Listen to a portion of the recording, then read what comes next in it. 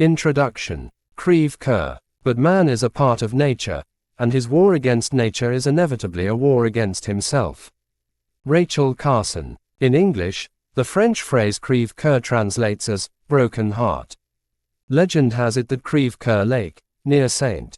Louis, Missouri, was named in honor of a young Indian princess who fell in love with a French fur trapper.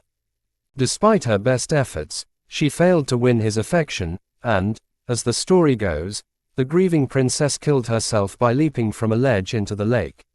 Legend says the body of water was filled with so much sadness that it formed itself into the shape of a heart split in two.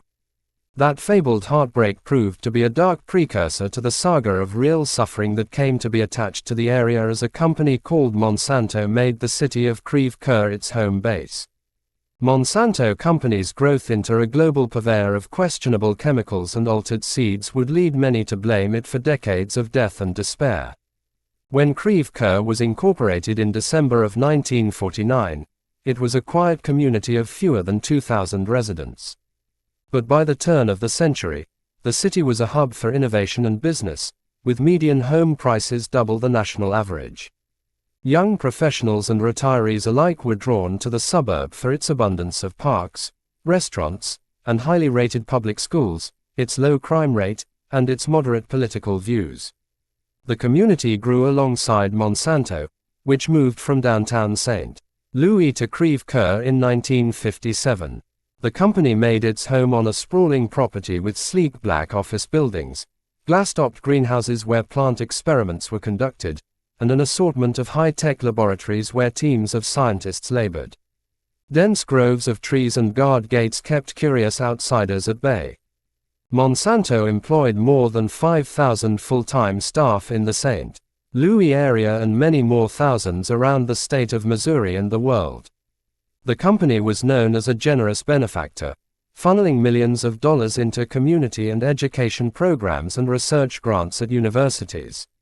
Its name would come to adorn the buildings of many prominent local institutions, such as the Missouri Botanical Gardens Research Facility, the St. Louis Zoo's Insectarium and Education Gallery, and various facilities at the area's universities. Washington University, a private research university in St.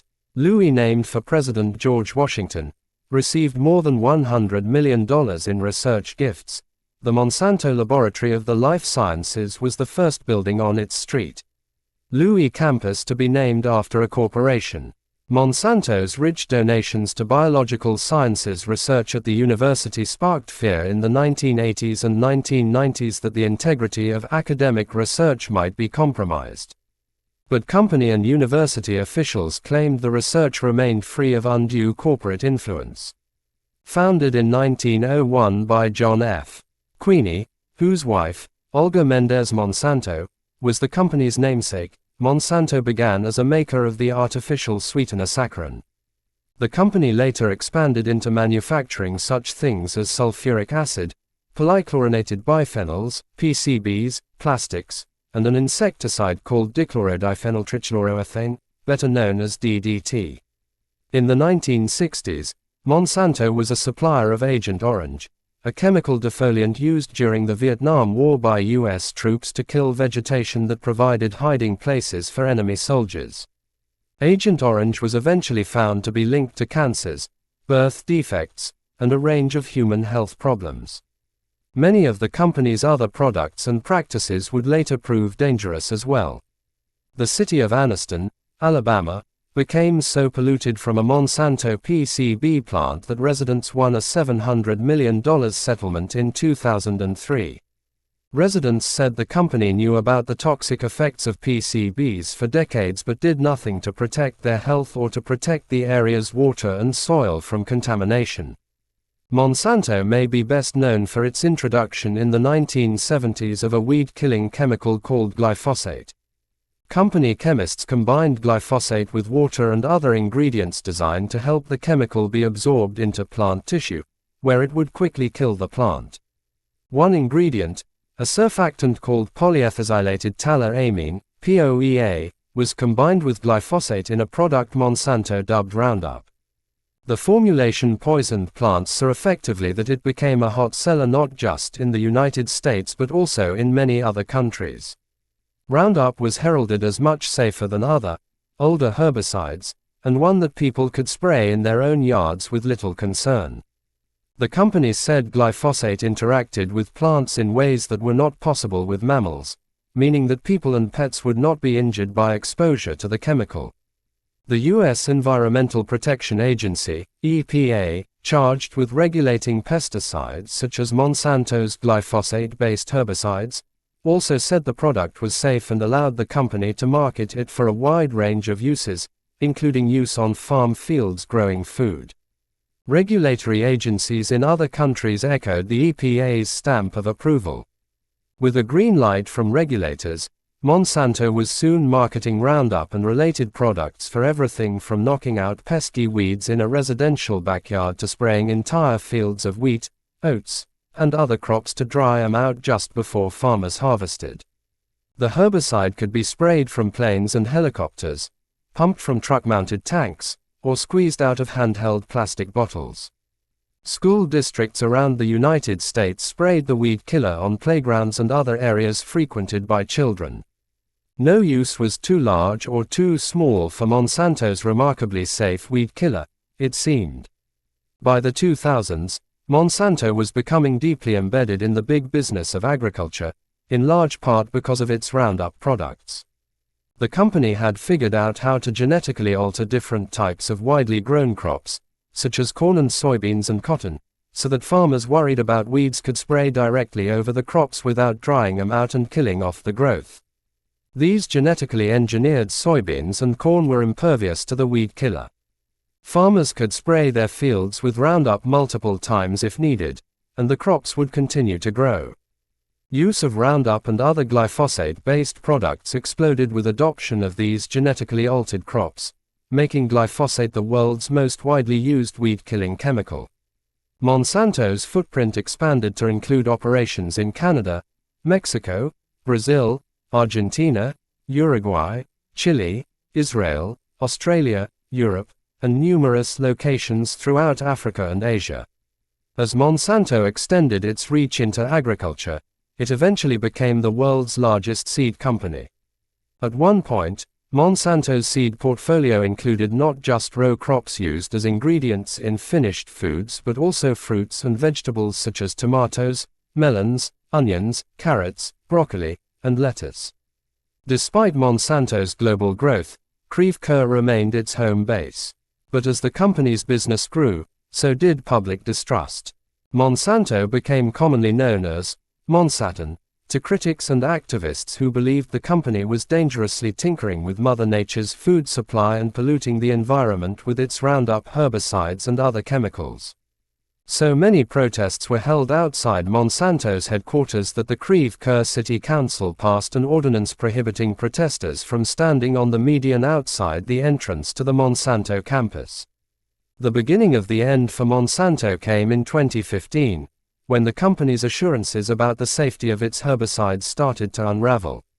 The unwinding revealed numerous corporate secrets, including covert strategies to alter both the scientific record and regulatory assessments of a chemical that by then touched millions of people around the world. Thousands of people suffering from debilitating and deadly cancers came to learn that decades of research linking the weed killer to cancer had been largely discredited and dismissed as a result of actions by Monsanto. And they discovered that the EPA and other regulators worked closely with Monsanto in ways that protected the company's profits much more than public health. Many hoped lawmakers and regulators would ride to the rescue. But in the end, the victims found that the only way to hold Monsanto accountable was through the courts. An eclectic group of lawyers teamed up to take on the $15 billion corporation and expose its most deeply buried corporate secrets. They spent millions of dollars of their own money building a case. Some lost spouses, their health, and large chunks of their personal lives over the years spent gathering evidence. Detractors called them ambulance chases and accused them of exploiting cancer victims for profit. But no one can deny that without their work, many of Monsanto's distortions would likely never have come to light. Monsanto is no more. In 2018, the 117-year-old company was absorbed by German conglomerate Bayer AG. But its legacy lives on in lawsuits winding their way through courts in multiple countries. This is a story about one cancer victim's search for justice in the face of so much injustice, a story of both suffering and determination, and a story about what it took to uncover decades of corporate deception. Chapter 1. Getting Dirty. Before, sunlight had not yet started to streak its way across the Northern California landscape as 41-year-old Lee Johnson pushed himself up out of bed. In the darkness, he pulled on a pair of jeans and a hooded shirt bearing a patch from the Benicia Unified School District. Down the hall, Lee's wife, Araceli, prodded their 2 young sons into wakefulness. There was no hint that Lee's life was about to take a tragic turn. Rising early was not just a habit, it was a requirement of Lee's job as a groundskeeper for the school district, which rotated roughly 5,000 students through its mix of elementary, middle, and high schools. Lee had been in his current position for only a year but enjoyed a broad job description and a 5-figure salary that helped his family claw its way out of near homelessness and into a middle-class lifestyle. They had recently moved into a split-level 2-bedroom house in what the young family considered an affluent neighborhood in the city of Vallejo. The beige stucco was not really theirs, just a rental, but it felt like home. The kitchen boasted black marble countertops and maple wood floors, and a small children's park was just a few paces from the front door. Lee loved the tall, leafy trees that lined the streets and the grassy backyard, where a family of squirrels cackled as they chased each other through the branches. More than anything, Lee treasured the feeling of success he had found and the stability it brought. His youth had been tumultuous. His mother had been young, poor, and often unable to care for Lee. His father had been largely absent, leaving Lee struggling to find his footing. Lee had failed to graduate from high school, instead obtaining a General Educational Development (GED) certificate. Efforts at college classes didn't work out, and Lee seemed to find trouble wherever he turned. He notched multiple arrests, fathered his first son when he was in his early 20s, and bounced from one low-paying job to another, working as a janitor and a roofer and trying to launch a landscaping business. He also attempted, like many in his neighborhood, to make it as a rapper and music producer. But now all that was in the past, and life was good, solid. Lee's income, combined with what Araceli earned from various part-time jobs, provided enough for an occasional vacation with the kids and a sense of contentment that Lee had long craved. He still wrote music and dreamed of selling and performing his songs, but his focus was on his family, specifically on being as present and engaged with his sons as possible. He did not want them to grow up feeling his absence, the way he had with his own father. Lee had a tattoo inscribed on his forearm reading, "Blessings for the righteous." The blessings for his family had finally started to flow, Lee believed. The work for the school district wasn't easy, but Lee knew that as long as he kept working hard, he could count on a long career with a growing income. He didn't mind starting before dawn or working outside in rain or shine, cold or heat.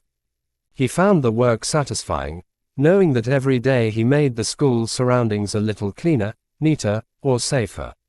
Whether it was trapping rats and raccoons, painting walls, installing irrigation pipe, or applying insecticides to wipe out armies of ants and herbicides to kill off invasive plants, Lee was one of the school district's go-to guys for getting dirty work done. Supervisors had just recently lauded his performance in a written review, highlighting Lee's positive, successful approach, and his remarkable ability to grasp all aspects of his responsibilities.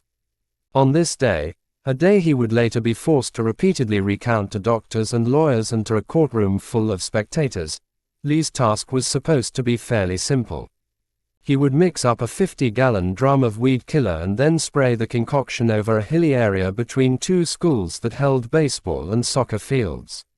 The Benicia district, like many in the United States, did not want its school grounds to appear unkempt, and doing his job right meant Lee needed to stay one step ahead of common California weeds, such as cheeseweed, which could grow more than 2 feet tall if left alone. He did this often, mixing and applying products with macho-sounding brand names such as Roundup and Ranger Pro. Developed by the giant chemical corporation Monsanto Company, the brands were top sellers, largely because the company advertised them as being much safer than rival products, non-toxic to people even though the chemicals were deadly to plants. Some marketers even advised that the Monsanto herbicides were safe enough to drink.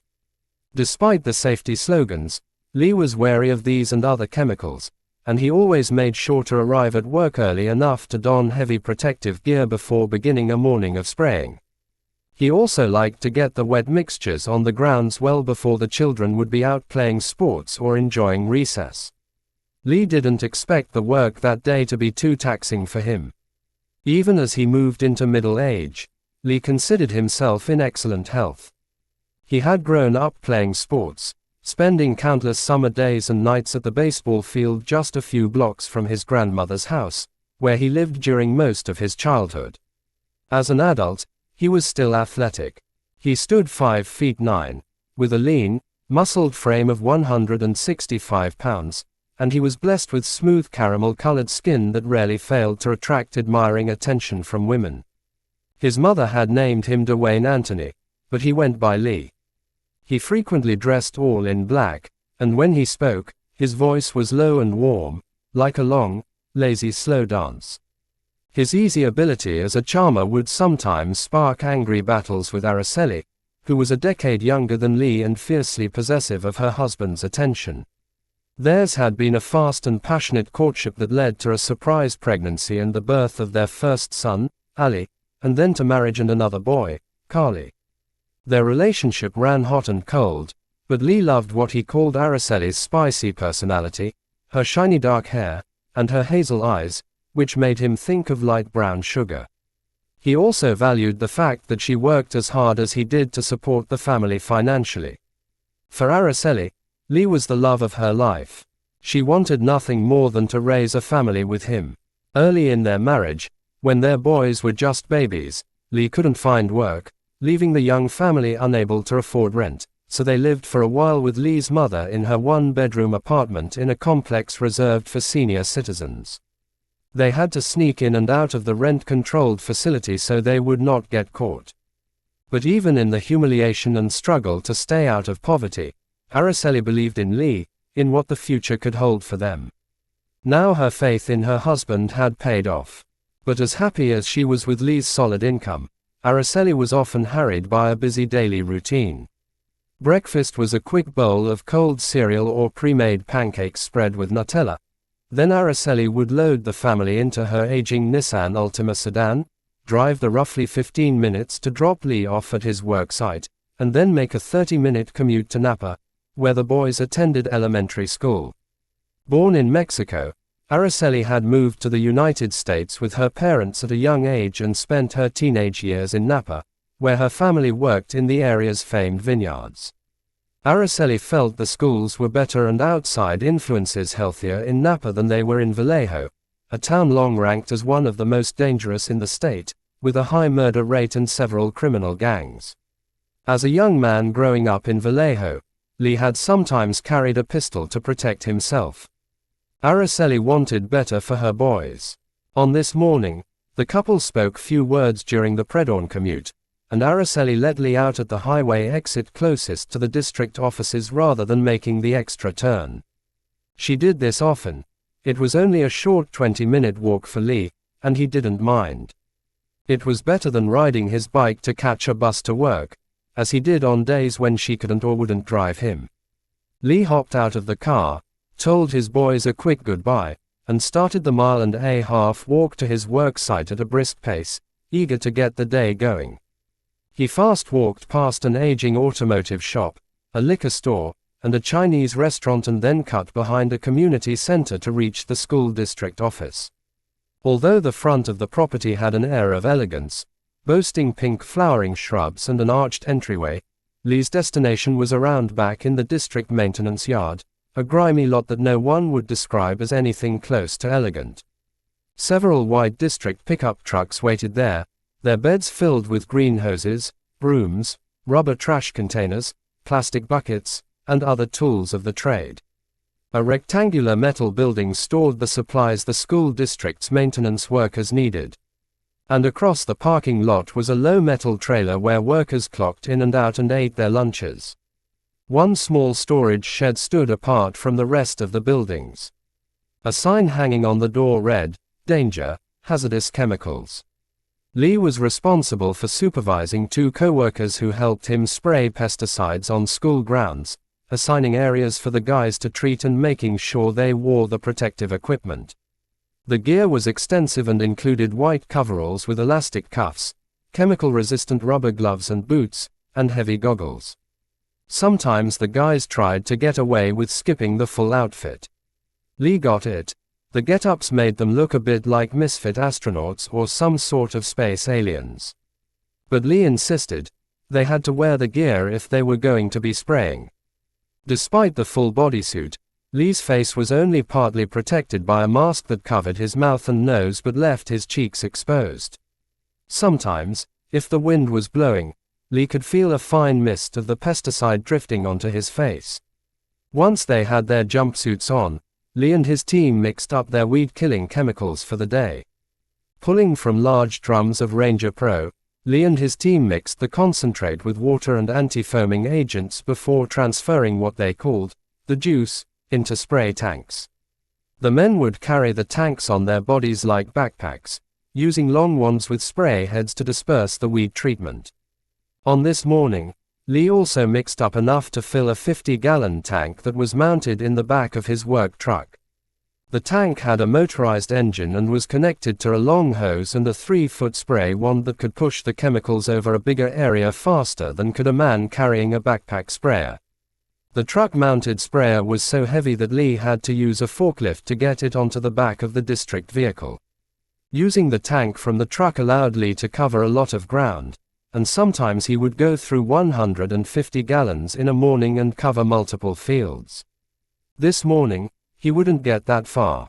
The assignment was to spray weeds around an elementary school, including on a hilly area lying between that school and an adjacent high school. Lee loaded the full tank onto the district truck and drove the 10 minutes from the maintenance shed to the school, tuning the truck radio to his favorite jazz station as he drove. When he arrived, he decided to start at the top of the hill and work his way down. Hopping out of the cab, he grabbed the hose reel and proceeded to unwind the 250-foot hose, sweeping the spray wand back and forth as he walked down the hillside. As the sun rose, the day grew warm, but there was little wind, meaning less spray would drift onto Lee's face. It was a good day to spray, he thought. When he was about halfway down the hill, the hose was nearly fully extended, meaning Lee would have to move his truck if he was going to finish the job. He got back into the truck and drove slowly down the slope, not bothering to reel in the hose. He figured that once he was parked at the bottom, he could simply walk back up to the point where he'd left off and spray his way down the last half of the hill.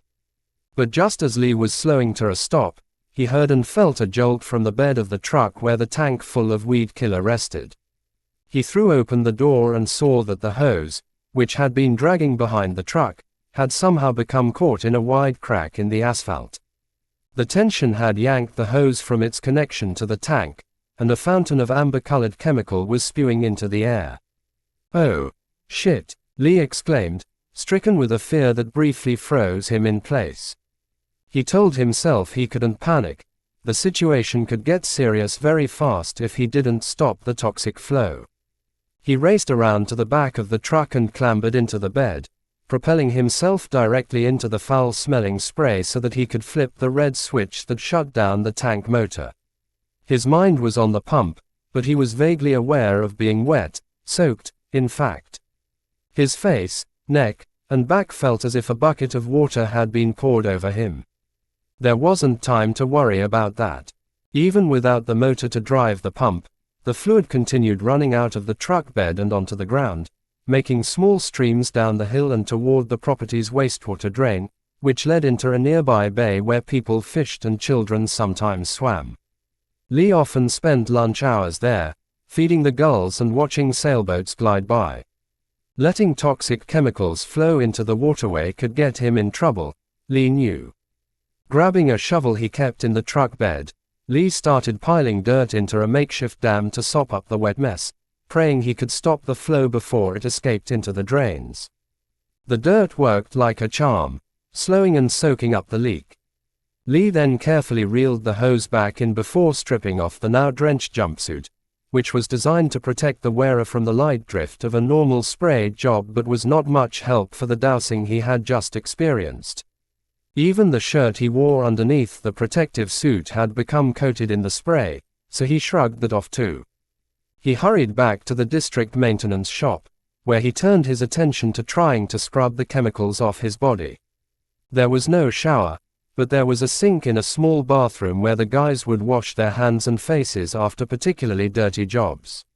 Lee filled up the small sink with hot water and soap and worked to wash the chemicals from his face, neck, and hands.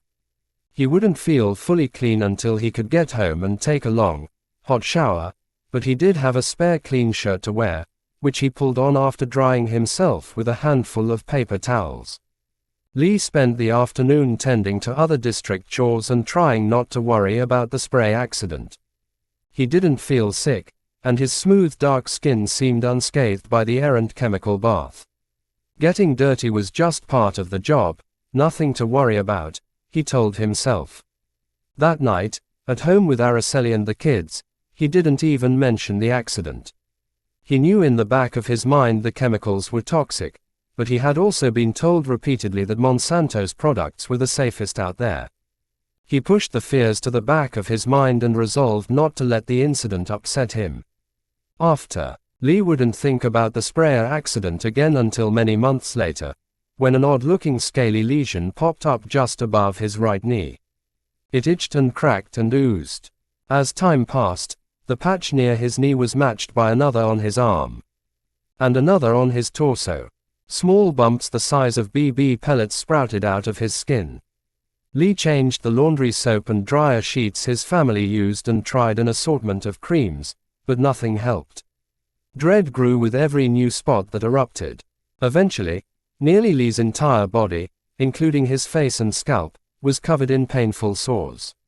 Some became infected, including one on his head.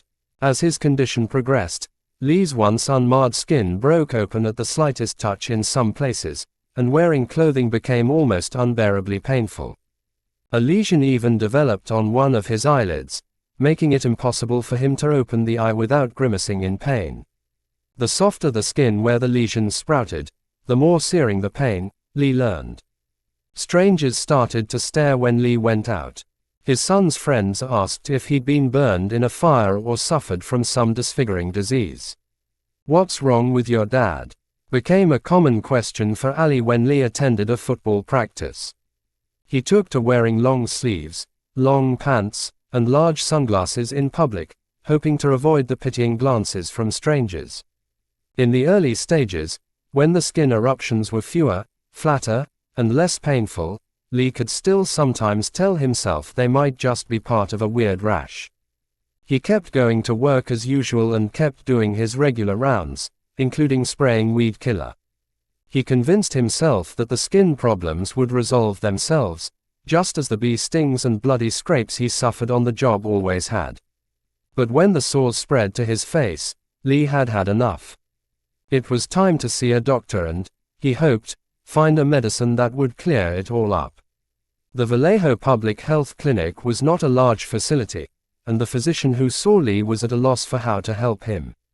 She pulled out a reference book, and together she and Lee looked through pictures of various skin ailments, hoping to find a match. "I don't really know what this is," she admitted to Lee.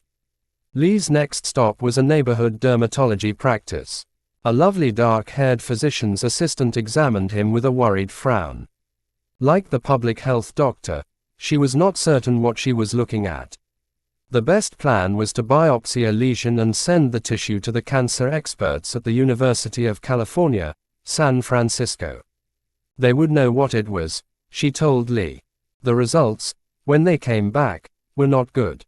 Lee was told he had squamous cell carcinoma, SCC, a type of skin cancer typically caused by long-term exposure to the sun or other ultraviolet radiation. Overall incidence of the disease has jumped by 200% in the past 30 years, killing an estimated 15,000 Americans per year.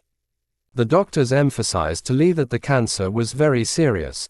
Unlike some other forms of skin cancer, SCC can metastasize into a patient's lymph nodes and spread quickly. But it can also be very treatable.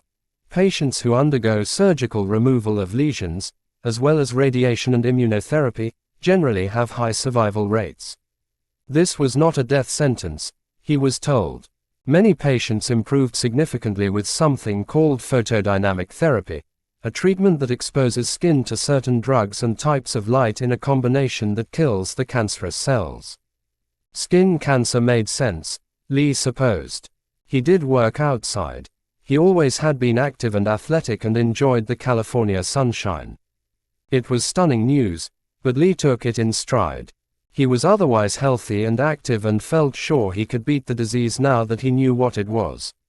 The next several weeks and months became a blur of doctors, treatments, and more tests, along with mounting medical bills, which Lee struggled to keep up with. There was some dispute over the diagnosis. Was this really SCC or something more insidious? The doctors did biopsies of his skin and his lymph nodes and took extensive scans in a probe for more complete answers. Lee had health insurance through the school district, but it didn't pay for everything, and deductibles and co-pays added up fast, even as it seemed to take far too long to find answers. Eventually, doctors would determine that though the lesion on Lee's thigh was SCC, Lee also had mycosis fungoides, a type of non-Hodgkin lymphoma that shows up on the skin but can spread through the body, including to the lungs and brain. It begins when certain white blood cells, called T cells, become cancerous. The exact cause of mycosis fungoides is not known, though it does tend to afflict men twice as frequently as it does women, Lee learned. Through it all, Lee wondered about the sprayer accident. It had been less than a year from the day he was drenched in the pesticide to the day the lesions started showing up, and he could not think of anything else that might have triggered the disease. He started trying to find answers online, researching information about the toxicity of Monsanto's products, but as far as he could tell there was no one else like him, no one who had developed this type of cancer from using a Monsanto weed killer. He called a poison control hotline, but if there was information linking cancer to the chemicals he had been using, Lee wasn't finding it. In November of 2014, Lee called Monsanto directly after finding a phone number for the company on the internet. A woman who worked as a product support specialist listened to Lee describe his accident with the tank sprayer and his concerns that it might be the cause of his cancer. She promised to try to find someone who could call him back with answers to his questions, documenting Lee's description of this sprayer accident and his skin lesions in an email to one of Monsanto's medical experts. His entire body is covered in this now and doctors are saying it is skin cancer, she wrote. He is just trying to find out if it could all be related to such a large exposure to Ranger Pro. He is looking for answers. Lee never did receive a call back. With no proof to back up his suspicions, he continued to work as he could, continuing to spray even as he underwent treatments for his cancer. Lee's doctors did not seem to share his curiosity about a cause. One of his doctors would later testify in court that she had not spent much time trying to figure out what had triggered Lee's condition because her focus was on how to get him better. By late 2014, Lee had a team of doctors working to rein in the cancer with an aggressive treatment plan that often felt harder to bear than the disease itself. The lesion near Lee's knee was surgically sliced off. He underwent a round of radiation, and then another. Immunotherapy was next. An alternative to traditional chemotherapy, immunotherapy uses biological substances to try to strengthen the body's immune system to fight cancer. The treatments made Lee so sick some days that he couldn't get out of bed, couldn't eat, couldn't make it to watch his kids play sports. Family trips to the beach became a thing of the past. Even a dinner out with the family became too hard for Lee to bear. His skin, still marred from the lesions, became even darker after the radiation, and looking into the mirror above his bathroom sink, Lee didn't recognize himself. Many nights, Lee would cry quietly into his pillow, trying not to wake Araceli or the boys. At other times, he seemed to be in shock, retreating into himself. The exhaustion and pain took a toll on his once razor-sharp attention to detail, leaving him feeling as if lost in a fog. Araceli worried that he was depressed, and she noted that each day, her husband seemed to be thinner, quieter, fading away. One day as Lee struggled to dress himself, Araceli saw that his clothes hung off his wasted frame. His feet were so swollen and covered in the oozing sores he called stingers, that he cried as he tried to pull on his shoes. "I just want to die," he told her, sobbing. Later, much later, Lee would remember that period, as hard as it was, with longing. Though the days and nights were often filled with pain, frustration, and fear, those months also represented a cushion of time when Lee still could envision a long future, a time when he believed that he could regain his health and watch his children grow up. There were periods when the treatments seemed to be succeeding and he would feel good enough to go to his job, to take his boys to the park, or to work on writing a song he planned to perform one day. But then there was another work accident. Another accidental dousing of weed killer when a backpack sprayer he was using tore and leaked herbicide down his neck and back. Lee emailed his doctor to alert her to the exposure. "Hopefully it doesn't send my current situation into a frenzy," he wrote. Lee's fear soon became a reality as the lesions that had seemed to settle and soothe came back with a fury, spreading pain like wildfire across his flesh, leaving him more scarred and more scared. Lee was now fully convinced that his cancer was connected to the chemicals he'd been spraying, and he refused to continue his work applying the weed-killing chemicals. The school district provided some money for a while but eventually ended disability payments. The loss of income hit the family hard. The rental house with the smooth marble countertops, leafy trees, and large backyard was now a luxury of a past life, and the family squeezed into a tiny two-bedroom ground-floor apartment near a busy highway. It was cramped and dark, and Lee hated it. Weeds overran the dirt patch near the front door, and paint peeled off the siding of the complex. Only weeks after they moved in, the family came home one night to find the kitchen window broken. Burglars had taken their television and the boys' video gaming system, along with other trinkets. Lee's medical file noted that by September of 2015, Lee's skin was getting new thicker plaques with some ulcerations. Old lesions were rising back up at the same time that new ones were growing. The worst was happening. Lee's cancer had progressed into what his doctors referred to as large cell transformation disease. There were some new treatments offered through clinical trials Lee could try, but it definitely was not a good sign, one of his doctors would later recount. He was heading in the wrong direction. Median survival for patients in that condition was 1.5 years. Lee's vision of a long and bright future started to fade into something small and dim. He realized with a sad irony that his skin was so ravaged that the blessings tattoo on his forearm seemed to be slowly disappearing. He would not be there to watch his boys grow up after all. Lee was dying. Chapter 2. Railroad Avenue. Nearly 3,000 miles stretch between Lee's California home and the Virginia office of attorney Mike Miller. While Lee was searching for answers about what was causing his declining health, Mike was starting to ask questions about Monsanto's popular products. He wondered, just as Lee did, whether there might be evidence tying the weed killers to cancer.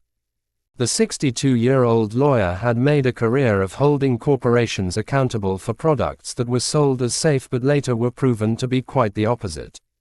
He had no inside knowledge of connections between Monsanto's herbicides and cancer, but he had seen news articles here and there and was aware of multiple scientific studies that raised some serious concerns, including studies that observed a specific link to non-Hodgkin lymphoma, a type of blood cancer that can be deadly. Mike had never tried a case involving a pesticide before, and he didn't know a lot about Monsanto, but he decided he wanted to know more. Mike and his wife, Nancy, ran their practice, the Miller firm, out of the tiny town of Orange, Virginia. Just a dot on the map between the bustling cities of Richmond and Washington, D.C., Orange was a quiet community steeped in Civil War history and civic Southern pride.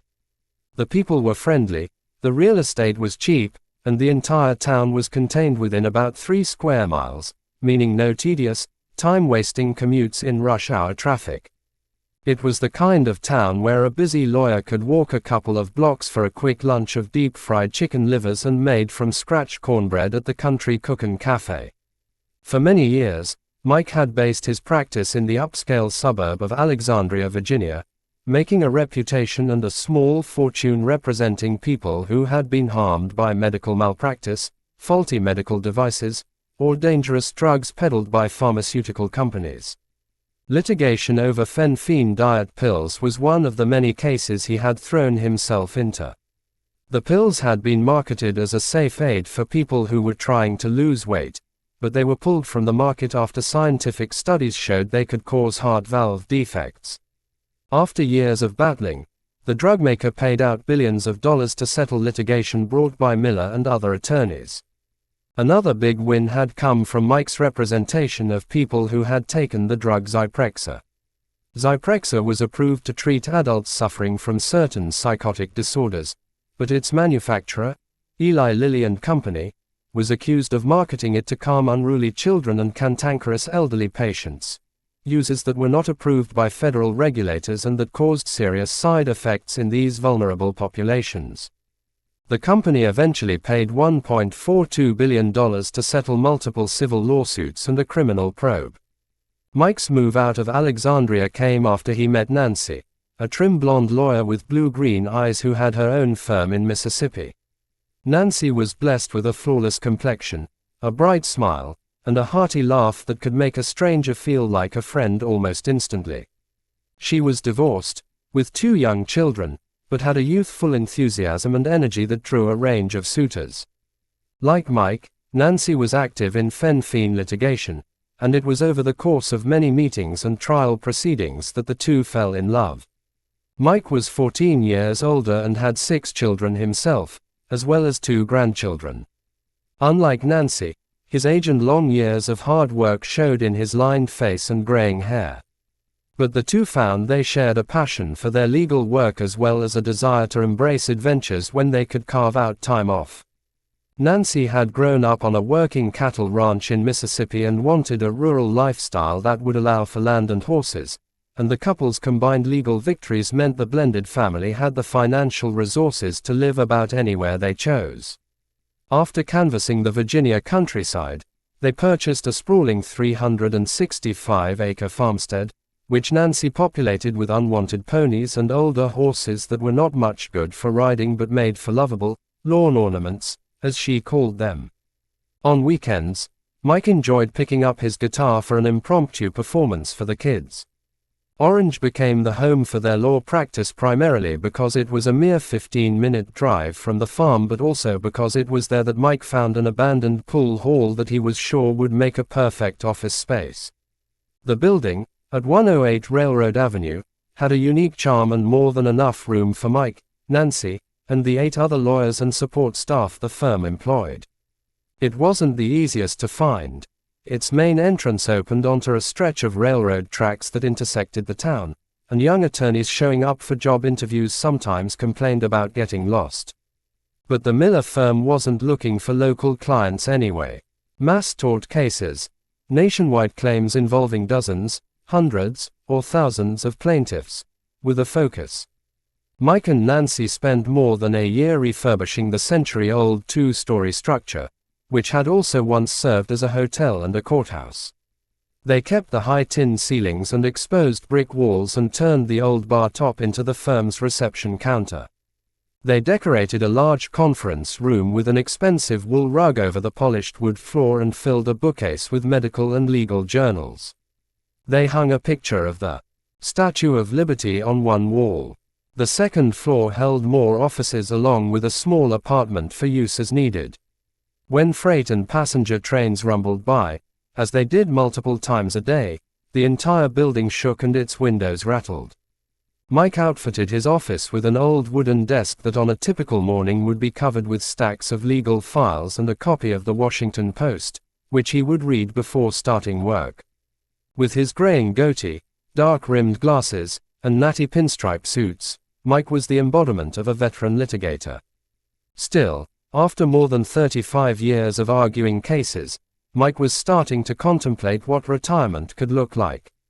He and Nancy owned a second home and 64 acres on the eastern side of the Hawaiian island of Maui and had turned the land into an organic coffee plantation, where caretakers cultivated red and orange bourbon coffee varieties. The Hawaii home also was a haven for Mike to practice kiteboarding, one of his favorite hobbies. He also was a trained pilot and enjoyed the solitude of cruising through the skies. There was not nearly enough time, Mike felt, for him to enjoy the life he had earned. The type of litigation he pursued required long hours, and when a case was nearing trial, there was no such thing as a weekend break or a night off. Big cases could take years to resolve and often required the firm to bear hefty upfront costs. Many firms like his had to take out loans or seek investors to provide the funding required to prepare for a big case. It was hard work, this big business of plaintiff's law. Nancy wanted to see Mike slow down, move from litigator to mentor. But Mike knew he was not ready to walk away quite yet. Though critics pegged plaintiffs' attorneys as unprincipled parasites who exploited individual tragedies for their own personal gain, Mike felt a real sense of satisfaction in representing the little guy, people who had suffered injuries or had lost loved ones at the hands of powerful corporations and lacked the means to seek justice without a good attorney by their side. He didn't mind the money, of course. He made a lot of money. When and if there was a victory, attorneys' fees could tally in the 6 and 7 figures. It was 2014 when Mike's caseload started to ebb. The pharmaceutical litigation that had consumed his life for more than a decade was settling down, and his young associate attorneys were hungry for a new case, as was he. Mike knew the name Monsanto, and he knew the large street. Louis-based corporation had a top-selling herbicide called Roundup that was so effective at killing weeds it had become the most widely used herbicide in the world. He also knew that concerns were starting to grow about the safety of the chemical agent in Roundup and other branded herbicides. The active ingredient was a substance called glyphosate, which Monsanto had patented in 1974. Glyphosate was used in a variety of herbicide brands, some designed for people who wanted to treat weeds in their backyards and other, stronger potions for use in farm fields, schoolyards, parks, and almost anywhere else someone might want to eradicate undesired plants. Monsanto made billions of dollars from the sale of these herbicide products, even after glyphosate's patent expired and competing glyphosate-based products came to market. The company and the U.S. Environmental Protection Agency, EPA, which regulates pesticide use, had long maintained that glyphosate-based herbicides were very safe and could be used without worry. Scores of scientific studies paid for by Monsanto and by other companies that made the herbicides backed up the assurances of safety. But a separate body of scientific research had grown over the years indicating that the herbicides might not be as safe as the company and the regulators said. Some scientists were warning of a cancer risk, specifically a risk of non-Hodgkin lymphoma. The Roundup case could be similar, Mike thought, to some of the big pharmaceutical litigation he had spent years waging. One of the cases Mike was most proud of was a legal challenge he led against the Takeda Pharmaceutical Company, the maker of a diabetes drug called Actos that was found to cause bladder cancer. With more than 30 million Americans suffering from diabetes, Actos made billions of dollars for Takeda, largely because it was seen initially as much safer than other remedies. But as scientific evidence of the cancer risk grew, thousands of people filed product liability lawsuits accusing Takeda of failing to warn of the risks. After unsuccessfully trying to defend itself in court, Takeda agreed to pay $2.40 billion to settle the claims. Through the course of the litigation, Takeda was found to have destroyed files, and it was revealed that the company knew even before the drug was approved that a study of rats dosed with the drug showed an association with bladder cancer. That case, like so many others Mike had worked on over the years, left him firmly convinced that when corporate profits were at stake, the facts about dangerous products were often buried. He wondered whether that might be true for Monsanto and its glyphosate-based herbicides. Through his work with Actos, Mike knew that when it came to cancer hazards, one organization was seen as the chief authority. The International Agency for Research on Cancer, known as IARC, is part of the World Health Organization, WHO, and is solely devoted to studying cancer research and encouraging international projects aimed at preventing cancer worldwide. IARC, based in Lyon, France, doesn't do new research. The group's scientists analyze existing published research about substances that people are widely exposed to and for which cancer concerns may exist. IARC had announced in June of 2013 that after reviewing the body of published research, agency scientists classified pioglitazone, the generic name for Actos, as probably carcinogenic to humans. The finding from such a prestigious group was a game changer for the Actos litigation, helping Miller and other lawyers cruise more easily to courtroom victories. So in 2014, when IARC said its scientists would start assessing the growing concerns about cancer connections to glyphosate-based herbicides, Mike alerted his young associates to keep an eye on the IARC review. It was not typical for IARC to classify a substance as a probable carcinogen or known carcinogen. The agency's scientists most often found that substances it reviewed were not classifiable regarding carcinogenicity. Months passed, but one afternoon in March of 2015, news agencies out of Europe started churning out the news. The IARC scientists announced that their review of years of research made it clear that glyphosate, the weed killer Monsanto had been selling for decades, was a probable human carcinogen. They found a particular association between glyphosate-based herbicides and non-Hodgkin lymphoma, one of the most common types of cancer in the United States and one that kills thousands of people each year. In a lengthy report, the IARC scientists said they found evidence of cancer causation in studies of people exposed to the weed killer not only in the United States but also in Canada and Sweden.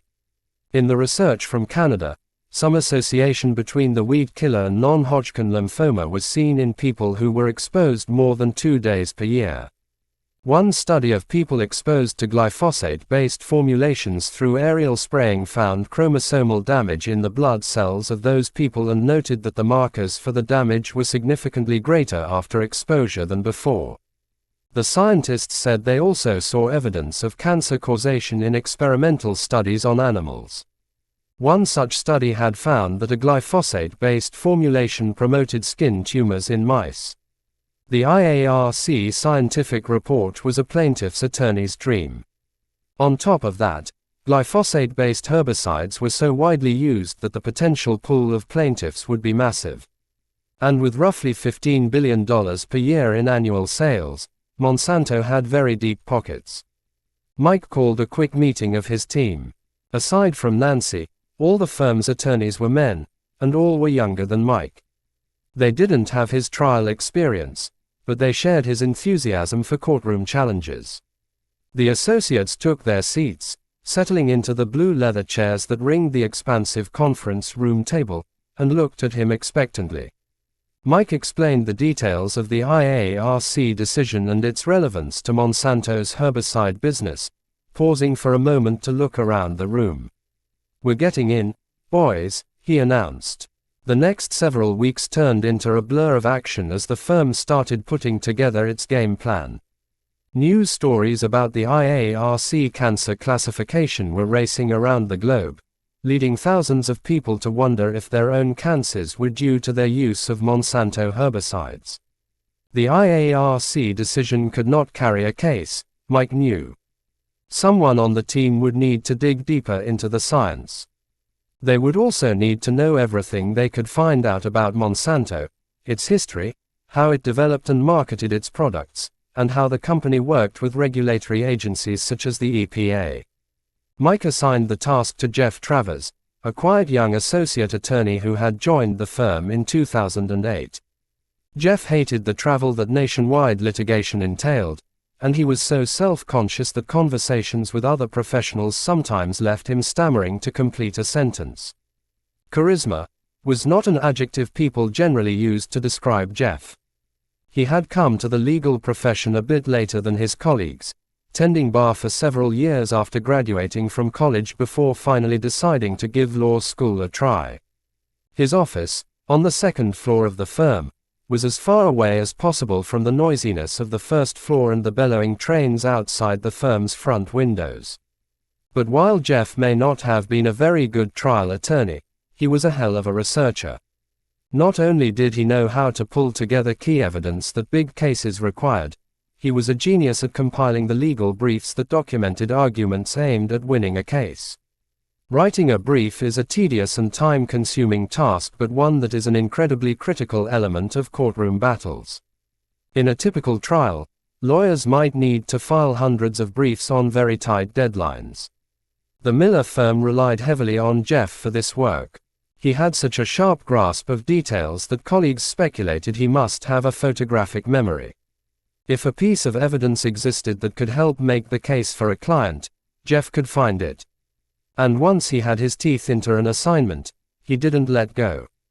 While Jeff set about finding evidence, the firm went about finding clients, farmers, landscapers, gardeners, or anyone else who had developed non-Hodgkin lymphoma after regularly using Monsanto's weed killers. That meant advertising. Lots of advertising. Mike called in an agency to shoot a video in both English and Spanish to run on the firm's website. Mike and Nancy also set up a web page to solicit clients with a contact form and a 1-800 number. And they employed a search engine optimization expert to make sure their ads rose to the top of the pack in internet searches. The ad was carefully worded to offer would-be plaintiffs sympathy along with a possible day in court. Truth be told, this herbicide does an amazing job in eliminating weeds when applied to lawns, crops, and landscaping areas. But at what expense? Many view Monsanto as the world's most evil corporation because of the information they withheld. Their negligence put the lives of many in jeopardy. If you're a victim of Roundup's effects, you're not alone.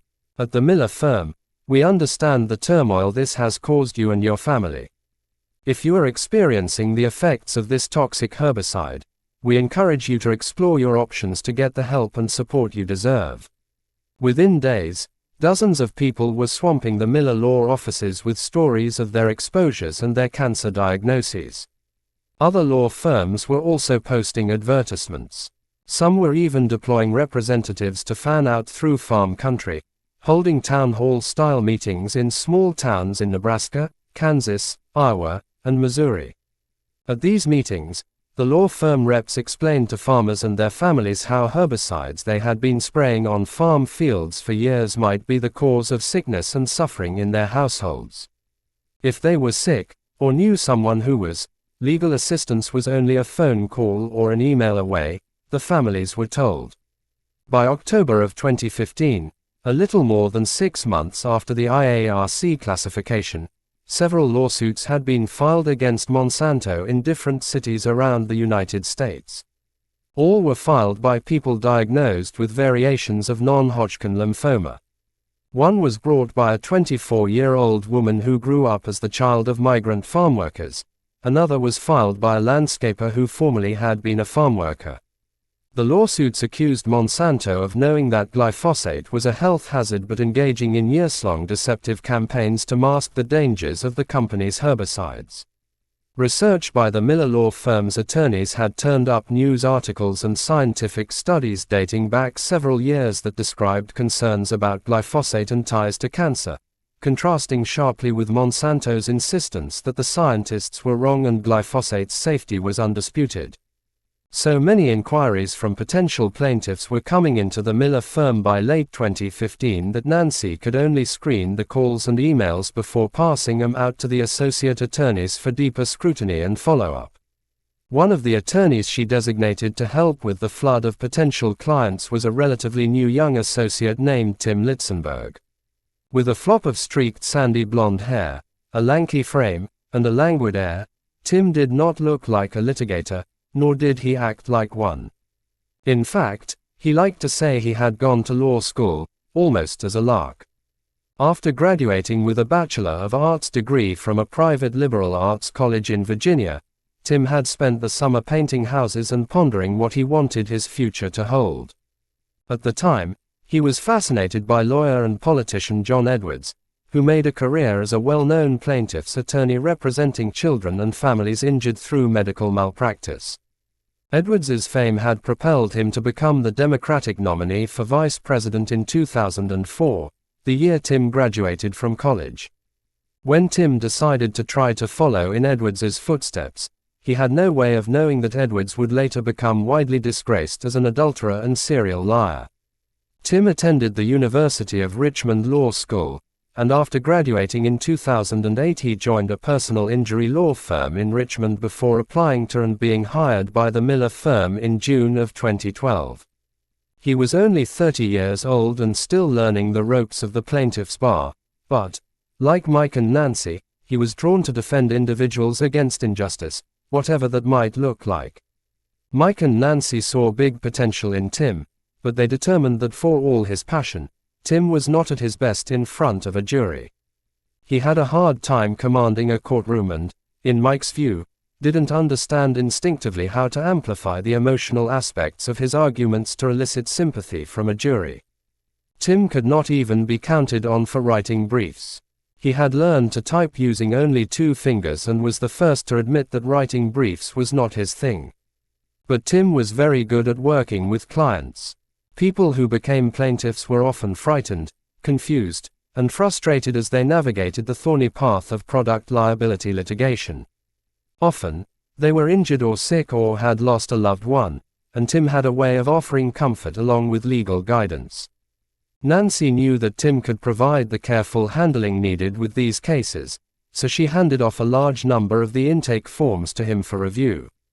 Each person who called or emailed in response to the advertisement had to be scrutinized to determine if his or her situation fit the type of case Mike was building. Only those with non-Hodgkin lymphoma who had been exposed to Roundup or other glyphosate-based products multiple times would be accepted as clients. Younger people would make better clients than older individuals, and the firm would need to carefully screen anyone who had a history of other cancers and compromised immune systems. Back in California, Lee had never heard of the Miller firm, but he was growing increasingly angry about his loss of good health and was spending long hours on the internet searching for any information he could find about Roundup, Monsanto, and ties to cancer. When the Miller Law firm's advertisement popped up on his screen with its toll-free number, Lee scrolled quickly through the firm's message. One line stood out: "If you're a victim of Roundup's effects, you're not alone." As he read the words, Lee froze. He didn't want to be a victim. But he was suffering, and he and his family were in turmoil. Was he a victim? Sitting with his laptop in the dark and cramped apartment, where he was spending far too many days moving from bed to sofa and from sofa back to bed, Lee felt both brief relief and fresh anger. He eyed the short online form and the black button at the bottom of the web page that read, "Get help now." What help might mean Lee wasn't sure, but he knew he wanted to find out. A click on the button would whisk his details straight to the law firm. Forget that, he thought. He wasn't waiting for someone to read an email. He grabbed his phone and dialed.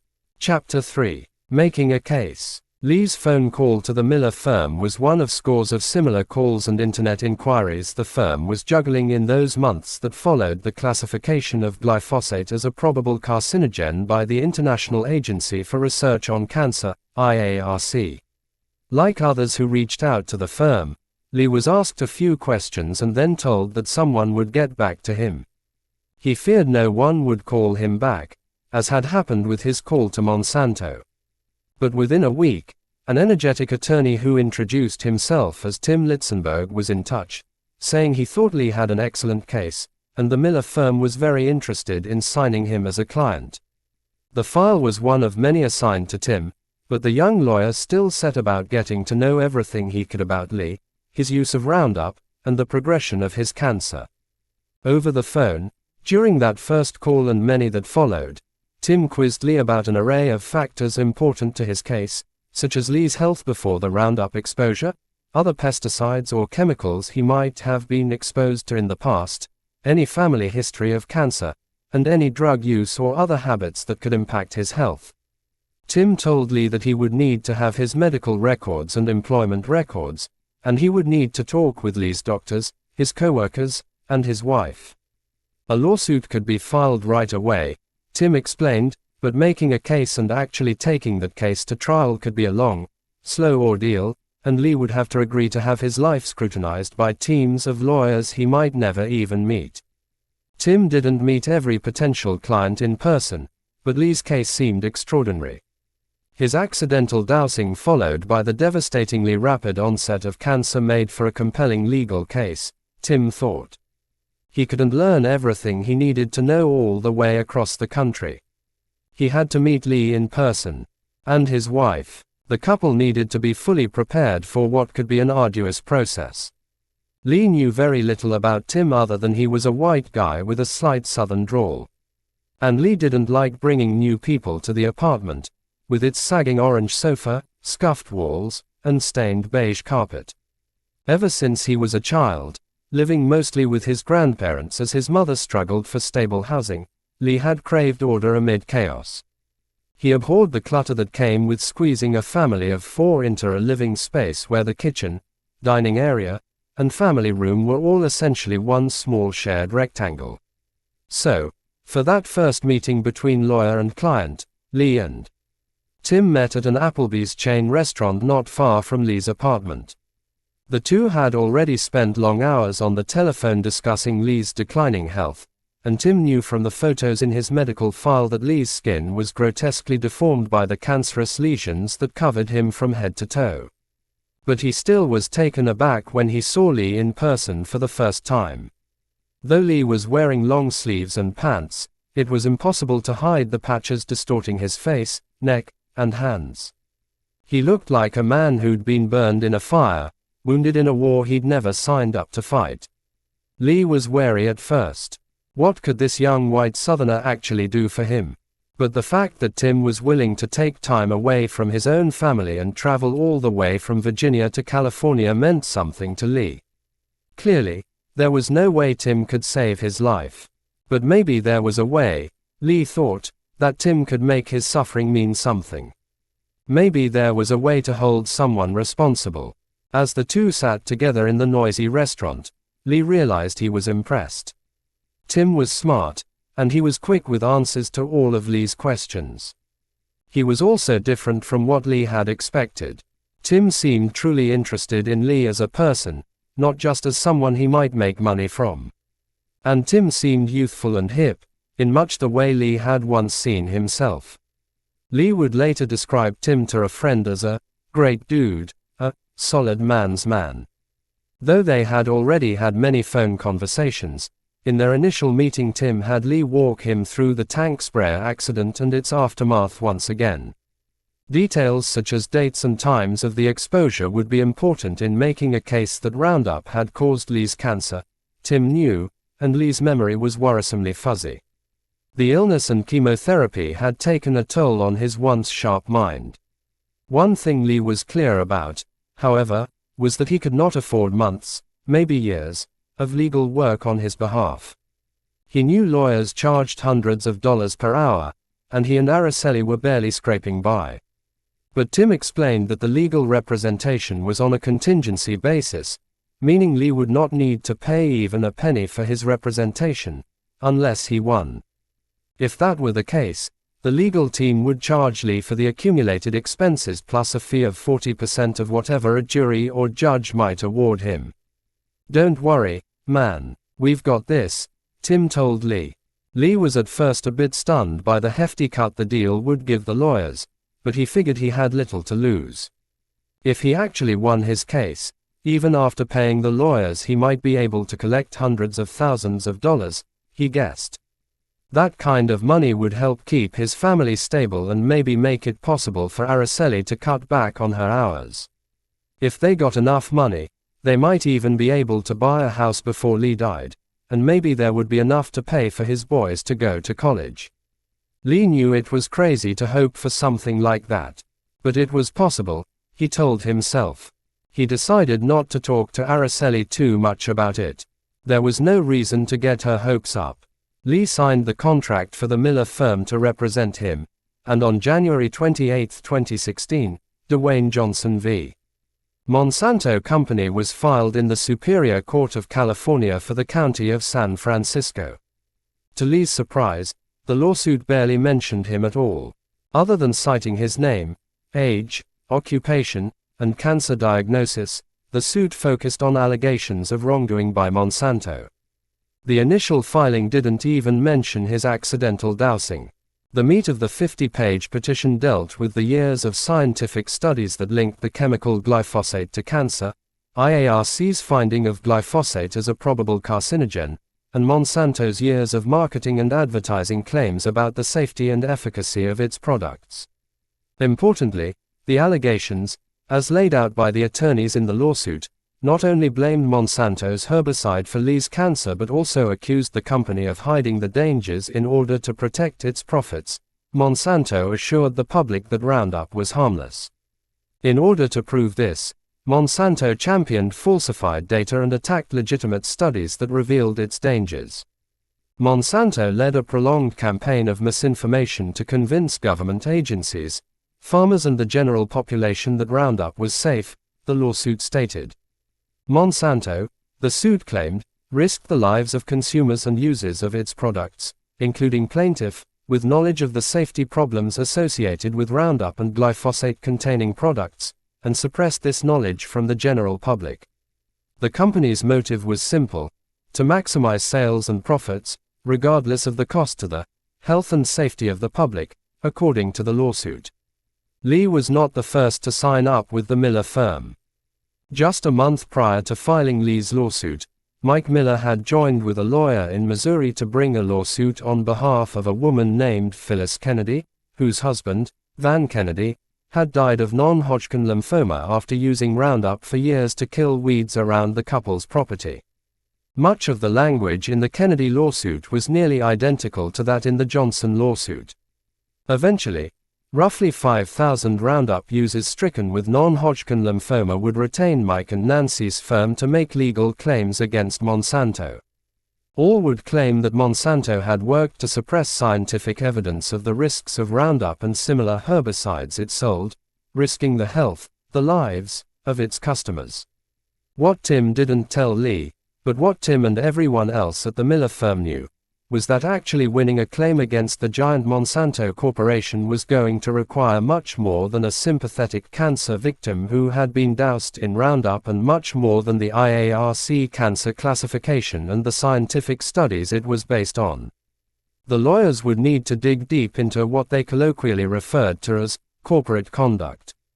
Essentially, they would need to find out what Monsanto executives knew about their weed killer's potential link to cancer, and what they did, or did not do, with that knowledge.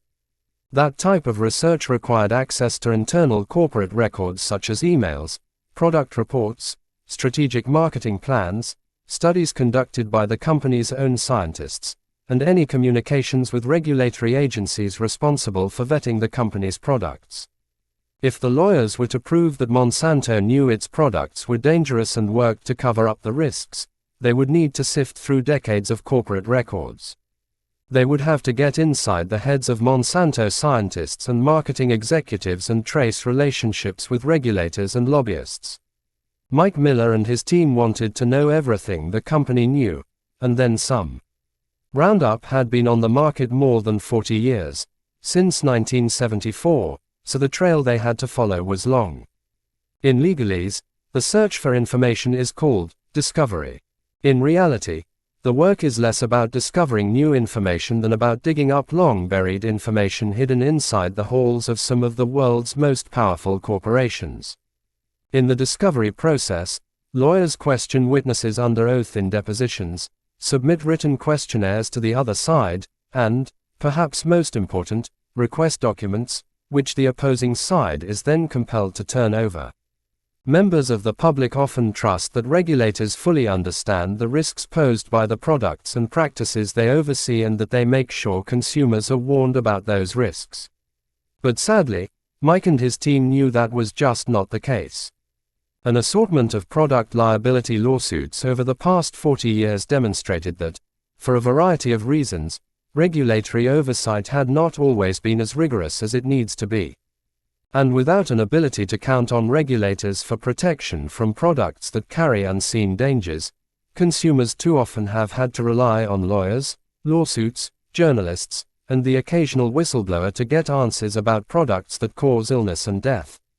The key to unraveling troubling untruths about many public health problems often comes down to revelations found in internal corporate documents. In case after case, the words and deeds of company scientists and executives as memorialized in confidential business records have been critical to holding corporate wrongdoers accountable. It was just such a trove of internal corporate records that pulled back the curtain on many tobacco industry secrets. For instance, it took a combination of lawsuits brought by cancer victims and the guilty consciences of whistleblowers to expose the internal workings of cigarette makers. One key case was brought by New Jersey resident Rose Cipollone. Cipollone, a smoker, sued three prominent cigarette makers, the Liggett and Myers Tobacco Company, Philip Morris, and the Laurelid Tobacco Company, in August of 1983, about a year before she died. The case ended up going all the way to the U.S. Supreme Court, which found 7-2 for Cipollone. The justices ruled that even though cigarettes came with certain warnings, individuals could bring claims based on fraudulent or inaccurate statements in company advertising and could pursue damages against companies for conspiring to mislead people about the health hazards of smoking. In 1994, an anonymous whistleblower leaked thousands of pages of confidential internal documents of the Brown & Williamson Tobacco Corporation, including scientific studies that exposed the addictive qualities of nicotine along with health problems associated with exposure to tobacco smoke. Brown & Williamson, then the third largest tobacco company in the nation, sought to have the records withheld from public view, but the company was unsuccessful in court and the records ended up posted in a public database maintained by the University of California, San Francisco, and shared in numerous newspaper articles. Hundreds of lawsuits had been filed by smokers against cigarette makers before the 1980s and 1990s, but the tobacco companies had been able to keep the bulk of the confidential records out of the public view and routinely won those cases. After the release of the internal records, there was an explosion of litigation as lawyers and multiple states sued to hold the industry accountable for the smoking-related illnesses and deaths of hundreds of thousands of Americans. Minnesota officials, in particular, went after the tobacco industry's internal document trove, which eventually helped the state win a settlement of more than $6 billion. By 1998, roughly 35 million pages of formerly secret documents from within 7 cigarette makers were part of the public record. The damning documents included letters, memos, and other communications written by corporate scientists, consultants, lawyers, top executives, and other employees. The documents helped attorneys make cases showing that the company's new tobacco was dangerous but failed to warn the public and even denied the danger existed.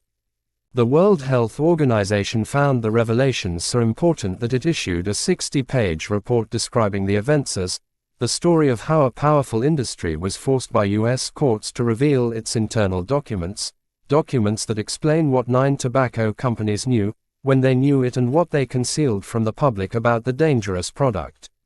Similarly, the Actos litigation that Mike and his firm were involved in helped expose internal secrets held by the Takeda Pharmaceutical Company about the dangers of its diabetes drug. Documents the lawyers obtained through discovery provided evidence that Takeda misled the U.S. Food and Drug Administration, FDA, and the healthcare community about the safety of Actos, in part by hiding the side effects seen in clinical trials. So as the Miller firm started interviewing potential Roundup cancer plaintiffs, the lawyers knew they had to get their hands on Monsanto's internal files. Companies rarely were happy to turn over what they usually deemed confidential business information, and some would fight bitterly to keep such records private. But the lawyers also knew that if they could convince a judge that internal communications could help prove allegations of product liability or corporate knowledge of harm, the records would have to be turned over.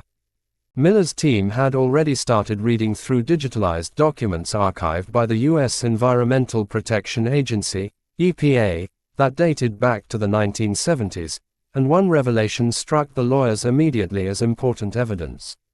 They saw that there had been a Monsanto-funded study conducted from 1980 to 1982 in which 400 mice were divided into groups and given different doses of glyphosate. Some mice received no glyphosate at all, for observation as a control group. The study, which was referred to simply by the surnames of the authors, Nezovich and Hogan, was submitted by Monsanto to the EPA in August of 1983. Monsanto claimed it showed no adverse health effects, but several EPA scientists disagreed. Some of the mice exposed to glyphosate developed rare kidney tumors, while mice that were not given glyphosate did not develop tumors at all. 8 members of the EPA's toxicology branch had been so worried by the kidney tumors that they stated in a March 1985 internal agency document that they were classifying glyphosate as a Category C oncogen, a substance, possibly carcinogenic to humans.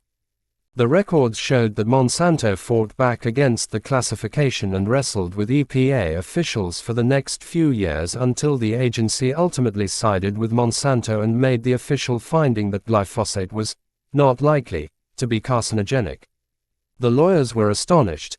The EPA had known since 1985 that there were some cancer concerns about glyphosate, yet Monsanto and agency officials repeatedly told the public the opposite.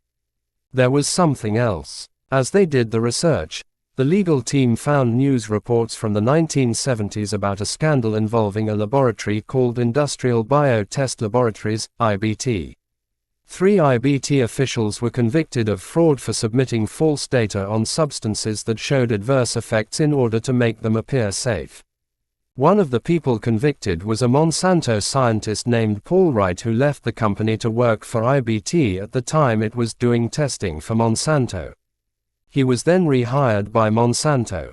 Evidence of fraud and deceit, exactly what the plaintiffs were looking for. The EPA documents and the news reports certainly made it appear as though Monsanto had spent many years figuring out ways to hide scientific data that showed its products caused harm and to fight against any science that questioned the safety of its herbicides. Now the lawyers needed to look inside Monsanto. The Kennedy lawsuit, filed in Missouri, provided the perfect opportunity for the Miller firm's lawyers to start asking Monsanto for documents that the firm could then use for all of its plaintiffs' cases. The first order of business was to decide what to ask for. Though they would have liked to search Monsanto's computers and record storage facilities themselves, the law allowed the plaintiffs' attorneys only to give Monsanto a set of search terms and parameters to guide the company in searching for, and turning over, records that met the criteria. The discovery process is crucial to any case, for both sides. Defendants can ask for private records detailing such things as a plaintiff's medical history, insurance payments, financial status, or other information that they might find useful in countering claims against them. For Mike and Nancy, as they prepared to tackle Monsanto and the issue of Roundup safety, the first order of business was to call up Mike's friend Art Krivela. Art was a genius in data management and ran a company in Pittsburgh, Pennsylvania, that specialized in discovery analytics, taking enormous caches of documents and using artificial intelligence to seek out those most useful to his clients. The Krivela firm was a dream come true for plaintiffs' attorneys such as Mike. Best of all, the documents that went into the Krivela system could be easily shared and searched by teams of attorneys spread around the world. Just one lawsuit could involve millions of pages of documents, far more than a lawyer, or even an entire firm of lawyers, could read through and analyze. Art's system did the work for the lawyers, so for firms like Mike and Nancy's, which handled cases for thousands of plaintiffs, Art's services were essential. Art and Mike had done so much business together over the years that it was not uncommon for Art to be invited to the Miller's Virginia farm, where he joined in family jam sessions, playing drums to Mike's guitar. Like Nancy, Art was a horse lover. He owned 6 of them, including a polo pony for his teenage son and a trained show jumper for his daughter. So when Mike and Nancy made the short trip to Washington, D.C., for their first meeting with Monsanto's lawyers, they took Art with them.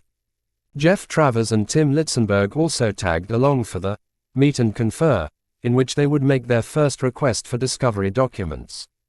Monsanto employed several law firms around the country for different legal projects, but for high-profile matters that required delicate handling, Hollingsworth LLP was the company's first choice. Headquartered in the historic Franklin Square area of the nation's capital, the firm oozed power and prestige, stacked with 80 attorneys who specialized in defending pharmaceutical companies, insurance and financial institutions, and corporations defending against product liability claims. In a courtroom, the firm's founder, Joe Hollingsworth, cut an imposing figure. He was tall and solemn-faced, his mostly bald head was set off by strikingly bushy eyebrows, and he had a focused stare that could rattle an inexperienced opposing counsel. But he also could offer a friendly grin and a warm handshake to friends and courtroom foes alike. Hollingsworth's ability to win big cases for big clients had kept his name a regular on the annual list of Washington's super lawyers. In one notable victory, his firm had secured a controversial win for DynCorp International in a case brought by more than 3,000 people from Ecuador. The plaintiffs were farmers who alleged they had been poisoned when DynCorp, acting as a contractor for the U.S. Department of State, sprayed glyphosate-based herbicides on their land from the sky as part of an effort to wipe out drug crops in neighboring Colombia. DynCorp had applied the chemical aerially across tens of thousands of acres of foreign property as part of the program. The Ecuadorians said that in addition to medical injuries, they had suffered hundreds of millions of dollars in damages because DynCorp's spraying had destroyed crops, killed livestock, and polluted water supplies. But, arguing in federal court in Washington, D.C., Hollingsworth and his law firm partners Eric Lasker and Rosemary Stewart were able to beat back the allegations and secure an important victory for DynCorp. The Hollingsworth firm celebrated the victory, stating, "The DynCorp ruling is a welcome and much-needed rebuke to international activist efforts to demonize U.S. industry through unfounded legal actions arising from international operations." Hollingsworth's legal legend was built over decades of work defending corporations against mass product liability claims. His lengthy client list included a company making hernia repair mesh that was alleged to cause infertility, a chemical company found to have contaminated water supplies in Tennessee through the improper disposal of toxic chemicals, and a pharmaceutical company whose cancer therapy was alleged to cause long-term injuries to patients. Hollingsworth did not attend that first meeting with the Miller team. It was March 29, 2016, 1 year after the International Cancer Scientists classification, and though several hundred lawsuits were percolating in numerous courts, the cases were not seen as much of a threat. Monsanto had vehemently rejected the IARC cancer classification for glyphosate and had spent the better part of 2015 working to refute the work of the IARC scientists. The company reminded its detractors that the EPA and regulatory agencies in Europe and elsewhere around the world had found no cancer risk with its herbicides. Monsanto's reputation for product safety was still solidly intact, the company and its attorneys believed.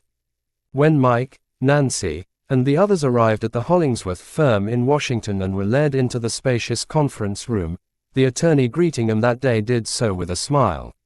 Rosemary Stewart was the matriarch of the practice, a veteran litigator in her late 60s who was known not only for her sharp legal mind but also for the genuine warmth that she projected. Stewart had co-led the defense of DynCorp with Eric Lasker, so she was deeply familiar with the history of glyphosate. In winning the DynCorp case, she and Lasker convinced the judge to disqualify the plaintiff's sole expert witness, who would have testified that the health problems suffered by the Ecuadorian farmers were directly due to the aerial spraying of their properties with glyphosate. Without an expert to make that causal connection for the plaintiffs, Stewart and Lasker won a summary judgment, a hard-to-get ruling meaning the judge found in their favor before the case could be decided by a jury. At Stewart's side for the meeting with the Miller team was Jim Sullivan, another of the Hollingsworth firm's partners. Sullivan was the firm's specialist in what in legal circles is known as e-discovery, meaning evidence that existed and could be delivered in electronic format. Paper records have become increasingly limited as people communicate more through email, text messaging, and other electronic means. And, importantly, electronic information is usually accompanied by metadata that can help link records, people, and events together. Knowing how to negotiate the search for, and sharing of, documents for litigation purposes is crucial for both sides. After politely listening to Mike describe the claims and the evidence his team was requesting from Monsanto, Stewart told the group they were welcome to whatever they needed. Monsanto had nothing to hide. "You're not going to win," she said. "Roundup doesn't cause cancer. That's what we're here to find out, Rosemary," Mike said, grinning. "So your client isn't going to mind letting us take a look for ourselves." Over the course of the next couple of hours, Art laid out the search parameters for the records the Miller firm was seeking. Art was trained as an economist and a mathematician, and before starting his own firm he had worked for military contractors, helping design guided missile technology. In his mind, words were more than mere expressions of thought. They were pieces of data that held the keys to unlocking corporate secrets. When he was hired for document analysis by a law firm, he told his clients to envision his software as a giant vacuum cleaner sucking up vast quantities of text and then sorting, scanning, and shaping the material into meaningful packages of information. In his work for the Miller firm, the data would all go into a patented knowledge kiosk, an electronic database referred to simply as Crivella, that would receive Monsanto's documents and then analyze them to provide guidance about records that might be most relevant to the case.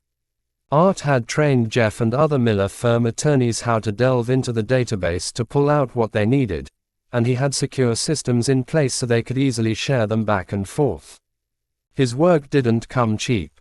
Art's typical fee for help on a case was in the millions of dollars.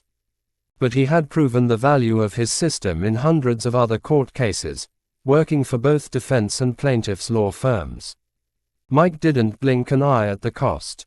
Art's company had handled about 170 million pages of information while working for lawyers involved in a medical device product liability case, so Art was confident he could handle Monsanto's 40-year history with Roundup. The initial search inside Monsanto's records would encompass about 1 million keywords and was likely to produce between 16 million and 20 million pages of records, Art told the Hollingsworth lawyers.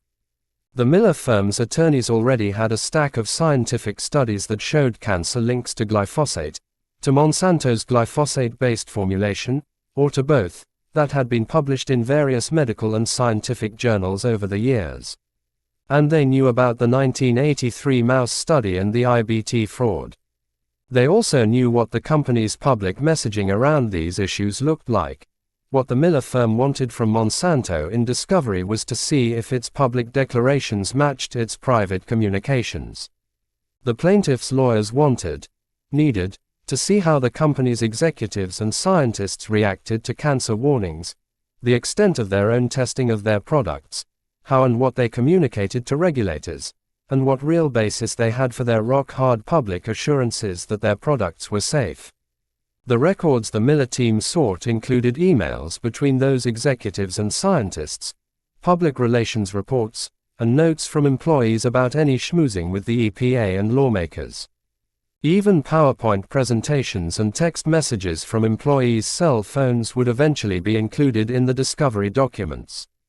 Stewart and Sullivan agreed that Monsanto would start producing documents right away and that the initial wave of documents would include the files of 5 employees involved in the safety assessments of glyphosate: Donna Farmer, a senior toxicologist at Monsanto; Steve Adams, regulatory affairs manager for the company's chemical business; Dan Goldstein, a company scientist involved in outreach to the public; William Haydens, chief of regulatory science; and toxicologist David Saltmirrors.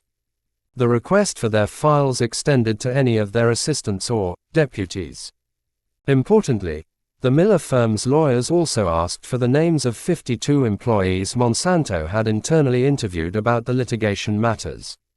Jeff laid out the terms of the discovery demand in a follow-up letter the Miller firm sent to Monsanto's lawyers after the meeting.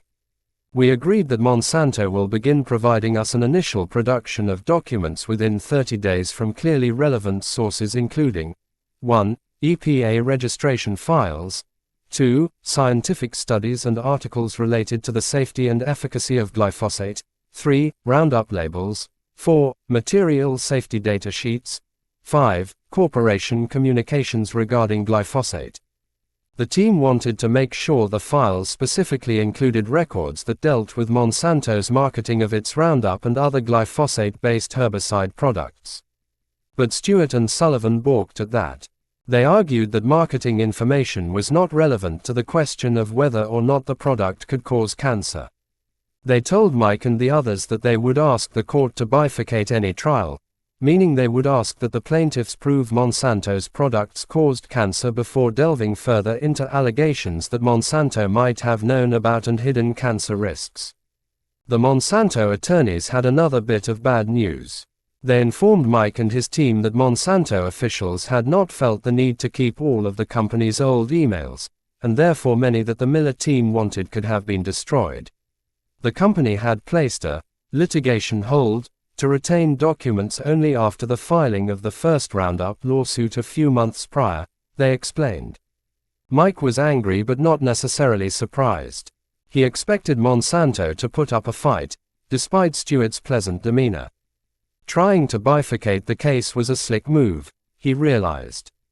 If Monsanto could keep out evidence that it had tried to hide unfavorable research and present its own scientific studies showing no cancer risks to counter the ones that did show cancer risks, the company might be able to create enough doubt with judges and juries to stop the lawsuits in their tracks. The courts would have to sort out the question of bifurcation, but right now Mike wanted his hands on whatever internal records he could get. Both sides agreed that the Miller firm's attorneys could request more as they became more familiar with the internal workings of Monsanto. Both sides knew that discovery was a process much like pulling on a thread. With each slight unraveling, more can be seen through the thick shroud that often keeps corporate secrets hidden from public view. Companies often try to fight discovery requests, arguing that internal conversations and strategy discussions are confidential. But both sides also knew that those arguments rarely worked with a judge if a case was deemed valid enough to proceed to discovery. That day, as the Miller team laid out their request, Monsanto's lawyers appeared to be thoroughly unfazed. Aside from the unwarranted digging around in the company's confidential marketing programs, Mike's discovery request was no problem, Stewart reiterated. The company was an open book. Sitting at the conference table with the group, Jeff watched the proceedings but said little, quietly taking notes on a lined yellow legal pad. He tried not to show any emotion, but he was stunned. It was clear to him that Monsanto's attorneys had no idea of the magnitude of the legal battle that lay ahead. Art also was astonished by the casual confidence of the Monsanto attorneys. "They don't seem to know what's coming, do they?" he said to Mike after the meeting. It took only a few weeks for the first run of the discovery production to churn through the Crivella analysis. Jeff had been trained on the Crivella system to run his own searches, so he could sift and sort through the documents the system pointed him to. Reading through that first series, he could see the case starting to take shape. He printed out a bundle and hurried to Mike's office. "You're going to want to see these," he said, laying the stack on Mike's desk. As he started flipping through the pages, Mike began to grin, and then the grin grew wider. They didn't just have a case, they had a big case. It was going to be a case that called for punitive damages, tens of millions, maybe hundreds of millions, of dollars, he calculated quickly. Monsanto might not think its paper trail carried liability, but in Mike's eyes these Monsanto papers showed a corporate culture that lacked any real concern for its customers, prioritizing instead the dollars that were rolling into the company in profits. If Mike and his legal team could get these records in front of a jury, the company would have a very hard time defending what looked like decades of deceptive messaging about the safety of its weed killers. Some of the emails dated back more than a decade. Others were recent.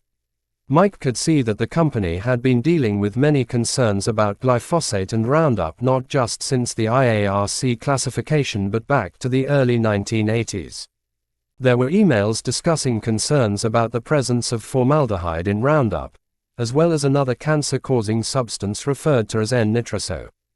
There were also emails about the company's disappointment when a scientific expert who had been brought in to help the company counter outside studies showing that glyphosate-based products could cause cell mutation did not come up with the solid defense Monsanto had hoped for. It appeared to Mike, as he read through a series of the emails, that the scientist, a mutagenicity expert named James Parry, had other concerns about the company's products and had recommended that the company undertake new studies to get a better idea of the risks. The emails appeared to show that Monsanto did not want to do those studies.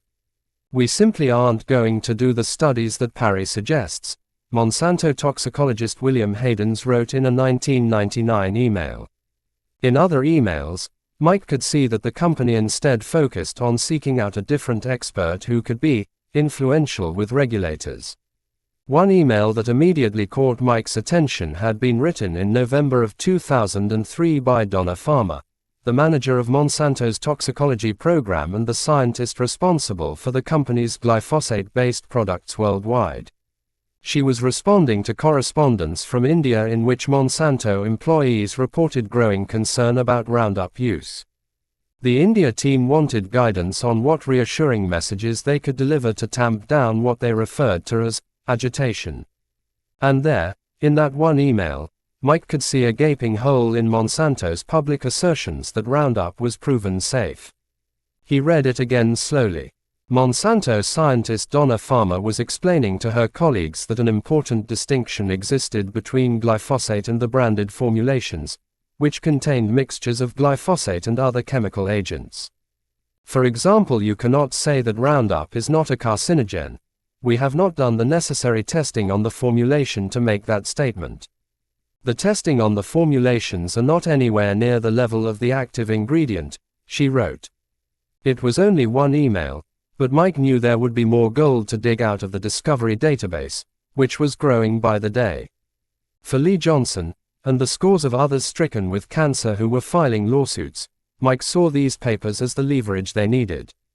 They were going to make Monsanto pay. Chapter 4. Joining forces. The Miller firm's lawyers were not the only attorneys seeing the potential for large-scale litigation against Monsanto. Others who specialized in drug and medical device litigation also recognized a disturbing familiarity in the emerging Roundup cancer concern. They had seen many products long heralded as safe by companies and regulators later turn out to be not just unsafe but deadly. In Denver, 39-year-old attorney Amy Wagstaff and her law firm partner Vance and Russ already had their hands full with cases ranging from lawsuits against makers of talcum powder, suspected of causing ovarian cancer, to injury claims brought by thousands of women who received vaginal mesh implants to treat incontinence. Amy had not followed the quiet build-up of years of troubling scientific studies linking Monsanto's herbicides to cancer, but news that the International Agency for Research on Cancer, IARC, had classified the weed-killing chemical as a probable human carcinogen got her attention. She wanted in on what she was certain would be big litigation. Though they were business partners, Vance and Amy could not have been more different. Vance was approaching 70 years of age and was in every way a creature of his Cajun roots. He had spent most of his life and legal career in the deep south of Louisiana before moving to Denver to be close to his adult son Cameron, who was also an attorney. Vance relished hosting dinnertime roundtables of young lawyers during which he regaled them with stories of legal battles won and lost and of the injustices he saw growing up in the racially divided South. And he had notched enough victory laps in his legal career to allow himself frequent leisurely vacations with his wife. In contrast, Amy was still making a name for herself as a products and pills girl in the national network of plaintiffs' attorneys. She was known for a competitive streak and a brutal take-no-prisoners attitude that regularly had her pushing 100-hour workweeks preparing for and trying cases. It was not uncommon for her to leave her longtime companion and the home they shared for weeks at a time as she pursued a case. In a courtroom, Amy's broad smile and neat brunette bob gave her an approachable, friendly air that often helped her win the trust of jurors, and her restrained and respectful demeanor was appreciated by the judges she faced. When dressing for court, she favored long skirts and dark jackets, in keeping with a conservative appearance. But outside the courtroom, Amy preferred jeans or sweats to business suits, rarely wore makeup, and often laced even casual conversations with strings of raw profanity and dark humor. She was big-hearted and loyal to a fault to friends, family, and co-workers, but she was also known as the kind of woman not to mess with.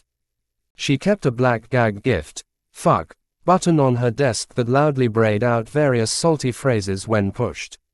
And atop a bookcase laden with black binders, Amy kept a bottle of Don Julio tequila. Vance liked to describe his much younger law partner as fearless, with a constitutional inability to kiss ass. Amy had grown up in a sleepy, upscale suburb of Kansas City with a schoolteacher mother and a father who ran his own law firm. Her grandfather had also been an attorney, and her brother was also pursuing a legal career. But from the time she was a child, Amy had balked at following a prescribed path, defying her parents' attempts to set curfews and spending countless Saturdays in school detentions for flouting classroom rules. She was a straight-A student but one who constantly sought to challenge the system. She once led a sit-in at her junior high school to protest the poor fare on the school lunch menu. After college, where she was a standout scholarship soccer player, Amy worked for 2 years as a sailing instructor at resorts in Florida and in Cancun, Mexico, rather than immediately jumping into law school, as her family expected. But once she had her law license in hand, Amy found she had a passion for the work as long as she was taking on controversial cases and seeking justice for people she believed to have been wronged. And even as she maintained a caseload that left her with little free time, Amy hosted an annual retreat in Aspen as a forum for women involved in mass tort litigation to network, mentor one another, and enjoy a bit of a break from the grind with group hikes and cocktail parties. She called her organization Women en Masse.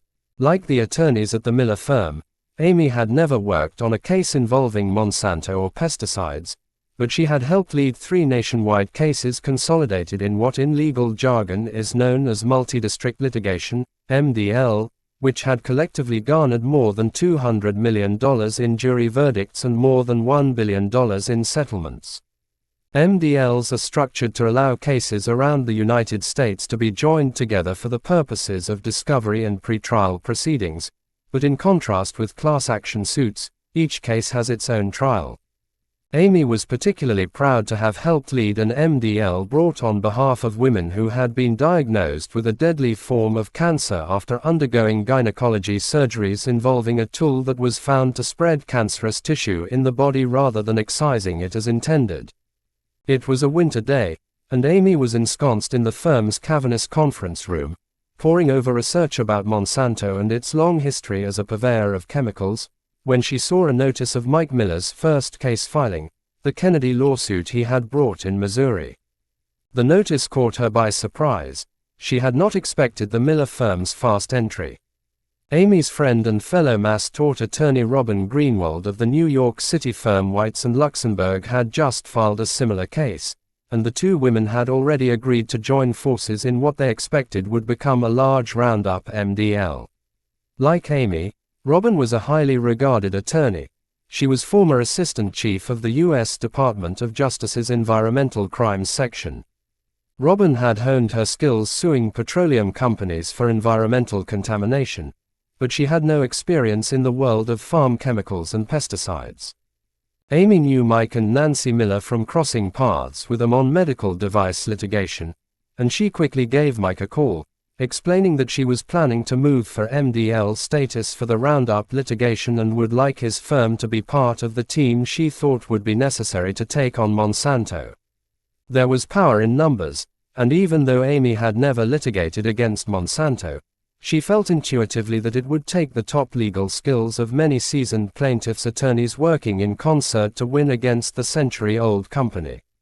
Roundup brought in roughly $4 billion a year in sales for Monsanto and was the linchpin to so-called Roundup-ready seeds, which the company had genetically engineered so that crops such as corn and soybeans would not die when hit with Monsanto's herbicides, though any weeds threatening to crowd the crops would die. The special crops were a hit with farmers and amounted to many more billions of dollars in sales each year for Monsanto. Additionally, the company marketed its glyphosate-based weed killers to farmers to spray on non-genetically engineered crops such as wheat and oats shortly before harvest to help dry them out. Both practices were known to leave weed killer residues in the food made from the sprayed crops. If the public understood that Monsanto's herbicide could cause cancer, regulators would be called upon to limit its use, and Monsanto's herbicide and seed businesses could be decimated. This was not just one product, Amy realized. This was Monsanto's billion-dollar baby, and she knew the company would do whatever it could to fight to keep it. "We are taking on the biggest product," she told Mike. "We need to work together." Unaware of the strategy being plotted by Amy, Mike, and Robin, Los Angeles attorney Michael Baum was doing his own research on the potential for Roundup litigation. But he wasn't looking at cancer. He was looking at butterflies. There was mounting evidence that widespread Roundup use was contributing to a marked decline in the monarch butterfly population, and environmental scientists were warning that the monarch could disappear almost entirely by 2036. He wasn't sure, but Michael thought there might be a lawsuit in the situation. He did not really need a new case to chase. Michael was managing partner of Baum Hedlund Aristey and Goldman, a firm so large it sprawled across the 9th and 10th floors of a Wilshire Boulevard office building, and he was on the backside of a career that had brought him wealth as well as the respect of his peers in the plaintiff's bar. He was 63, drove a Jaguar, and owned a home in the Tony Beach community of Malibu, and when he was not working he often could be found trying to balance his lean 5'11" frame on a boogie board in the ocean. He liked to match dark business suits with colorful striped socks, and underneath the cuffs of his crisp white dress shirts Michael wore couplets of braided leather bracelets more commonly seen on surfers than on lawyers.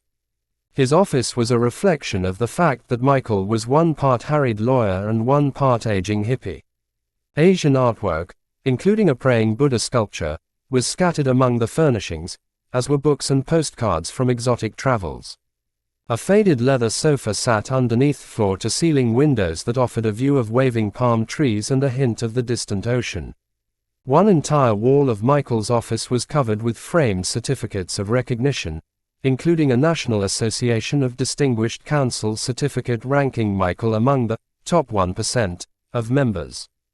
Another touted both his legal skills and his ethics. A University of California law diploma, as well as his undergraduate English degree diploma, hung near a framed sign that read, "In every job that must be done there is an element of fun." A dartboard affixed to the back of his office door offered distraction from the stacks of legal files surrounding his long, black glass-topped desk. Baum Hedlund's focus was on representing people with personal injury and wrongful death claims, primarily stemming from pharmaceutical product dangers and commercial transportation accidents. Aviation disasters were the firm's specialty. Pesticide problems, such as Roundup's danger to monarch butterflies, would be new territory for the firm, and it wasn't clear who the plaintiffs would be. But Michael believed that practicing law came with a larger duty. He described his view to outsiders as striving to make money delivering blows against the empire, in whatever form that came. On the wall just outside his office hung a large framed quote from anthropologist Margaret Mead, "Never doubt that a small group of thoughtful, committed citizens can change the world. Indeed, it is the only thing that ever has." In his quest to explore how his firm might help save the butterfly, Michael had been working closely with one of Baum Hedlund's newest and youngest attorneys, Brent Wisner. Brent was the son of a longtime family friend and had been contemplating joining a corporate defense firm before Michael lured him to join the plaintiff's side instead. Brent was barely 30 years old and still new to the profession after earning a law degree at Georgetown University and clerking for 2 years for a federal court judge in Hawaii. He had grown up in Topanga, a community situated in the Santa Monica Mountains between Los Angeles and Malibu, known as an enclave for a bohemian lifestyle and populated by artists, filmmakers, and musicians. Brent's father was a screenwriter, and as a child Brent had tried his hand at acting, an experience that made him adept at working a courtroom much as if it were a stage.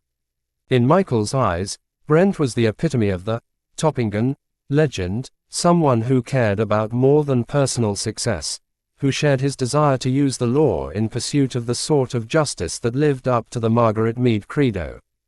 It was late October of 2015 when Robin McCall, a slender blonde who managed Baum Headland's public affairs office, approached Michael and Brent about a relative who was dying of non-Hodgkin lymphoma. Anthony Jack McCall, a second cousin to Robin's husband, was 69 years old and had been diagnosed with a rare and aggressive form of the disease. Doctors had told the family Jack might not live very long, and as they wrestled with the grief, Jack's wife, Terry, and son Paul began searching for answers about the cause of the disease. When they read the news about the IARC link between the weed-killing agent in Roundup and non-Hodgkin lymphoma, they were sure the weed killer had to be the culprit. Jack had sprayed Roundup regularly for years throughout the orchards on his farm. He hadn't used any other pesticides and had only felt comfortable using Roundup because it was advertised as being very safe. Before Jack was diagnosed, the family dog, which had romped beside Jack as he sprayed, had died of cancer. Now Jack was sick, very sick. Jack and Terry called Robin one day, as they were driving to one of Jack's many hospital appointments, to ask whether anyone in the big Los Angeles law firm where she worked would consider representing them in a lawsuit against Monsanto. Robin knew that Michael and Brent had been researching Monsanto's weed killer, and she took the information to them. The two attorneys were aware of the IARC classification and knew there were lawyers around the country examining the litigation potential. But they did not know how much or how strong the evidence might be against Monsanto. They would have to do more research. Jack died the day after Christmas in 2015, and an anguished Terry pushed again for Robin's help in finding an attorney. Brent and Michael still were not sure there was a case to be made, so Robin sought help elsewhere, trying to find a firm that would take Terry's wrongful death claim. Terry could not find any California firm willing to take the case. Until Michael talked to Mike Miller. The two lawyers knew each other from work on the Actos litigation, and once Michael learned that the Miller firm was building a case against Monsanto, he felt pulled to join in.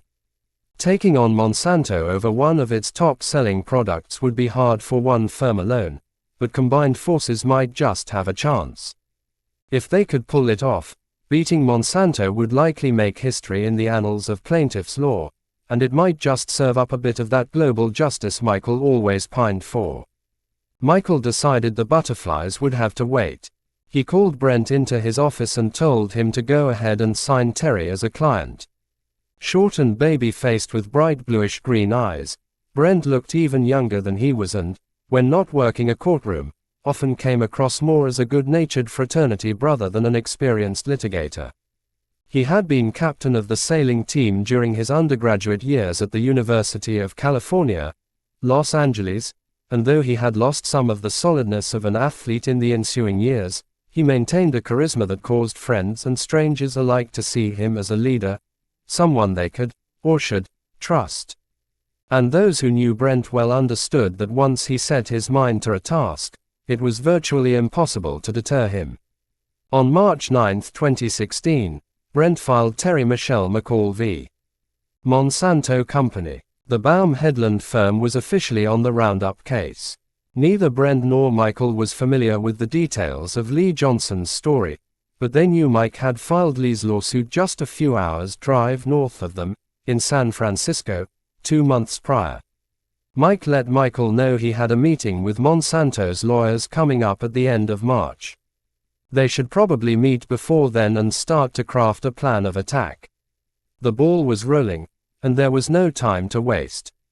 With Michael and Brent on the West Coast and Mike and Nancy and their team on the East Coast, it made the most sense to meet in the middle, so they all gathered in Denver at Amy and Vance's firm for 2 days of strategizing about who would take which depositions, how to coordinate and share document reviews, and how best to shepherd the several thousand potential cases they believed were inevitable.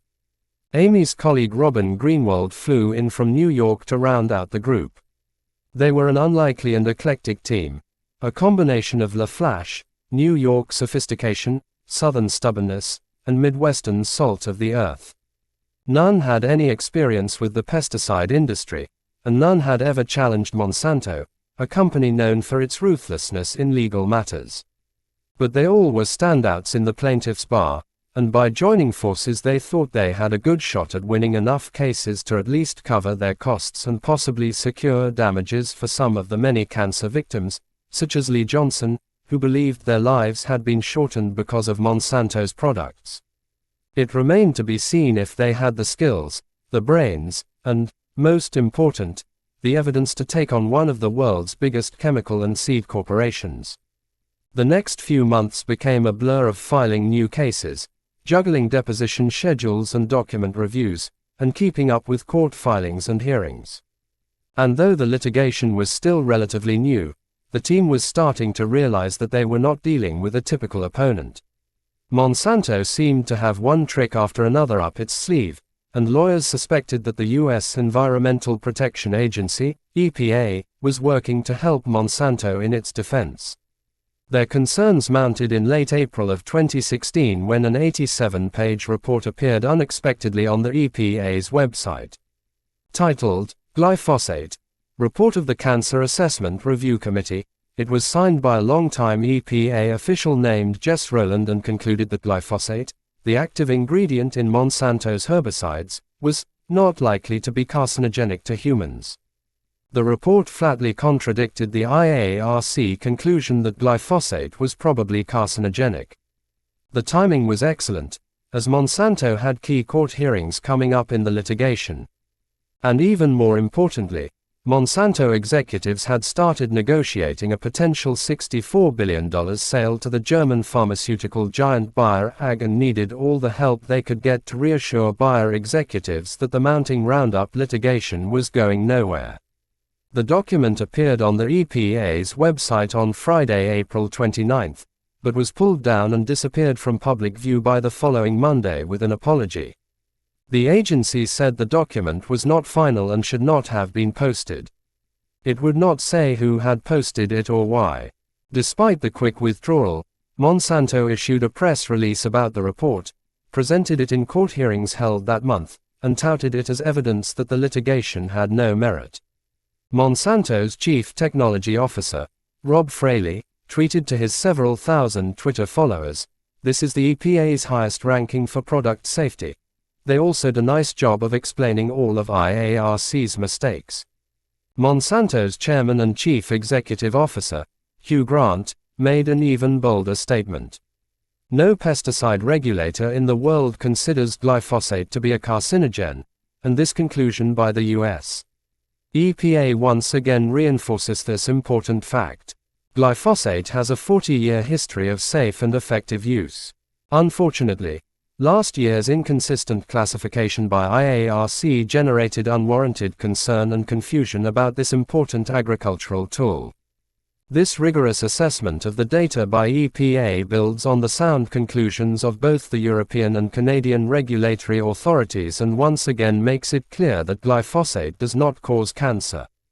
The legal team was caught off guard by the surprise boost of unofficial EPA support for Monsanto, and they found it noteworthy that shortly after the mysterious leak of the cancer assessment report headed by Jess Rowland, Rowland left the EPA for retirement.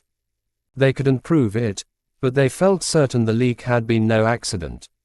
Monsanto had friends in high places and had no reservations about calling on them for help. By the summer of 2016, dozens of lawsuits had been filed by at least 10 different firms in what the attorneys dubbed Roundup Products liability litigation. All were brought on behalf of cancer victims, some still struggling with the disease as Lee was, and others who had already lost the battle, such as Jack McCall.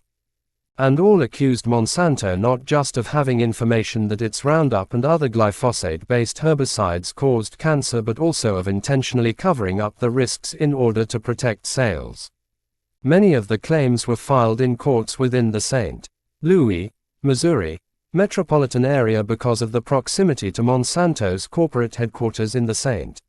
Louis suburb of Creve Coeur. Though it was essentially Monsanto's hometown, there was no home turf advantage in the eyes of the plaintiffs' attorneys. The city of St. Louis was known in legal circles as a hotspot for product liability and personal injury litigation, in part because of demographics that included a large low-income African American population, simmering racial tensions, and blue-collar resentment of corporate wealth that never seemed to trickle down quite far enough. Plaintiffs' attorneys saw Missouri and St. Louis in particular as one of the best places in the nation for landing speedy trials and massive jury awards. From a corporate defense view, St. Louis was a judicial hellhole that companies tried to steer clear of in litigation. As the Roundup litigation was building, St. Louis was already awash in lawsuits brought by people from around the United States alleging that asbestos exposure had caused them to suffer from mesothelioma, a cancer affecting the lining of the lungs and heart. An oddity of Missouri law allowed out-of-state plaintiffs to combine their claims with those of local plaintiffs, and Mike and the rest of the team quickly determined they should direct as many cases as possible to the state. Another benefit would be the ability to subpoena Monsanto executives to testify at trial. The attorneys had little power to force witnesses to appear for a deposition or trial if it was far away from where the witnesses lived or worked. And while they could certainly travel to Monsanto to depose company officials ahead of trial, there would be no way to require them to be at trial unless the trials were held in Missouri. In addition to the cases already filed, each of the four firms had several hundred more plaintiffs signed, some in state courts and some in federal. For the federal cases, the team determined it made sense to formally establish an MDL. A class action suit wouldn't work.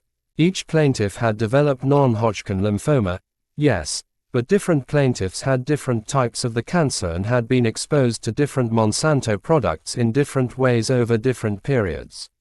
An MDL would allow for many of the cases to be grouped together for the pre-trial work and still provide for individual trials or trials in small groups. Setting up a Roundup MDL required a hearing before the United States Judicial Panel on Multi-District Litigation, JPML, in Washington, D.C. The team filed their motion for consolidation on July 27, 2016. Laying out a detailed argument asking that the MDL be established and assigned to a federal judge. The MDL would not handle all the cases. Many would remain in state courts. But an MDL would allow the lawyers to streamline the gathering of evidence, taking and sharing of depositions, and other important and time-consuming activities that have to take place before a trial. In a motion Amy drafted to make the case for an MDL, she pointed out that because Monsanto was claiming there was no evidence at all that its herbicide caused cancer, the plaintiff's lawyers needed broad pretrial discovery of Monsanto records. It did not make sense for the different individual plaintiffs to have to make separate requests for the same records from the company when one joint discovery effort would be more efficient. Monsanto, Amy told the panel, was resisting releasing all of the internal records the plaintiffs wanted, and there should be one federal judge in charge of ruling on the discovery demands to avoid a mishmash of different rulings by different judges in different courts. The Southern District of Illinois was the perfect venue for an MDL, she wrote in her motion.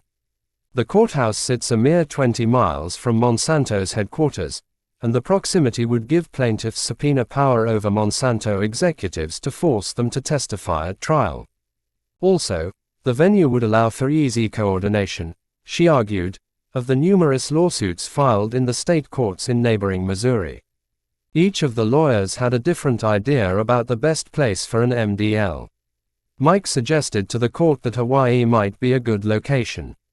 Brent suggested Los Angeles, where the Baum Headland firm was based and where Terry McCall's lawsuit and others were pending.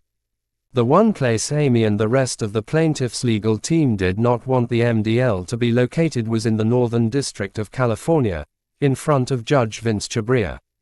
Chhabria had never overseen multi-district litigation before, and 2 lawsuits already filed there were not going the plaintiff's way. One of the cases in front of Chhabria was brought by a man named Edwin Hardeman, who had been diagnosed with non-Hodgkin lymphoma after using Roundup for 26 years to control weeds and poison oak on property he and his wife owned in Sonoma County, California. The other was brought by Elaine Stevick of Petaluma, California, who was diagnosed in 2014 at the age of 63 with multiple brain tumors. Elaine blamed her repeated use of Roundup on an overgrown property she and her husband spent years renovating for her cancer. Monsanto had asked Chhabria to sharply limit the types of documents the plaintiff's lawyers could make Monsanto hand over as part of pretrial discovery, and Chhabria had agreed. He sided with Monsanto's argument that until and unless plaintiffs could show solid evidence that Roundup caused cancer, the company should not have to share internal records or answer questions about other matters, such as its marketing and media strategies. It was Chhabria's position that discovery at this early stage should focus on studies and data Monsanto possessed involving any health issues associated with its herbicides, and little more. The plaintiff's attorneys believed that the evidence that might resonate most with a jury would not be dry discussions of the statistical significance of data and scientific theories on such things as genotoxicity, but evidence of deceptive intent. They had already seen enough to feel certain they had only scratched the surface of Monsanto's secrets. To make their case in person, Amy, Robin, Brent, and Mike traveled to Washington, D.C., to appear before the 7-member judicial panel. Each was allowed to address the judges, who were clad in formal black robes, for no more than 6 minutes.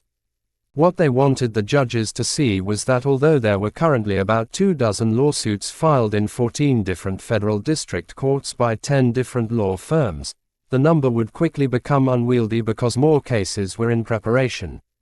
Already, chaos was developing as disputes between plaintiffs and Monsanto were receiving conflicting rulings from different judges in different venues. It doesn't make any sense for dozens and dozens of districts around the country to have to wrestle with these legal issues over and over again, Robin told the panel. Along with the Southern District of Illinois, the Central District of California was another good option for placing the MDL, she said. We really are not opposed to any of the districts which our plaintiffs' counsel are recommending today, she said. Roundup is ubiquitous in the United States, around the world actually. And though she didn't say it directly, Robin tried to get the message about Chhabria across. The plaintiff's trial team was fine with an MDL established almost anywhere, as long as it was not with Chhabria. His decision to allow what was referred to as a bifurcation of the evidence was not appropriate, Robin told the panel, and several other judges had ruled differently in other pending Roundup lawsuits. We believe that this case should really go to a judge that will look at this issue anew. Monsanto didn't agree that centralization was needed at all. Joe Hollingsworth, head of the Washington, D.C.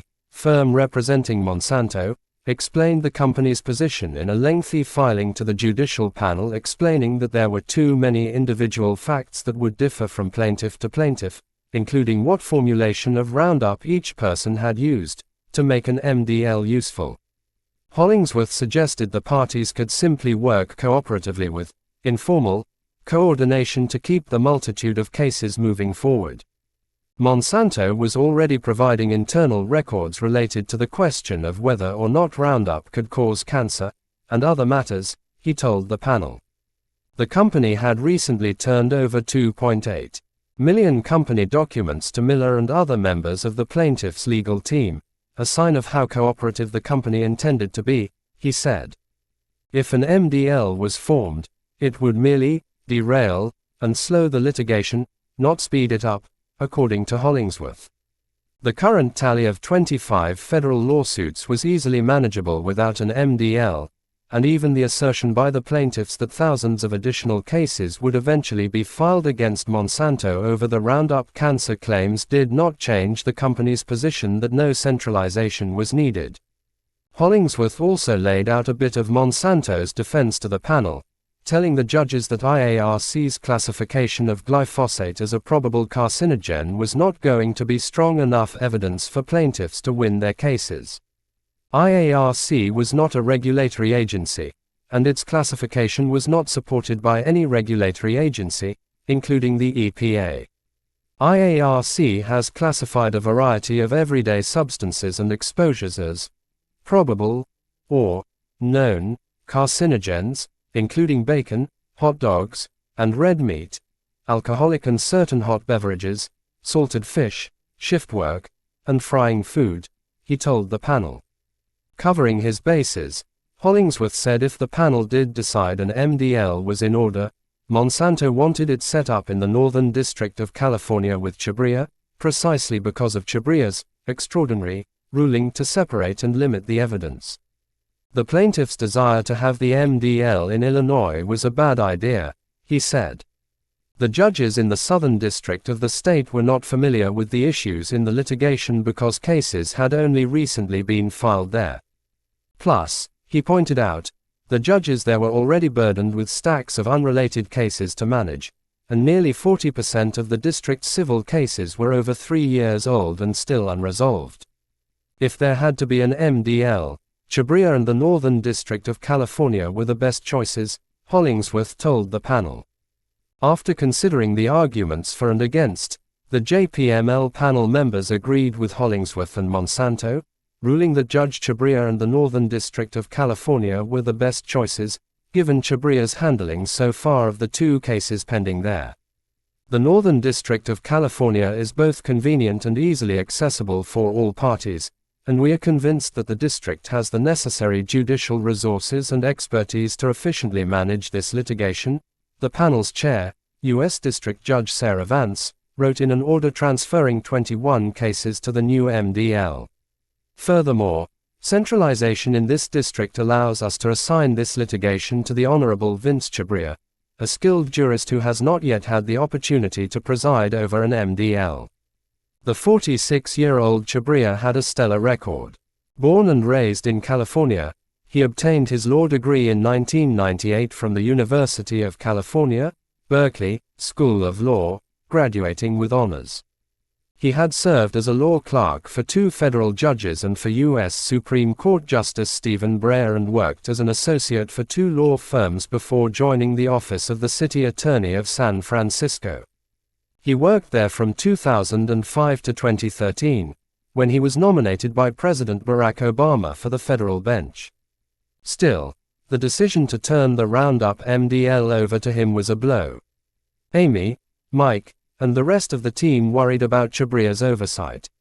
It was not just his rulings on evidence that bothered them. He had never handled an MDL before, a particularly challenging task.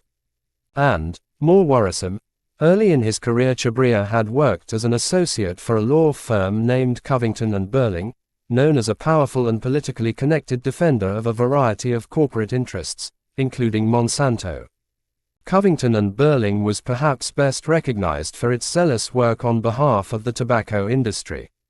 In 1997, a judge in Minnesota found that lawyers at the firm had willfully disregarded court orders to turn over certain documents pertaining to claims that the tobacco industry had engaged in a 40-year conspiracy to mislead the public about the health impacts of smoking and to hide damaging scientific research from public view. Shortly before Obama selected Chhabria for his federal judgeship, an array of former Covington and Burling attorneys took spots in the administration, including Attorney General Eric Holder and Deputy Chief of Staff Daniel Suleiman. Chhabria's stint at Covington and Burling had been more than a decade before he became a federal judge, but the connection made the plaintiff's attorneys uneasy. It wouldn't matter who the judge was if the evidence was not strong enough to make a compelling case that Monsanto was in fact to blame for the suffering of so many cancer victims. Each plaintiff's case would hinge on what the lawyers could uncover from years of obscure scientific studies, decades of archived regulatory files, and the company's internal records. By this time, the discovery database Mike had set up with Art Kriveler was opened up to Amy, Robin, Brent, and several other lawyers at the lead firms, including Jeff Travers and Tim Litzenberg, so they all could pore through the records as they built their case strategies. Individualized icons distinguished various folders. One folder was identified with the icon of a skeleton clad in a black shroud. The shrouded figure was lettered with the name Monsanto. Though Chabria was limiting the evidence in the federal court cases, that was not the situation with the state proceedings. Monsanto was compelled to turn over many types of records, not only those that dealt with experiments and scientific analysis of potential cancer ties to its herbicides, but also documents related to its interactions with regulators and outside scientists and its public relations tactics. Many of the records Monsanto turned over were mundane: discussions of routine meetings, plans for product testing, and regulatory submissions. But some were, in the eyes of the plaintiff's lawyers, jaw-dropping evidence of the type of corporate conduct that could enrage a jury. The legal team felt certain, just as Mike had when he first laid eyes on the document trove, that Monsanto's own words would be the company's undoing. In addition to communications about the lack of cancer testing on formulations such as Roundup, there were emails discussing concerns about an ingredient in Monsanto's Roundup products that was linked to tumor promotion in some of the company's own studies. There were emails discussing how to overturn the 1980s-era EPA finding that glyphosate was possibly carcinogenic due to the large study that showed tumors developing in mice exposed to glyphosate but no tumors in mice that were not exposed. There were emails in which Monsanto employees analyzed studies done by international scientists that found potential health problems tied to Monsanto herbicides, and laid out plans to counter those studies to avoid any loss of sales. Tim and Jeff spent more time than the others trolling through the database. They were astonished to see language that suggested the company was not just countering negative information reported by independent studies but was actually trying to secretly infiltrate scientific journals with favorable studies promoting the safety of its herbicides. These papers appeared to be written by authors who were independent of the company, but Monsanto's emails showed they actually were written at least in part by company scientists. Tim and Jeff saw one email string as particularly outrageous. In it, Monsanto scientist William Haydens discussed a plan to write scientific journal articles to refute IARC's glyphosate classification. Haydens told colleagues that they could ghostwrite specific sections. As Jeff read the words, his eyes widened. The email went on. Haydens explained how the ghostwriting would work, suggesting to his colleagues that they could pay third-party scientists to have the names on the publication, but Monsanto would actually be doing the writing. The outside scientists would just edit and sign the names, so to speak, Haydens wrote. In the same email, Haydens pointed out that Monsanto had done the same thing for a study published in 2000 that backed up the safety of the company's products. "Recall that is how we handled Williams, Crows and Monroe," Haydens wrote. The revelation was significant because the Williams 2000 paper, which concluded that Roundup was not a health risk, was considered so authoritative that it was cited by the EPA in confirming the safety of glyphosate. Scouring the discovery documents, the lawyers found more emails from 1999, when the Williams paper was actually being written. The emails showed substantial involvement in the paper, not just from Haydens but also from several other Monsanto employees. The paper was titled, "Safety Evaluation and Risk Assessment of the Herbicide Roundup and its Active Ingredient, Glyphosate, for Humans," and its conclusions left no room for doubt about the absolute safety of Monsanto's herbicide. The use of Roundup herbicide does not result in adverse effects on development, reproduction, or endocrine systems, in people or animals. It was concluded that, under present and expected conditions of use, Roundup herbicide does not pose a health risk to humans. The Williams paper came at a critical time for Monsanto because by the end of the 1990s, Roundup was facing increasing scrutiny by independent scientists who were finding growing evidence that the products could cause cancer. The internal corporate files showed that after the paper was published, in April of 2000, a woman named Lisa Drake, Monsanto's government affairs specialist, emailed Haydens and several other colleagues to congratulate them and thank them for all the hard work they had done on the paper. She emphasized that the Williams paper would be critical to Monsanto's growth plans. This human health publication on Roundup herbicide and its companion publication on ecotox and environmental fate will undoubtedly be regarded as the reference on Roundup and glyphosate safety, Drake wrote in the email, dated May 25, 2000. Our plan is now to utilize it both in the defense of Roundup and Roundup Ready crops worldwide and in our ability to competitively differentiate ourselves from generics. Another employee happily suggested that the Monsanto employees who had helped with the so-called independent Williams paper all receive logo polo shirts as a token of appreciation for a job well done. Reading the more than decade-old communications, Tim felt both elated at the find and a bit sick to his stomach. If the Williams paper was secretly the work of Monsanto, what other scientific literature declaring glyphosate safe had been directed by the company? Just how far did the deception go? It was not just Hayden's who talked about ghostwriting, the lawyers found. Multiple examples of the practice were cited in the company's internal documents. One internal document showed a Monsanto scientist named David Saltmirrors citing his work in ghostwriting papers as a reason for praise in his annual performance review. Another showed company scientist Donna Farmer talking about cutting and pasting information into a paper that did not carry her name or that of any other Monsanto employee when it was published. Instead, the final version listed only seemingly independent scientists as authors of the work, which concluded that there were no harmful impacts from glyphosate on the reproductive health of people and animals exposed to the weed killer. It was clear to Tim, Jeff, and the other lawyers who read the emails that Monsanto recognized claims about Roundup's safety would be much more credible if the information did not appear to be authored by Monsanto. So the company created a false aura of credibility through a variety of strategies that involved a lot of money, time, and secrets. That type of duplicity would not sit well with jurors, the lawyers were certain. There was something else. A September 2015 email between Monsanto employees discussed the EPA official Jess Rowland, the man who oversaw the agency review that said there were no cancer concerns with glyphosate. A full 7 months before the review was, accidentally, posted to the EPA website, it appeared that Monsanto had known Jess Rowland would be helpful to the company's position. The email from one Monsanto official to colleagues in the company noted that Jess would soon be retiring and could be useful as we move forward with ongoing glyphosate defense. And indeed, just after the very helpful glyphosate review showed up temporarily on the EPA website, Rowland did retire, finding consulting work with the chemical industry. It was shocking to see the cozy relationship between Monsanto and the EPA laid out so clearly in the employees' own words.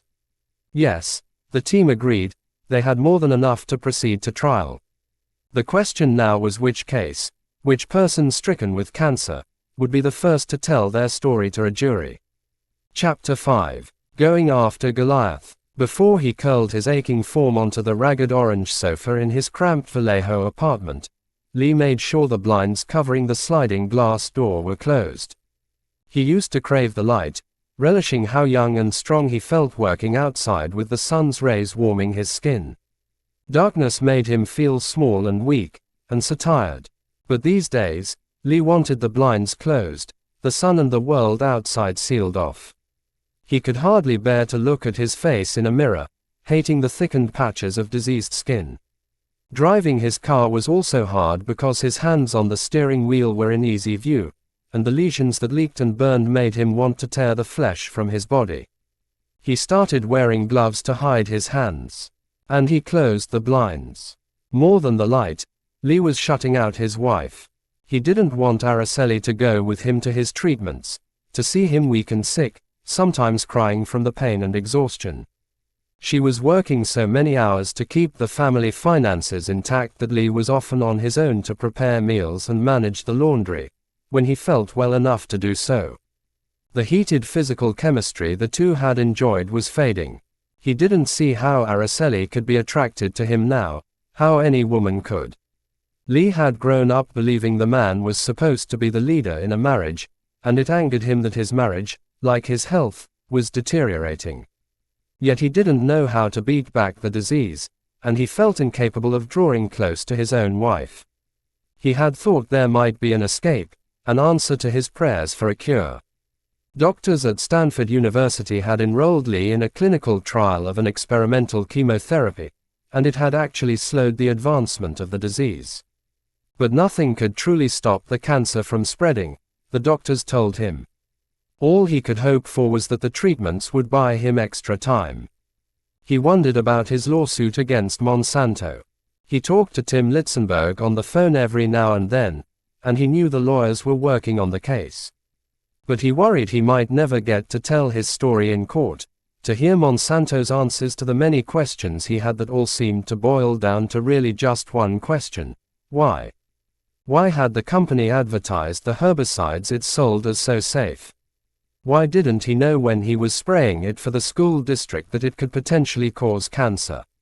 Why was he dying? As Tim, Mike Miller, and Jeff Travers worked to compile and catalog the evidence to be used at trial, then the other members of the legal team were also working to sign more plaintiffs as clients and to encourage more law firms to collaborate. They could not take just anyone who had used Roundup and later was diagnosed with cancer. They needed to carefully screen prospects for winnable clients. Amy Wagstaff put together a Roundup case criteria memo laying out what lawyers should look for when trying to sign new plaintiffs, and what they should avoid. The strongest cases were landscapers who had been relatively young when diagnosed. Landscapers tended to use the same product repeatedly and in large volumes and would likely keep records about their use. And only people who were diagnosed with non-Hodgkin lymphoma, NHL, at least a year after first using Roundup or other Monsanto glyphosate-based herbicides should be considered as potential clients, the group decided. It takes time to develop cancer, and a shorter span between exposure and diagnosis might be a hard sell for a jury. They could not have too long a span, either. So anyone who had not used Roundup in at least the past 30 years was out. Additionally, anyone who had been diagnosed with HIV or AIDS would be automatically rejected because HIV infections were known to increase the risk for NHL. And anyone who had prior chemotherapy treatment for another disease would have to be turned away because some types of chemotherapy were believed to involve an increased risk of developing NHL. The hunt for plaintiffs in mass litigation is often criticized as predatory, in part because plaintiffs don't always go looking for lawyers. Quite often it's the opposite. An entire legal marketing industry exists solely to track down potential plaintiffs and feed them into networks of law firms, where the cases are referred to as inventory. The more plaintiffs signed, the more money in fees when, if, cases are won or settled. But in the eyes of the plaintiffs' attorneys, the more people they represent, the greater potential impact courtroom victories may have. Many cases become causes, legal actions taken to right wrongs or implement protections for people who have nowhere to turn but the courts when lawmakers and regulators fail to do their jobs. For Michael Baum, Amy, and the others, the Monsanto litigation was squarely in line with the principles of the professional organization they belonged to, the American Association for Justice, ARJ. The ARJ maintains that civil justice is the most powerful tool to hold corporations and institutions accountable when they cause harm, even if those companies and institutions are among the most powerful on earth. The group calls such work, going after Goliath, referencing the biblical story of battle between the Israelites and Philistines in which a young boy named David slayed a giant, heavily armed soldier named Goliath with a single stone launched from a slingshot. The parable seemed fitting for the fight they were picking with Monsanto, but the team knew they would need much more than a single stone. Part of building the case and preparing for a trial, whoever the first plaintiff might be, involved taking depositions, lots of depositions. This question and answer process was much like putting a witness on the stand in a trial, except no judge or jury was present. Only the witness, someone to transcribe the meeting, and opposing legal counsel were typically present. Depositions were vital to trial preparation because they often elicited important testimony, including new facts that might help the plaintiffs when their cases did get to trial. And, Depending on how far the witness lived or worked from where the trial was scheduled to take place, the deposition might be the only opportunity to present that person's version of events to a jury. One of the depositions Mike most looked forward to taking was that of longtime Monsanto toxicologist William Haydens. Haydens was a Monsanto lifer, someone who spent his entire career, more than 30 years, attached to the company. Even when going through graduate school, Haydens had worked part-time at Monsanto. He rose through the ranks over the years, eventually becoming the company's lead scientist for product safety assessment strategy, which meant when Monsanto wanted to market Roundup and other products for a new use, Haydens and his team developed the types of studies that had to be done to back up the company's assurances that the product would be safe. It was an important job, one of the most important jobs in the company when it came to Roundup. Haydens was also the author of several emails Mike and his team had received through discovery, including the email strings that discussed ghostwriting scientific papers, a practice Mike and the team were certain a jury would find scandalous.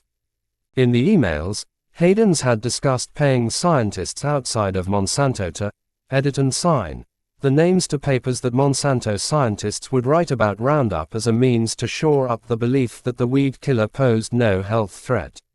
Though ghostwriting is a commonly accepted practice in the literary world, where memoirs authored by celebrities and politicians often are created by professional writers, in the scientific arena using a scientist's name on work actually produced by someone else is widely regarded as unethical. The practice can be helpful to the company doing the ghostwriting because declarations about the safety of chemicals or pharmaceuticals appear more credible if seen as coming from authors who are not employed by the company selling those products. But while it may serve corporate interests, the practice damages scientific credibility and can mask the potential dangers of harmful drugs and chemicals to an unsuspecting public. Publishers of scientific journals have tried to curb the practice, but it has become so common that some legal scholars argue that those engaging in ghostwriting articles should be sued for fraud under the Racketeer Influenced and Corrupt Organizations Act. Ghostwriting appeared to be a common tactic within Monsanto, according to emails the Miller team was seeing. Several Monsanto scientists had discussed writing papers about the company's products while looking for third parties who would agree to serve as outside authors to make the papers appear more credible. Some of the most damning emails were written in early 2015, as Monsanto was steeling itself for the soon-to-be-issued classification of glyphosate by the International Agency for Research on Cancer, IARC. Monsanto's scientists had written to one another, in emails Mike now possessed, about the likelihood that IARC would classify glyphosate as either a possible or a probable human carcinogen. From the look of the correspondence, Monsanto was both fearful of such an outcome and determined to fight it. In one email, Haydens had written to several colleagues about the potential vulnerabilities the company had as a result of multiple unfavorable research findings in studies of people and animals exposed to the weed killer. That same email discussed a need to find allies and arrange funding for a fight against IARC. It looked to Mike as if one big part of fighting back against IARC was ghostwriting a set of new scientific papers. In an email dated a month before the March 2015 IARC meeting was to take place, Haydens had written to other Monsanto scientists with an outline of the types of papers that should be written and suggestions for the individual outside scientists Monsanto might enlist to appear as authors. Mike could hardly wait to get Haydens under oath and answering questions about just who the company was trying to fool with what Mike saw as Monsanto's secret scientific manipulations. It was late January of 2017 when Mike got his chance. The deposition was scheduled to take place in the law offices of Husk Blackwell in St. Louis, Missouri, not far from Monsanto's headquarters. The videographer hired to record the testimony set up a dull gray backdrop for the Monsanto scientist to sit in front of as he took a seat at the head of a long conference table. Lawyers for Monsanto lined one side of the table, and Tim, Mike, and Nancy Miller took the other side. The Miller team had flown in from Virginia the night before, taking a private plane and checking in at the posh Four Seasons Hotel in St. Louis. The three had celebrated Tim's 35th birthday with a quick dinner after their arrival and then spent the rest of the evening preparing for the deposition. Mike and Tim were hoping that Monsanto didn't know what they had found in the morass of pages turned over so far in discovery and therefore would have had a hard time preparing their senior scientist for what was coming. The camera was rolling as Mike opened with a series of simple questions asking Haydens to describe his tenure at Monsanto. "How long have you been an employee of the Monsanto Corporation?"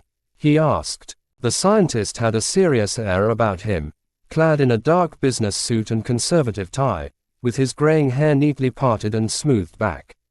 Mike appeared equally formidable in a sleek slate gray suit and a favorite yellow tie knotted around the neck of his crisp white shirt. With his dark-rimmed glasses resting low on his nose as he read from a prepared list of questions, Mike showed no hostility for Monsanto's scientist, nodding his head in agreement as Haydens explained his education, his job title, and the responsibilities that had spanned his 33 years at the company. "One of your main jobs at Monsanto is to defend glyphosate, right?" Mike asked, adjusting his glasses. Haydens looked directly at the camera and answered firmly, "My main job at Monsanto is to ensure that glyphosate is reviewed using sound science." "You've heard the phrase, ghostwriting, before, haven't you?" Mike asked, swiveling in his chair to look directly at the scientist. "Yes, I've heard the term," Haydens said, nodding, without a hint of nervousness. "And ghostwriting is considered unethical by scientists, isn't it, sir?" Mike persisted. "I think you'd have to define what ghostwriting is first before you could decide whether it's unethical or not," Haydens replied. Under his own personal definition, Haydens continued, ghostwriting occurred when someone made a significant intellectual contribution to a paper without being recognized as doing so. Mike pushed the point. "That has been an issue in the scientific community for some time, hasn't it, Drive?" Haydens, he asked. But Haydens didn't budge. "I really am not aware the degree to which that has been an issue," he said. "That's just not an area I pay much attention to." Outwardly Mike showed almost no reaction, though internally he felt a rush of adrenaline. Haydens's answer was nothing short of incredible, given the internal Monsanto emails Mike's team found in the document dump the company had made into Crivella. Ghostwriting was not an area Haydens paid much attention to. Really. The internal Monsanto emails showed that Haydens himself had suggested to other Monsanto scientists that they ghostwrite scientific papers. He had actually used the term. And multiple other Monsanto scientists working with Haydens talked to one another about engaging in the practice as if it had long been an accepted and common strategy for the company. Was it possible that Haydens did not realize the lawyers had these internal files? Mike wondered. Well, if Haydens was going to hang himself, Mike was more than happy to provide plenty of rope. The video of Haydens's testimony would be invaluable when shown to a jury. Mike proceeded with his questioning. He knew from reading an internal Monsanto action plan that in 2015 the company had hired a consulting firm called Intertek to act as an intermediary between Monsanto and a group of outside scientists for the preparation of papers supporting Monsanto's claims of safety regarding its herbicides. Under the plan, Monsanto would pay Intertek, and Intertek would then contract with the scientists who would be listed as authors on the papers that Monsanto wanted created. The goal was to contradict IARC's finding of a cancer connection to glyphosate. A series of papers authored by Monsanto's scientists would obviously be considered biased by members of the public and the media, but papers by independent scientists could carry more authority and help counter the negative attention generated by the IARC decision, the company hoped. Monsanto had not hidden the fact that it had asked for the papers. The company's chief executive officer, Hugh Grant, had told the press about hiring Intertek. But he said while some Monsanto scientists would provide information and data for the project, the scientists enlisted by Intertek would do their own work, and the findings of the papers would be truly independent of Monsanto influence. As Monsanto had hoped, The series of papers was published in September of 2016 in a respected scientific journal called Critical Reviews in Toxicology, and, as Monsanto had intended, the papers declared the IARC finding about glyphosate's cancer ties was wrong. The authors concluded that the data did not support IARC's classification of glyphosate as a probable human carcinogen, and in fact the data showed the chemical to be unlikely to pose any carcinogenic risk to people. No Monsanto scientist was included in the group of 16 authors listed, and to underscore the independence of the papers, a statement accompanying them in the journal told readers this: neither any Monsanto company employees nor any attorneys reviewed any of the expert panel's manuscripts prior to submission to the journal. The statement also said that none of the authors had been directly contacted by Monsanto. The papers worked just as Monsanto hoped they would and were widely shared by media and by organizations friendly to Monsanto. The papers helped Monsanto create enough doubt that IARC's credibility became a topic in the press. But as Mike sat across the table from Monsanto's top scientist, he knew the papers had not been written independently at all and, in fact, that Hayden's had actually suggested the team ghostwrite parts of them.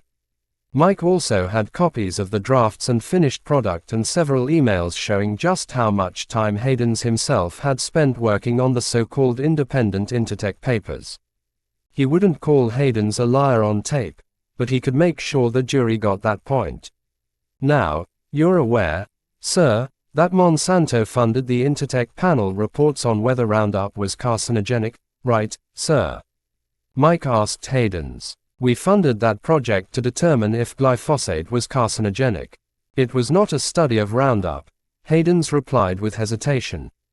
The truth, drive, Hayden's, is you ghostwrote that report, isn't it? Mike pressed, staring hard at the scientist. Hayden's did not waver. That is not correct. Mike continued to lead him into the trap he was trying to lay. Are you, William Hayden's, listed as an author on this report? No, I am not, Hayden's replied, looking down at the table and the stack of papers in front of him. Did you write any parts of this report?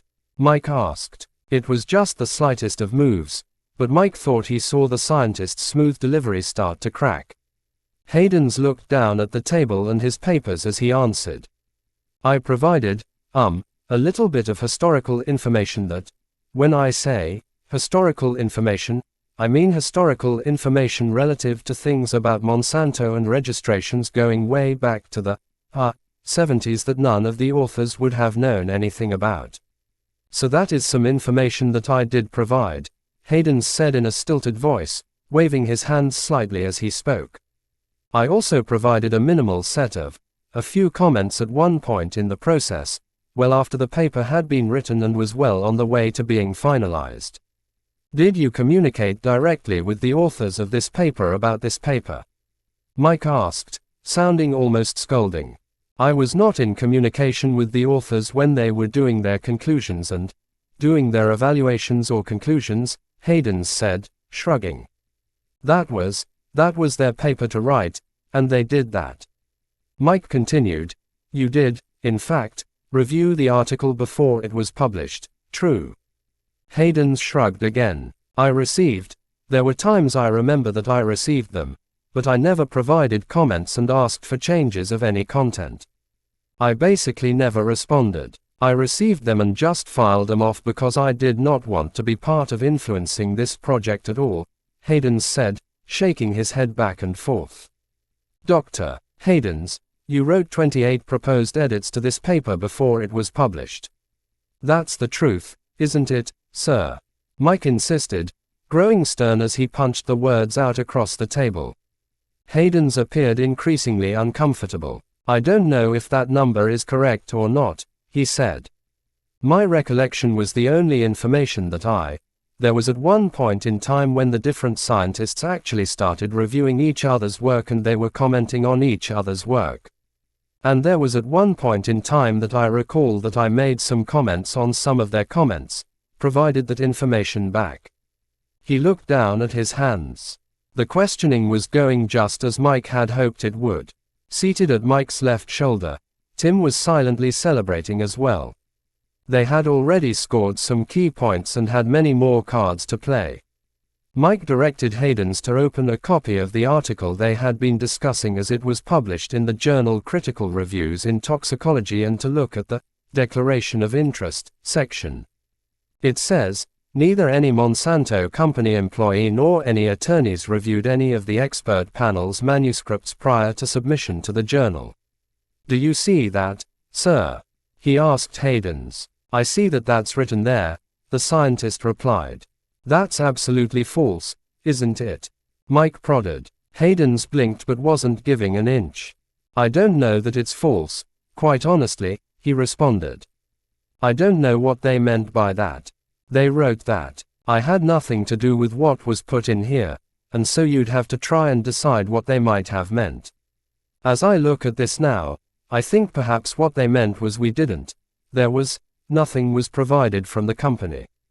But, you know, exactly what was meant when they wrote this.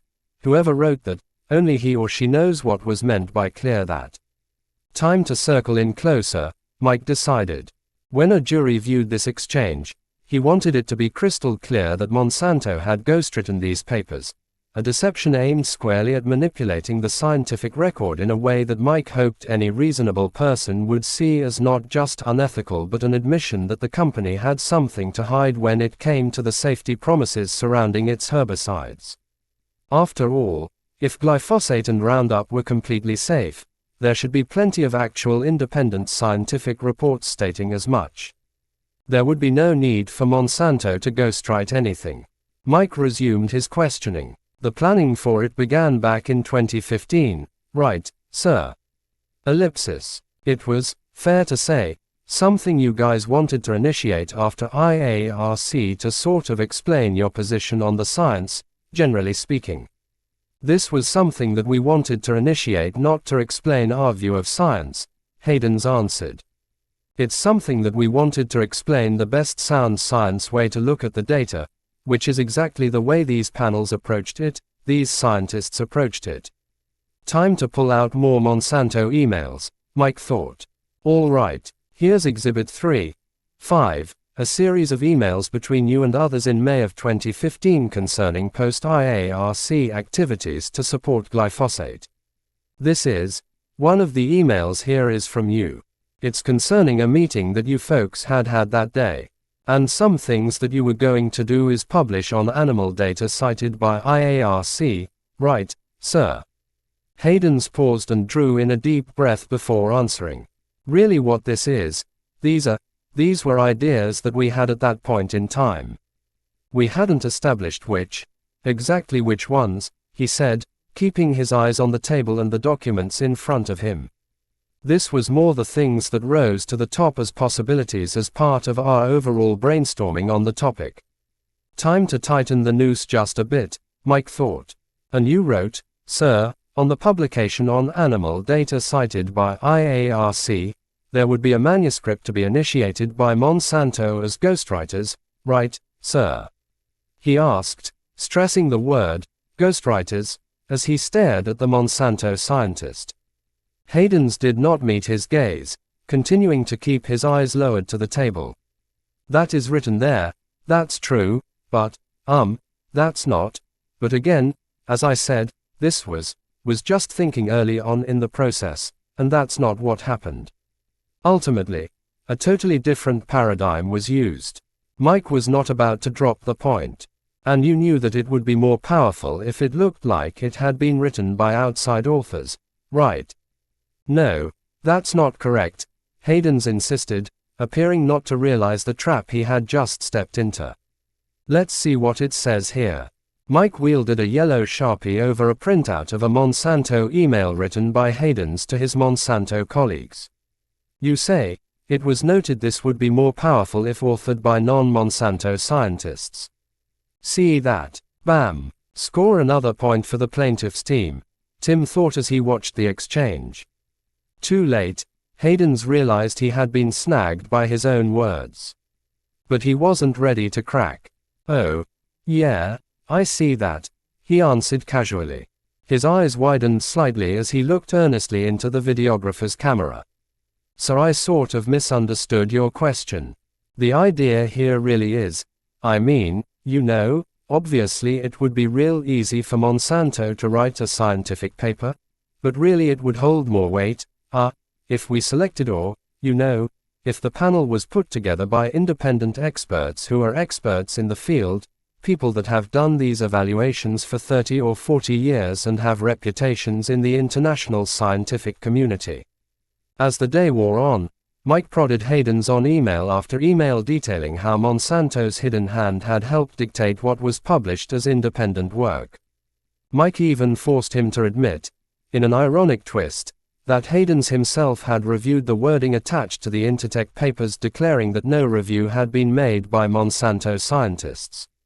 Mike also used the emails to press Haydens on statements that appeared to refer to ghostwriting of a significant scientific paper known as Williams, Crows and Monroe that had been published in 2000 and had helped convince regulators of the safety of Monsanto's herbicides. Haydens had written in an email to colleagues that he would strangle the authors if they ask for any rewrites of all the work Haydens had done on the paper. Just like the Intertech papers, the Williams paper listed only the outside scientists and did not publicly list Haydens or any other Monsanto scientist as an author. Dr. Haydens, the truth is, you ghostwrote the Williams article in 2000, and you ghostwrote the Intertech article in 2016, correct? Mike demanded. That's absolutely false, the scientist shot back. Did not ghostwrite the 2000 paper and did not ghostwrite this 2016 paper. The sparring continued as Mike's questioning of Haydens extended over 2 days, with rebuttal questioning by Monsanto's attorney. The whole deposition would never be seen by a jury, but hours of the best exchanges would be made available. Mike would have preferred to put Haydens and other Monsanto employees on the stand live at the upcoming trials, but he knew that would not be likely. Witnesses could not be forced to travel far from their homes or workplaces to testify in civil trials, and Mike felt certain Monsanto would not be volunteering its people for live testimony. The depositions would have to do. By the summer of 2017, the plaintiff's attorneys had completed several depositions of Monsanto executives and felt they were nearly ready to go to trial. There was so far no smoking gun, no internal memo indisputably tying the company's products to cancer. But the legal team had what they saw as strong evidence that the company had long been aware of concerns about the potential cancer risks of the Roundup formulations that combined glyphosate with certain surfactants. There were reports about how rapidly the glyphosate formulations were absorbed into human skin, how the chemicals could accumulate in bone and bodily organs. And there were many questionable emails between Monsanto and EPA officials that the lawyers were convinced showed unethical collusion with the regulators. The team even had started getting help from an anonymous tipster. Mysterious brown envelopes with no return address began showing up at Amy's office in Denver and at the Miller firm in Virginia. Inside one envelope was a single sheet of paper containing typed suggestions for specific documents the legal team should request from the EPA.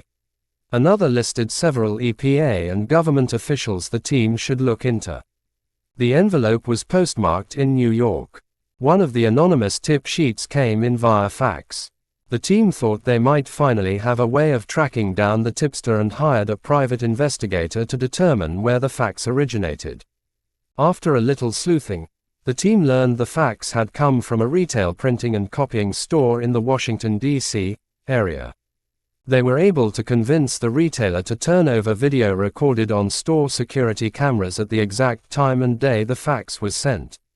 The footage did capture images of the person sending the fax, but the visual was too grainy to allow a sharp look at the person and caught him only in profile as he leaned over the fax machine. The lawyers could tell their secret tipster was a Caucasian man who was wearing a light-colored shirt with a dark jacket and a hat pulled low over his head. But it was not enough to help them track him down. Though they failed to figure out the identity of the source, the team was still thrilled by the information. One of the mailings in particular was shocking. It was a copy of a letter dated March 4, 2013, that appeared to have been written by a 30-year career EPA scientist named Marion Copley. In the letter, Copley accused the EPA's Jess Rowland of playing your political conniving games with the science to favor pesticide manufacturers such as Monsanto. Rowland was the official who oversaw the EPA's cancer assessment for glyphosate and the one who retired from the EPA shortly after the helpful leak of the draft cancer assessment report to Monsanto. In the correspondence, Copley wrote that it is essentially certain that glyphosate causes cancer. Copley accused Rowland of having intimidated staff to change reports so they favored companies such as Monsanto. If the Miller team could prove the letter was authentic, it would be powerful evidence for the plaintiffs in court. There was one big problem, though. Copley had died from breast cancer at the age of 66 in January of 2014. Without Copley to confirm that she had written the correspondence, the team likely wouldn't be able to use the letter. They reached out to her husband, who still lived in the D.C. area, but he wanted nothing to do with the messiness of the litigation and refused to let the attorneys go through Marion's computer to see if they could find a trace of the letter. Even if they couldn't do much with the Copley letter, the legal team felt great about where they were. There were scores of documents that showed that rather than acting to warn consumers or change the formulas as concerns mounted, Monsanto had instead worked to suppress the concerns and manipulate the scientific literature. Mike could hardly wait to get it all in front of a jury. With the evidence against Monsanto coming together, the hunt for Roundup plaintiffs was in full swing. To help spread the word, the legal team arranged a day-long Roundup litigation conference for June 29 in Chicago. The goal was to educate other lawyers about the evidence already in hand and the status of both the multi-district litigation set up under Judge Vince Chabria and a multitude of state cases that were proceeding separately from the MDL. Small firms that had cancer victim clients but were uncertain about their ability to take their cases to court alone would be encouraged to refer their cases to the lead firms. Mike and Nancy, Amy, Michael, Robin Greenwald, and Brent Wisner would do the bulk of the work, and the small firms would receive referral fees. The conference was also very much about the business of the plaintiffs' bar, generating large numbers of plaintiffs, which could lead to big payouts if and when the litigation succeeded. A group called Consumer Attorney Marketing Group printed up glossy green brochures outlining various creative capabilities and options for your Roundup campaign. For a fee, the marketing group would produce commercials to solicit cancer patients who had used Roundup, retrieve medical records from prospective plaintiffs, and handle other tasks to ensure that your firm gets the most cases possible within your budget. It was a hot and sunny summer day in Chicago, but inside the darkly tapestried, air-conditioned meeting room on the 8th floor of the Intercontinental Chicago Hotel, the temperature was pleasantly cool as the legal team took turns laying out the twists and turns of the litigation and what lay ahead. The gathering was small but diverse, with lawyers showing up from Arizona, Florida, Oklahoma, and elsewhere to explore how they might get involved in the legal fight. They sat quietly taking notes at long tables bearing water pitchers and dishes of mints in shiny green and blue wrappers. On a large projection screen at the front of the room, Amy, Michael, and the others took turns sharing a slideshow of key documents and data they had gathered so far. Amy told the group that Monsanto had already scored some major points against the plaintiffs' lawyers, starting with the sandbagging, when the unfinished EPA cancer report was briefly publicly posted to the internet, declaring Monsanto's herbicide not a cancer risk. When the lawyers deposed the EPA's Jess Rowland, who was the author of the report and appeared cozy with Monsanto, Rowland had denied any wrongdoing and claimed not to remember anything about how his draft report was briefly posted at a critical time for Monsanto. The fact that Rowland left the EPA shortly after the leak and found work consulting in the chemical industry was something the lawyers felt certain was no coincidence. Another blow had come just that month when an explosive story published by the international news agency Reuters rocketed around the world. It alleged that the chairman of the IARC group that classified glyphosate as a probable carcinogen had withheld critical research information about glyphosate from his fellow scientists. The information that this scientist, Drive, Aaron Blair of the National Cancer Institute, withheld reportedly showed that glyphosate did not cause cancer, the story stated. Had the scientists simply been more open and honest, the story suggested, the classification potentially could have been different. Bolstered by press statements from Monsanto and its lobbyists, the article sparked widespread concern about the integrity of the IARC review. Monsanto and its allies were pushing members of the U.S. Congress to probe the validity of the organization's cancer classifications, even suggesting that Congress strip funding from the International Cancer Agency. The lawyers were certain that Monsanto had somehow engineered the story. The company had deposed Drive Blair early in 2017, and the Reuters reporter who wrote the piece, a health correspondent based in London, declared in her article that the narrative was based in part on that deposition of Blair.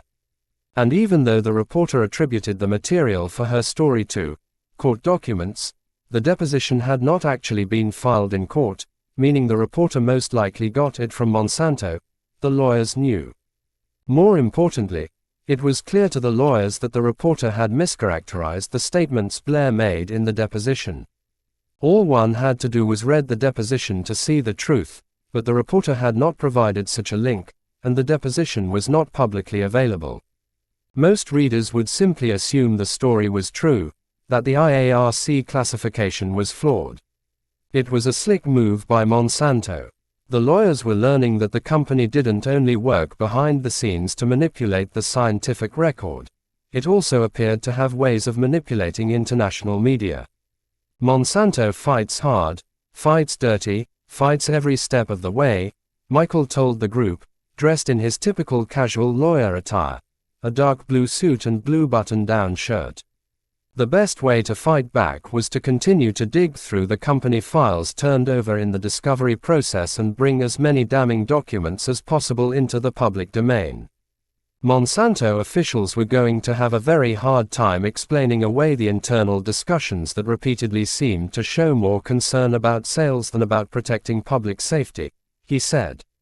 In fact, Michael explained, in just a few weeks, if all went as planned, the team would be releasing to the world what they had started referring to as hot docs, portions of Monsanto's internal files that the company had provided in response to discovery requests.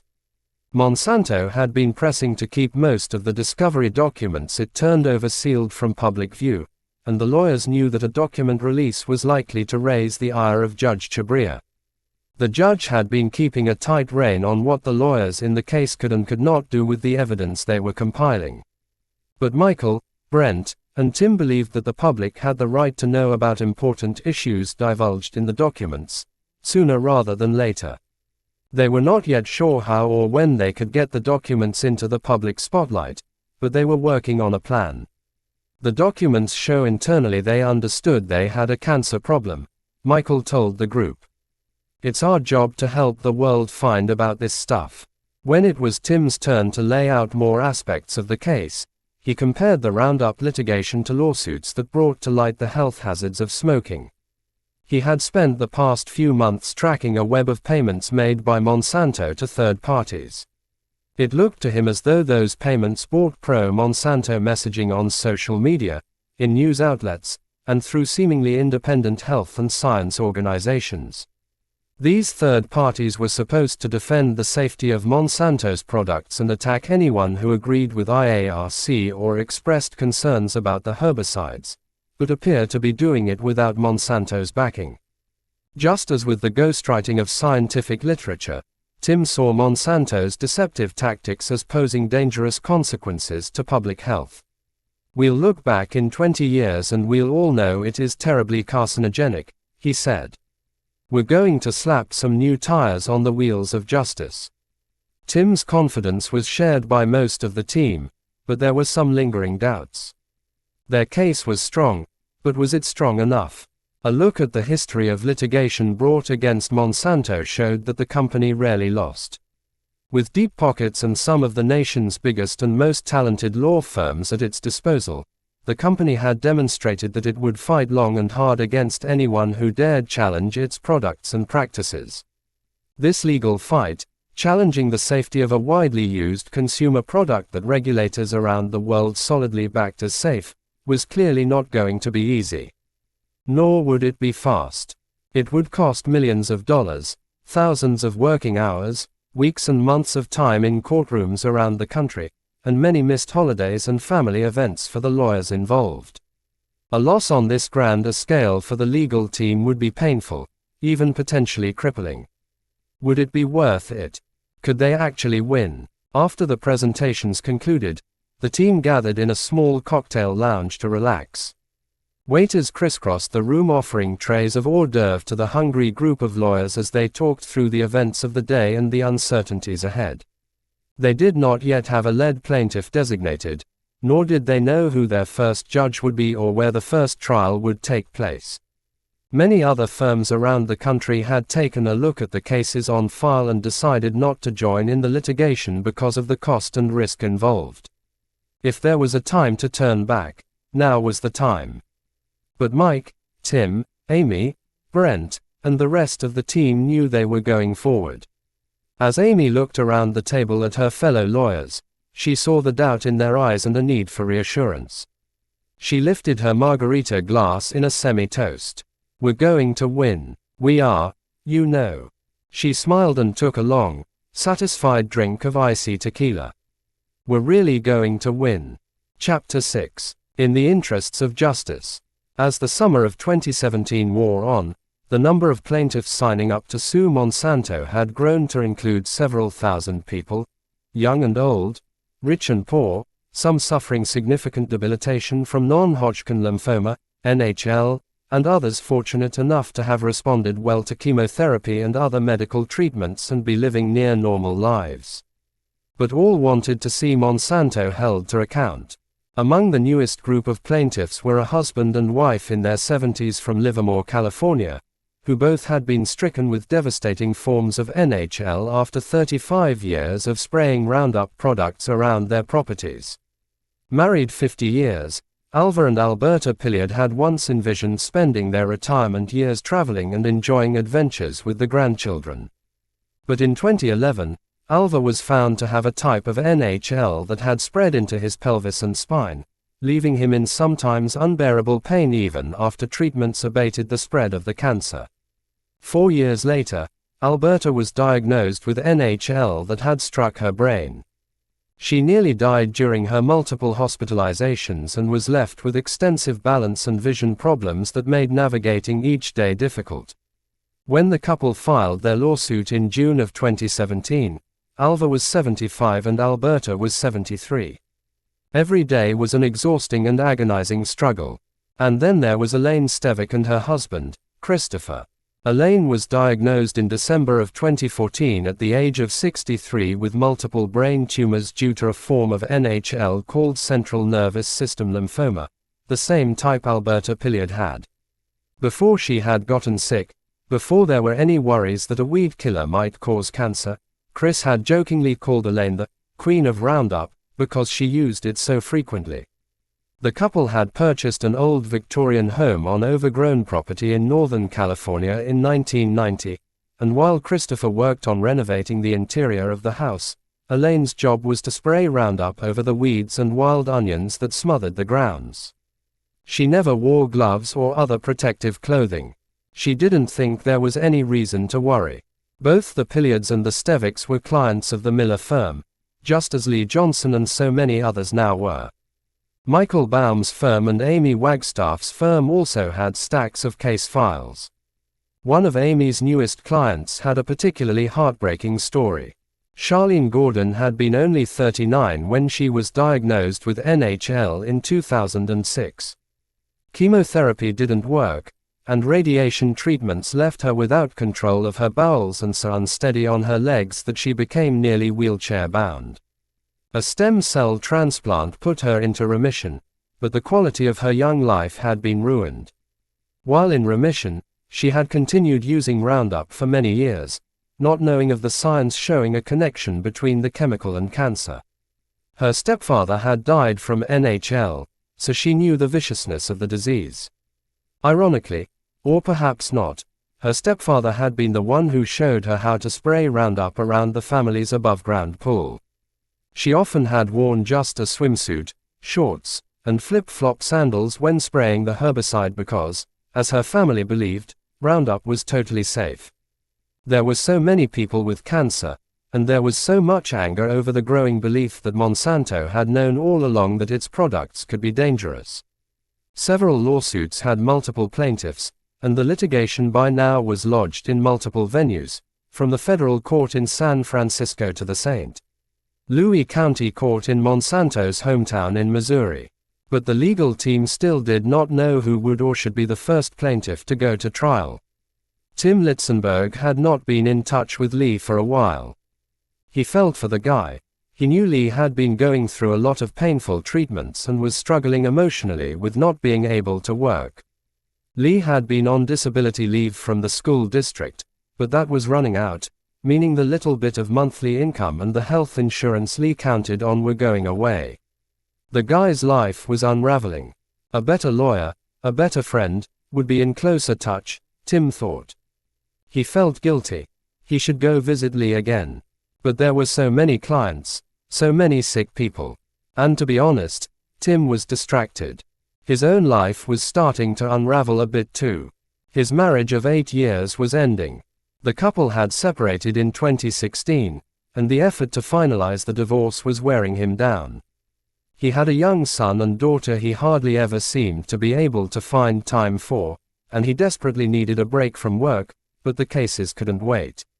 He felt as if he lived on an airplane, spending almost every other week flying back and forth from Virginia to California to Missouri for hearings and case management meetings. He started taking anti-anxiety medication to deal with the stress. When he wasn't on a plane or in a meeting, Tim continued to spend several hours each day trying to untangle the spiderweb-like network of Monsanto allies who received money and marching orders to help defend the company's herbicides. Some of the connections were easy to see, others were convoluted and confusing. Tim was obsessed with trying to figure it all out, spending hours at a time squirreled away in his second-floor office in Virginia listening to the trains rattle by while he constructed an organizational chart of the covered links detailed in the Monsanto files. From what he could tell, the records showed that the company had designed an invisible network of front groups, university professors, farm group leaders, scientists, and others who would promote Monsanto's agenda without anyone knowing they were collaborating with the company. Monsanto knew and discussed in several emails how messaging from independent third parties carried more credibility than if it came from the company directly. Tim saw that company money secretly flowed into a group called the American Council on Science and Health, for instance, and ACSH scientists in return published articles on websites and in prominent newspapers where they might help influence public opinion. ACSH had been particularly vocal in attacking the scientists of the International Agency for Research on Cancer, IARC, after they classified glyphosate as a probable carcinogen in 2015. ACSH didn't disclose that it was working with Monsanto money when the group published a series of assaults on the IARC scientists claiming their findings were not based on science. In one internal Monsanto email thread, a company executive had written to colleagues about ACSH's pro-glyphosate propaganda and the need for more funding of ACSH. In all caps, he wrote, "You will not get a better value for your dollar than ACSH." Monsanto had multiple teams of employees and contractors, including a reputation management consultant firm in Washington, D.C., that worked with third parties such as ACSH to push Monsanto propaganda all over the world without it appearing to originate with the company.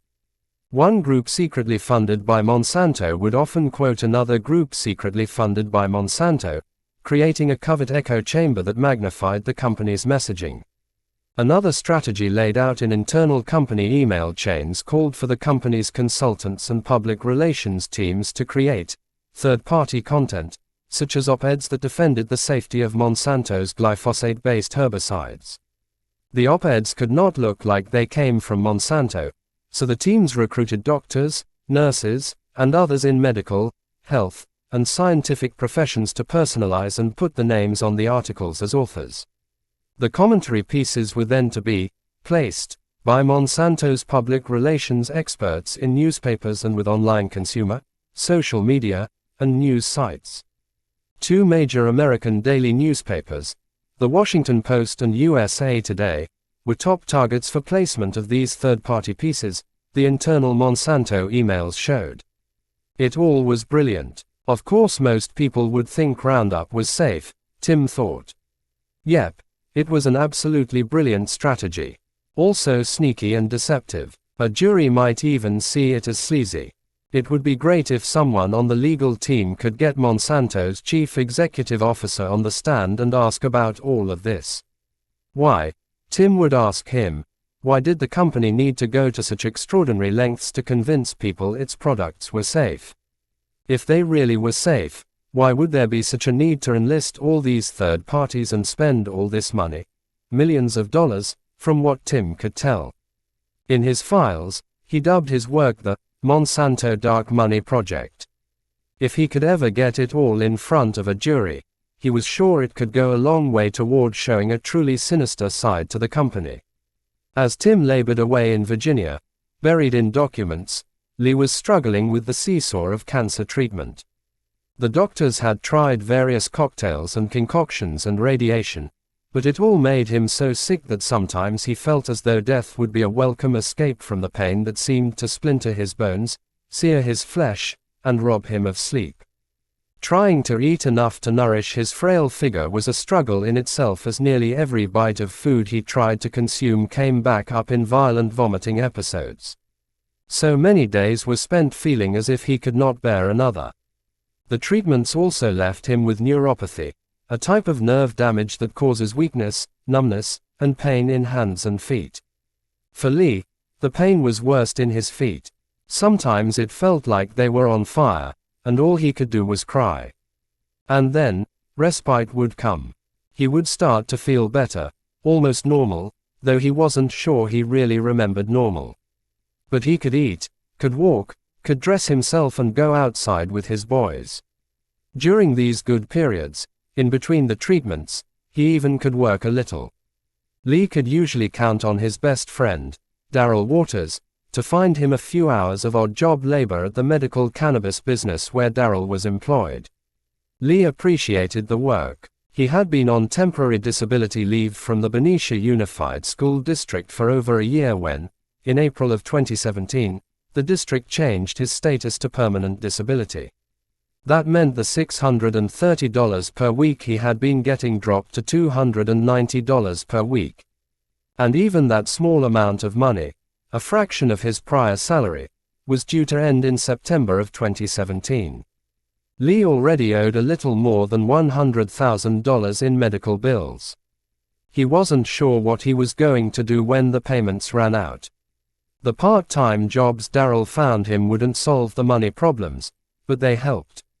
Darrell loved Lee, and vice versa. The two had met in their early 20s in a music studio, writing raps.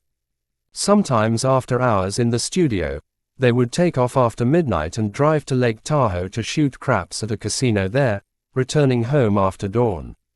As they moved into middle age, Lee had helped Darrell landscape his house and Darrell had helped Lee navigate tensions with Araceli, just as he had provided a listening ear to Lee's earlier struggles with the woman he had impregnated in his 20s. Lee rarely saw his oldest son, who by now was in his 20s and had an assortment of his own struggles, and Darrell knew how much that tore at Lee's heart. When Darrell first learned of Lee's cancer, he felt certain that Lee would beat it. Lee always figured out a way to overcome his obstacles. But now Darrell wasn't so sure. On good days, Lee seemed almost like his old self, and he would assure Darrell that he could survive the disease. But the number of days they could consider good were becoming fewer and fewer. In April, the same month Lee learned his benefits were running out, his oncologist told him that his battle to beat the cancer was failing. Tests showed a significant increase in his skin lesions, which meant the cancer was gaining momentum despite the experimental chemotherapy he had been receiving. By June, the news was even more dire. Lee's doctor told him the disease was affecting 80% of his body. It was time to get his affairs in order. The doctor was clear: Lee would not live to see another year. It never occurred to Lee to reach out to Tim. He knew Tim was his lawyer, but he also knew Tim had lots of clients. So he was surprised on one hot summer day to get a call from him.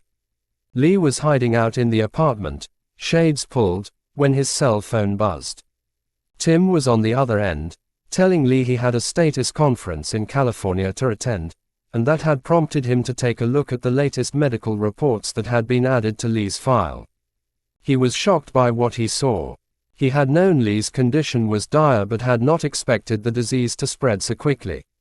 If Lee was ever going to get his day in court, it needed to be soon. Tim explained to Lee that they would file a motion for trial preference, essentially a request to a judge to let Lee jump ahead of other people with cases pending in that court. The California Code of Civil Procedure has a specific provision to allow for a speedy trial for people who doctors believe will die within 6 months. The language of the law leaves the decision up to a judge, stating that the court must be satisfied that the interests of justice will be served by granting preference. There was no reason for Lee to read the motion, and Tim hoped he wouldn't have to. His throat felt thick as he read over the final version. Though he had always known Lee might die before his case could get to trial, seeing the words on paper made him want to weep. A subhead to the motion, printed in boldface type, almost seemed to leap off the page. Setting this case for an earlier trial is in the interests of justice, it read.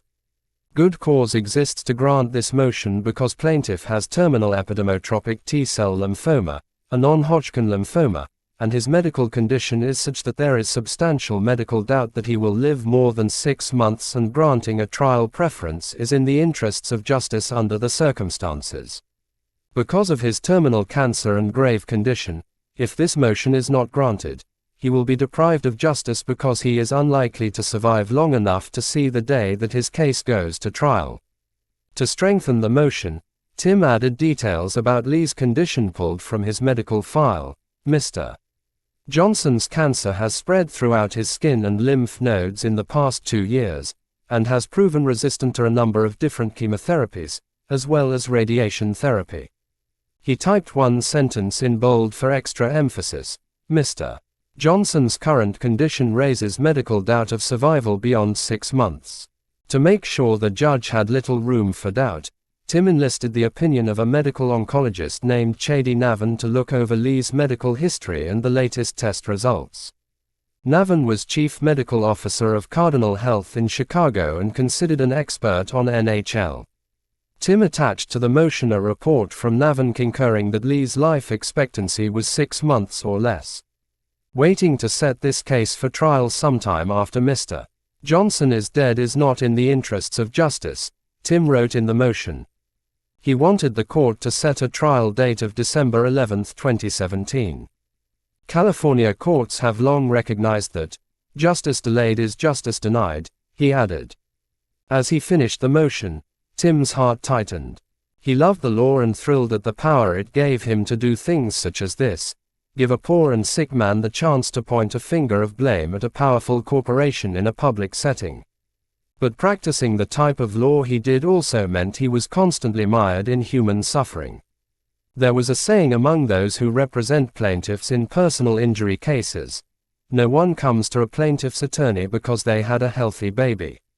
No one needs a personal injury attorney unless they've suffered something: the loss of a child, a limb, a loved one. Some particularly cynical practitioners referred to themselves as merchants of misery. There were no feel-good stories to savor in this business. Even when cases were won, big money awards ordered, sick people would still be sick. Dying people would still die. Tim filed the motion on July 21 in the Superior Court of California for the County of San Francisco, asking Judge Curtis Cano to set a trial as soon as possible. He felt good about Judge Cano so far. The judge had already given Lee's case a big lift by rejecting Monsanto's request to bifurcate, or separate, any future trial into 2 segments. Monsanto wanted to separate evidence about the company's ghostwriting and other questionable conduct from evidence about the science surrounding glyphosate-based herbicides. Separating the trial into two segments, in which a jury must first determine whether or not the company's products caused cancer before the jury could hear evidence of how Monsanto attempted to cover up the evidence and manipulate the scientific record, could make a victory for Lee extremely difficult. Very few judges ever agreed to bifurcate trials in the way Monsanto had requested. And Judge Kano already knew of Lee's declining health from discussions in a prior case management conference between the parties. It was Kano who had set July 21 as a deadline for the preference motion. If Lee's health was truly deteriorating as quickly as Tim said it was, the judge did not want to waste any more time. He wanted to see the medical evidence for himself. Monsanto's attorneys also had a right to see the medical files, the judge said. Kano told Monsanto that if it was going to oppose the motion, it needed to do so by August 14, and he set a hearing on the matter for August 29. After filing the formal motion for trial preference, Tim crossed his fingers and awaited Monsanto's response. He felt certain Monsanto would oppose his request. But what could they say? Lee was dying. How would the company justify its opposition to a speedy trial? 3 weeks later, on August 14, Monsanto's attorneys filed their 20-page response, and, as Tim expected, the company was firmly opposed to a speedy trial for Lee. The company's lawyers questioned the authenticity of the medical records Tim cited in his motion, and they cited their own medical expert, who asserted that Lee likely had well more than 6 months to live. In fact, he could probably survive until, at least November 2019, Monsanto's expert declared. The company also asserted in its response that Lee's doctor, a woman named Thak Jiao Trong, did not have enough expertise to predict Lee's life expectancy. And the company argued that as recently as April, Lee had been riding a bike, playing basketball, and gardening. He was, according to Monsanto, generally healthy. The opposition motion filed by Monsanto also took issue with the report from medical expert Chadi Navan, stating, "Drive. Navan presents litigation-driven advocacy, not sound science. There was no good reason why Mr. Johnson's case should cut to the front of the line," Monsanto's attorneys wrote in their opposition.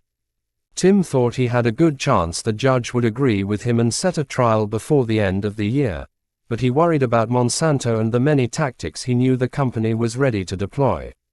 Monsanto had already tried to pull the case out of the Superior Court of San Francisco and have it placed with the Federal Multi-District Litigation, or MDL, under Judge Vince Chabria, who favored bifurcation and was openly skeptical of the strength of the allegations against Monsanto.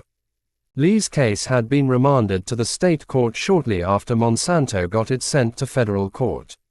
But Tim wouldn't put it past the company's lawyers to try again. It might make sense to try to find a compromise with Monsanto, he thought.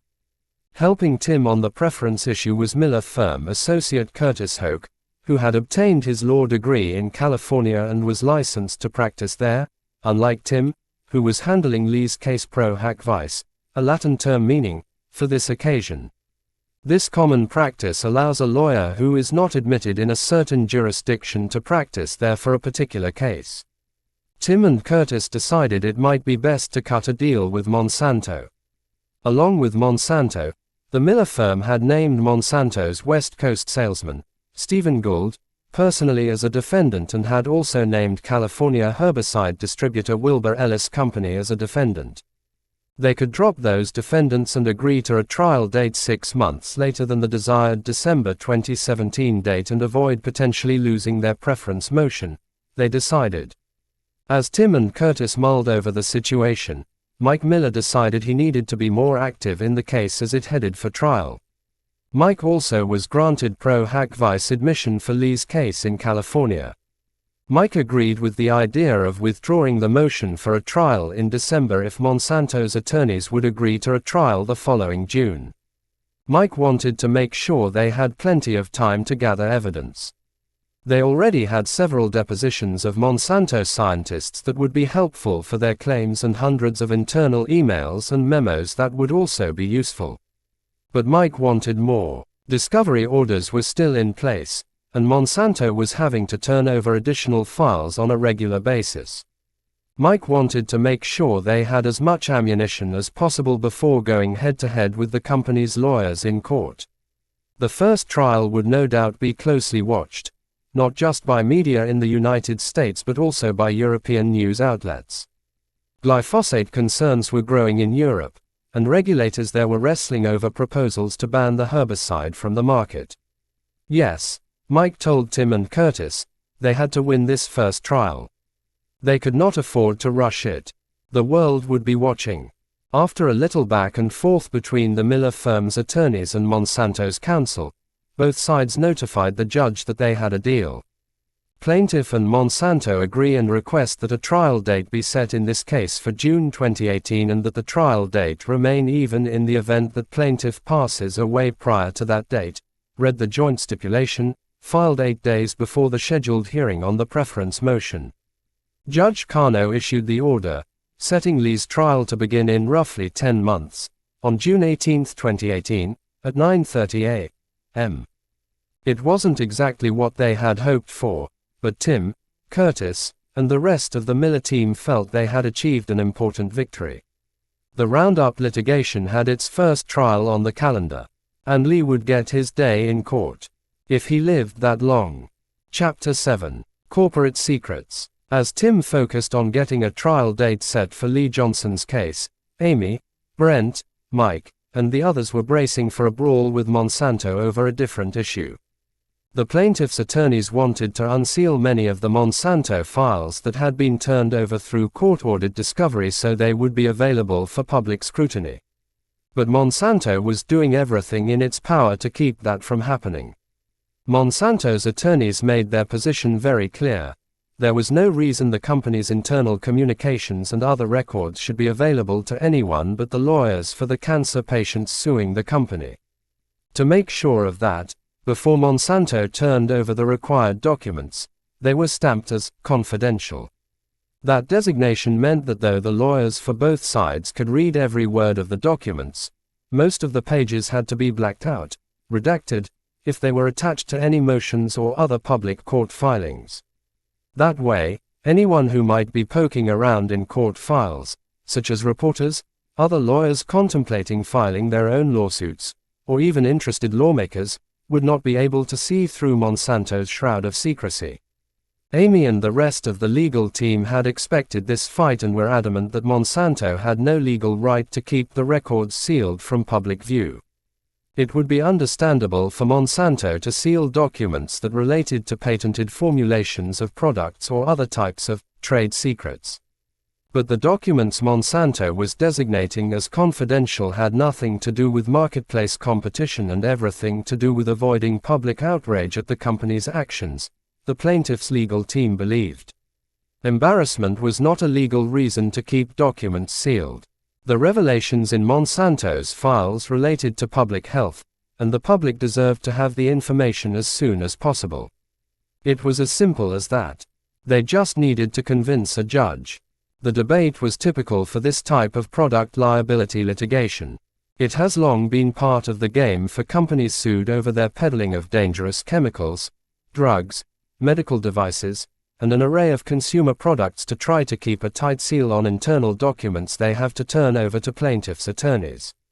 Many find success, escaping public scorn by convincing judges to keep company emails and other records hidden from the public, even those that could have alerted people to health and safety risks. Internal documents from drug maker Purdue Pharma that showed deceptive marketing regarding the safety of OxyContin painkillers were sealed by judges in litigation dating back to 2001, for instance. It was only when the death toll attributed to OxyContin addictions rose to staggering heights that public outcry and investigative journalists forced the records into public view. Similarly, a judge agreed to seal records showing that General Motors Company knew that reinforcing the roofs of its cars and trucks was needed to save lives in rollover crashes, and it took a decade before the records were released, after which the federal government upgraded its standards for roof strength in vehicles. The Roundup case was filled with evidence of corporate misconduct the public needed to know about, the plaintiff's team assessed. Among the close to 1 million documents the company had so far turned over were pages and pages of internal communications that portrayed a company that was not at all interested in public health but was solely focused on protecting its profits even in the face of mounting scientific concerns. These files would enable the plaintiff's team to make a case to a jury that Monsanto had been suppressing years of scientific information about the dangers of its herbicides at the very same time it was promoting what the company pledged was the safety of those very same weed-killing products. They could use the Monsanto records to paint an ugly portrait of an organization that had been tinkering with the scientific literature, cozying up to regulators, and using secret collaborations with front groups and other third parties to make consumers and policy makers believe Monsanto products were safe. There was an extraordinary amount of detail in the files. The internal records provided examples of how Monsanto scientists had been alerted to a number of concerns about the company's weed-killing formulations over the years, including warnings about science that showed the products might be genotoxic, damaging to human cells.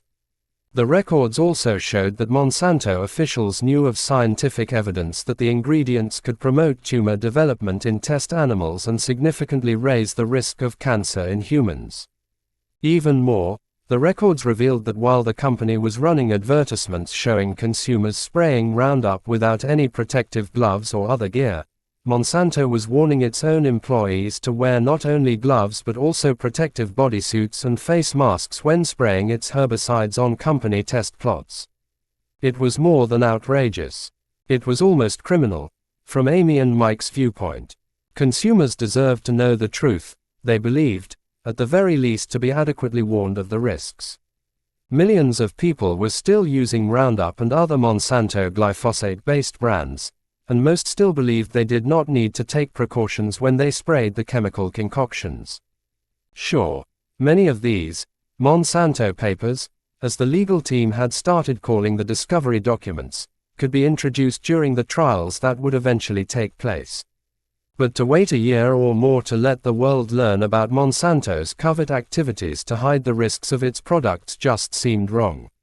As Amy and her colleagues pondered which documents to fight to unseal, Monsanto attorneys Joe Hollingsworth and his co-counsel, Eric Lasker, were working not only to keep the company's records sealed from public view but also to block as many discovery requests as possible to keep Monsanto from having to turn records over in the first place.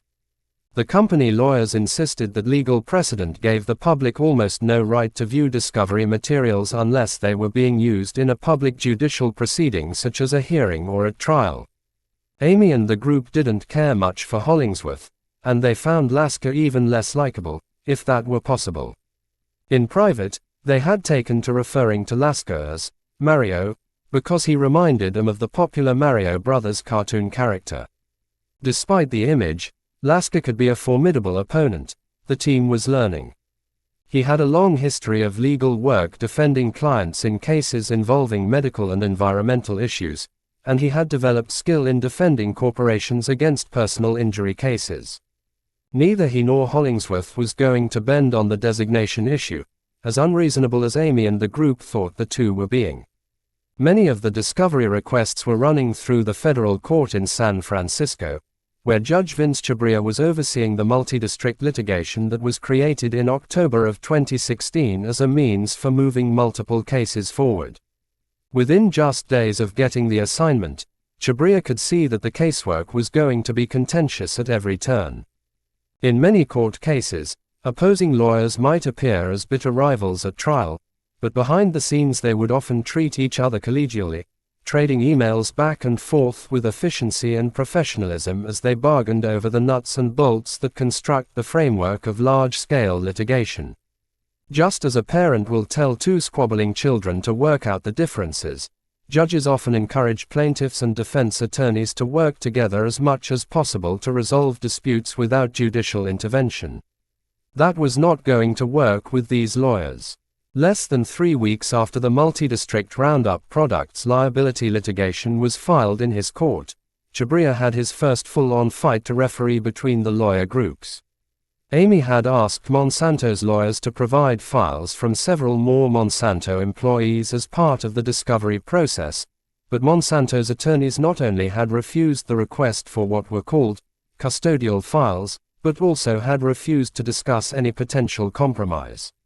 They completely ignored 3 emails Amy sent them about the issue and even refused to state their position in a joint letter to the judge requesting a ruling on the dispute, as was protocol. As the co-leaders for the plaintiff's legal team, Amy, Mike, and Robin Greenwald wrote to Judge Chhabria to say that Monsanto's attorneys not only were rebuffing requests to turn over files from some of its European employees but also were rejecting proposals to meet and discuss the matter. Sitting at her desk one cold winter morning, Amy pondered Monsanto's unwillingness to make even minimal efforts to cooperate in what should be routine procedural matters, and she realized she was angry, really angry. The actions by Monsanto's lawyers were simply stunning. Though she had spent several years engaged in court battles against other large corporations, Amy had never experienced, or expected to experience, the level of arrogance she felt from the Monsanto lawyers. To ignore her team's formal requests to meet, to refuse to confer, and to decline requests even for something as basic as jointly briefing the judge on a dispute, it was more than hubris and more than a lack of professional courtesy. This was an intentional insult, a strategy that frustrated and delayed the process and could wear down the will of the plaintiff's legal team if they weren't careful. Amy realized this was going to be an even longer and harder fight than she had steeled herself for. She was already working on the Roundup case night and day, seeing her marriage fray just as Tim's was, and becoming emotionally tied to clients whose lives had been irreparably damaged by cancer. There was no way she was going to let these assholes get to her. Bring it on, Mario, she thought. By December of 2016, the dispute over the custodial files was somewhat resolved as Judge Chhabria agreed with Amy and the other plaintiffs' lawyers on some of their requests for additional files but agreed with Monsanto's lawyers on others. What remained unresolved, however, was the continued conflict over the confidential designations Monsanto kept stamping on most of the files it did turn over. Amy, Mike, and the rest of the team wanted to fight almost all of those designations, but in complex mass litigation, as the Roundup cases were becoming, taking time to battle over hundreds or thousands of pages of documents would take away time the lawyers could be using to prepare their case. New plaintiffs were signing up to join the litigation against Monsanto almost every day, and the plaintiffs' lawyers were already scrambling to keep up with court deadlines for filings regarding deposition schedules and more. The lawyers did not need the discovery documents unsealed for their own use. After all, they could read everything, confidential or not, and use what they needed to put their cases together. But they couldn't shake their belief that if the contents of the documents were known to the public, some lives might be saved. Chhabria had never run multi-district litigation before, but he had no intention of letting the ongoing battles between the opposing teams of lawyers consume time he needed for the other cases on his calendar. In an attempt to keep the lawyers from running to him with every disagreement over the designation issue as they had with the custodial file requests, Chhabria decided to lay down a list of rules for both sides to follow before they could engage him. It was a rigid step-by-step system that had to be followed to the letter. And if they didn't, he would make sure there would be hell to pay. Chhabria's December 2016 court order had something for both sides. It granted Monsanto the benefit of the doubt, allowing company officials to designate as many documents as they wanted as confidential so long as the Monsanto officials believed the records were, in fact, confidential. The judge said his order did not confer blanket protections for all Monsanto documents and that the company should be sure it was following applicable legal principles in making confidential designations to the documents it handed over. If the lawyers for the cancer victims wanted to challenge the confidentiality Monsanto asserted, they would be allowed to issue a challenge for up to 500 documents in one 30-day period. But each challenge had to follow certain steps. Under Chhabria's ordered protocol, if Mike, Amy, Brent, or any of the other plaintiffs' attorneys wanted to challenge the confidentiality of documents, they first must notify Monsanto's lawyers in writing of each document they were trying to designate, and explain in writing the basis for their belief that the designations were not proper. Both sides must then talk to each other directly, in voice-to-voice dialogue, within 14 days of notification of the designation effort. If Monsanto's lawyers were not persuaded that the designations should be lifted, they then would have to explain the specific basis for keeping sealed each of the documents the plaintiff's lawyers wanted unsealed. If the two sides could not resolve the matter, the judge would intervene. But to obtain his intervention, one of two things had to happen. Either the lawyers for the plaintiffs had to file a motion formally challenging the confidentiality designations to the judge, or Monsanto had to file a motion asking to retain confidentiality. And in what would later become an important provision, Judge Chabria said that the burden for resolution of the challenges to document confidentiality would be squarely on Monsanto. He wrote in his order the following: if the parties cannot resolve a challenge without court intervention, the designating party shall file and serve a motion to retain confidentiality, within 30 days of the initial notice of the challenge or within 21 days of the parties agreeing that the meet and confer process will not resolve the dispute, whichever is earlier. Failure by the designating party to make such a motion including the required declaration within 30 days, or 21 days, if applicable, shall automatically waive the confidentiality designation for each challenge designation. Amy, Mike, and Robin wasted no time in testing Judge Chabria's protocol. They did as his December order stated, identifying roughly 200 documents they believed Monsanto had no legal reason to keep sealed. Among those were internal emails in which Monsanto employees discussed interactions with the U.S. Environmental Protection Agency and former EPA official Jess Rowland, who had led the cancer assessment for glyphosate within the agency. To the plaintiff's attorneys, the emails looked like clear evidence of collusion. The public should see these documents, and Rowland should answer questions about them. The lawyers were convinced Rowland had tight ties with Monsanto and helped the company every chance he got. He was the one who had leaked the report to Monsanto in April of 2016 during a pivotal time in the litigation, they believed. And though they couldn't prove it yet, they suspected that when he left the EPA shortly after the leak, Rowland had gone to work for chemical industry interests affiliated with Monsanto. Not surprisingly, Rowland did not want to be deposed, and the EPA also wanted to keep him from having to give sworn testimony. An EPA lawyer told the plaintiff's attorneys that Rowland's testimony would not be in the best interests of the EPA. Monsanto lawyers Hollingsworth and Lasker also did not want Rowland deposed, and they definitely did not want the company's internal emails about Rowland available for public scrutiny or any of the other internal records plaintiffs wanted unsealed. In a February 2017 brief filed with Judge Chabria, they argued that Amy, Mike, and Robin were trying to remove the confidentiality designation of the EPA and Rowland documents only to garner public sympathy for the people suing the company. If the public saw the emails, it would harm Monsanto's credibility and taint any potential future jury pools, they said. The reputational and privacy interests of Monsanto, and its interests in fair and efficient court proceedings, could be damaged if plaintiffs are permitted to use raw discovery material to launch a public, out-of-court attack, they wrote in a brief to Chabria. Monsanto had by that point produced 900,000 documents totaling roughly 10 million pages, and the plaintiffs' lawyers should be allowed to challenge the confidentiality of those records only when there was a litigation need, Hollingsworth and Lasker argued for Monsanto. The process of resolving confidentiality challenges disconnected from relevance and litigation need inevitably would be time-consuming and expensive for the parties and court, they wrote in their brief.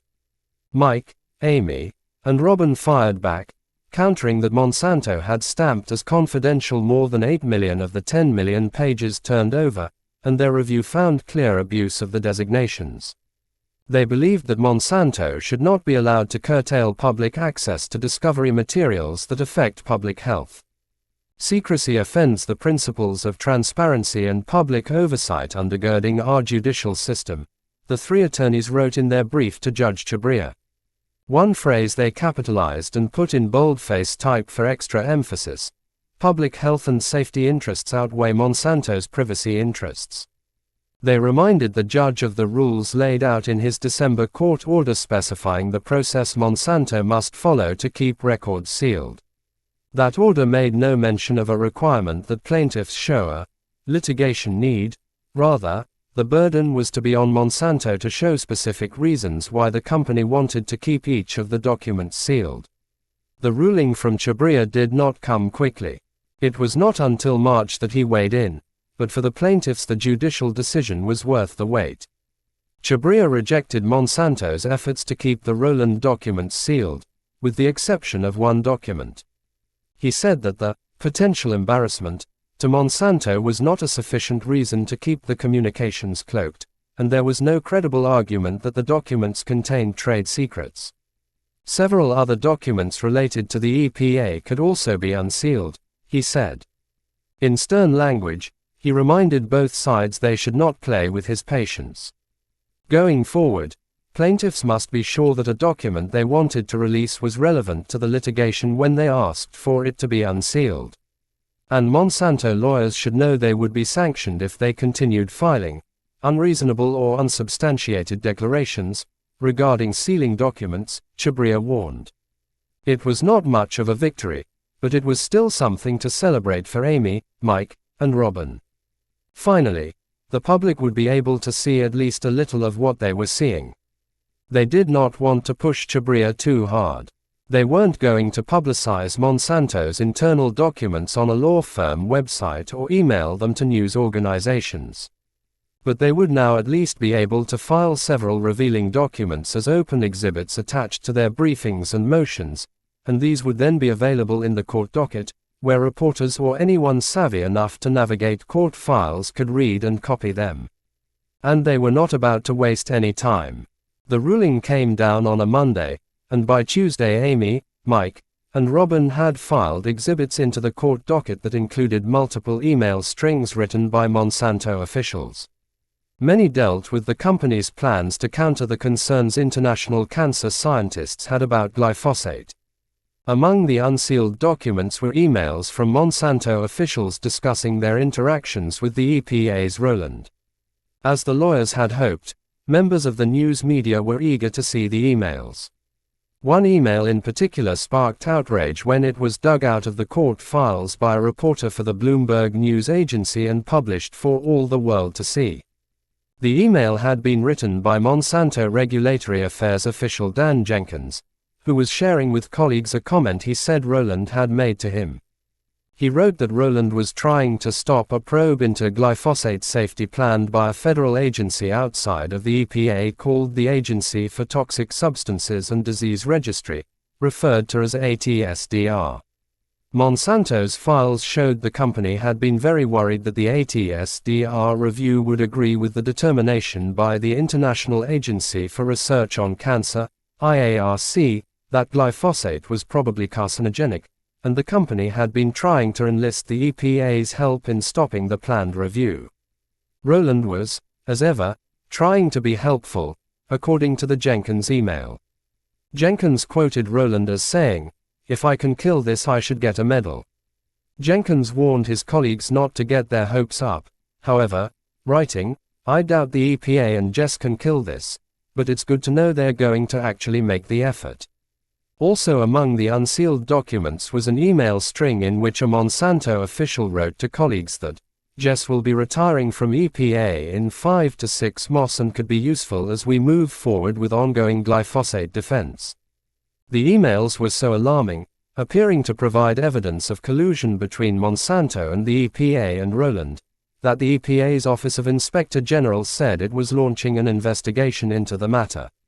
Just a few weeks after the Rowland emails were made public, Mike and the team got Rowland to sit before a camera and microphone and take questions about the suspicious leak of the glyphosate cancer assessment report he had overseen and about how much help he had been providing Monsanto. But after more than a day of questioning, Rowland had said almost nothing of value for the plaintiff's side. As company scientist William Haydens had done in his deposition, even when confronted with emails and other documents laying out what the plaintiff's legal team considered damning words and deeds, Rowland refused to acknowledge the story the emails told. Other unsealed internal Monsanto emails also made headlines. National Public Radio and USA Today ran stories about emails that showed Monsanto working to recruit outside scientists they could pay in exchange for co-authoring reports defending the safety of glyphosate. The news outlets also highlighted emails by Haydens, telling readers how he had suggested that the company ghostwrite scientific information, just as the company had handled a scientific paper published in 2000. One email from Haydens stated that Monsanto would be keeping the cost down by us doing the writing and they would just edit and sign the names, so to speak. Reporters who had largely ignored the Roundup litigation were starting to call and email the plaintiff's legal team seeking more documents and tips on what more might be coming, and lawmakers in other countries were taking note as well. Getting the emails out was a win for the plaintiff's side, for sure. Now people were paying attention. In his office in Los Angeles, Brent was thrilled that Amy, Mike, and Robin had been able to get some of the discovery documents unsealed and that Monsanto's secrets were starting to come to light. He and Michael Baum did not have a client with a case coming to trial anytime soon, but they still spent a lot of time studying the discovery documents for every thread of evidence that could be pulled. Brent wanted so badly to try one of these cases that he had started drafting opening statements for a future trial he hoped he would get the chance to lead. There was so much to show a jury. So many lies, for so long. The more he read of the internal files, the less patient Brent became with the process. There was just so much more that should be revealed, now, not a year or two later at trial. Regulators in Europe were currently debating whether or not to relicense glyphosate for another 10 to 20 years of use, and they needed to make a decision by the end of 2017, Brent knew. California regulators were in the midst of a battle with Monsanto over the state's decision to require warning labels on glyphosate-based products, and every day, somewhere, school districts were spraying weed killers around ball fields, city groundskeepers were applying them to parks where kids played, and moms and dads were using them in their own backyards. They all had a right to know what Monsanto was not telling them, Brent thought.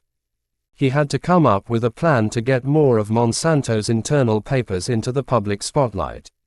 Attaching them as exhibits to court files as the opportunity presented itself, as Robin, Amy, and Mike had done, was not going to do the trick. Not if he wanted the world to see what he saw. Brent read and reread Judge Chabria's December order laying out the process both sides had to follow before documents could be unsealed. And as he did, a plan started to come together in his head. He was sure if he could pull it off, Judge Chabria would not like it. And if the judge did not like it, Mike and some of the other co-leaders of the multi-district litigation would not like it either. Brent knew that if they got on the bad side of Judge Chabria, it could do lasting damage to their leadership position in the federal litigation, resulting in sanctions or worse. Antagonizing the federal judge would also not sit well with the state judges who would be trying many of the Roundup cases. It was even possible that he could get kicked off the Roundup litigation entirely. But Brent couldn't shake the idea that this was something he needed to do. Monsanto officials had covered up the truth for too long. As he jotted down an outline for how to put his plan into action, Brent realized the plan would work only if Monsanto's attorneys continued to treat him and the other members of the plaintiff's legal team with the arrogance and dismissiveness they had shown so far. It was going to be a gamble. But if he was careful, and Monsanto's lawyers were not, Brent just might be able to lead them into a legal trap of their own making. Time to get to work. Chapter 8. A risky plan. The first step in Brent's plan was to rope in some assistance from other members of the Baum Headland law firm. If he was going to skip past the court docket and lay out Monsanto's internal files for the world to see, he couldn't do it alone. Brent knew he could not ask for a lot of help from the firm's senior partner and president, Michael Baum. Though Michael had championed the practice of publicizing sensitive corporate documents that exposed wrongdoing and public health risks, and he was just as eager as Brent to see Monsanto's documents go public, he was far too busy to take on the tedious tasks needed to make it happen. Michael could help him perfect the plan, but first Brent needed someone willing to do the grunt work, someone with time to pore through the vast database of documents Monsanto had designated as confidential. And it had to be someone savvy enough to help make sure that each early step in stripping the confidentiality designation from those documents did not run afoul of court orders. Importantly, he also needed someone with backbone. If the plan worked and the firm was able to release a trove of what Brent considered damning internal Monsanto documents directly to the public rather than attaching them as piecemeal exhibits to court motions, there would likely be a lot of angry people seeking retribution, U.S. District Judge Vince Chhabria included. The judge had admonished the plaintiff's attorneys multiple times in the past few months not to use Monsanto's internal documents to conduct a public relations campaign against the company. If the documents were not relevant to the litigation, no matter what secrets they held, they should remain confidential, Chhabria had warned the lawyers. Brent knew that some of the other lawyers in the Roundup litigation thought he was playing with fire even to contemplate toying with Judge Chhabria. Mike Miller, whose firm had launched the discovery requests of Monsanto and was the first to dig into the document database, was staunchly opposed to the plan to unveil stacks of documents to the public without the judge's express approval. Mike wanted no part of the effort, nor did he want anyone from his firm involved. Mike was a fighter, but he preferred to pick his battles carefully, and he knew that teeing off a federal judge was rarely a good idea. Most of the other Baum Headland lawyers had their own clients and caseloads to handle. But there was a new young lawyer at the firm who seemed to match Brent's zeal for challenging corporate wrongdoing. Pedram Asfandiri was only 25, even younger than Brent. Still, Pedram had a sophisticated worldview honed by a childhood that had included living for stints in Sweden, Iran, Canada, and the United Kingdom, and he had grown up hearing stories of his Iranian mother's work in challenging government power during the Iranian Revolution. By the time he was 12, Pedram had decided he also needed to be a revolutionary of sorts but would make his mark as a lawyer.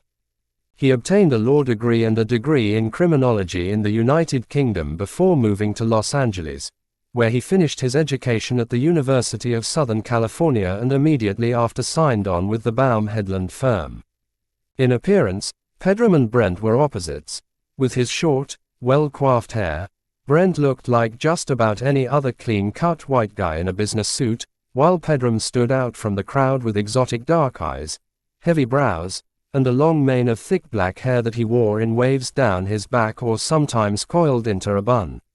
He was soft-spoken and had a British accent, evoking a cool calm, in contrast to Brent's almost frenetic energy.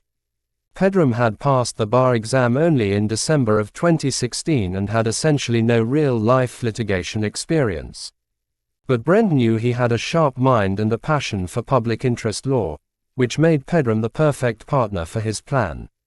The first task at hand was to sift through the hundreds of thousands of documents sitting in the Crivella Discovery database that Monsanto had marked as confidential.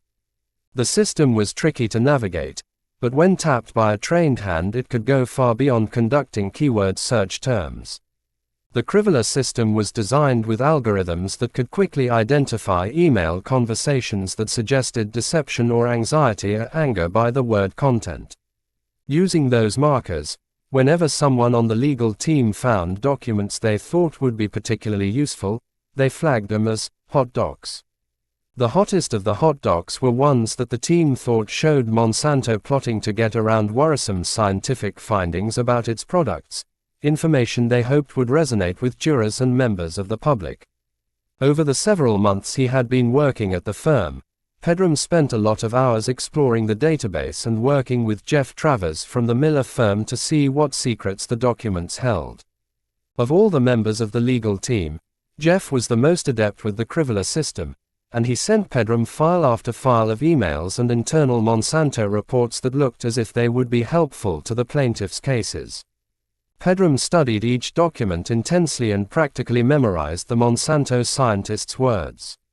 He read the plans to beat back any public concern that Roundup might be dangerous. He knew which documents best illustrated the company's work to discredit the scientists at the International Agency for Research on Cancer, IARC. He could see, on paper, the company trying to convince regulators to ignore any and all studies that showed evidence of harm. There were so many revealing documents that it was difficult to decide which ones they should use for their initial confidentiality challenge. It was almost certain that Monsanto would deny their request to unseal the documents, and Pedram and Brent knew that if they planned to keep their careers, they had to follow Judge Chabria's December 2016 order to AT. After long days of staring into their computers, Pedram and Brent finally identified 86 documents they wanted to push out to the public. 42 of them were documents that Amy Wagstaff had previously tried to unseal with no success. She had emailed Monsanto's attorneys a list of the documents in early May, but the company's attorneys had never responded, even to her follow-up emails. Pedram organized document summaries in a detailed chart and wrote up arguments for their relevance to the litigation. One set of Monsanto documents from 2008 showed that employees were aware of the publication of a new study in the International Journal of Cancer showing that exposure to glyphosate could more than double a person's risk of developing non-Hodgkin lymphoma. The employees expressed concerns, not for Monsanto customers, but for the fact that activists were using the data to promote organic agriculture. Another set of documents Pedram listed highlighted emails describing surprising results in an analysis of the rate at which the company's herbicides were absorbed into skin. In one email, Monsanto scientist William Haydens expressed worry about such dermal penetration studies, writing, "My primary concern is with the glyphosate in terms of the potential for this work to blow Roundup risk evaluations, getting a much higher dermal penetration than we've ever seen before." The documents were relevant and reasonably likely to be used in this litigation, because they were related to information that the formulated product was both absorbed at a higher rate and is more toxic. Significant questions for the biological plausibility of glyphosate and Roundup as a carcinogen, Pedram wrote in his chart. Such information is likely to be considered vital by regulators and researchers when assessing the carcinogenicity of Roundup and glyphosate. More documents discussed news that French regulators were going to order a withdrawal of glyphosate-based products containing a key Roundup ingredient called talawamin because the European Food Safety Authority had found evidence of potential human health risks from the combination of chemicals. Company employees were worried, again, not for the health of Monsanto customers but because the move would look bad for Monsanto. "We are expecting the letter of intention from French regulator ANSES very soon, and it might point to imminent health risk regarding the use of talawamin," a Monsanto executive wrote to colleagues. The documents showed that the company wanted to make the public think the ban was not related to human health risks, even though the French agency had specifically cited the potential genotoxicity, long-term toxicity and carcinogenicity, reproductive, developmental toxicity and endocrine disrupting potential of the Roundup ingredient. Pedram quoted the Monsanto internal discussion, typos and all, in his chart. "We simple would need the argumentation for the ban, withdrawal to not be based on human health, but other on considerations like precautionary principle. The consequences of this ban if referring to human health risks have the potential to go beyond France and would potentially have global and trade impact. It is therefore of essence that any intention to ban does not refer to imminent human health risk." On and on, Pedram added the documents to his chart, careful to explain in as much detail as possible why the documents were relevant to the key question in the case: could Monsanto's Roundup and other formulations cause cancer? Pedram also threw in several documents showing what he considered the most outrageous of the company's actions. He included documents showing how Monsanto had plotted in 2015 and 2016 to produce an independent review of glyphosate as ghostwriters. The company would use the Intertech Consulting Group as a conduit for papers that would contradict the IARC scientists and declare glyphosate safe. He added emails showing that Monsanto was secretly directly paying some of the non-company scientists enlisted as authors on the papers. And he included emails from early 2015 between Monsanto and an academic named Henry Miller laying out a plan for Miller to appear as the author of an article Monsanto had drafted for publication on the Forbes magazine website. The point of the article was to set the stage for an attack on IARC's future findings on glyphosate. There were also pages and pages of emails Pedram added to the chart showing Monsanto's behind-the-scenes efforts to discredit the work of a French scientist who claimed to have found that Monsanto's herbicides were very damaging to human health. Line after line, Pedram carefully typed out the details he hoped would soon be unsealed and made part of the public record. It took him weeks to pull the whole thing together. The list of documents turned out to be 28 pages long. But Brent was thrilled, and Michael heartily applauded Pedram's work as well. The time had come to engage Monsanto's attorneys. All three men decided they wanted to sign on to the letter, but Brent's name would go first. It was his plan, after all. They addressed a 2-page letter to Joe Hollingsworth and 2 of his co-counsels, posting the date of the letter boldly in the middle of the top of the first page, June 30, 2017. The exact date would be critical to the plan, and there should be no mistake about it. They also were careful to include language specifying that their action was made in accordance with Judge Chabria's December 2016 protection order. That language had been missing from Amy's May letter seeking to unseal the 42 documents. This time, everything had to be perfect. Counsel, I write to initiate a meet and confer regarding the asserted confidentiality of specific documents produced by Monsanto in discovery. I have been appointed by the plaintiff's leadership in the MDL to work on this issue with you. This challenge is made pursuant to paragraph 16.2 of the December 9, 2016 Protective and Confidentiality Order. We seek to meet and confer about documents we believe have been overdesignated as confidential by Monsanto. We have reviewed each document individually and selected only documents, listed out in detail on the attached chart, that do not contain trade secrets, sensitive commercial information, privileged material, or that are otherwise entitled to confidential protection under the law. In compliance with the Court's Pre-Trial Order 15, PTO 15, clear reasons are set forth in the attached chart for why each challenged document is relevant to the general causation stage of this litigation. They made sure to be courteous, recognizing that Monsanto's designation of nearly every document produced in this litigation as confidential was not done in bad faith, but simply because Monsanto erred on the side of caution. This letter and the requested meet and confer is your chance to address a discrete set of documents identified in the attached chart, and correct Monsanto's overdesignations. It is my sincere hope that through the meet and confer process we can avoid burdening the court with having to review these documents and this confidentiality dispute can be resolved without court intervention. But they made it clear that the clock was ticking. I am available to meet and confer and ask that you notify us by Thursday, July 6, 2017 of when you will be able to systematically go through each of these documents to see if there is some way we can come to an agreement outside of court intervention. Best, Baum, Headland, Aristey and Goldman, P.C. R. Brent Wisner, Michael L. Baum, Pedram Asfandiri. The 28 pages of documents laid out in the chart Pedram had carefully prepared was attached to the email, and with a click of the computer mouse, it was sent. Now they just had to wait and see how Monsanto's attorneys responded.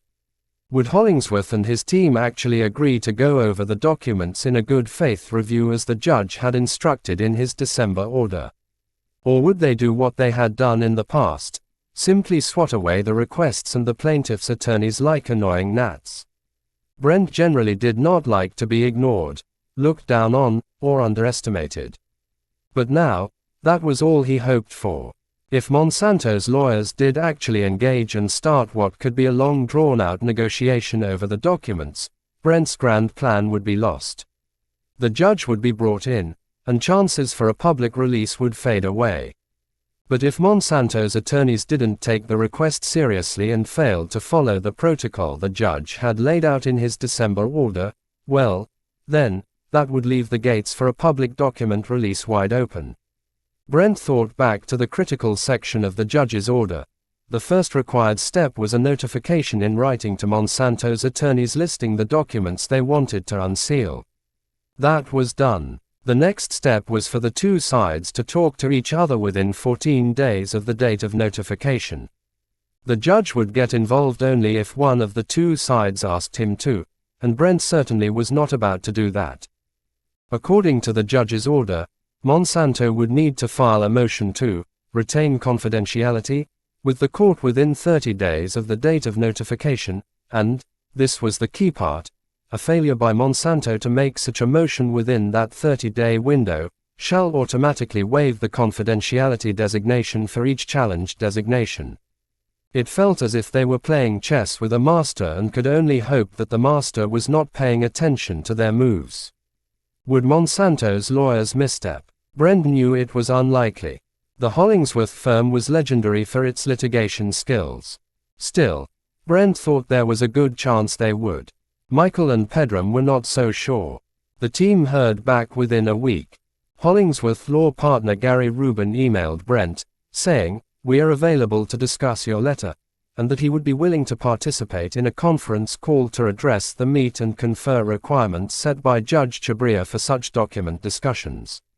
The two sides agreed to set the call for early on the afternoon of Thursday, July 13th, the last day to act within Judge Chabria's required 14-day window for such a meeting following notification of the document challenge. On the Monday ahead of the meeting, Brent instructed Pedram to email Rubin reminding him of the upcoming document discussion and asking him to note which documents he was not going to agree to unseal, to facilitate the upcoming discussion. But Rubin emailed back only a curt reply, "Thank you for your email. We plan to speak with you on Thursday, 1 p.m. your time."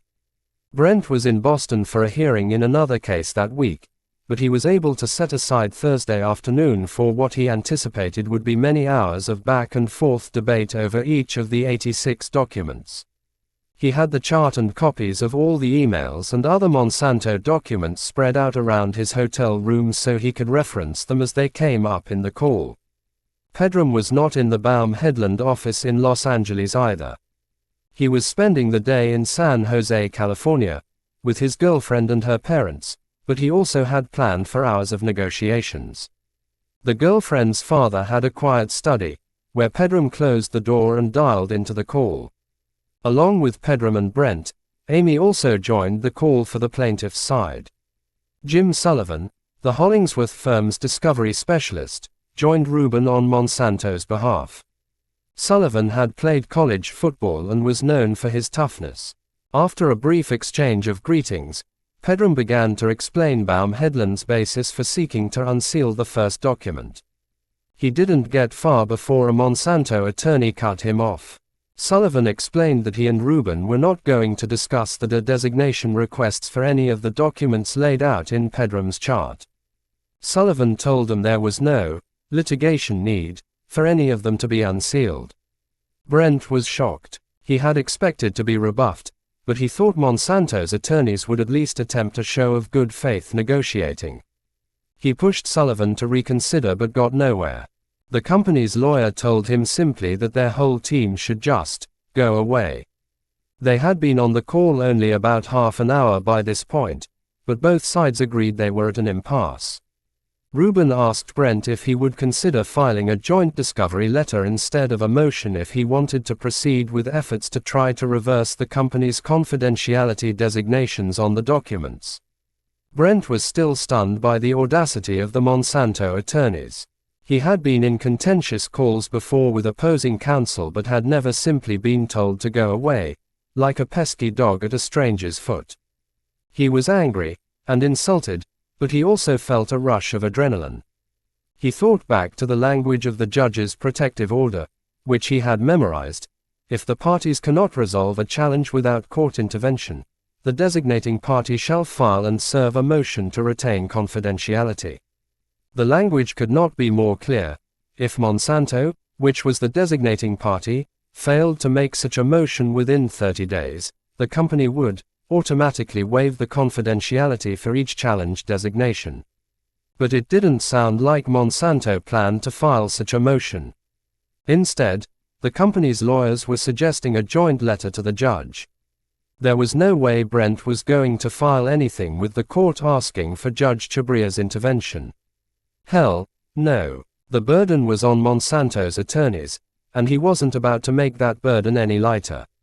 He didn't tell either Sullivan or Rubin what he was thinking, saying only that he doubted his team would agree to a joint letter to the judge before ending the call.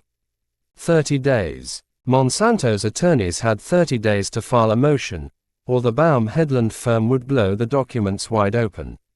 Their notification had been delivered on June 30th, which meant the 30-day period for Monsanto to act to protect the documents would expire at midnight on July 30th. 1 week passed with no filing by Monsanto. And then a second week passed. Were they really going to let this 30-day window expire? Did Monsanto's attorneys understand that the judge's protective order would allow Baum Headland to open up the documents once the 30 days had passed unless Monsanto filed a motion to retain confidentiality? The waiting was wearing on Brent and also on Pedram, who found himself smoking nervously far more than he knew was good for him and easing the stress with a drink, or more, at night. Each day, they expected to get a copy of Monsanto's motion, which would bring Judge Chabria into the discussion and make a direct document release to the public highly unlikely. But each day passed with no action from Monsanto. Brent started to wonder if he had been clear enough with Monsanto's lawyers about the fact that he was not filing anything with the judge. After consulting with Amy, Michael, and Pedram, Brent sent an email to Rubin late in the afternoon on July 27th. Following up from the meet and confer, we discussed the issue internally, and plaintiffs have decided that we will not be filing a joint discovery letter with the court concerning the confidentiality designations challenged in the June 30, 2017 letter. Best. R. Brent Wisner, ESQ. Brent said nothing in his email about the fact that Monsanto's 30-day window was about to close, nor about his plans once the deadline did pass. Another day passed, and another, and then it was July 30th.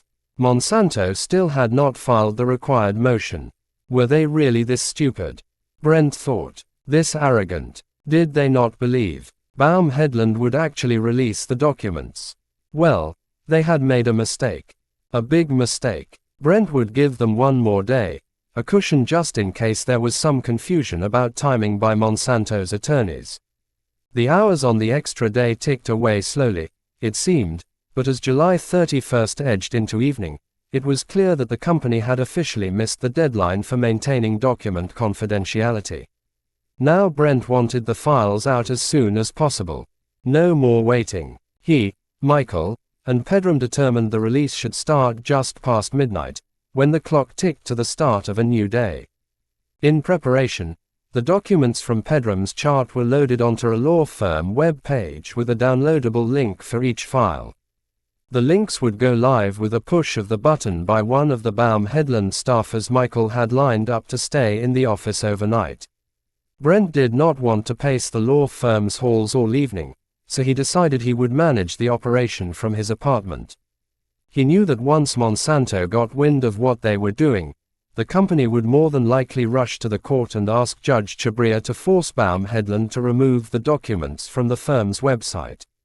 So it was critically important that all of the documents were not only accessible on the law firm's website but also in the hands of journalists and policy makers, people who wouldn't have to answer to Judge Chabria.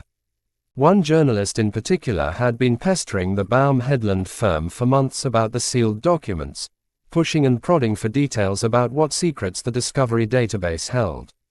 She had spent close to 20 years reporting on Monsanto for a large international news organization and had just finished writing a book about the company and the history of its Roundup business. Monsanto and its allies were working almost as hard to smear her reputation and her book as they had been working to discredit the international cancer scientists who had confirmed links between the weed killer and cancer. Brent first met the reporter when she interviewed one of his clients for her book and knew she could make sense of the documents quickly and write an in-depth story about what the company had been hiding. Best of all, the reporter was more than willing to stay up all night, download the documents, and place them on a public access website operated by a non-profit group called, fittingly, U.S. Right to Know. Brent also wanted to alert California environmental health officials and European lawmakers. Both groups were mired in debate over the safety, or lack of it, of glyphosate-based herbicides, and the documents shed light on important scientific evidence they deserved to know about. Brent put together detailed letters to both groups, including paper copies of all the documents. He took particular care with the letter to California's Office of Environmental Health Hazard Assessment, to which Monsanto had given ghostwritten data presented as independent affirmations of glyphosate safety. He also wanted the California regulators to know that Monsanto had failed to disclose to them data suggesting that the absorption rate of glyphosate was more perilous to human health than had been publicly disclosed. Finally, he wrote a letter to the Office of Inspector General for the U.S. Environmental Protection Agency, including hard copies of the documents. This oversight arm of the EPA should know how cozy the agency had been with EPA officials. The OIG had already said it was investigating the connection between the EPA's Jess Rowland and Monsanto. These documents could be very helpful, Brent thought. He laid it out as clearly as he could. Regulators must be independent from the companies they regulate. When those lines blur, it raises serious public health concerns and undermines confidence in our regulatory bodies. We would like to bring to your attention a number of documents discovered in the litigation which were declassified today. Please take a moment to review these documents. They tell an alarming story of Monsanto's collusion with EPA officials, manipulation of scientific data and literature, refusal to thoroughly investigate risks of serious adverse health effects associated with glyphosate, and previously undisclosed information about how glyphosate is absorbed by the human body. The documents are particularly pertinent to your investigation into whether a collusive relationship between Monsanto and EPA officials potentially thwarted a robust scientific analysis of glyphosate, thereby resulting in glyphosate being registered without a comprehensive review of the available data by impartial regulators. He made sure to copy Monsanto attorney Joe Hollingsworth on all the correspondence. With the letters completed, Brent watched the clock tick toward midnight. It was almost time to pull the trigger. Chapter 9. Just past midnight. It was 12:01 a.m. on August 1, 2017. When Brent gave the go-ahead to the team back at the office, telling them to release the documents as fast as they could get them out.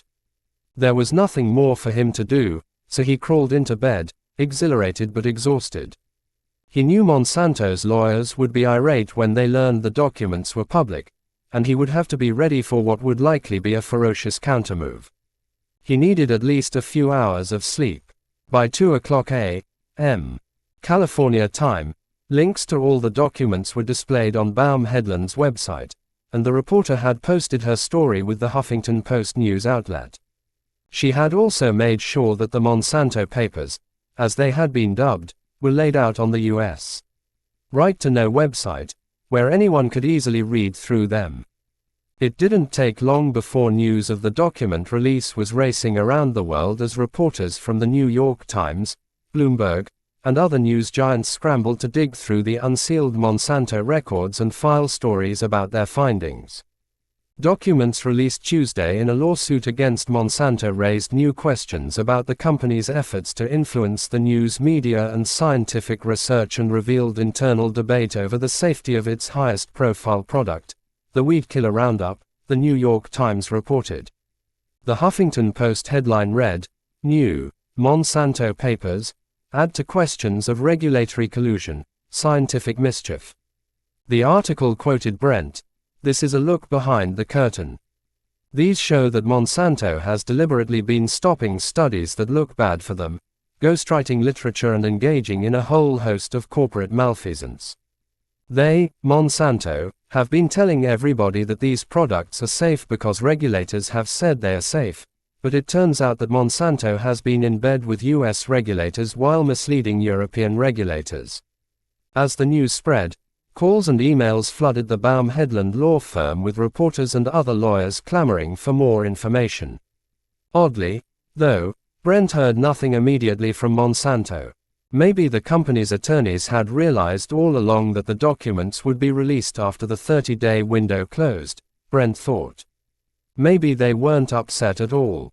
By the following morning, Brent knew just how wrong that notion was. A curt email from the Hollingsworth firm instructed Brent and the rest of the team to preserve all email communications regarding the document release. Monsanto's attorneys said they were filing an emergency motion and planned to seek harsh sanctions not only against Brent, Michael Baum, and Pedram Esfandiary but also against Amy Wagstaff and Mike Miller. And, in a particularly zealous bid for punishment, the Monsanto attorneys said they wanted the group of attorneys removed entirely from the executive committee that formed the plaintiffs' leadership of the nationwide Roundup litigation. Given that they made up the core legal expertise guiding the Roundup litigation, their removal would be a huge blow to the plaintiffs' case. In the emergency pleading to Judge Vince Chabria, Monsanto attorneys Joe Hollingsworth and Eric Lasker argued that Brent and the other plaintiffs' lawyers had mocked the judge's instructions for handling confidential documents. They also demanded that the 86 documents be removed from the Baum Headland website and told the judge they wanted a statement sent to all media outlets that referenced the documents to warn them that the documents should not have been made public and were indeed still held to be confidential by Monsanto. The pleading also demanded that Baum Headland turn over to Monsanto any emails or other correspondence between the plaintiff's attorneys and the reporter who had uploaded the documents to the non-profit's website and broken the news of the document release in the Huffington Post article. Plaintiffs' counsel have blatantly disregarded the court's orders, and once again are seeking to try their case in the press through out-of-context disclosures of documents and misleading spin, Monsanto's lawyers wrote. According to Hollingsworth and Lasker, Brent was wrong to assume that any 30-day window applied to the document debate, because he and the other plaintiffs' attorneys never had proper grounds to seek to release the 86 documents in the first place. Because there was no legitimate litigation need, the provision for a waiver of confidentiality did not apply, they contended. Moreover, they pointed out that Judge Chabria had previously refused to unseal 24 of the 86 documents that now were open for public view. And, according to Hollingsworth and Lasker, during that 40-minute phone call in which their co-counsel essentially told Brent and Pedram to go away, Monsanto's attorney made it crystal clear that their position was that both sides would need to file a joint letter to the judge to resolve the dispute if Brent and Pedram wanted to continue to press to unseal the documents.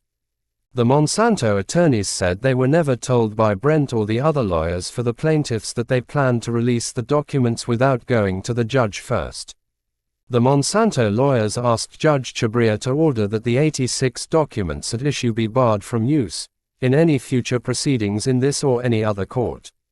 They also asked the judge to bar the plaintiff's attorneys from making any future challenges seeking to unseal any other Monsanto documents, and they asked that the judge impose monetary fines against Brent and the other lawyers. Plaintiff's counsel made the conscious decision to violate the court's orders knowing that, by the time Monsanto could object, the damage would be done.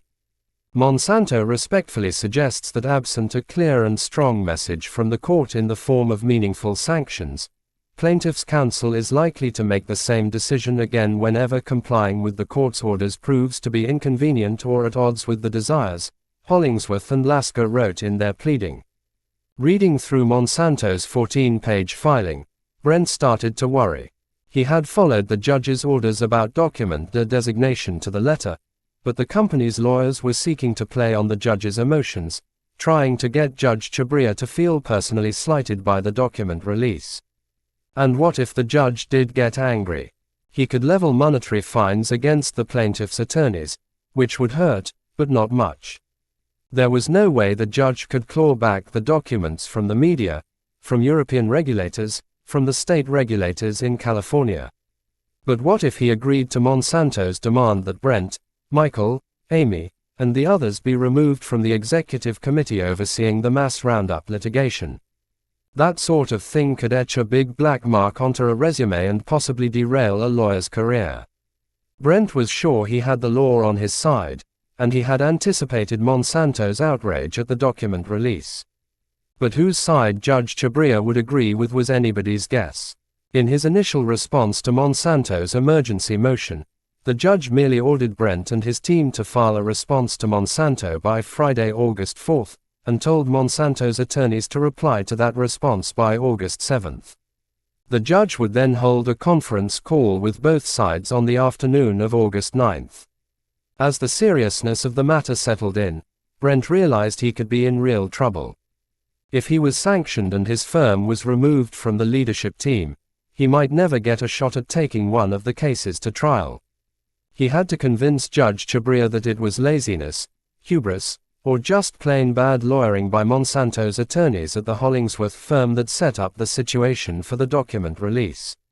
If they had just filed a motion to maintain confidentiality, as the judge directed in his protective order, Brent would have been blocked from releasing the documents. It was like a chess game in which Monsanto's attorneys had missed a key move. Now they were crying about how unfair it all was and trying to blame him for their misstep. It was a good sign that the judge had set the call for August 9th.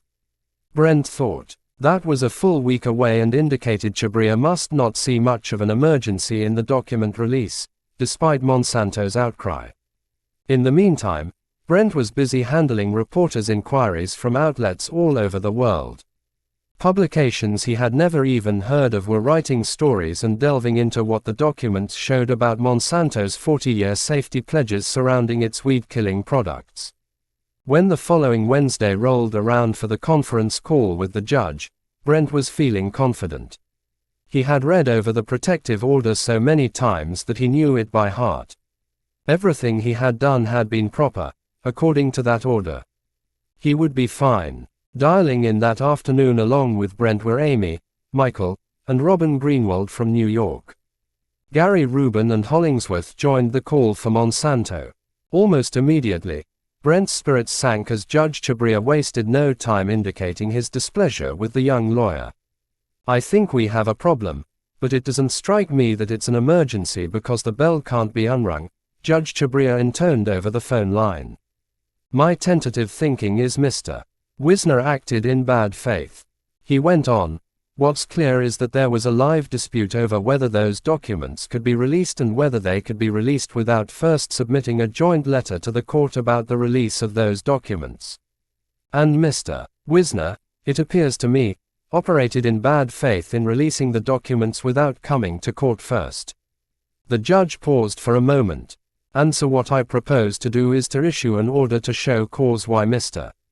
Wisner and plaintiffs' counsel generally should not be sanctioned and an order to show cause why Mr.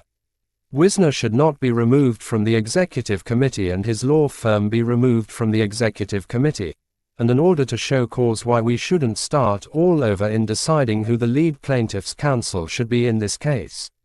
This was bad. Very bad, Brent thought. I am strongly inclined to sanction the plaintiffs as I have just indicated, at a minimum by removing Mr. Wisner and his firm from the executive committee and perhaps further sanctioning the plaintiffs' counsel overall, the judge continued. They would hold a hearing on the issues on the morning of August 24th, Judge Chabria told the group. Brent hung up the phone.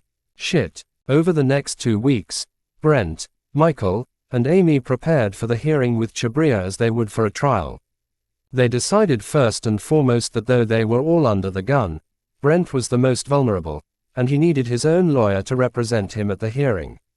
They settled on Richard Zitron, a 70-year-old well-regarded law professor who was considered an expert in legal ethics and protective orders and had made a career of fighting corporate secrecy. Zitron would represent both Brent and Baum Headland. The firm could not afford to blow this and get kicked out of the litigation leadership.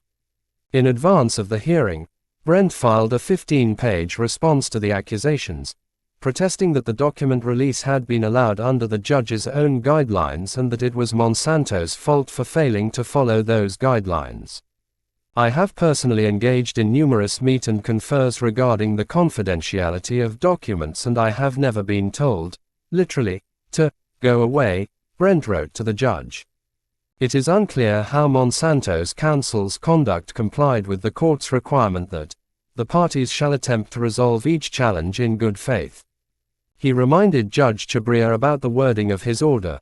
A failure by Monsanto to make a motion to retain document confidentiality within 30 days shall automatically waive the confidentiality for each challenged designation. I contemplated, at that time, Brent wrote, whether I should advise Mr. Rubin about his impending deadline to file a motion.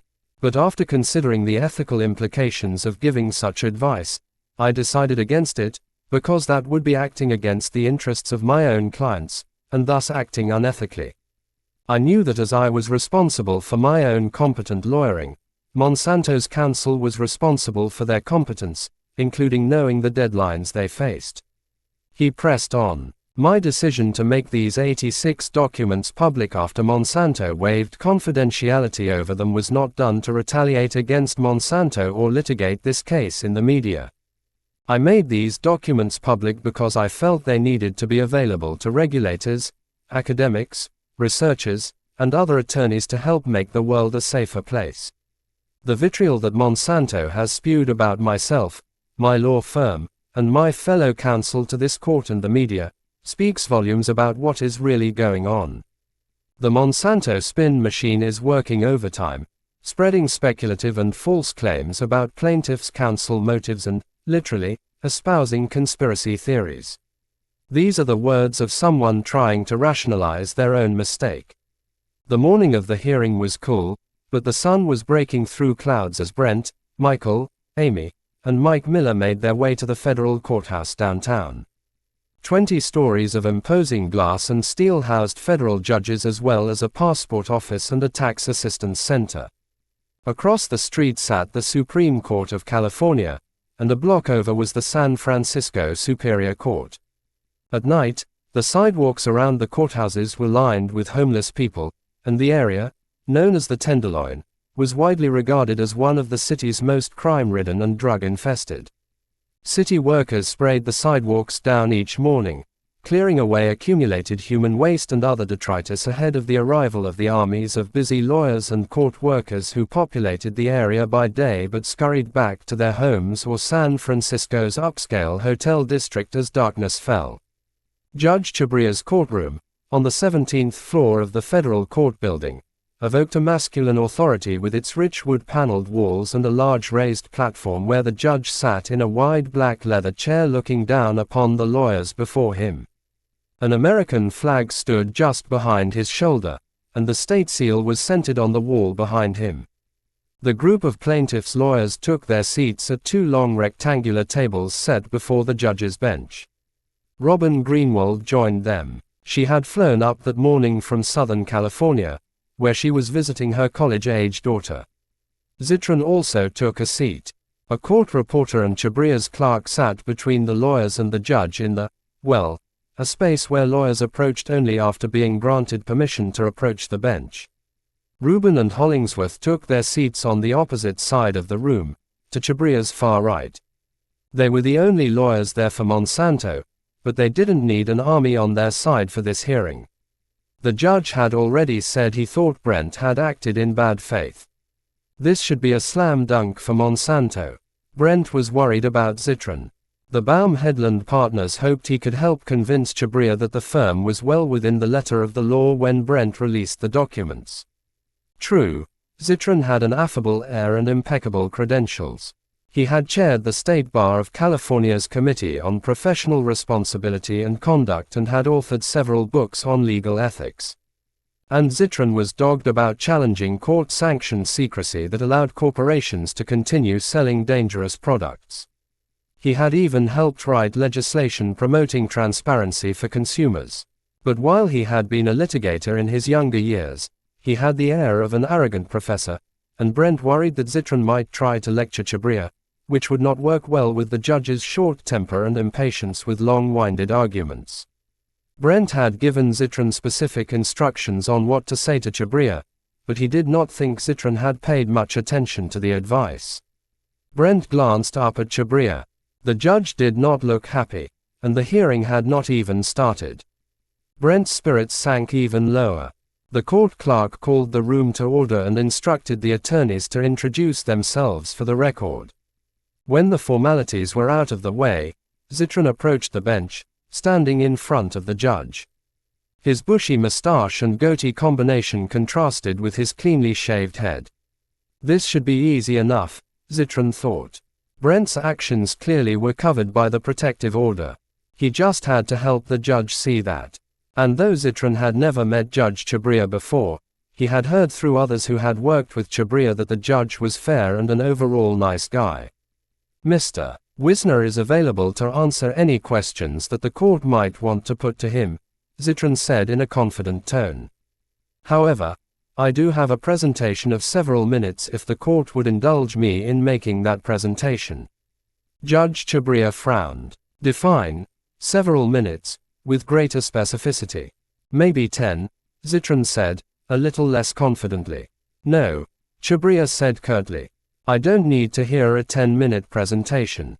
I want to have a discussion about this. Brent's chin dropped. Zitron was going to blow it.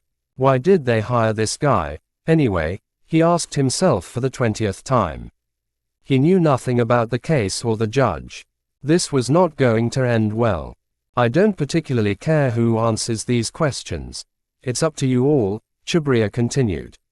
He frowned as he looked at Brent. I think to a large extent the brief filed in response to the order to show cause, Mr. Wisner's brief, Baumheadland's brief, misses the point.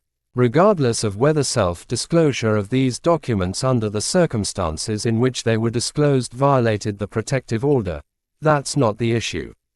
The issue is that there was a live dispute about all of that stuff.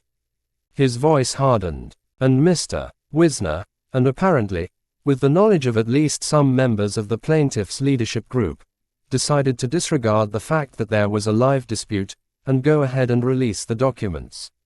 And that is the problem. All that care, all that attention to detail by Brent, Pedram, and the others, making sure they followed the protective order in every way, and now the judge was saying that didn't matter. Judge Chibria continued, I will say that it seems obvious that these documents are, in fact, relevant to the general causation phase of this litigation. And it seems clear that the position that Monsanto was taking in the meet and confer was unreasonable. I mean, it's almost laughable, but again, that's not the point. We had a live dispute about the relevance of the documents. And we had a live dispute about the process by which the relevance of the documents would be adjudicated. Some of the fault was his own, the judge said. By the way, that ambiguity, that's my fault. It was I who created the ambiguity that resulted in the dispute between the parties about the appropriate process for resolving the question whether these documents could be released. In the end, I mean, the great irony is that, had you teed this up before me in a joint discovery letter or in a motion, as you told the Monsanto lawyers that you would do, I would have, no doubt, ruled in your favor. What? Brent's spirits started to lift. Maybe this was not going so badly after all. The judge realized the relevance of the documents and agreed they should not be sealed. And he was saying he shouldered some blame for the circumstances. But just as quickly as they rose, Brent's hopes sank as the judge spoke again. But you know, this is about lawyers, you know, conducting themselves, you know, in good faith. And this is about my need to manage this very complex litigation going forward potentially for many years. And I don't see how it would be acceptable to have Mr. Wisner on the executive committee going forward, in light of what has happened. I will also say that, and maybe his firm, also. Brent started to rise, but Zitron motioned for him to stay seated. I think you may want to hear from both of us, but let's start out with me, Your Honor, if you don't mind. It's very difficult for me to come in front of a United States District Court judge for the very first time, someone I have known by reputation, and disagree with him the very first thing I say, but I'd like to take you through it, because there was no violation of the order, and there was no violation of good faith. Okay, Chhabria said. As I tried to say at the outset, I'm not talking about a violation of the order here. The point is how council conducted themselves when we had a live dispute about the meaning of the order, and a live dispute about how to resolve the dispute about the meaning of the order. Mr. Wisner left the impression that they were going to decide, that the plaintiffs were going to decide whether to file a letter, file a motion, or just drop the matter. Then he merely told Monsanto that they were not filing a letter brief and they were not filing a motion, and went ahead and released the documents. It was his obligation to get the dispute resolved before going ahead and releasing the documents, Chhabria said. But the problem is that he was not focused on being a lawyer. He was focused on being a PR man. He was more interested in getting these documents released, and getting them released fast, than he was in being a lawyer, and making sure a live dispute between two parties to the litigation got resolved before he moved forward. Brent's face grew hot. What the hell? Chhabria was being an ass. He had issued a protective order. Brent had followed it, and now Chhabria was moving the goalpost, saying Brent apparently should have gone beyond the terms of the protective order to make sure Monsanto's lawyers were not caught off guard. Like he should have been helping them do their jobs. He sat there watching as Zitron and the judge sparred. He should be speaking for himself, Brent thought again. Zitron only seemed to be making the judge mad. That's not how you lawyer. That might be how you do conduct PR, Judge Chhabria said again. Well, Your Honor, Zitron tried to interject. Don't you agree? The judge demanded. No, I don't, Zitron said. I've been teaching legal ethics for 40 years. I've taught trial practice at USF for 10 years. Neither of those two things is relevant to this, Chhabria said, cutting the professor off. Could you please just stick to the facts in this case? This was going from bad to worse, Brent thought. Your Honor, Brent jumped up. No, the story is, Zitron interrupted Brent. The story is that they did not file a declaration. They did not file a motion. Brent tried again to interject, but Zitron was having none of it, talking over him and refusing to yield the argument to him. Could I please explain? Brent pleaded, but Zitron and the judge ignored him. He tried again. Your Honor, I think there's a confusion on the facts, and I think I can help answer your question. A visibly frustrated Chhabria glared at the plaintiff's lawyers. You guys decide which one of you wants to talk. Wait, said Zitron. His job was to protect Brent, and that meant Brent should stay silent. But Brent was done with staying silent. I'd like to talk, he said, taking a step forward. Zitron needed to just sit down and be quiet. Chhabria clearly agreed. Professor Zitron, sit down, the judge said sternly. But Zitron had always liked to think of himself as a fighter. He could not back down now. Your Honor, sit down, Chhabria thundered. A record needs to be made on this matter, Zitron insisted. I'm going to have security come to get you removed from the court, Chhabria replied angrily. Zitron couldn't believe his ears. The judge was actually threatening to have him thrown out of the courtroom. He had never been treated this way by a judge before. Chhabria was clearly wrong about the protective order but seemed not to want to admit it. I don't want to be removed from the court, Zitron said. The judge stared down at the professor. If you don't sit down. A defeated Zitron sank into his chair. Time to take charge of this shit show, Brent thought. Surely it couldn't get worse. Your Honor, I'll just answer a couple quick questions, because I think the facts are getting lost here. Judge Chhabria looked at Brent.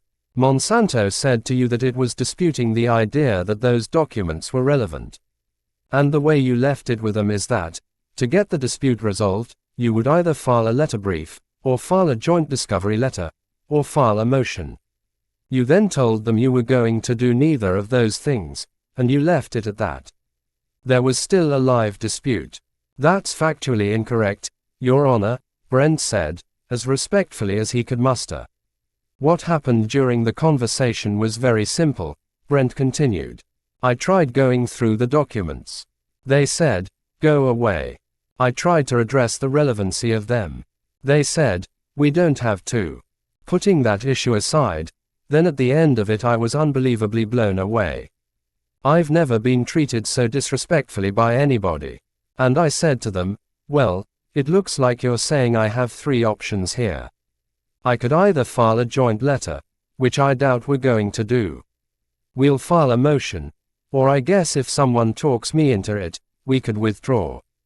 I guess those are our options. I never once said, oh, by the way, Monsanto, you don't have to follow the protective order, because the thing says, and they admit this. We reached an impasse. Brent paused, but just for a moment. Chabria didn't interrupt. And the order says once you reach an impasse, here is what the obligations are. This is what you're supposed to do. And I looked at it. I studied it closely. I went back and read every transcript. Read every order this court said. And never at one point did you shift that onus, not even for a second. It's not even ambiguous on that point. He'd better wrap it up, Brent realized. So to make sure that they weren't waiting for me to do something, which, I didn't want to run into a situation where they said, oh, we are waiting for Mr. Wisner to file a motion. I made it clear to them I wasn't doing anything. Brent met Chabria's eyes and the 2 men studied each other quietly for a moment. Surely the judge could see the logic of Brent's position.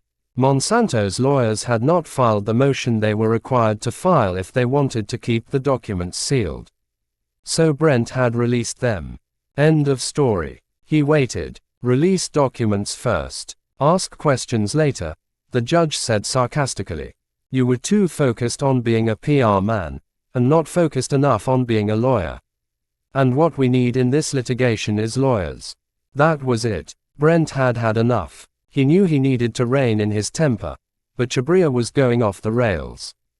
That is preposterous. That is absolutely preposterous, Brent nearly shouted. The idea that I'm trying to do PR is absurd. Ellipsis. I do this because I care about public health. I do this because I live in California, and I grew up here, and my father worked with Cesar Chavez, and helped protect farm workers from exposures to pesticides. I actually care about people. And there's really important decisions being made right now. And those documents, Your Honor, no matter how you look at them, they tell a really just alarming story of corporate malfeasance. Now, you might not agree with that. That's fine. Chabria tried to interject. I actually tend to agree with you. I mean, I think. But Brent barely heard him. He was on a roll. I barely sleep, because I'm a brief writer. I argue stuff. I appeal stuff. I try cases. The idea that I'm into PR is just preposterous. Ask the person who does the PR at my firm. She can barely get me on the phone. I ignore her. That's not, just not, what this was about. I actually was doing good lawyering. I was following the protective order to a T. And they made a mistake. They screwed up. They stonewalled me, stonewalled me, stonewalled me. And in that hubris, they just decided they didn't have to do anything.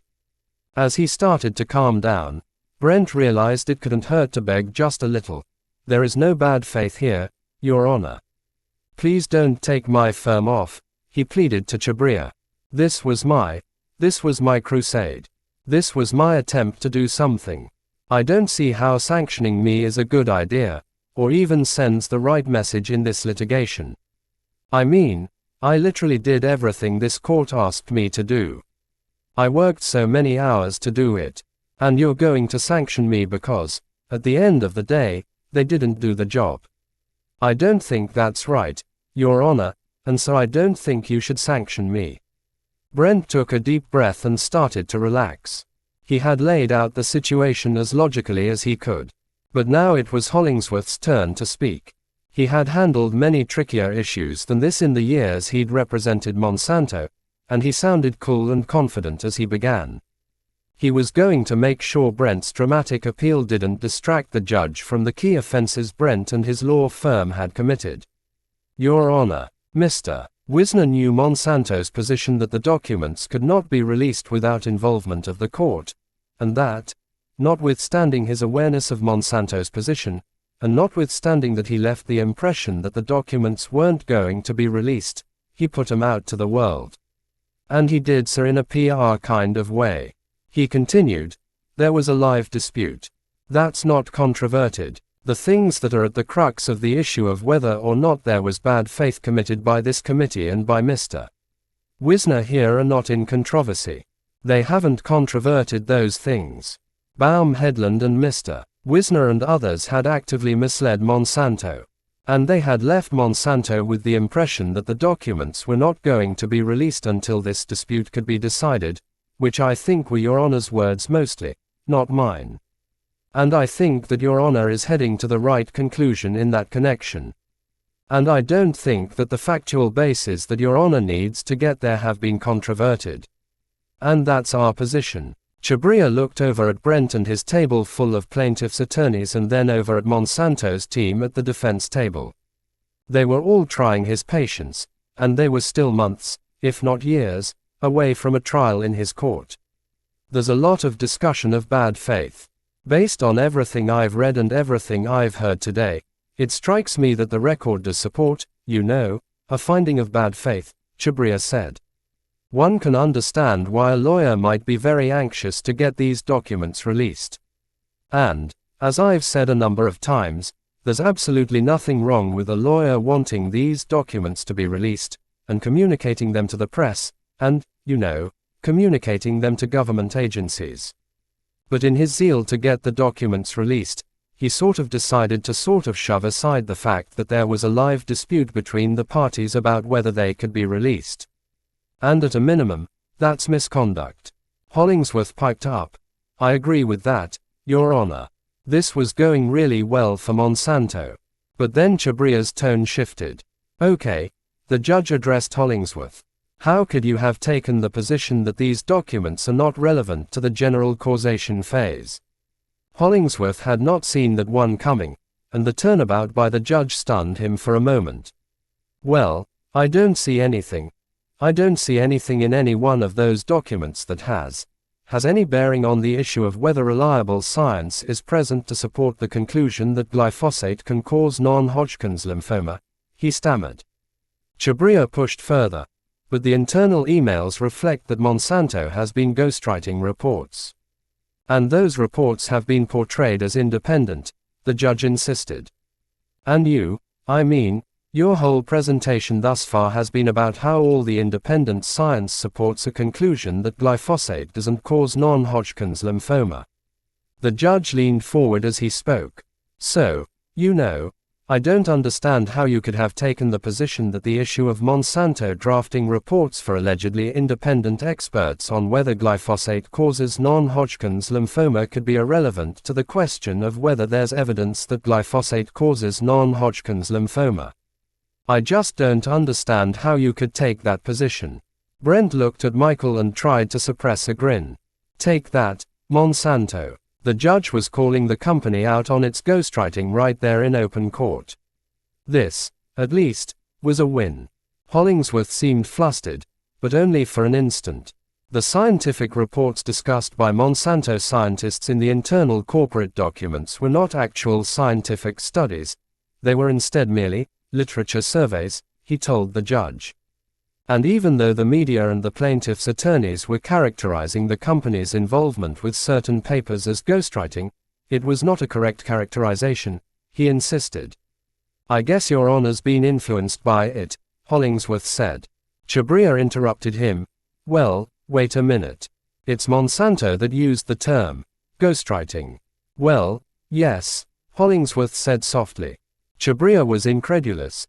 So you're saying that Monsanto mischaracterized what it was doing when it was drafting these reports? Yeah, Hollingsworth said. I think that Monsanto was loosely using the word ghostwriting. Brent was not going to let that comment stand without challenge. The company's internal documents showed clearly that Monsanto had been submitting ghostwritten papers to regulators to show the safety of its herbicides, and the regulators had been citing those papers as reasons for confirming the product's safety. It is our position and will be argued to the jury that this is conduct that manipulates science, Brent interjected.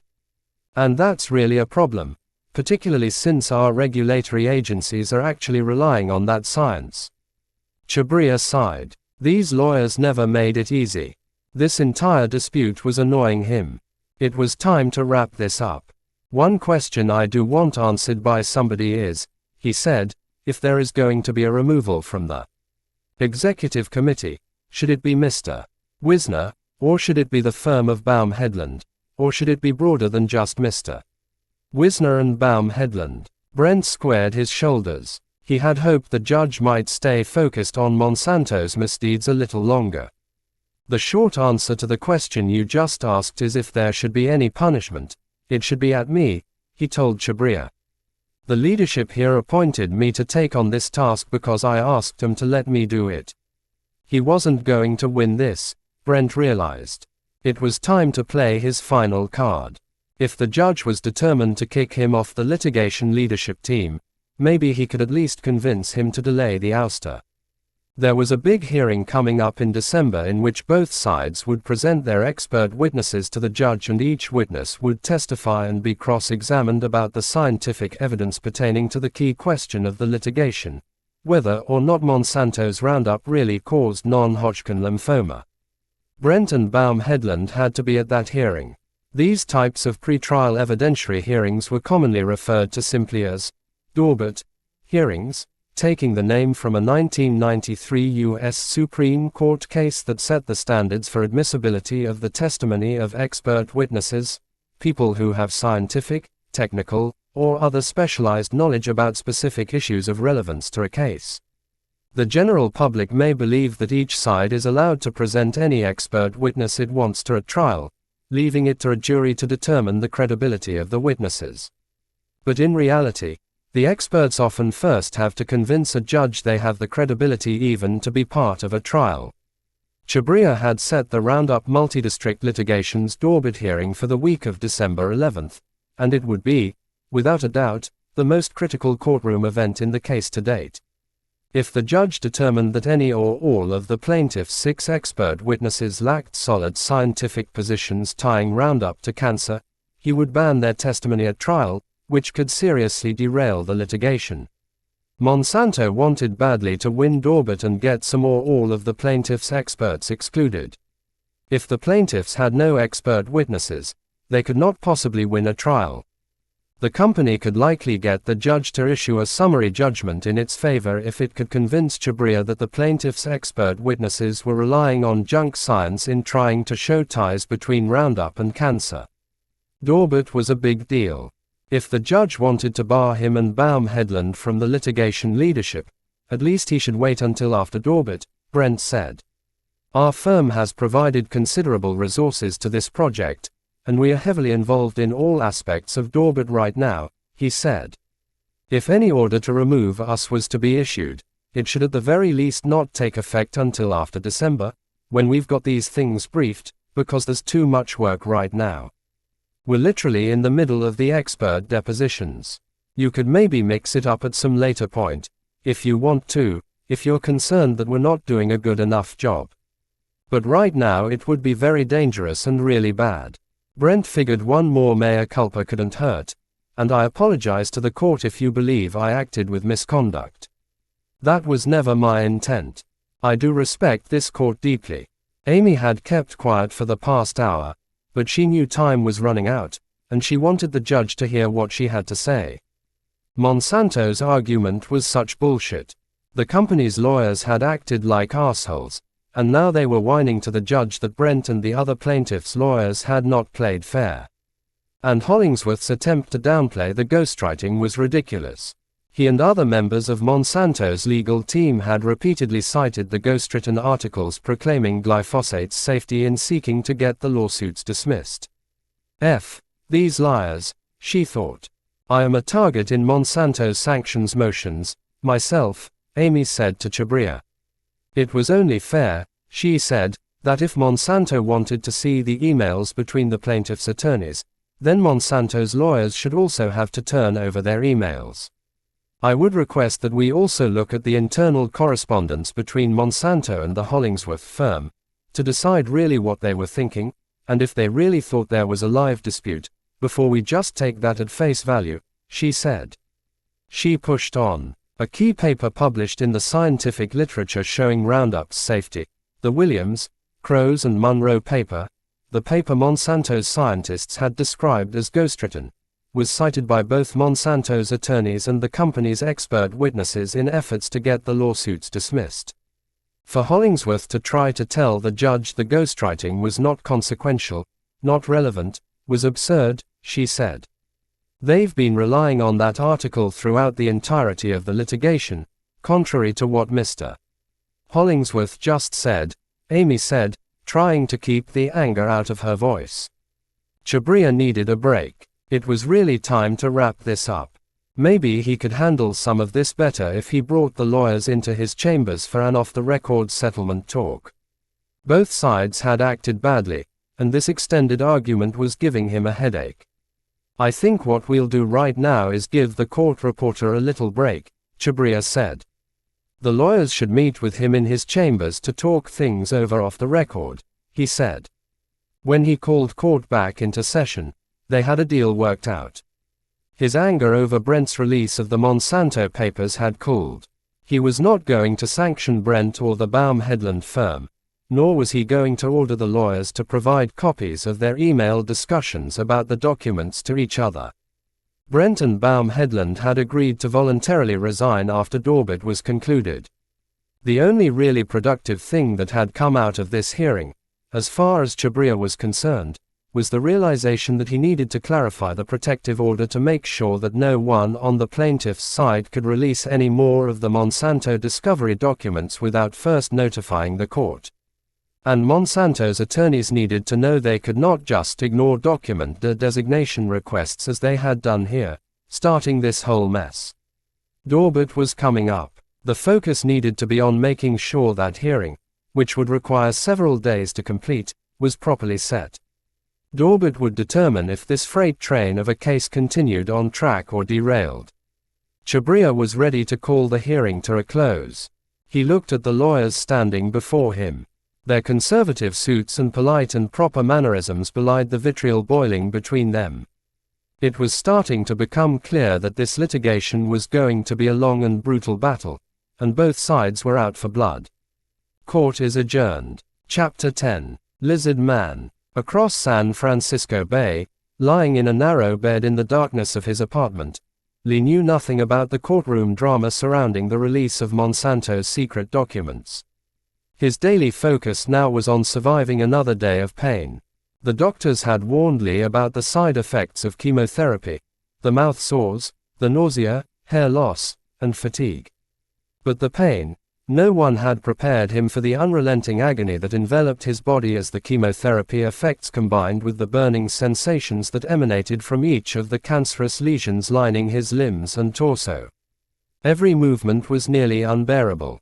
Open sores on the back of Lee's head oozed onto his pillow each night, and his sheets were scattered with shredded skin each morning.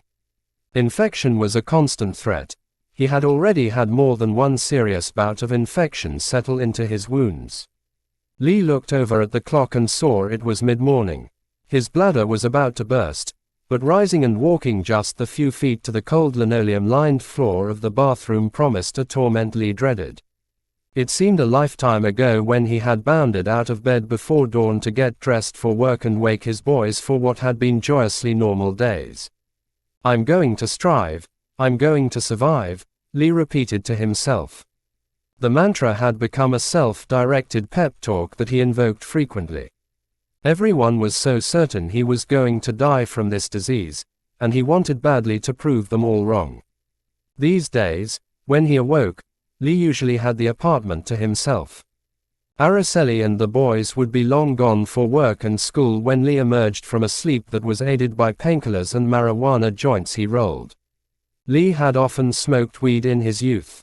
He could not count the number of times he and his friend Darrell Waters had loaded filter papers with heaps of cannabis that they then rolled inside large tobacco leaves. They'd pass the thick joints between them when writing raps or when headed out to party at a club. But those days were gone, and smoking weed was no longer for fun. Now, in Lee's view, it was the only thing that allowed him to make it through the days. The pain medicine prescribed by his doctors left him foggy and lethargic, but smoking both eased the pain and actually seemed to help him focus on something other than the torment of being trapped inside his diseased body. Today was going to be a good day, Lee told himself. He could open his eyes, for one thing, so that was a good sign. Sometimes when he awoke his eyelids would be so swollen and so filled with pus leaking from the marred skin on his face that his eyes would be stuck shut and he'd have to pry them open. He shuffled into the bathroom and relieved himself. Before he got sick, Lee had enjoyed long, hot showers and the fresh feeling of slick, clean skin. But now a shower only meant more pain, so Lee limited himself to one every 2 to 3 days. Instead of washing, the morning routine now consisted largely of spreading thick coatings of lotions, ointments, and oils onto every inch of his skin. Without what he called the grease, Lee could hardly bear to move. When he was fully greased up, Lee felt more flexible, like he could stand and walk and sit and turn without his flesh cracking. Darrell, who had known Lee long enough to be able to say such things, had recently told Lee that he resembled the Lizard Man character in a 1985 movie called Enemy Mine. Darrell loved the science fiction film, but now every time he saw Lee he was reminded of the film's Alien Soldier, a reptilian humanoid who becomes close friends with a human before dying tragically. It was an apt description, Lee supposed, draping a long gold and black scarf over his head and wrapping himself in a fluffy white robe, avoiding looking at himself in the mirror. He would put off getting dressed as long as possible, at least until after his morning smoke. Clothing irritated his skin, and he could tolerate only attire that was loose-fitting, lightweight, and as soft as possible. Getting dressed also meant swapping his velvety oversized slippers for thick socks and, if he had to go somewhere, shoes. Shoes. Cursed shoes. Both feet were marked by so many weeping or scabbed sores that shoes had become almost like a torture device for Lee. One of the worst parts of each day was tending to his right foot. An opening on the outer edge about midway between his little toe and his heel had refused to heal, and the flesh had been eaten away so aggressively that Lee could see bone and sinew within the quarter-size lesion.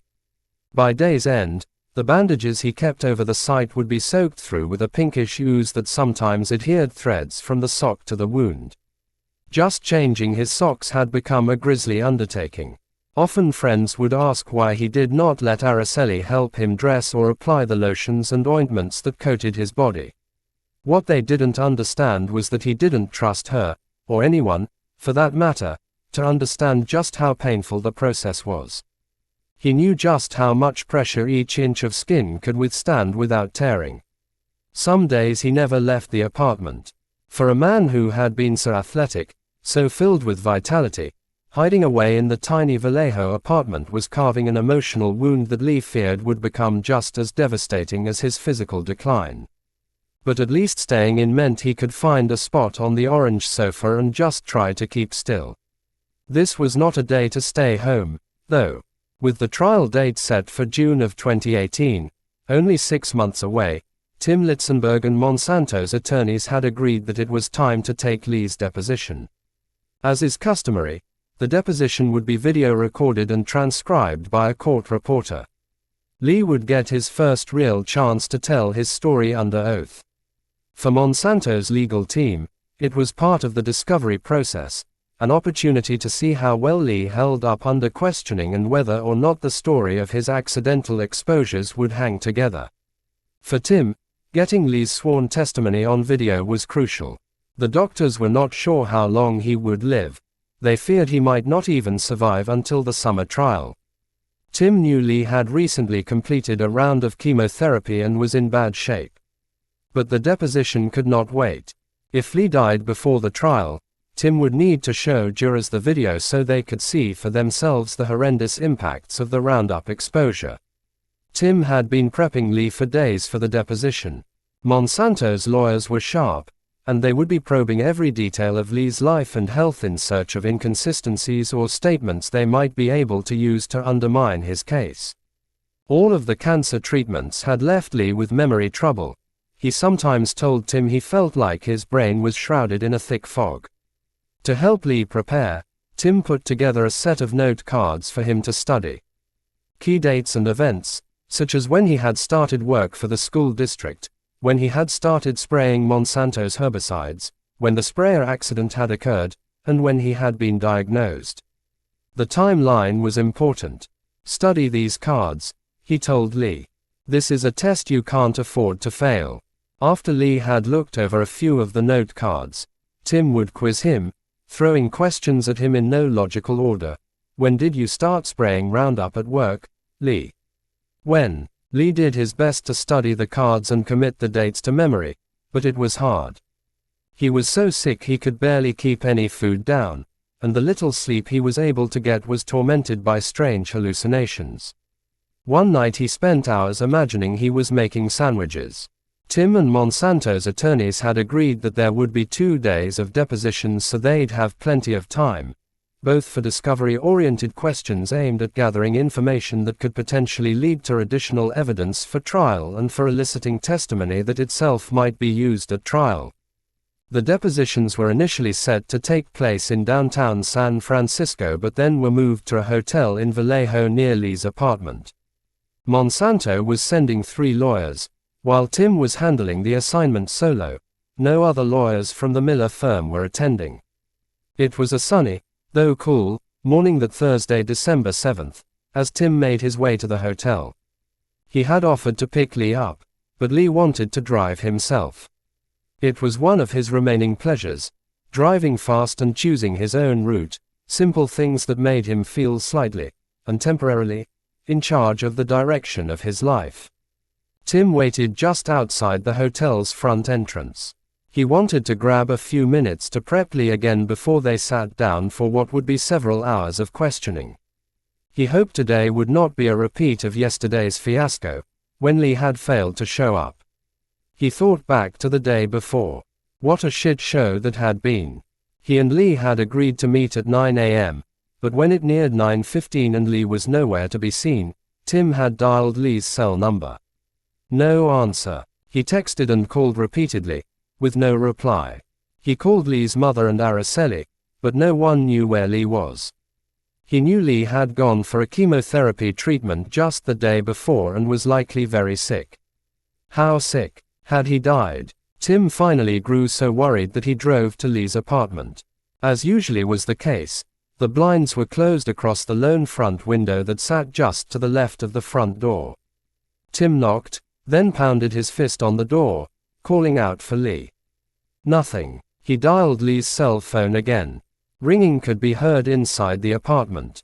So Lee was home. Why wasn't he answering? The lump grew in Tim's throat. He beat on the door with an urgency that rattled the frame. It wasn't until nearly 3 p.m. that Tim finally got a call from Lee, saying he'd just been in too much pain to make it to the deposition. Tim shook his head at the memory and glanced at his watch. He hoped Lee would make it today. Monsanto's lawyers would not be happy at all if Lee was a no-show again. But today Lee was feeling stronger, and he was only a little late arriving at the hotel, where Monsanto's legal team was waiting in a reserved conference room. 2 of the Monsanto lawyers were from the Washington, D.C.-based Hollingsworth firm, senior partner Bill Kopel and a young associate attorney named Stephanie Salek. Joining them for Monsanto's defense was Sandra Edwards, a partner and head of the environmental law department in San Francisco for the law firm Farrell, Braun and Martel. Tim was not too worried about Stephanie, but Bill had been a lawyer longer than Tim had been alive, and even though Sandra had a quiet and pleasant demeanor, Tim knew that prior to joining the Farrell firm 21 years earlier she had worked as San Francisco's assistant district attorney, and she was known for being both whip-smart and successful at winning tough cases, particularly cases like this. She had a competitive streak honed as a nationally ranked college tennis player and could not stand to lose, at anything. It was going to be a long day. He hoped Lee had the stamina. Lee sat down at the table and stared at the camera across the room. Everything he said would be recorded on video and by a court reporter, who would prepare a transcript of the questioning. His stomach churned nervously. It was almost 9:30 a.m. when the court reporter formally swore Lee in, marking into the record that Lee had pledged to tell the truth. With that out of the way, Copel began. "Good morning, Mr. Johnson." "Good morning," Lee replied. "I'll be asking you questions for the rest of the day while you're under oath, and we certainly appreciate you joining us here today to answer our questions under oath," Copel said, adopting a formal tone. "You do understand, however, that you are under a legal obligation to be here and give testimony, right?" "Yeah," Lee answered, trying to hide his embarrassment. "I'm sorry about yesterday. I'm going through a lot right now." "Well, we can talk about that, not about apologies. That's not what we're looking for," Copel responded crisply. "We'll talk about some of the facts about your treatment and so forth, but we won't get into that just yet." "All right, Mr. Johnson, you were diagnosed with a form of non-Hodgkin's lymphoma called mycosis fungoides. Is that correct?" "That's correct. And you received the diagnosis of mycosis fungoides in August of 2014. Am I right about that?" Copel asked. Tim cringed. Lee had such a hard time with dates. "I'm not really super clear about the dates because they're so far away, but that sounds about right," Lee replied. As Tim had expected, Copel proceeded to ask Lee about several specific dates. When did he start work for the school district? When did his employment end? When did he apply for workers' compensation? And more. Lee was handling it well, making clear that while he could not recall certain specific time frames, his work and medical records held the sought-after information. "All right, now, you claim that you were exposed to Ranger Pro manufactured by Monsanto as part of your job responsibilities working for the Benicia School District. Is that right?" Copel asked. "That's right," Lee said. "All right," Monsanto's lawyer repeated. "Was there an incident that you claim that occurred involving your work at the Mary Farmer School?" "Yes," Lee nodded. "I don't recall the year or the month, but I do recall that incident happening." "What incident? Describe it," Copel probed. Tim relaxed slightly. He knew that while Lee might have trouble remembering specific dates, the accident with the truck-mounted sprayer was locked firmly into his memory. Lee sat up a little straighter as he began to describe the spraying event at the elementary school that he was convinced had triggered his disease. "An incident happened where I was spraying a hillside where you came up the parkway, where you get into like a little driveway where you get into Mary Farmer. There's one big long driveway. It goes uphill. I went uphill, turned the truck around and start to go downhill. So I went enough to where I could spread my hose out. It's like 250 feet. I went as long as I could up, and my truck is down. You understand? Can you see how this is happening now?" Lee paused and looked at the lawyer. "So my tank and my truck is down lower towards the bottom of the hill. I'm up here at the top of the hill. So I'm spraying the hill. Everything is fine. I'm spraying the hill, spraying the cracks, everything is fine. And I get down to another move. I'm going to move the truck down another 250 feet. I'm coming down with my hose. For some reason the hose came disattached from the back of the truck, disattached, and it was just juice everywhere, flying out the back of the truck. So that's when I had to hop in because the switches are in the back." Lee's voice slowed. He could see the hillside again and the chemical spewing into the air. "I had to reach in the back there and turn it off, and that's when I got it on the back of my neck and the back of my head and everywhere. And on my face." He looked over at Monsanto's lawyer. "How long did this exposure last? Was it instantaneous?" Copel asked. "I would say the rest of the day," Lee answered. "I'm saying when I got a hold of that liquid on my skin that day, it got red, it got irritated. I just waited until after work and went home and showered and changed clothes like nothing ever happened." Copel appeared unmoved. "You understand that you're supposed to wash immediately if you are exposed to." We didn't have an eye wash or shower station," Lee said helplessly. The second time I was exposed, I went home at that time. You know, I got exposed from the backpack. I said I'm leaving right now. I left, went home and showered and even came back. I'll ask about the second time in a moment, Copel said. Whose responsibility was it to correctly attach the hose? Oh, me? All day, Lee said. You were required to wear personal protective equipment, correct? Yes, PPE all the time, said Lee. Tyvek suit? Copel asked. Tyvek, Lee confirmed. Which is not permeable to liquid like Ranger Pro, correct? The lawyer insisted. It's supposed to be not permeable to drift, you know what I mean. Light drift, Lee said. So if you were spraying out of that water bottle, and it was just dripping a little bit, it's okay, it will stop that. If I poured the water bottle on the Tyvek suit, it just went straight through to your skin. It's just the way that suit worked. You were wearing the Tyvek suit? Copel asked again. Yes. And the boots? Oh. Yeah. And the goggles? Yes. There was a faucet available at Mary Farmer that you could have used to wash immediately, correct? Copel asked. No. There was no faucet available. Copel asked disbelievingly. You mean like a water faucet? Lee asked. Yes. Oh. Maybe. But not for what I had over me, Lee said. Did you check? No. No. Lee was stunned. Why was this lawyer for Monsanto spending so much time focused on when and how he washed up? Monsanto marketed the stuff as so safe you could practically drink it, and now this slick lawyer was implying Lee should have rushed to get it off his skin. Lee explained that it took him about 20 minutes to get back to the district's maintenance offices after dealing with the spray accident. He tried to rinse himself as best he could using the small sink in a mobile trailer that sat in the yard. At the time that all of this occurred, did you hold the Qualified Application Certificate, QAC? Copel asked. Of course he would ask that, Lee thought. On my first exposure, no. No, I didn't, he answered. I hadn't got the license yet. So you were applying Ranger Pro at the time of your first exposure, and you did not yet have a QAC certificate? Copel asked again. No, sir, Lee said. So they were trying to blame him.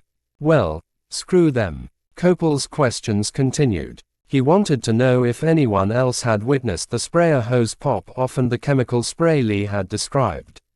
He wanted to know who had mixed the Ranger Pro that day before the spraying, and he wanted to know if Lee had reported the exposure to his superiors and co-workers. Lee said he had reported it, but no one had been too worried. Nobody was really amazed or shocked about it because we had been trained that the glyphosate was okay enough for us to drink. So we didn't really worry like, oh, my God, you got it on your skin, you're going to die tomorrow. Copel continued to press Lee about whether a formal record of the accident had been created, or whether there was any corroboration for the events Lee described. Did you ever create a record about that incident? The lawyer asked. No, not at all, Lee replied. The questioning had been underway for only about 20 minutes, but Lee already felt drained. Tim had told him this would likely go all day, 7 to 8 hours. The examination dragged on. Copel asked Lee about the fact that he had failed the test for his pesticide applicator's license 3 times before finally passing. At times, the court reporter had trouble understanding what Lee was saying and would ask him to repeat himself. The damn mouth sores made it so hard to talk. He tried to explain, but no one seemed to care. The questions continued. Monsanto's lawyer appeared fixated on whether or not Lee had been splashed across the head with Ranger Pro or whether the herbicide had drifted onto his face. Copel also wanted to know about the second accident, the one with the backpack sprayer, and about Lee's discovery of the first suspicious spot on his leg. All right, that backpack incident that you indicate happened to you, did the backpack itself leak? Copel asked. You know that day I did not inspect that backpack because they'd just been spraying with it this morning, Lee replied. So they usually don't leak. They usually don't have problems. So yeah, I was just going along spraying. I thought it was okay that my back was getting wet. I thought it was just sweat. Usually you get a little sweaty out there. So I figure I was just getting wet from that. And I kept on tripping like, man, if this is Ranger Pro getting on your skin, you're already messed up. This is all bad. So then when I got back to the yard, Lee continued, I asked them, I said, is this actually getting through to my clothes? Is this Ranger Pro? Is the Tyvek suit wet and my clothes wet? And after everybody looked, and they said, oh, yeah, you definitely got it. The memory haunted him. How had he been so stupid? He was already sick by that point, but his doctors thought that the disease was manageable. Why had he kept spraying? He asked himself for the 1000th time. Maybe if he had refused, maybe if he'd never had that backpack leak all down his back, maybe he could have kept the cancer at bay. But the damn stuff was supposed to be safe. Hell, he had even called Monsanto to ask if he should be worried about the exposures, about the company's chemicals getting on his skin. No one had ever called him back. The questions continued. More probing about his training, about who else knew about the accidental exposures Lee had described. And then, Monsanto's lawyer seemed to sense Lee's discomfort. All right, now, before we continue, I want to be sure that if you need a break at any time, just ask us, and we'll be happy to accommodate that. There's no reason that you or any of us should have to struggle if we need a break, so just ask us and we'll take care of that, and we'll break for however long you need. Lee nodded. He would push on as long as he could. He just wanted this day over. The other thing I need to ask you about, Copel added, because it can be important in a deposition, is sometimes when folks are taking medications, anybody, including me, it can cause some confusion or fuzziness, or the reduced ability to say what you want to say. So I need to ask you, have you taken any medications in the last 48 hours? Was he kidding? I have cancer, Lee thought. Out loud, he just said, oh, yeah. Lee listed the medications he was taking. I'm in serious, very chronic pain right now, he said. All right, is it affecting your ability to concentrate? Copel asked. Sitting down like this, I'm good. When I start to move, that's when it's really bad, Lee answered. Okay, well, again, reminder, if you need a break, let us know. I'm good right now, Lee said. For the next several hours, Copel kept poking and prodding.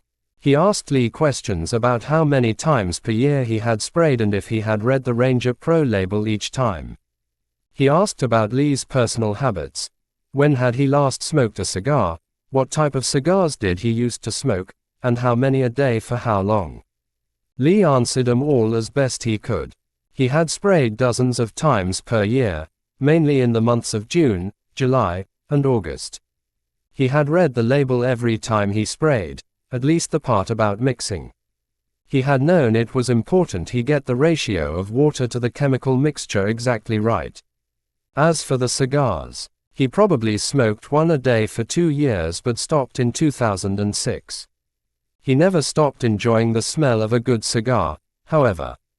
Copel seemed to be jumping all around with the questions. Now he was asking why Lee had not shown up for yesterday's scheduled deposition. Tuesday night you got ready, you prepared for this deposition, right? Copel asked. Sorta kinda, Lee said. I just had a really long night.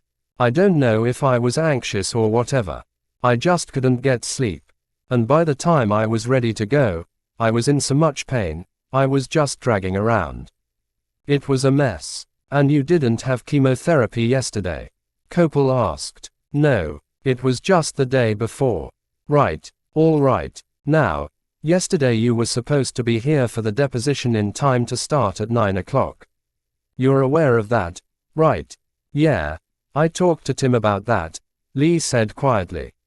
Okay, and you did not show up. Can you tell us why? Copel pushed. Lee was annoyed. Was this guy an idiot? Did he not just hear what Lee had said about the pain? I thought I explained. I was in a lot of pain, and it was very hard for me to walk. It just was a really bad morning for me. All right. Had you anticipated this on Tuesday night? Copel asked. No, not as bad, because, you know, I have some good nights and some bad nights. Like today was way better than yesterday, but I think I started preparing the night before, Lee said. I went and bought some different clothes that was a lot smoother, different stuff like that didn't chafe up against my skin. I have too many open wounds to really even have clothes on. It's like really hard to put on clothes. Could you have told the doctor you have a deposition so you need to put it off? Copel asked. Definitely, Lee said. But you didn't do that. No. Is there a reason why you didn't do that? I thought I would be okay, Lee said simply. He wanted to scream at the lawyer, I have cancer. Chemo was more important than a deposition any day, every day. He didn't understand why Monsanto's lawyer was so interested in the details of the missed deposition. He got the answer a minute later, when Copel told Tim that the company's legal team was reserving the right to make Tim's law firm pay for their wasted time the day before. They would most certainly now have to return at a later date for more questioning, which would involve more costs, the Monsanto lawyer said.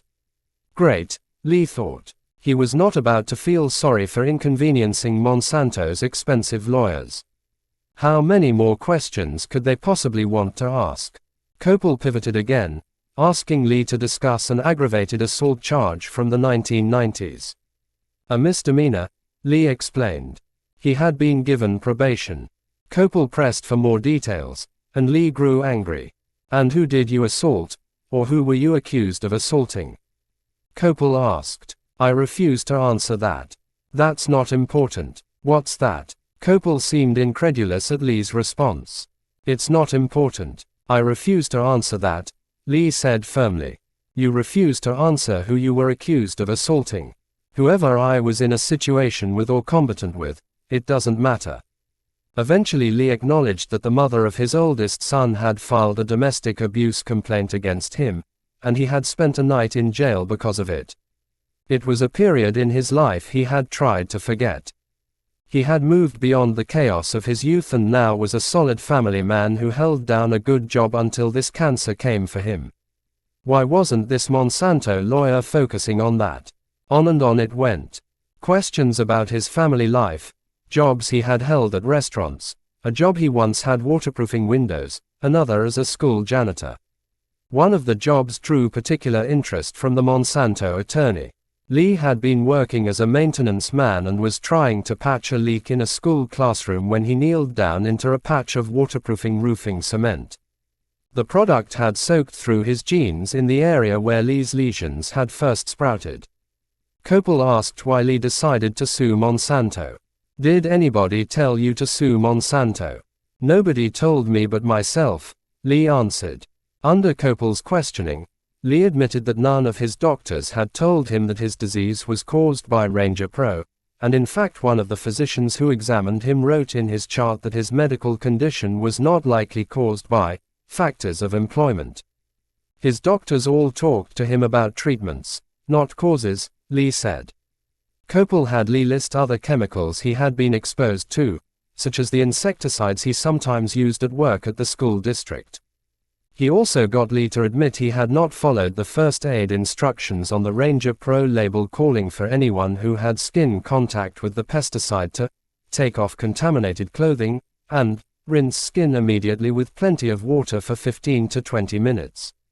There were questions about the health history of his relatives, how much alcohol he used to drink, a car crash he had been involved in years before, different treatments he'd tried, and how non-Hodgkin lymphoma had affected his interactions with his extended family, with his children, and with Araceli. Has your cancer affected your relationship with your wife? Copel asked. We're just not all affectionate like we used to be. I don't want her squeezing me, I don't want her touching me, Lee said. I can't take that right now, all over my skin. Copel asked him to describe the pain. It feels like fire, Lee answered. Especially from the kneecaps to the ankles, it feels like fire when I walk. I have open lesions on the back of these legs from the hip up in the front and in the back, so every time I take a step the clothes are rubbing. And it's bad. As the afternoon wore on, Lee became increasingly irritated. How many more hours was this supposed to take, he wondered. Copel asked Lee to answer questions about a vicious staph infection in one of the wounds on his scalp, about learning that he had cancer, and about the call he received one day from his doctor telling him the cancer had invaded his blood. It was nearly 5:30 p.m. when Copel seemed to take note of Lee's fatigue. "You okay, Mr. Johnson?" he asked. "No, I'm struggling," Lee replied. "We'll get through it though." "All right, we'll get it done," said Copel. "No more breaks unless you tell us you need it." Copel moved to a line of questioning about why Lee had skipped some treatments and doctor appointments, both during the period before the cancer took its deadly turn and after. Why? He wanted to know. Why would Lee choose to go to work sometimes rather than go for medical treatment? Clearly this lawyer had no idea what it was like to be tight on money, Lee thought. If I left a day, I would lose $100 and something per day. I had no sick leave. My sick leave was burnt out from this cancer, he answered. Sometimes he was just too sick to go anywhere at all. And then there had been a period when he lost his health insurance. Damn lawyers. Didn't they get it? He was exhausted. Just before 6 p.m., Copel seemed to have run out of questions. "Thank you for your patience today, Mr. Johnson," he said. "We reserve the right to continue the deposition of Mr. Johnson based on additional records being made available about his employment and about his medical condition and diagnosis and treatment, and based on information that may be obtained from any of his treating physicians." So they were done. Lee started to rise, but then Tim spoke up. "I've got some questions," Tim said. He wanted to be sure he got certain statements from Lee on the record. "How do you feel today, just generally?" "I feel pretty bad and under right now just from the pain." "I have a lot of pain going on right now," Lee said, grimacing. "How do you feel today versus how you felt 4 years ago?" Tim asked. "I was able to exercise. I was able to work out with my kids. I was able to go outside and shoot the hoops. I was able to do different things that I could do all the time," Lee replied. He knew Tim wanted his words recorded, in case he didn't make it to trial. But the memory of his lost health inflicted its own kind of pain. Tim moved on, asking about his use of Monsanto's herbicide. "You said somebody made a statement about its safety during your training, is that right?" "I was told more than one time it was safe enough to drink," Lee answered. Tim asked Lee about his call to Monsanto after the first accident doused him and he started to show signs of disease. "Did the lady on the phone tell you that the World Health Organization had classified glyphosate as probably carcinogenic to humans?" "Not at all," Lee said. "And in this phone call, you let the telephone operator know at Monsanto that you were continuing to use the product after being diagnosed with cancer, right?" Tim continued. "Yes. Now, if the lady at Monsanto had told you yes, in fact, this can cause non-Hodgkin lymphoma, would you have kept using it after that?" "Objection," Copel interrupted. "Calls for speculation. Incomplete hypothetical." "Absolutely not," Lee replied coldly. "And if Monsanto had known, going back to the 80s or the 90s, that this is something that could cause cancer, would you have wanted them to share that information with you in the label or in some other way?" "Objection," Copel said again. Lee ignored him. "Definitely." Tim was pleased. "Okay. I know it's been a long day. Thank you for coming in." And no further questions. Copel was not about to let the testimony end with that. "I have some redirect, Mr. Johnson," he began. Oh hell no, Tim thought. Monsanto's lawyer had used up his allotted time. He was not entitled to any additional time. "We're going to walk," Tim said defiantly, motioning for Lee to exit the room with him. "This is our deposition," Copel said angrily. "If you walk from the deposition, we're going to call the judge." "That's fine." Tim gathered his things. "You've used up your time." I was shocked that you weren't reserving any time. Copel repeated his warning. If you're walking out, then we'll take this up with the judge. That's fine, Tim said again. He and Lee walked as quickly as Lee could muster out of the room. Tim knew that in the weeks to come, Monsanto's attorneys would require Lee to sit through many more hours of deposition questions after they reviewed additional medical and personal records. But for today, at least, they were done with these assholes. Done. Chapter 11. A Question of Science. While Tim was focused on Lee's upcoming trial, Brent, Amy, and the other members of the litigation leadership team had a very different focus. They were battling to keep hundreds of their cases alive. Judge Vince Chabria had ordered what he referred to as Science Week, several day-long sessions in which the lawyers for both sides would put the best experts they could find on the stand in Chabria's courtroom to testify about how scientific studies did or did not show links between Monsanto's products and cancer. If Chabria found any of the expert opinions to be flimsy, he could ban their testimony at trial. Because the burden of proof would rest with the plaintiffs, expert testimony was especially critical for their side. The plaintiffs' lawyers knew they would have virtually no chance of winning if jurors didn't hear from multiple experts who could explain the scientific studies showing that Roundup exposure caused non-Hodgkin lymphoma. These Daubert hearings, as the legal community called them, were named after a precedent-setting case from 1993. Daubert v. Merrill Dow Pharmaceuticals, Inc. was brought by parents whose babies suffered severe birth defects after the mother took an anti-nausea medication called Bendectin, made by Merrill Dow and prescribed for pregnant women. Hundreds of lawsuits were filed against the company, which eventually pulled the drug off the market. But it was the Daubert's case that led to a U.S. Supreme Court ruling declaring that when scientific testimony is offered, it must first be assessed by a judge to determine whether or not the testimony is based on valid scientific methodology. The ruling called for judges to be gatekeepers, protecting jurors from shady lawyers who might use disreputable witnesses to try to present unvalidated junk science as evidence. But having a judge, who specialized in law and not science, determine what is or is not scientifically valid, could be dicey, the lawyers knew. There were more than 300 lawsuits consolidated in Chabria's court by that time, and although some plaintiffs were in remission, others were suffering and dying from their cancers. It was up to Amy, Mike Miller, and the rest of the team to make sure their cases stayed alive. The experts they had hired would be relied on not only for the cases going through federal court but also for most of the cases pending in state courts around the country. It had not been easy finding scientists with both the expertise and the gumption needed to go up against Monsanto. But Amy, Mike, and the others were thrilled with the experts they had managed to secure. One of their most important experts was Beata Ritz, chair of the epidemiology department at the University of California, Los Angeles, whose work focused on studying pesticide exposures and disease.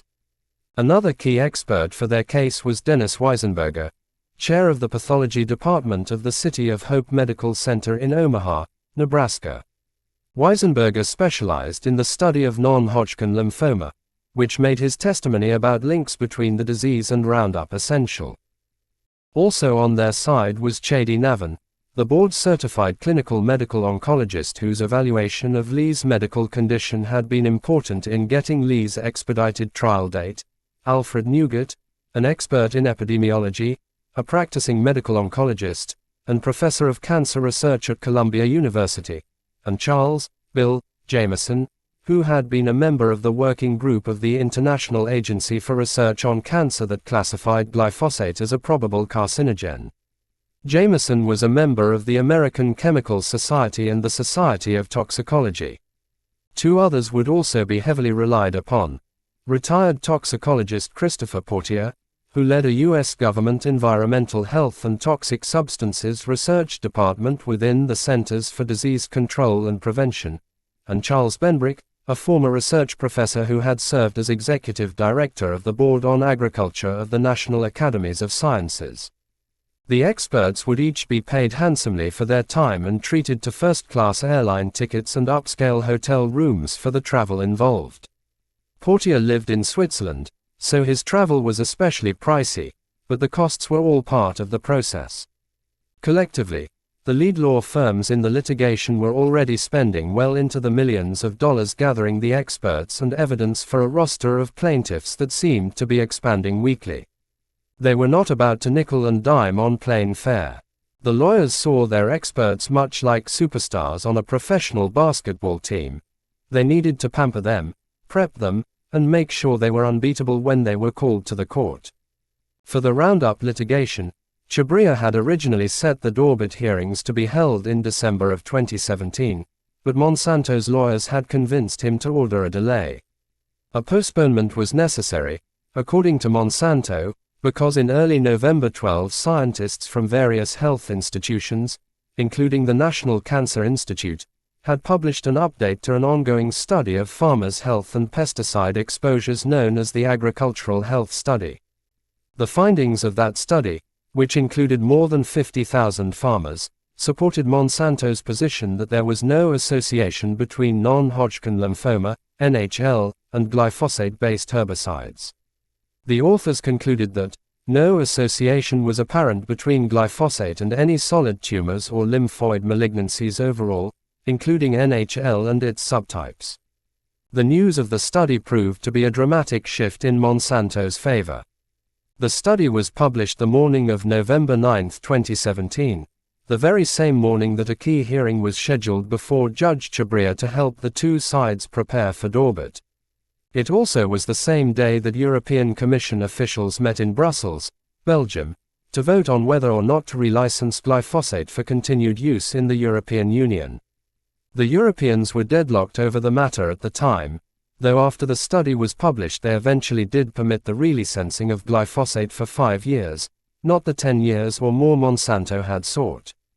The study also came down as the chemical industry attacks on the International Agency for Research on Cancer, IARC, were intensifying.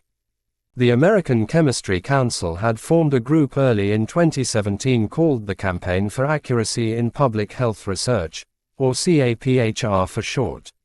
CAPHR's main objective was to promote reform of IARC and to draw attention to the cancer research agency's deficiencies, misinformation and troubling practice of producing questionable scientific evaluations. CAPHR was backed financially by CropLife America, a lobbying organization for Monsanto and other companies selling agricultural chemicals. CropLife and others from the chemical industry were working with Monsanto not just to discredit the IARC scientists but also to convince Republicans controlling the U.S. Congress to strip funding from IARC because of the classification of glyphosate as a probable carcinogen. CAPHR called the update to the Agricultural Health Study a landmark report, and it quickly became a key talking point for the defenders of Monsanto and its herbicides. Amy and the rest of the team found the timing and the nature of the release of the study highly suspect. Embargoed copies had been sent out in advance to journalists, and the London health reporter for Reuters was one of the first to publish, authoring a splashy story that sent the study findings racing around the globe. Large U.S. farm study finds no cancer link to Monsanto weedkiller, the Reuters headline blared. The reporter was the same Reuters correspondent who earlier that year had published multiple stories critical of IARC. The lawyers could see from the discovery documents they obtained from Monsanto that the company and its consultants had fed multiple story angles to the Reuters reporter as part of its secret strategy to discredit the IARC cancer scientists. Those stories had bolstered Monsanto's arguments that the international cancer scientists were wrong about glyphosate being a probable cause of cancer and that the plaintiffs suing the company had no valid case. The new study gave Monsanto another boost, and the company proclaimed it to be the largest and best epidemiological study of the carcinogenic potential of glyphosate-based herbicides. On that November day in court, Monsanto lawyer Eric Lasker told Judge Chhabria that the study was a significant development in the science, and would, obviously, be a key focus in the Dorbit hearing. There was no way they could proceed with the hearing in December because Monsanto needed additional time to develop supplemental expert reports that incorporated the new study results.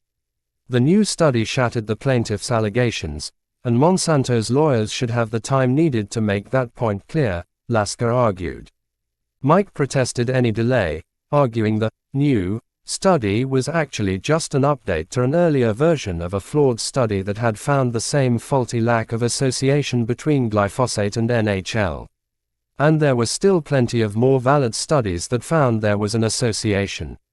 The request for a delay was merely more Monsanto posturing as the company sought to delay progress in the litigation, Mike asserted. Science is evolving, Mike told Judge Chabria.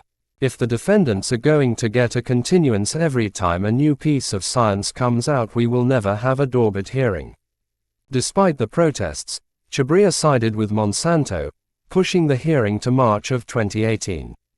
That would be a mere 3 months before the start of Lee's trial, and though Lee's case was being heard in state court in San Francisco, not in Chabria's court, if the expert testimony was barred by a federal judge, the state judges would likely take the same position, the plaintiff's lawyers feared.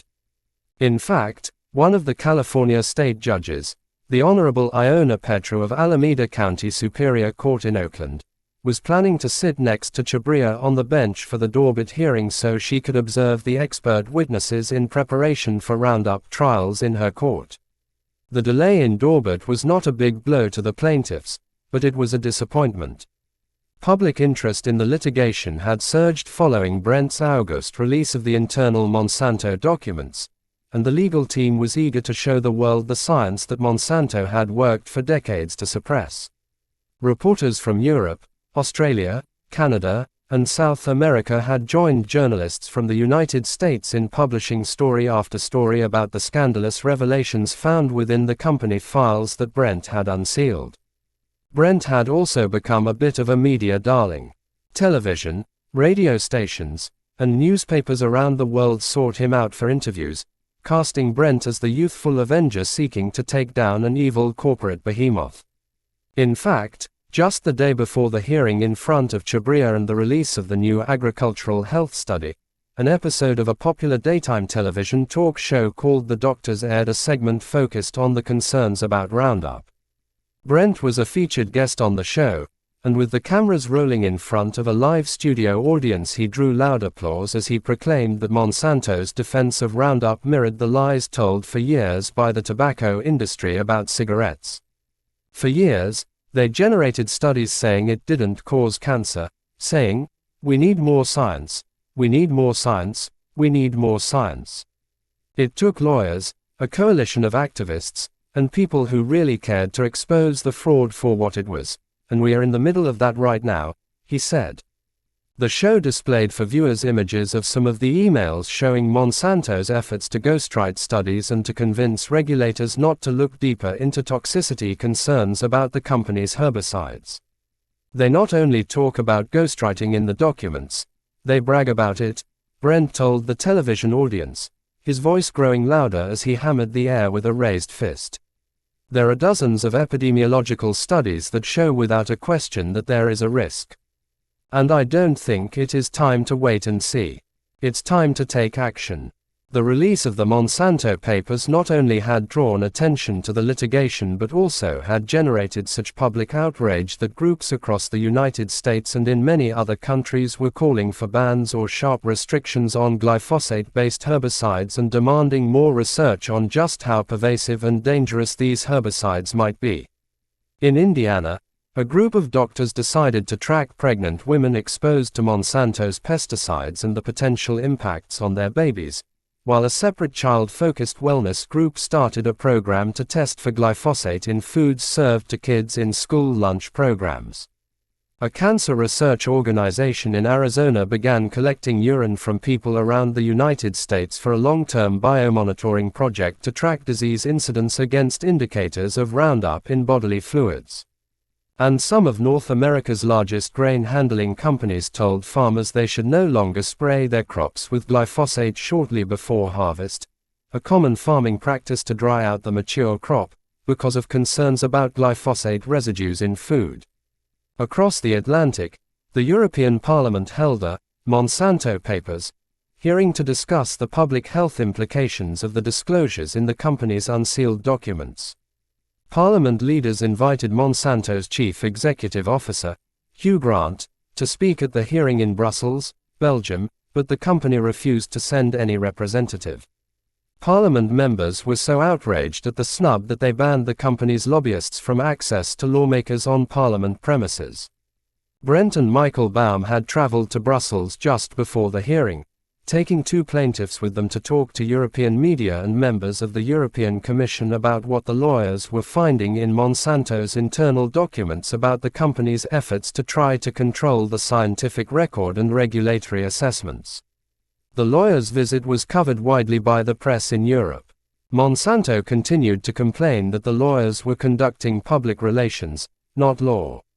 The Roundup litigation was a sham, the company insisted, pushed by greedy lawyers who cared little for their clients with cancer and were focused instead on twisting evidence in ways that would enrich their own bank accounts. Monsanto maintained it had done nothing wrong and was simply the latest target of the unscrupulous industry of plaintiffs' attorneys. But Brent and Michael were unapologetic. This was not just about winning money for their clients and rich fees for themselves. This was about alerting the world to a broken regulatory system, a corrupt company, and the health dangers resulting from it all, they insisted. European regulators were just as bad as US regulators when it came to ignoring studies showing concerns about Monsanto's herbicides, they said. This is deeply disturbing in the US, for these are the people that are supposed to be protecting us. It should be disturbing in the EU as well. This is the tip of a very large iceberg, Brent told reporters at a gathering in Brussels. Calls for bans on glyphosate grew across Europe following the visit from the two lawyers. Yes, the plaintiffs' team definitely had the public's attention. But this new farmers' health study showing no link between glyphosate-based herbicides and cancer was problematic for the plaintiffs' case, at least in the court of public opinion. Even though it was just one update to one study and didn't negate the others that did show cancer linkages, Monsanto was working hard to make the world believe the agricultural health study was definitive proof of the safety of its products. With Dorbit delayed until March, Monsanto and chemical industry lobbyist CropLife America made a hard push for Congress to step into the public debate. They succeeded in convincing the Republican leadership in Washington to schedule a hearing through the U.S. House of Representatives Committee on Science, Space, and Technology focused on the credibility of IARC. The goal was not just to undermine IARC but also to push for a measure to strip about $2 million in annual U.S. funding from the Cancer Research Group, moves intended to teach IARC a lesson about daring to classify a highly profitable corporate product as a potential carcinogen. The hearing took place on February 6, 2018, a month before the delayed Dorbit hearing. Led by Representative Lamar Smith, a Texas Republican, the event turned out to be little more than an assault on the IARC scientists. In his opening remarks, Smith wasted no time ripping into the integrity of the work of the international scientists. There are serious repercussions to IARC's unsubstantiated claims, which are not backed by reliable data, Smith told his fellow lawmakers. IARC's irresponsible handling of data does real harm to job creators and the public's view of the scientific process. Appearing to take a talking point straight from Monsanto, Smith went on, the IARC scientists failed to consider the most significant study on human exposure to glyphosate, the agricultural health study, he said. Smith did not mention that the agricultural health study had been published only 3 months prior, while the IARC review of glyphosate took place 3 years prior. The Republican representative put up 3 witnesses to testify against IARC and allowed just one who testified in support of IARC. Democrats on the committee sought to counter the Republican message, but with minority status there was little they could do other than protest. The leading committee Democrat, Eddie Bernice Johnson, called for protecting the cancer researchers rather than Monsanto. Chemicals have the potential to greatly improve our quality of life when developed and produced in a responsible manner, she said. However, when produced or proliferated irresponsibly or without sufficient understanding of their potential impacts, chemicals can pose a grave and significant risk to every one of us. Unfortunately, by the time we realize the harm being caused by unsafe exposure to such toxic chemicals, the damage has often already been done. If we knew then what we know now, would we have filled our homes, schools, businesses, hospitals with asbestos? Would we have supported the widespread installation of lead pipes to provide us with our daily drinking water? Mr. Chairman, chemical companies will continue to innovate and manufacture chemicals that seek to improve human life, and I support their initiatives in doing so. But such innovations should not come at the cost of human health, Johnson implored. That is why the work of independent organizations like IARC is so important and why we in Congress should be supporting that work rather than attempting to undercut it. The hearing amounted to more political theater than an actual policy change. But it generated positive press for Monsanto and negative publicity for IARC and for the Roundup litigation. Before the hearing, the Democratic House staffers had reached out to Michael for guidance on how to prepare for the hearing, and he had been happy to oblige. He made the cross-country trip from his Los Angeles law firm to Washington, D.C., in late January. Armed with 2 oversized black binders containing indexed copies of the internal Monsanto papers obtained through discovery, Michael met with staff members for the Democrats on the Science, Space, and Technology Committee. He laid out for them the case he and the other plaintiffs' attorneys would be making when they went to trial. Not only did the plaintiffs' law firms have a number of scientific studies showing cancer risks with glyphosate-based herbicides, he told them, but they also had company communications showing how Monsanto tried to control what the science said about its products, the third-party payouts, the ghostwriting of scientific literature, the coziness with the U.S. Environmental Protection Agency and other regulators. If Monsanto's herbicide was truly not carcinogenic, there should be no reason for the company to have engaged in decades of covert tactics to promote its safety. The staffers should include the information in the Democrats' presentation at the hearing, Michael urged. He also got an audience with Senator Sheldon Whitehouse, a Democrat from Rhode Island, who in early 2017 had published a book titled Captured: The Corporate Infiltration of American Democracy. Whitehouse didn't have much time for the California lawyer with his big black binders, but he sympathized with Michael's task. It was a long day on Capitol Hill and not an especially productive one in terms of advancing the Roundup litigation. His time would probably have been better spent strategizing with the other Roundup plaintiffs' lawyers for the Dorbit hearing in March, Michael thought as he made his way back to his boutique hotel in the city's DuPont Circle neighborhood, pulling his scuffed rolling briefcase behind him. After a simple dinner and a glass of red wine, Michael retired to his room for the night, but he wasn't ready to go to sleep yet. Was all this work actually going to achieve reforms that helped people? His profession came under sharp criticism so often, and here in the nation's capital there was a near-constant push for tort reforms to rein in lawyers like him, to restrict litigation just like the Roundup lawsuits, and to curtail monetary damage awards such as the ones his plaintiffs were seeking. Michael's father had been a biochemist for the pharmaceutical industry and had hoped Michael would also take an interest in science, encouraging him to read the scientific magazines that came to the house. When he was still a young boy, his father had subscribed to a weekly science kit so Michael could run simple experiments. But while he grew to have great regard for the power of science, Michael felt that the kind of law he practiced allowed him to use scientific research to help people more directly. He knew there were sleazy attorneys out there pushing lawsuits that probably never should be taken seriously. He knew case backlogs existed at courthouses around the country due to a deluge of litigation, some of it frivolous.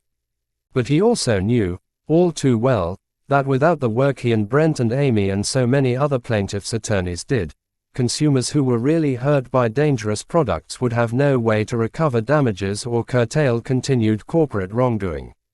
It frustrated him to no end when he thought about it all too much.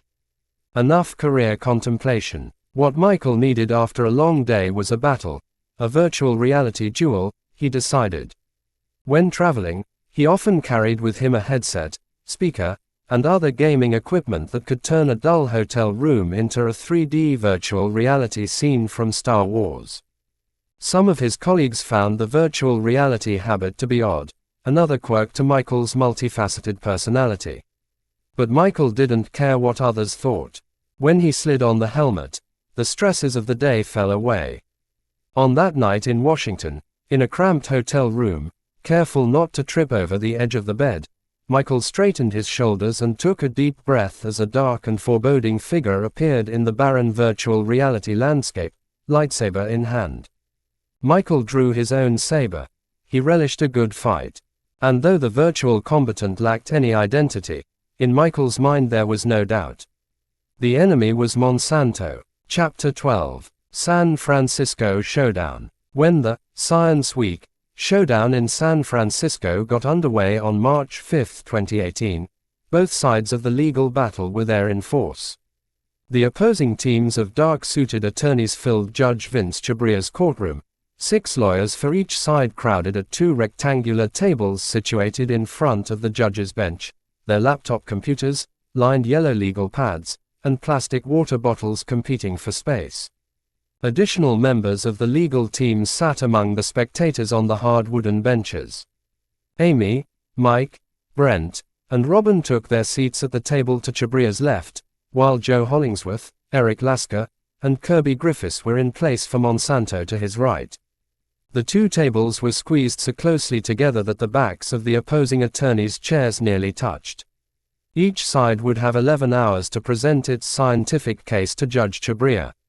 The objective for the plaintiffs was to convince Chabria that their experts were using valid scientific methodology in their analysis of multiple studies and their conclusions that Monsanto's herbicides caused non-Hodgkin lymphoma. If the judge determined the experts were reliable and could testify at the trials yet to come, it would then be up to juries to decide how believable the experts were and how the evidence applied to individual plaintiffs' claims. Monsanto's job was both to undermine the credibility of the plaintiffs' scientists and to convince Judge Chabria that the expert witnesses testifying on Monsanto's behalf were credible enough for the company to use at trial. One of many points of contention for the week was the importance of the mouse study known as Knežević and Hogan that Monsanto had submitted to the U.S. Environmental Protection Agency in the 1980s. As the plaintiffs' lawyers had seen in the EPA's archived documents, U.S. government scientists who looked at the study initially concluded the tumors that developed in the laboratory mice exposed to glyphosate indicated the chemical was a potential cause of cancer. The agency decided the study did not show carcinogenicity concerns only after Monsanto argued that the tumors were not related to glyphosate and refused to accept the findings of the EPA scientists. Discussions between Monsanto and the EPA about how to interpret the study dragged on for several years, and at one point the EPA asked Monsanto to redo the study, but the company declined to do so. Now, during the critical Science Week in San Francisco, the plaintiffs planned to introduce hundreds of pages of data from the mouse study into the court record, a prospect Monsanto was adamantly opposed to. The data were confidential and proprietary, and should not be made public, Monsanto's lawyers argued. Chabria made short work of Monsanto's request. It is difficult to understand how Monsanto's mouse study from 35 years ago could justifiably remain confidential in this litigation, he wrote in a pre-hearing order. The plaintiffs will be permitted to elicit testimony about the study without restriction. To oversee the hearing, Chabria was joined by Alameda County Judge Iona Petru. The 2 judges sat together at a raised oval table, both wearing black robes, hers set off with 2 strands of fat white pearls. Each judge faced a computer screen that would show the exhibits the lawyers would introduce. Brass water pitchers and drinking glasses were set at their elbows. A wrinkled American flag stood against the wall just behind Judge Petru's chair. For other state court judges who had roundup trials on their calendars, Chabria had provided an open phone line to allow them to listen in on the proceedings. He also was having the hearings video recorded, but Monsanto had requested the videos not be made available to anyone until after the hearings were concluded. The first to take the stand was plaintiff's expert Beata Ritz. Attorney Catherine Forgy, a partner in Amy's firm who was considered an expert in preparing witnesses, would conduct the direct examination for the plaintiff's legal team. Though she was 2 decades older than Amy, the two women were good friends, and Amy admired Catherine's quiet but determined courtroom demeanor. Catherine had worked as a criminal prosecutor and as a corporate defense lawyer before crossing over to join the plaintiff's side of the litigation business. She knew how hard Monsanto's lawyers would try to undercut the expertise of her witnesses. It was her job to make sure that didn't happen. Clad all in black with her long chestnut hair knotted into a loose bun, Catherine took her place at the podium facing the witness stand, arranging her notes in careful order. A black microphone angled atop the podium amplified her words throughout the high-ceilinged courtroom. "We'd like to call Drive Beata Ritz to the stand, please," Catherine began. The scientist was quickly sworn in by the court clerk. "Can you state exactly what it is you do, please?" Catherine asked Ritz. "I'm an occupational and environmental epidemiologist. I actually am tasked by the state of California in the Center for Occupational and Environmental Health at UCLA to investigate occupational and environmental causes of disease," Ritz answered steadily.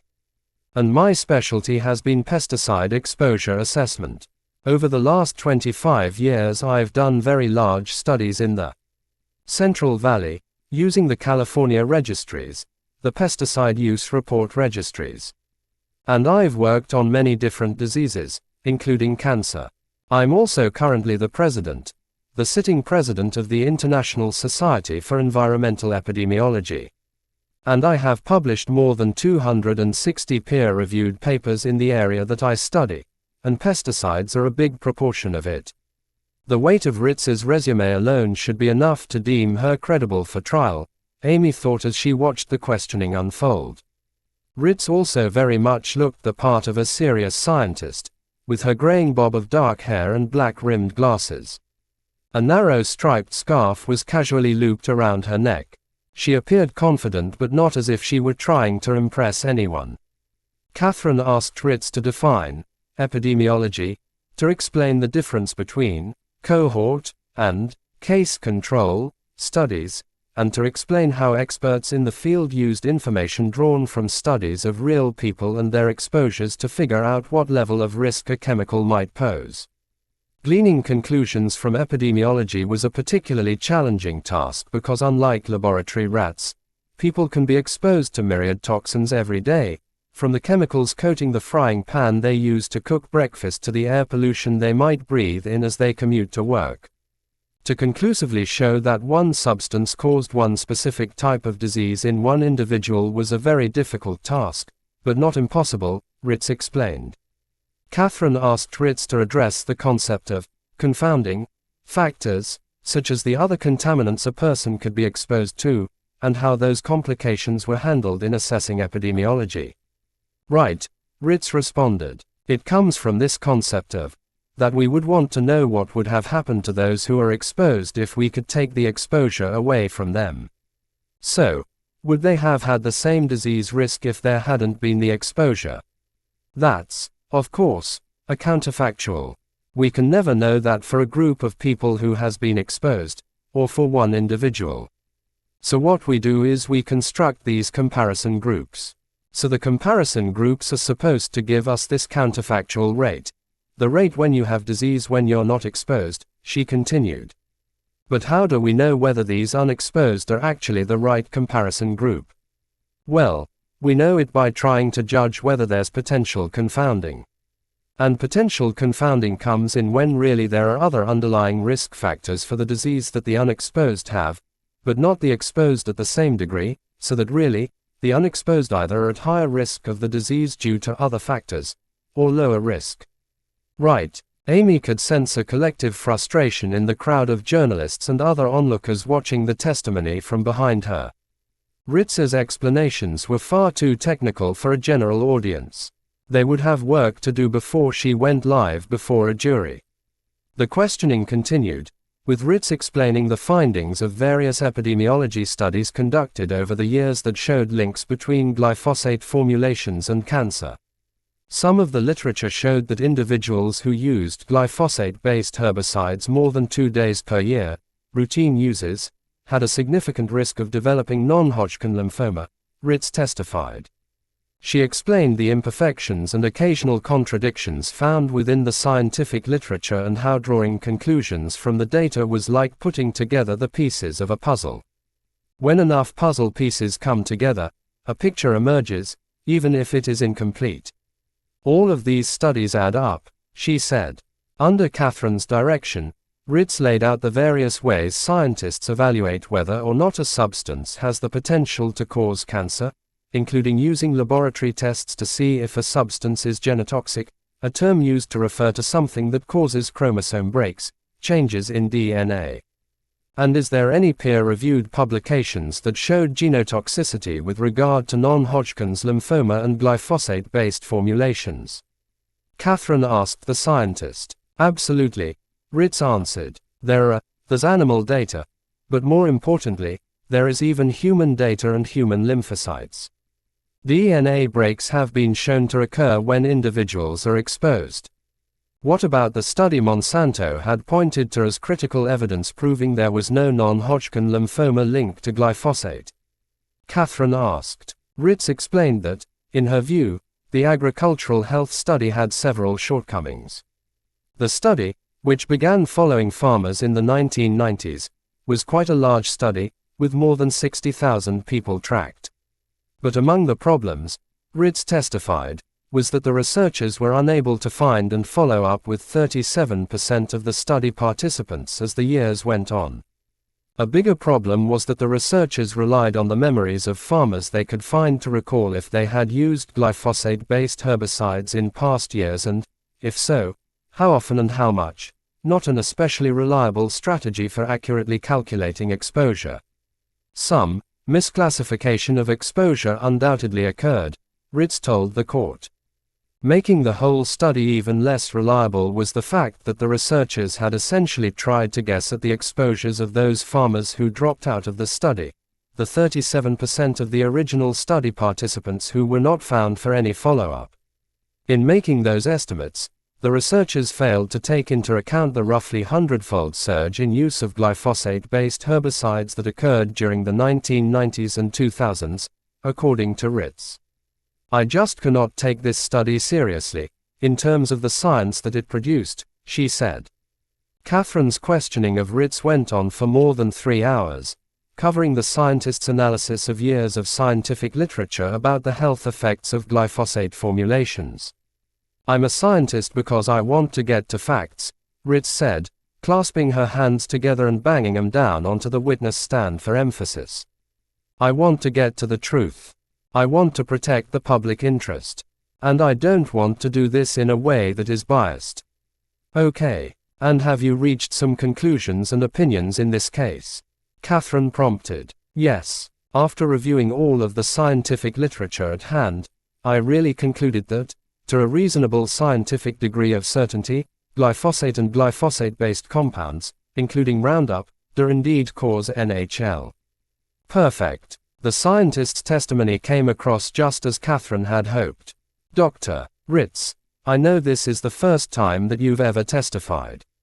In fact, I think it's the first time you've ever been in a courtroom, so I hope it wasn't too bad an experience, she said with a small smile, gathering her notes. I thank you very much. And I pass the witness. It was Monsanto's turn to question Ritz, but as Eric Lasker started to rise from the defense table, Chabria swiveled in his chair to face Ritz directly. He had questions of his own. You talk a little bit about toxicity, and you talk a little bit about the mechanistic data. I take it your opinion is based on the totality of the evidence, not just the epidemiology. Is that right? Chabria asked. That's very right. Yes, Ritz replied. This story has gone on for, 30, 40 years. There's a lot of information out there. And your opinion that Roundup causes NHL, is it that Roundup is currently causing NHL in the exposure levels that human beings are experiencing today, or is it that Roundup is carcinogenic, and therefore it's capable of causing NHL in the abstract, or somewhere in between? the judge asked. Ritz appeared uncertain about what the judge was asking. It's probably the second, because I base my opinion on the farmer studies. And we know that farmers are really at the front line. Right, they're the ones who have the highest exposure. And that's what I'm basing my opinion on, because that's the studies we have at hand, the human studies that we have. Okay, Judge Chabria said. So is that to say, then, that your opinion is not that it is currently causing NHL. It's that it's capable of causing NHL. Currently, it's capable of causing NHL, Ritz replied. What? Catherine looked bewildered. So did the other lawyers at her table. What had their expert just said? That Roundup was not currently causing non-Hodgkin lymphoma. Catherine had already started to take her seat as Lasker walked to the podium to start his cross-examination of Ritz, but Amy motioned for her to step back up there. They could not let that confusing answer from Ritz stand. Catherine eased up beside Lasker, lightly tapping his shoulder as she moved in front of him to face the judge. Your Honor, he's graciously letting me come back for 1 second. She turned to Ritz. I want to make sure you understood the judge's question, Catherine said to the scientist. Are you saying that currently, is it your opinion that glyphosate-based formulations can and are causing non-Hodgkin's lymphoma in the community today? Catherine made sure to emphasize the word, Ritz took a long pause. It depends on what the community is, Ritz answered carefully. And it's a dose question. Right, we know that the toxicology is in the dose. So definitely it can cause NHL. What the dose is, I wouldn't venture.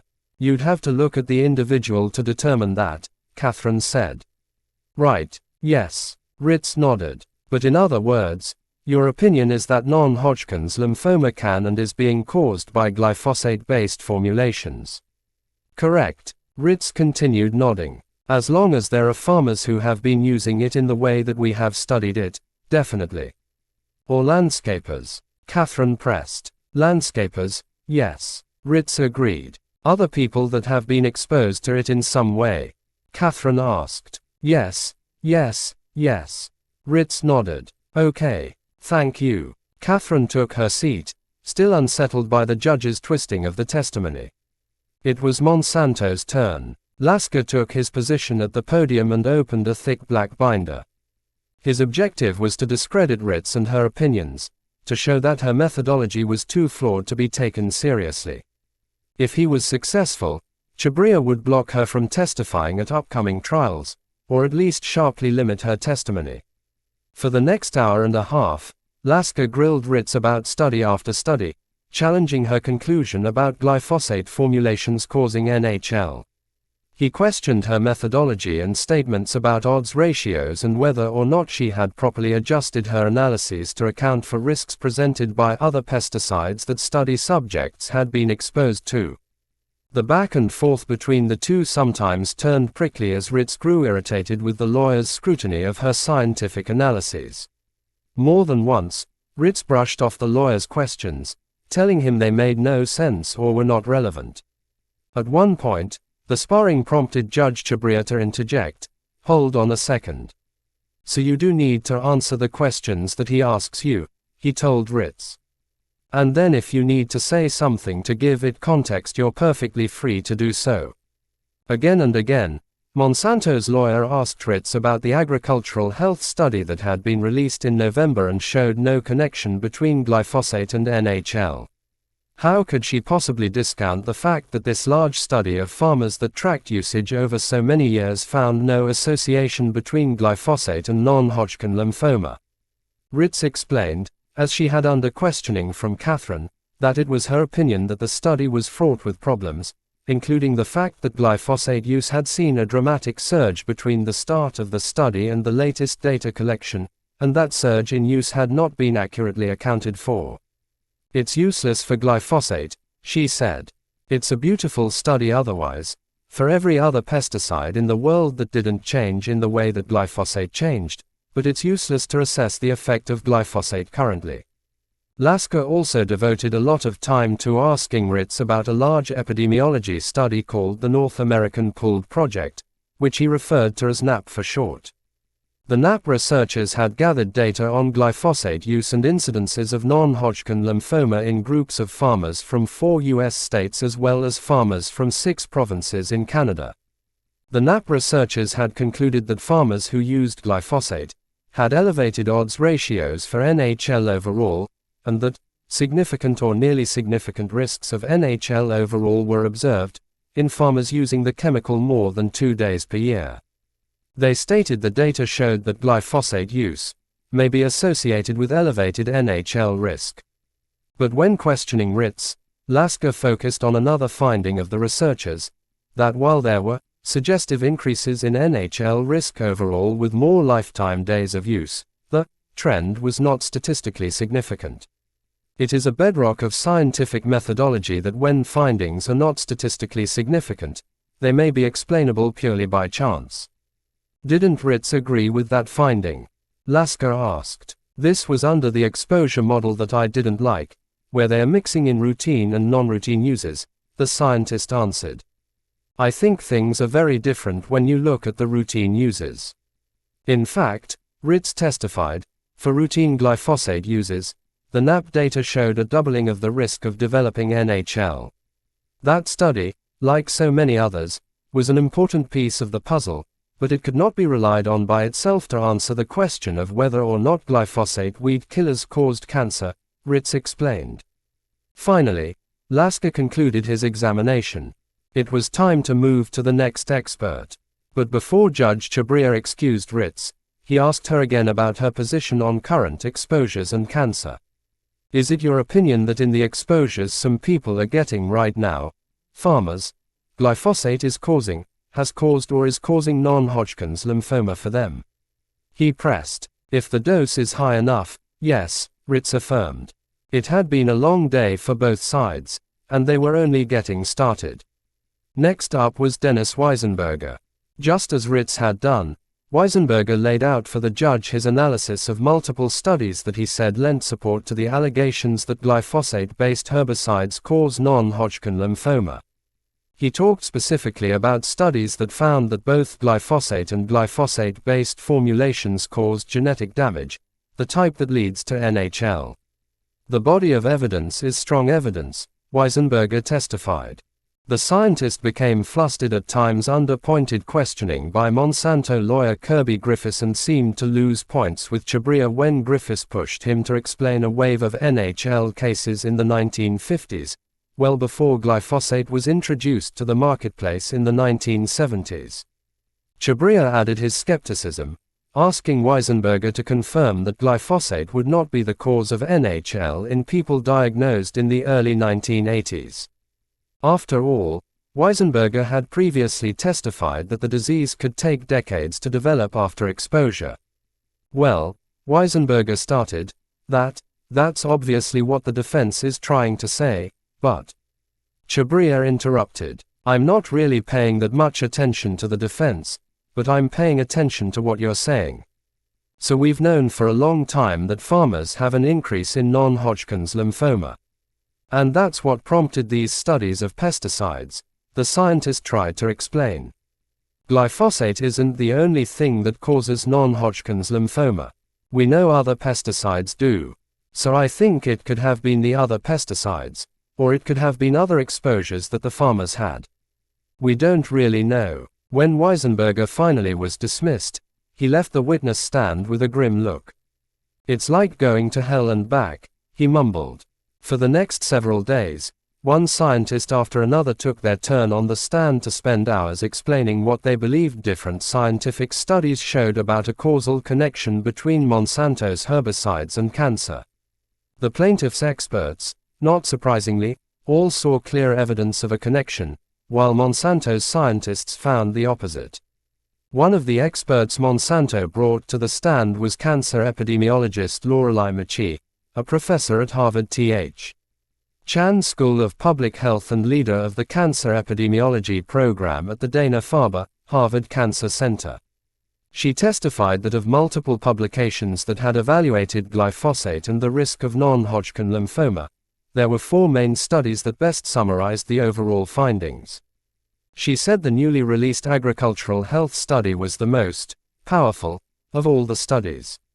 When you look at the body of epidemiological literature on this topic, there's no evidence of a positive association between glyphosate and NHL risk, she testified. Based on following a standard methodology and evaluating all of the studies, there's no way to come to a causal conclusion about glyphosate and NHL risk. In his cross-examination of McChee, Mike Miller pressed her about how she could contradict the International Agency for Research on Cancer scientists, given she had looked only at epidemiology, while the IARC scientists who concluded glyphosate was a probable carcinogen had looked at animal studies and cell studies as well. Wearing a stern expression, Mike leaned both hands on the podium and peered intently at McChee. You said to counsel just before he sat down that you looked at the totality of the evidence. Do you remember that? Yes, McChee said, with a slight hesitation. To be clear, you did not look at the mechanistic evidence, the toxicology, or the animal data. Fair, Mike said, shaking his head and growing more stern. What I was commenting on specifically was regarding the epidemiology studies, which, I did look at all of the available epidemiology studies on glyphosate and NHL risk, McChee answered, nodding her head. Yes, ma'am, but you did not look at the toxic data. Right, Mike said, leaning over the podium to stare at the scientist. I was evaluating the validity of the epidemiological findings specifically. And that's what I commented on in my discussion, she said. Okay, you're entitled to explain, but I just want to be clear. Mike would not let it go. No, I did not look at the toxicological data, McChee said quietly. Yeah, all right, and, Dr. McChee, you did not look at the animal data. True, I did not look at the animal data, McChee said somberly. All right, yes, ma'am, thank you, Mike said. It was exhausting and stressful work for all involved. Even the attorneys who were not handling the direct examinations and cross-examinations had to be on their toes every minute, ready to help right the ship if the questioning started going off course into areas that could hurt their case. Each evening, Amy, Brent, Catherine, Mike, and the other team members spent hours preparing for the next day as if cramming for a final test. But they also made sure to take some time to gather in the hotel bar first, chasing down hot wings with margaritas and beers as they analyzed the wins and losses of the days. They worried about Chabria. He seemed unconvinced of the science and unimpressed with the experts the plaintiff's team had presented. He clearly was not convinced that the human studies, the epidemiology, showed a clear causal connection between glyphosate and cancer. And he had made clear his displeasure with Dr. Ritz. He seemed to agree with Monsanto's lawyers that she had not properly accounted for risks from other pesticides in the odds ratios she cited. If he decided to limit or bar her testimony and that of the other plaintiffs' experts, the plaintiffs would have virtually no chance of winning any trial. He could even grant summary judgment in favor of Monsanto, stopping the litigation in its tracks. When the hearings concluded, Chabria ordered the opposing legal teams to appear before him to hear his thoughts on the scientific testimony. For Monsanto, only Lasker and Hollingsworth showed up, but Amy was flanked by Robin, Brent, Catherine, Michael Baum, Pedramus Fandiri, and another lawyer from Amy's firm, David Wool. They knew their chances for success in the litigation would swing on what Chabria said next. I think that the plaintiff's experts' opinions are shaky, Chabria said without hesitation.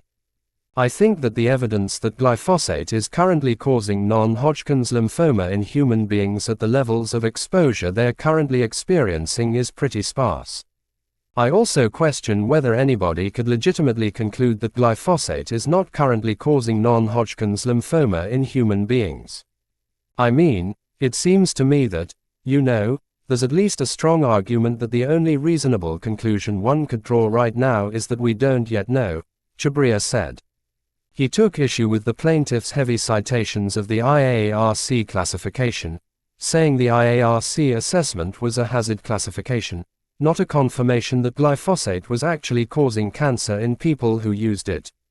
He also was concerned that the plaintiff's experts were presenting the science in a way that ignored the fact that while some studies showed an elevated risk, the odds were not strong enough to be considered statistically significant. And yet, had the judge just used the word shaky? He had, and that was certainly no accident. Amy tried to suppress her glee as the judge continued to talk. The other lawyers also caught the significance. Under the Daubert standard, concerns about evidence considered to be shaky are not sufficient to ban the evidence. A trial is the proper place to sort out those issues, according to the standard. Judge Chabria looked at Monsanto's lawyers. The potential problem for you is that my role is not to decide whether glyphosate causes cancer. My role is to decide whether the opinions offered by the plaintiff's experts are, for lack of a better term, within the range of reasonableness. Right, Lasker said, nodding. It was clear. The plaintiffs were going to win this one. The judge later summarized his decision in writing. Some epidemiological studies suggest that glyphosate exposure is slightly or moderately associated with increased odds of developing NHL. Other studies, including the largest and most recent, suggest there is no link at all. All the studies leave certain questions unanswered, and every study has its flaws. The evidence, viewed in its totality, seems too equivocal to support any firm conclusion that glyphosate causes NHL. This calls into question the credibility of some of the plaintiff's experts, who have confidently identified a causal link. However, the question at this phase is not whether the plaintiff's experts are right. The question is whether they have offered opinions that would be admissible at a jury trial. And the case law, particularly Ninth Circuit case law, emphasizes that a trial judge should not exclude an expert opinion merely because he thinks it's shaky, or because he thinks the jury will have cause to question the expert's credibility. Given how close the question is at the general causation phase, the plaintiffs appear to face a daunting challenge at the next phase. But it is a challenge they're entitled to undertake. They had made it through Daubert. Barely. The cases would go forward. Chapter 13. The Cavalry. The month of April is considered one of the best times to visit the desert city of Las Vegas, Nevada. With waving palm trees, balmy temperatures, and lines of luxury hotels and casinos offering glitzy, round-the-clock entertainment, the city that never sleeps is a favored destination for many travelers. Especially lawyers. Twice a year, more than 1,000 members of the plaintiffs' bar descend on Vegas for a 3-day conference focused on how to make the big business of mass tort litigation even bigger. The 2018 spring meeting of the aptly named Mass Torts Made Perfect Conference was being held at Wynn Las Vegas, a sprawling 5-star resort complex with more than 4,000 guest rooms and more than 200,000 square feet of convention space. The conference is largely the creation of litigation legend Mike Papantonio, a 64-year-old multimillionaire who leads a nationwide mass torts firm out of Pensacola, Florida. Pap, as associates call him, has made a name for himself as one of the most successful litigators in the land, inducted in 2015 into the Trial Lawyer Hall of Fame by the National Trial Lawyers Association. With his suntan good looks and folksy southern drawl, Pap stars in his own weekly television show called America's Lawyer, which he records in a studio built out of one wing of his law firm. He uses the show to explain high-profile cases and to excoriate companies and individuals caught in wrongdoing.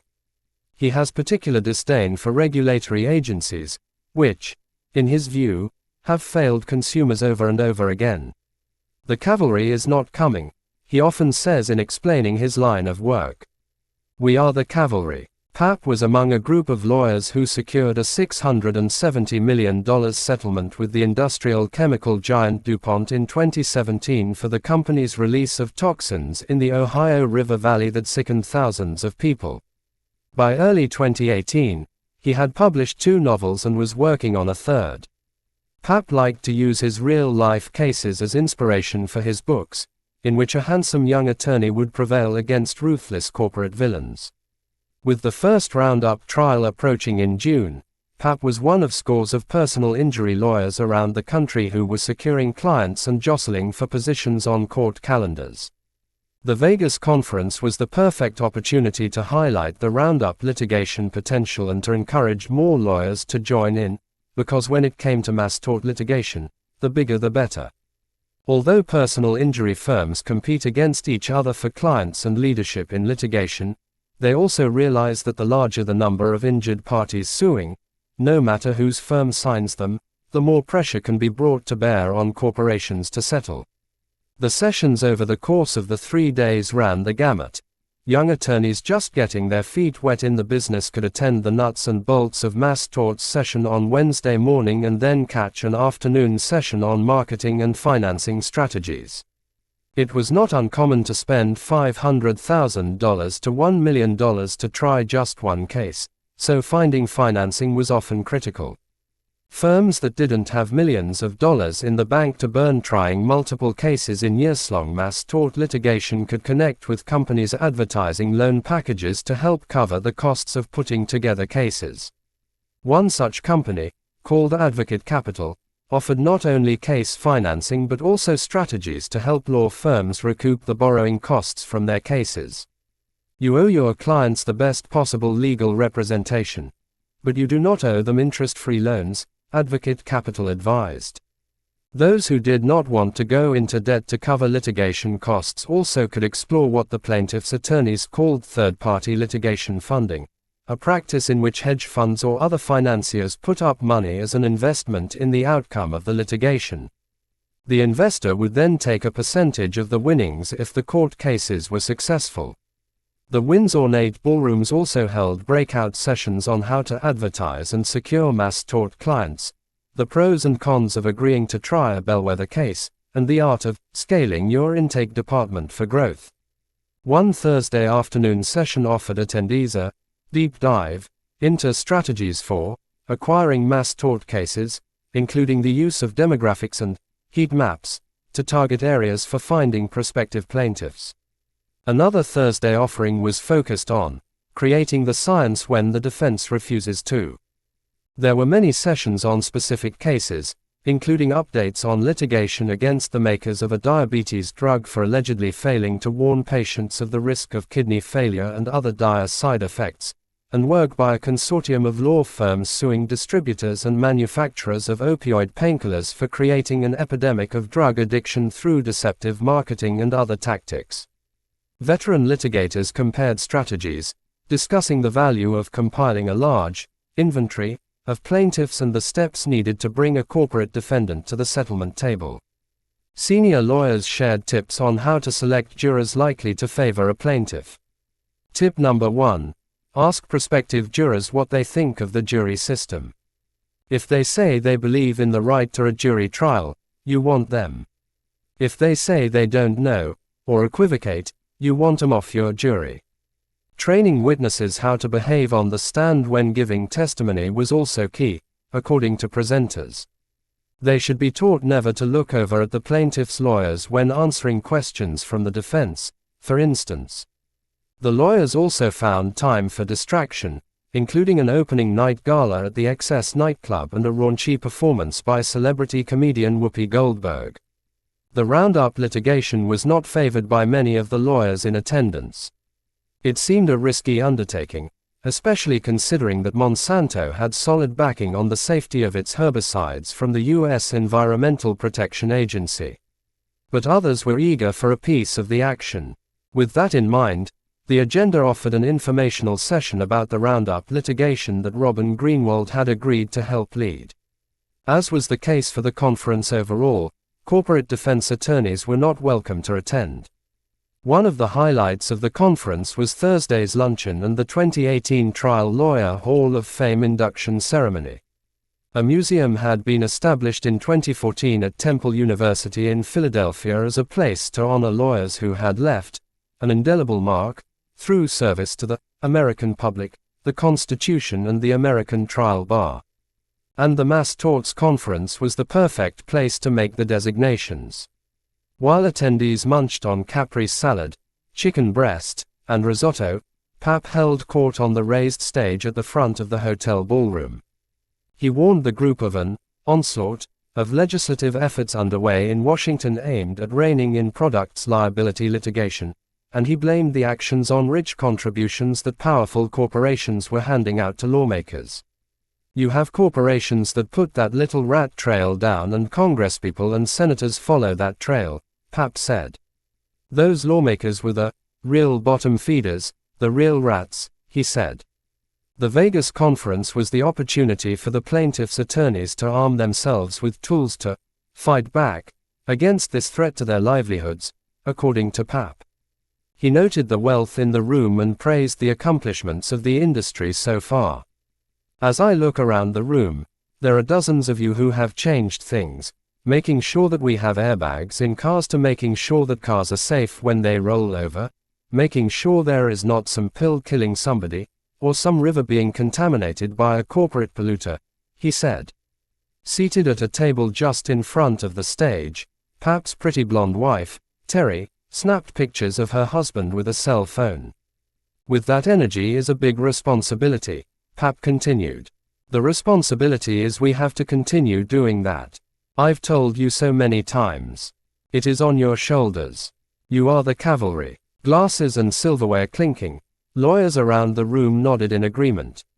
Far from the gathering in Las Vegas, where Papp, Robin, and others were spreading the word about the Roundup litigation, Monsanto's top executives were planning their exit strategy. After 2 years of wooing investor, consumer, and regulatory approval, Germany's Bayer AG was about to purchase Monsanto for $63 billion. European regulators had approved the sale in March on the condition that Bayer agree to dispose of more than $7 billion of its own assets to a rival chemical company. The U.S. Department of Justice also gave its conditional approval after Monsanto's chief executive officer, Hugh Grant, and Bayer's chief executive, Werner Baumann, made a joint trip to Washington, D.C., to meet in person with Justice Department officials. Not everyone was on board with the sale. Advocates for farmers feared that after acquiring Monsanto, Bayer would be able to unfairly dominate the agricultural seeds and chemical business, a market worth roughly $100 billion. The company was already a heavyweight in healthcare and agriculture, with more than 99,000 employees around the world and annual revenues of more than €35 billion. And buying Monsanto would double the size of Bayer's agriculture business. Monsanto was both the world's largest seed company and a key maker of glyphosate, the world's most widely used herbicide. Monsanto brought in more than $2 billion per year from its herbicides, such as Roundup, and more than $10 billion more per year from its seed business, including the lines of genetically engineered seeds designed to tolerate being sprayed with Roundup as farmers fought weeds in their fields. But while critics said that combining Bayer with Monsanto was going to create a behemoth that could crush competition, raise prices, and leave farmers vulnerable to price hikes and fewer product options, Bayer and Monsanto executives contended such worries were groundless. By combining their strengths in technology and research, the companies would be able to bring better products to market more quickly than in the past, they asserted. Together with Monsanto, we want to help farmers across the world grow more nutritious food in a more sustainable way that benefits both consumers and the environment, the company said in a press release after obtaining the European Commission's approval. The Monsanto name would disappear after the deal was done, and several of the company's top executives would also take their leave, including Grant, who spent more than 35 years at the company and was named CEO in 2003. Grant, who was paid $19.50 million for 2017, would get an exit package of roughly $32 million following the Bayer deal. Also walking away with hefty payouts would be Monsanto's chief financial officer, chief technology officer, chief strategy officer, and general counsel, among others. Some Bayer investors were wary of taking on Monsanto. The company's checkered reputation with environmental and health advocates was worrisome, and the acquisition was expensive. Bayer was securing $57 billion in financing to pay for the acquisition, paying a premium of more than $17 billion over Monsanto's share price. Investors were also worried about the rising number of lawsuits filed over the Roundup cancer concerns. But Baumann had no qualms about the acquisition. The deal was his dream, his first big move after becoming Bayer's chairman of the board of management in May of 2016. Baumann had been with Bayer since 1988 and was not afraid of litigation. It came with the territory for a major pharmaceutical player. Bayer had been able to settle 4,000 lawsuits filed against the company over a contraceptive device for only $12 million and was also successfully fending off court cases filed over its top-selling blood thinner drug, Xarelto. The Roundup litigation might be a nuisance, but it certainly was not a reason to scuttle Bayer's purchase of Monsanto.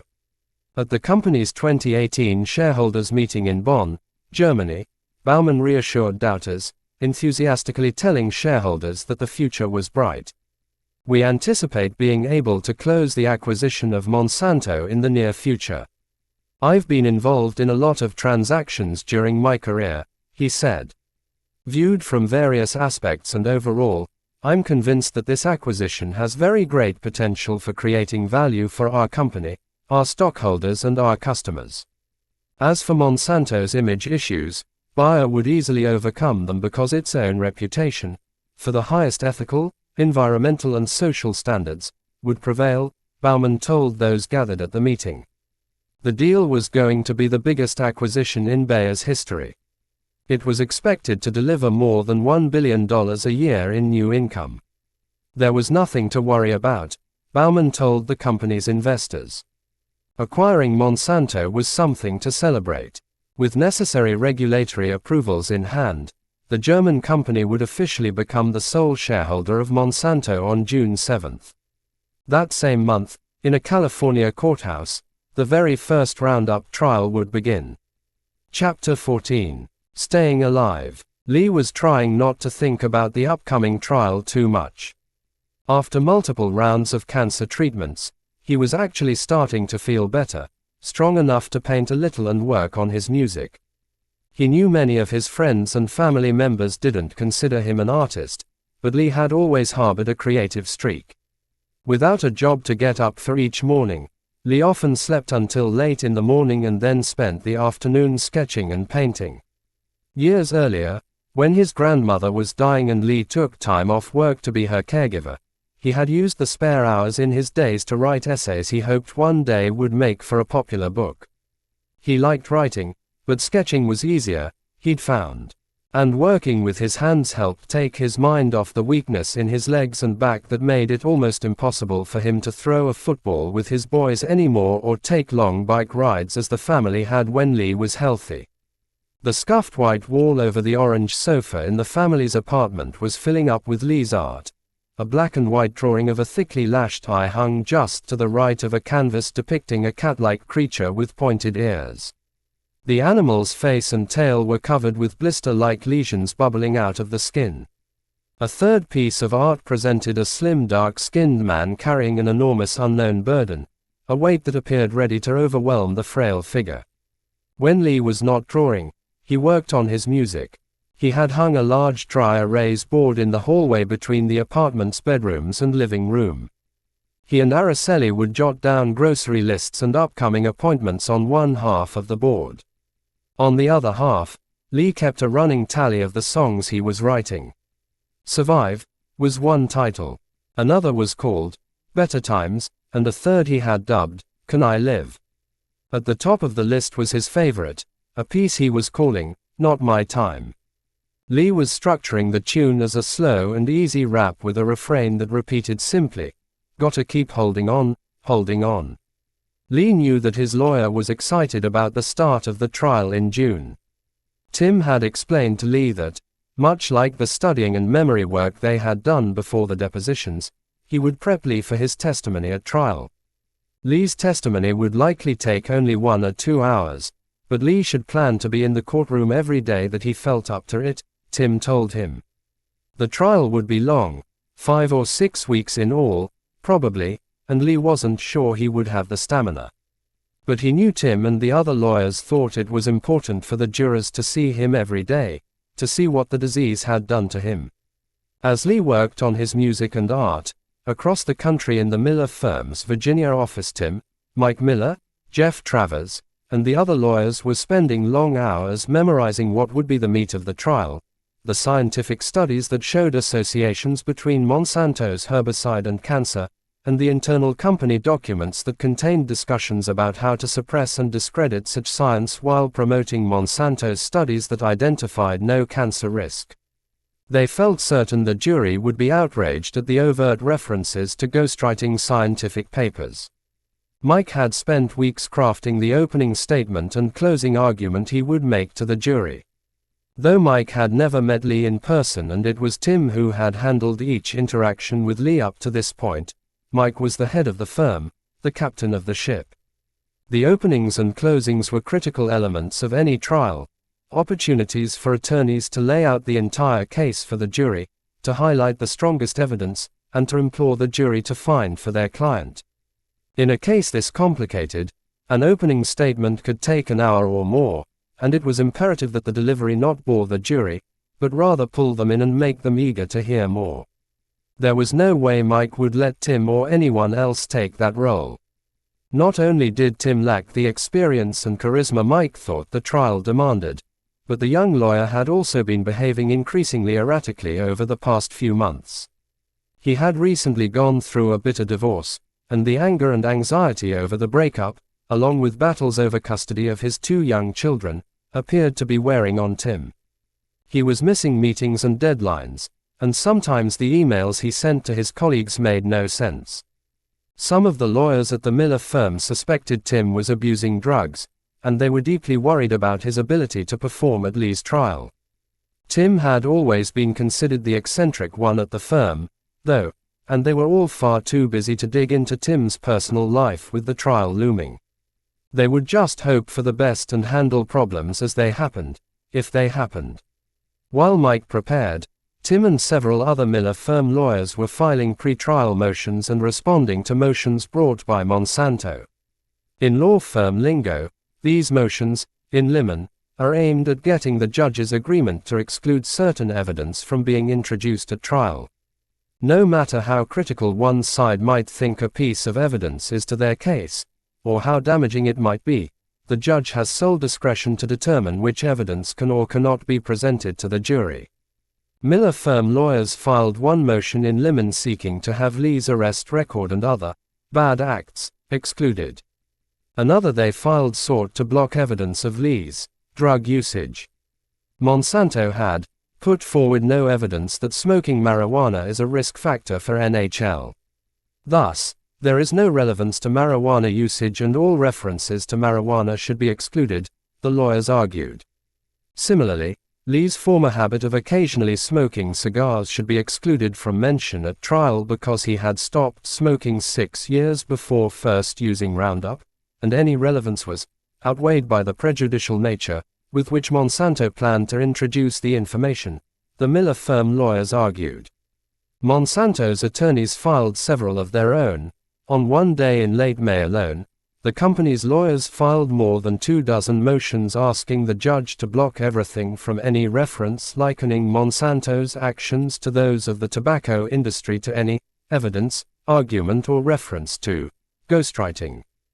The company lawyers sought to block evidence about the fraudulent studies at Industrial Biotest Laboratories and Craven Laboratories. The 2009 email from Monsanto scientist Donna Farmer saying the company had not done carcinogenicity studies with Roundup, and the 2013 document that appeared to be a letter from EPA scientist Marion Copley to the EPA's Jess Rowland stating that glyphosate was a probable carcinogen and hinting at corruption in the agency. The company also pressed the court to block media requests to record and broadcast the trial.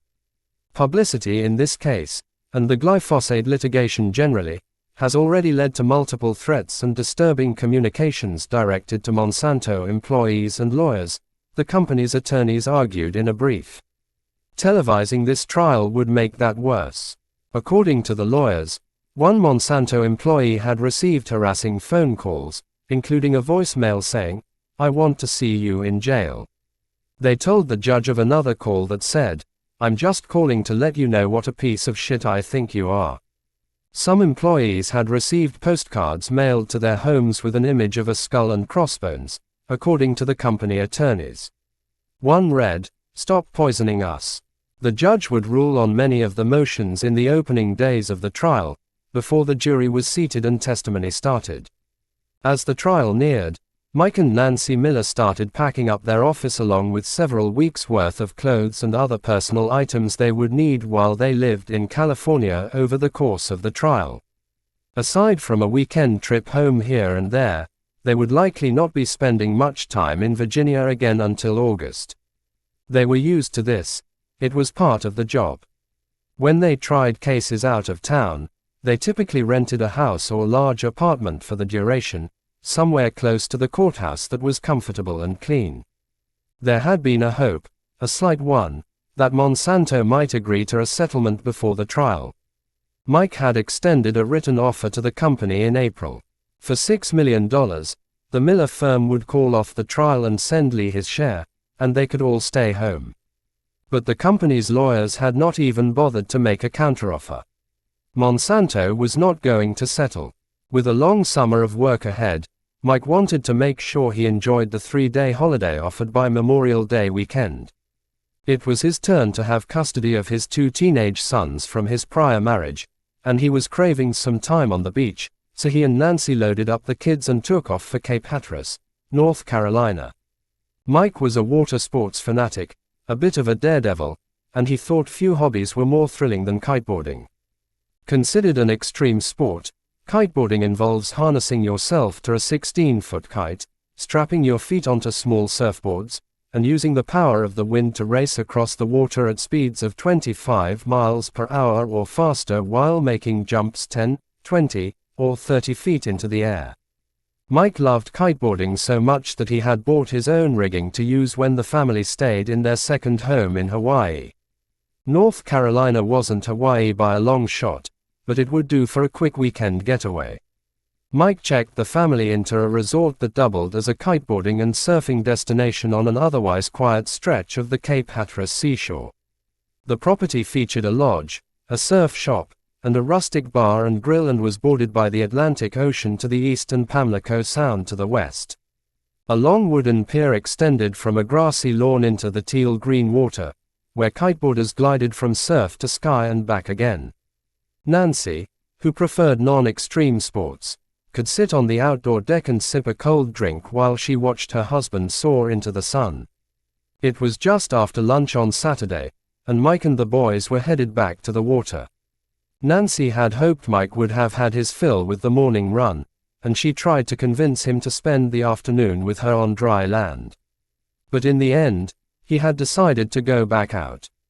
Planning to relax with some quiet time on the balcony of their room, Nancy saw the commotion coming from the waterfront before she heard it.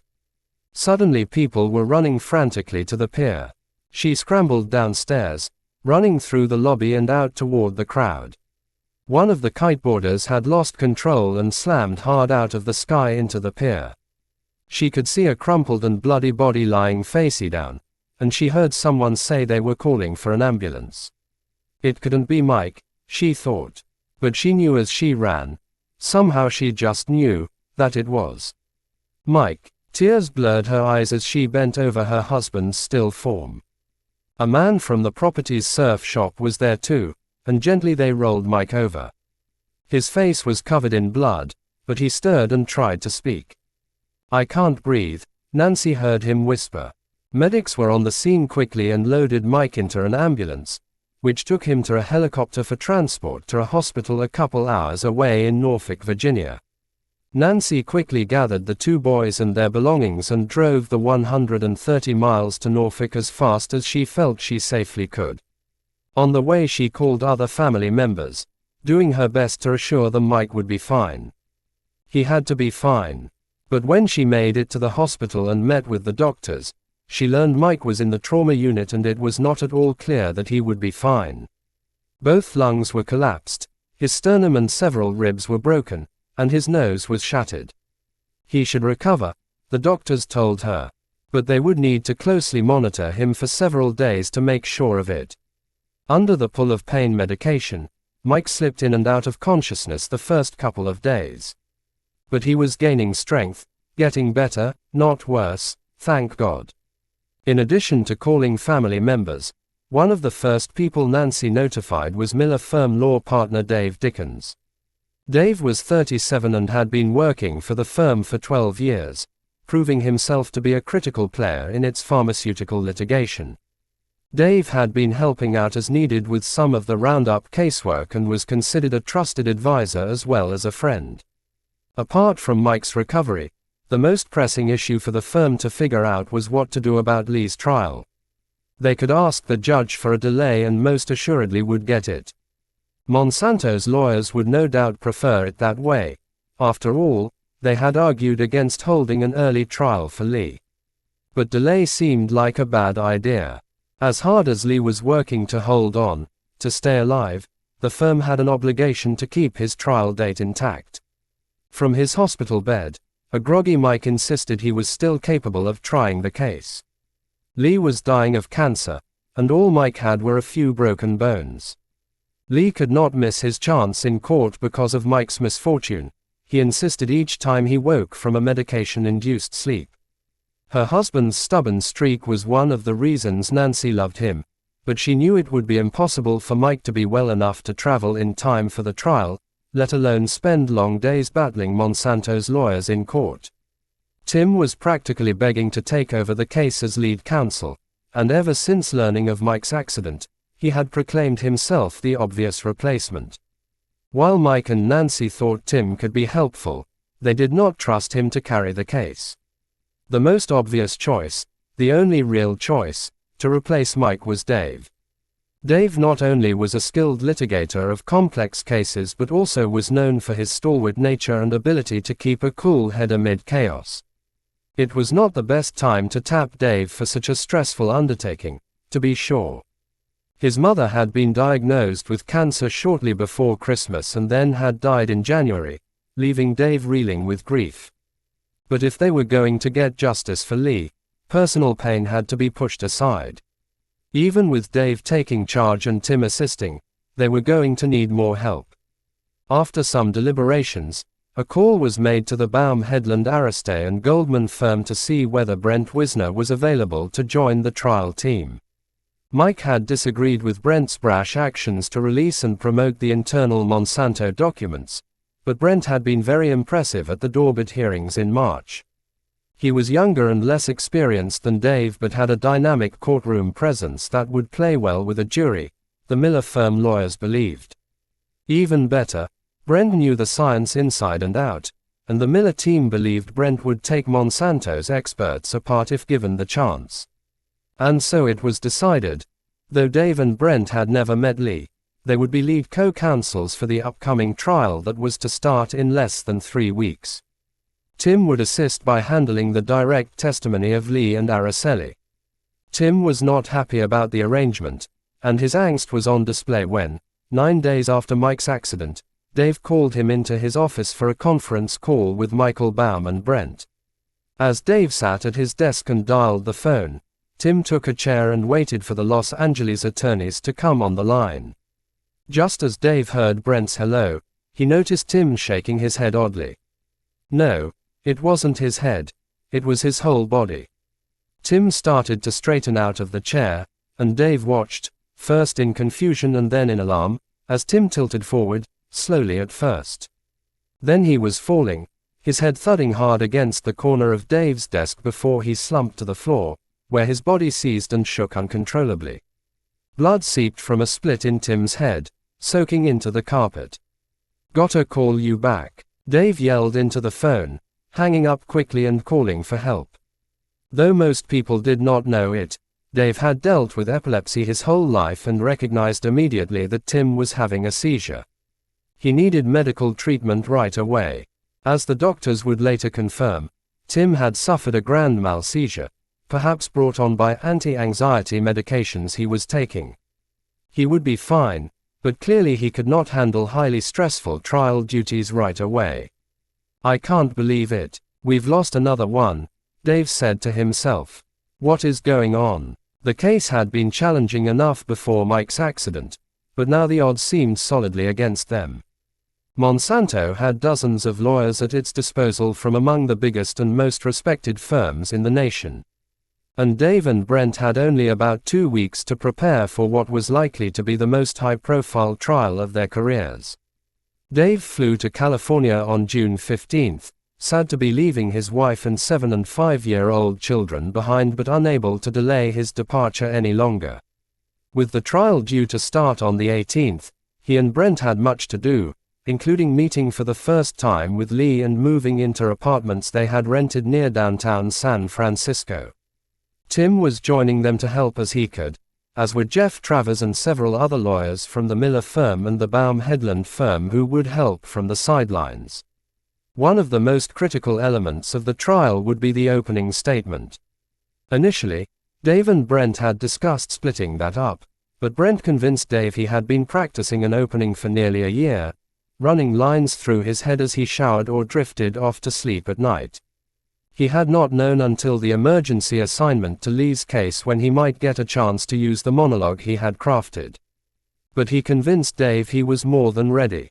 Mike was not so sure, but Dave brought him around. It was time to meet Lee. With Tim along to make the introductions, Brent and Dave made the 40-minute drive from San Francisco to Vallejo to visit with Lee in his apartment. As expected, Lee was not happy to learn that 2 guys he had never spoken to were now in charge of the case, though he wasn't sure it mattered. He didn't expect them to actually beat Monsanto. In his experience, the little guys never beat the big guys. Araceli was also not happy to have strangers show up on her doorstep. Lee had not even told her he had filed a lawsuit, let alone that a trial was about to start. Now here were 2 unfamiliar men talking about testimony and trial preparations and how her family's lives could be forever changed, depending on the outcome in court. She pressed the lawyers. How much would they get if they won? $50,000, $100,000. Why would Monsanto pay them anything? She asked. Lee was sick. Was it worth their time to pursue this? Dave was stunned that Araceli did not know what was happening. How could Lee leave her in the dark?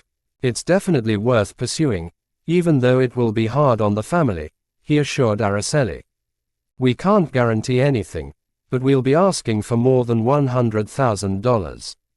Brent chimed in. We're asking for a lot more, he said.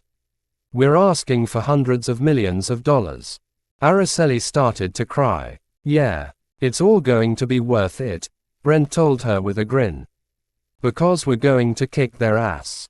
Chapter 15. The trial begins. The 6th-floor hallway of the San Francisco County Superior Court is laid with large square tiles of marbled gray and cream, accented with veins of charcoal and pink.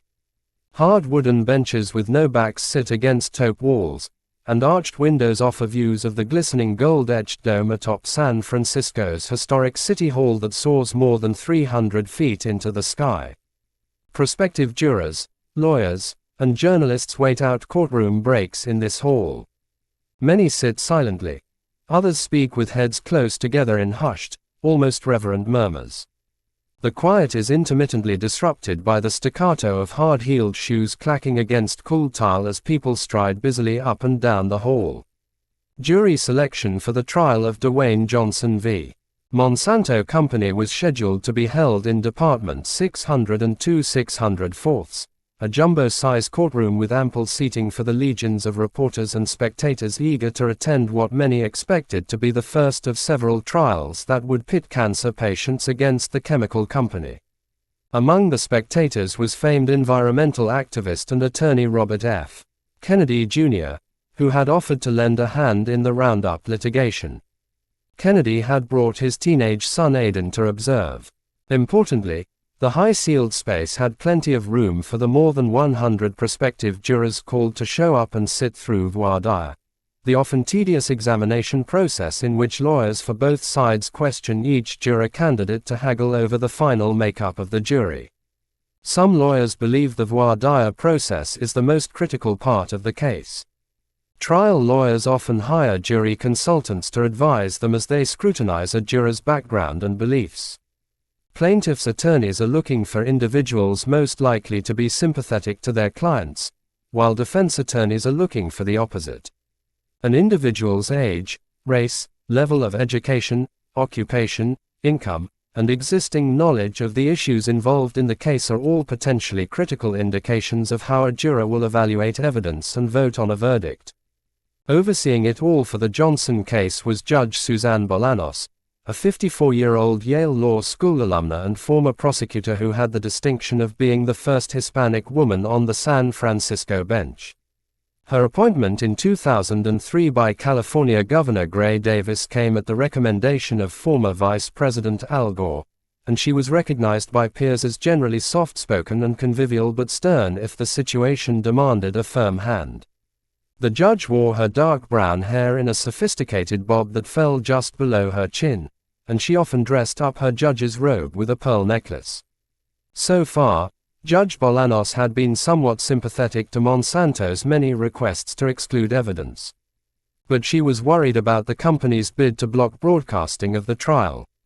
Public interest in the case was high, not just in the United States but around the world. One request to broadcast the trial came from the French news outlet Agence France Presse, for instance. So she provided a compromise of sorts.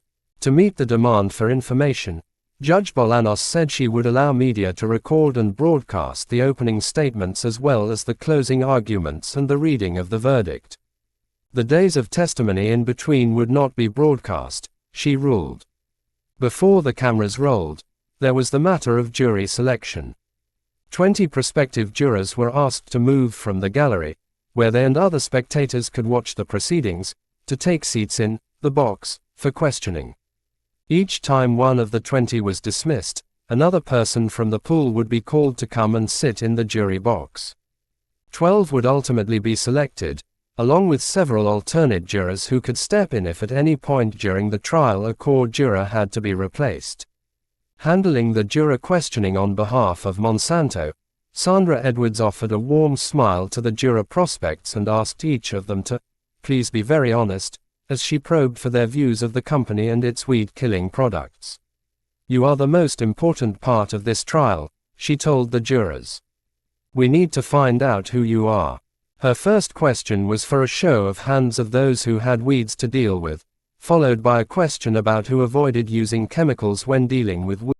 Her first question was for a show of hands of those who had weeds to deal with, followed by a question about who avoided using chemicals when dealing with weeds. Juror after juror told Edwards they were concerned about unknown effects tied to weed killers and chemicals generally.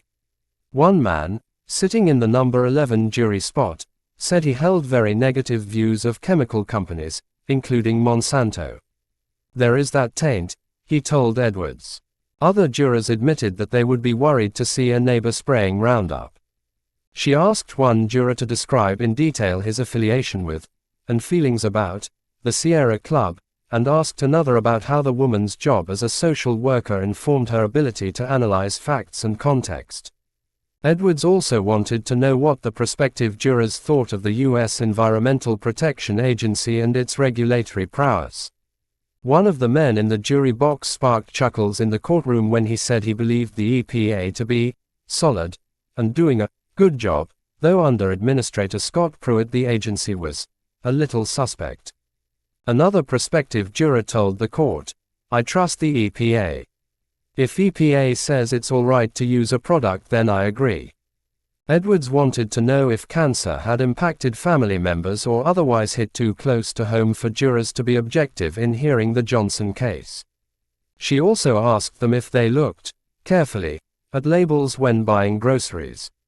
A number of the prospective jurors admitted that they had negative feelings about Monsanto and tried to eat only organically grown food, or, as one juror prospect put it, to eat clean.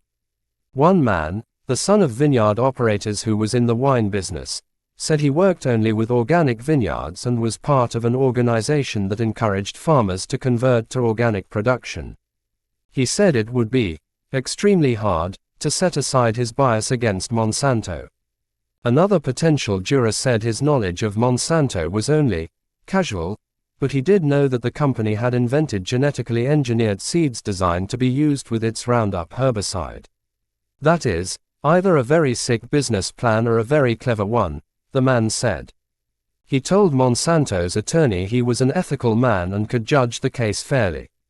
One prospective juror told the court that both of his parents had died from lung cancer. Another said she held a bias against big corporations in general after working at Wells Fargo, a disgraced bank that had been caught defrauding customers. Corporations did not always act ethically, in her view. They're in it to make a buck. That is the bottom line, she said. In response to Edwards's probing, one of the prospects said that he had grown up in a rural community, learning to drive a tractor before he learned how to drive a car. A friend of his had died from cancer, and he said he believed chemicals can be carcinogenic. Nevertheless, he used Roundup. He said he wore gloves and washed his hands after using the product, taking care not to get the weed killer on his skin. I definitely take precautions when using a chemical like that, he said.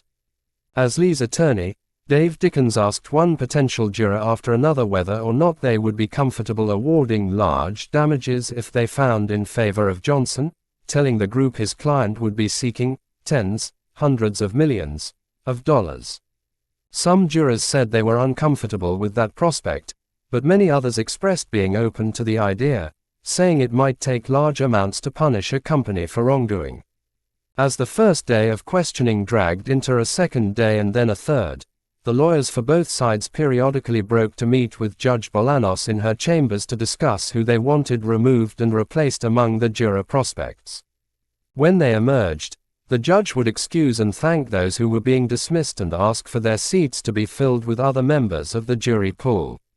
Among those dismissed was a social media manager for natural products businesses, a woman who had declared a strong dislike and distrust for Monsanto, the man who said he worked to convince farmers to convert to organic practices, and the woman who distrusted corporations after working for Wells Fargo.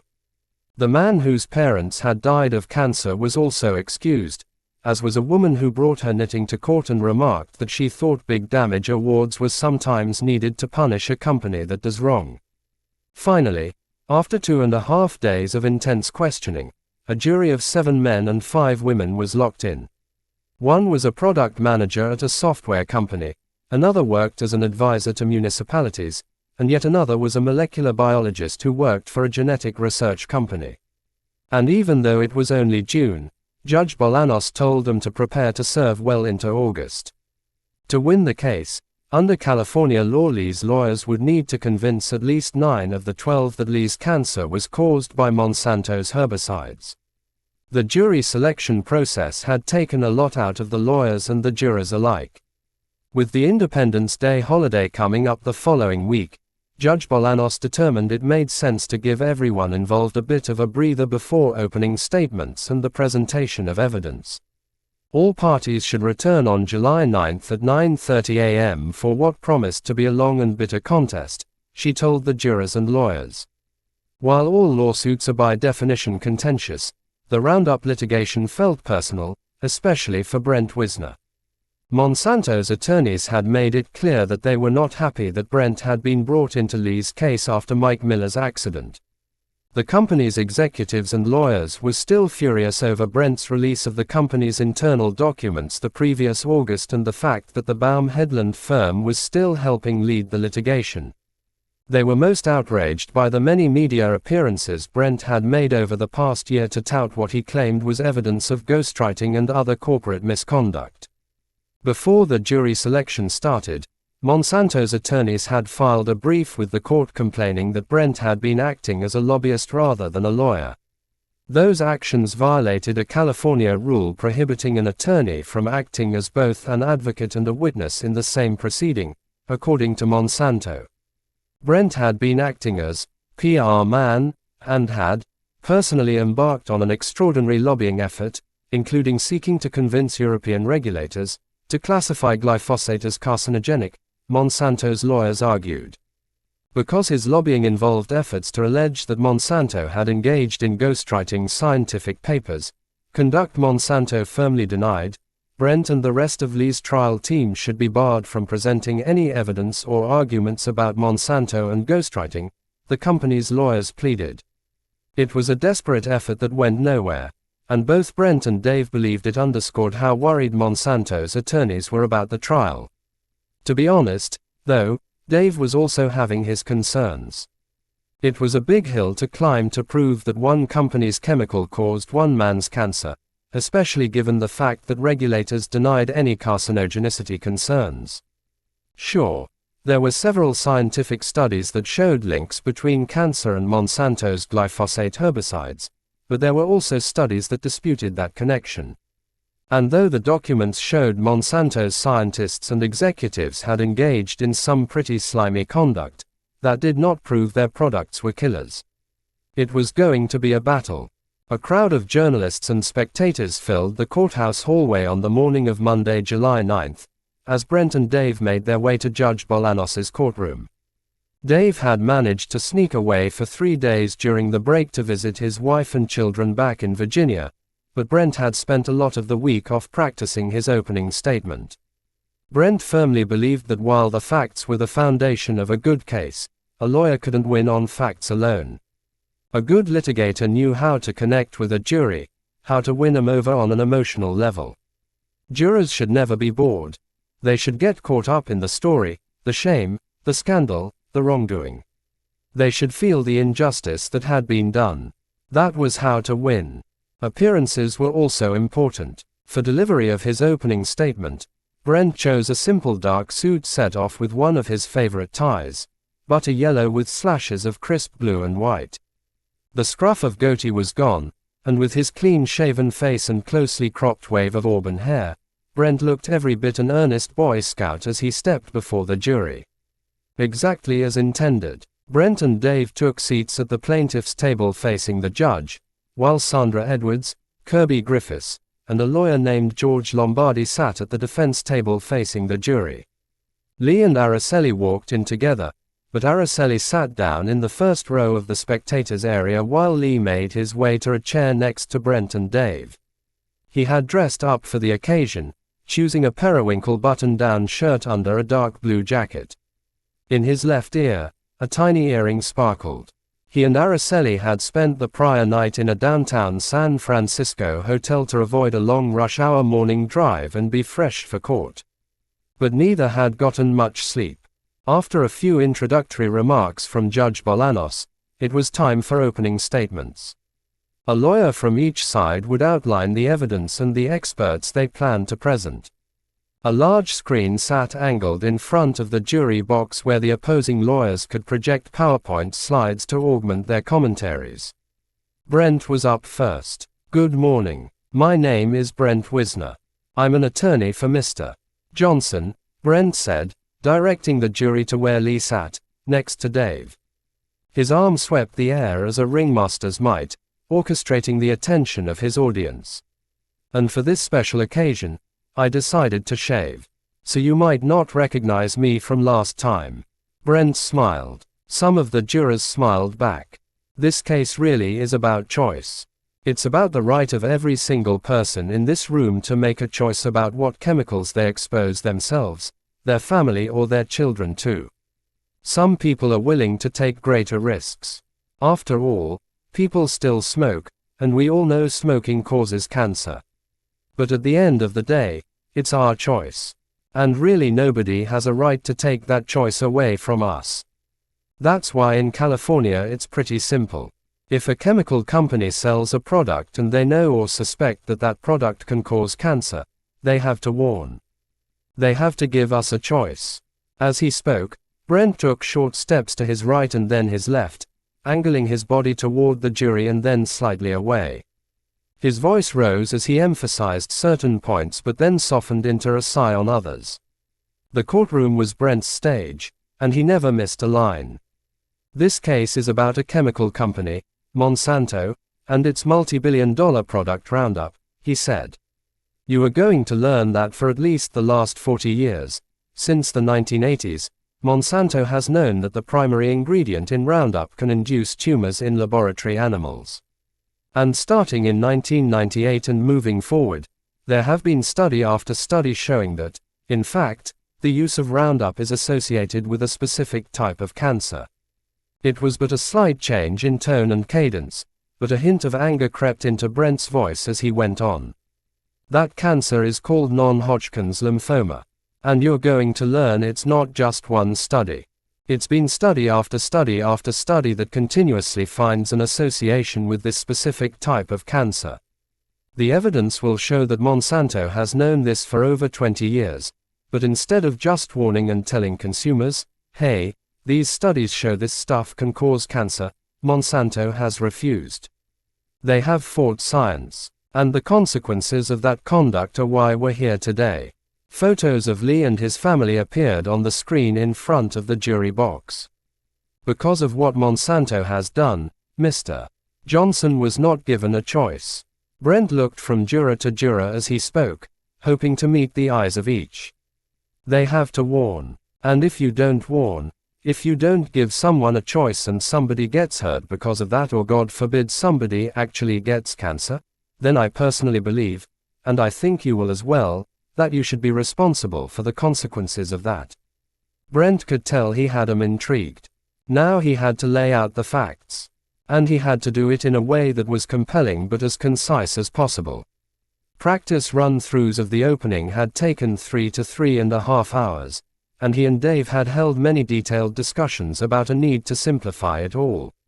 The PowerPoint deck for Brent's opening contained 234 slides.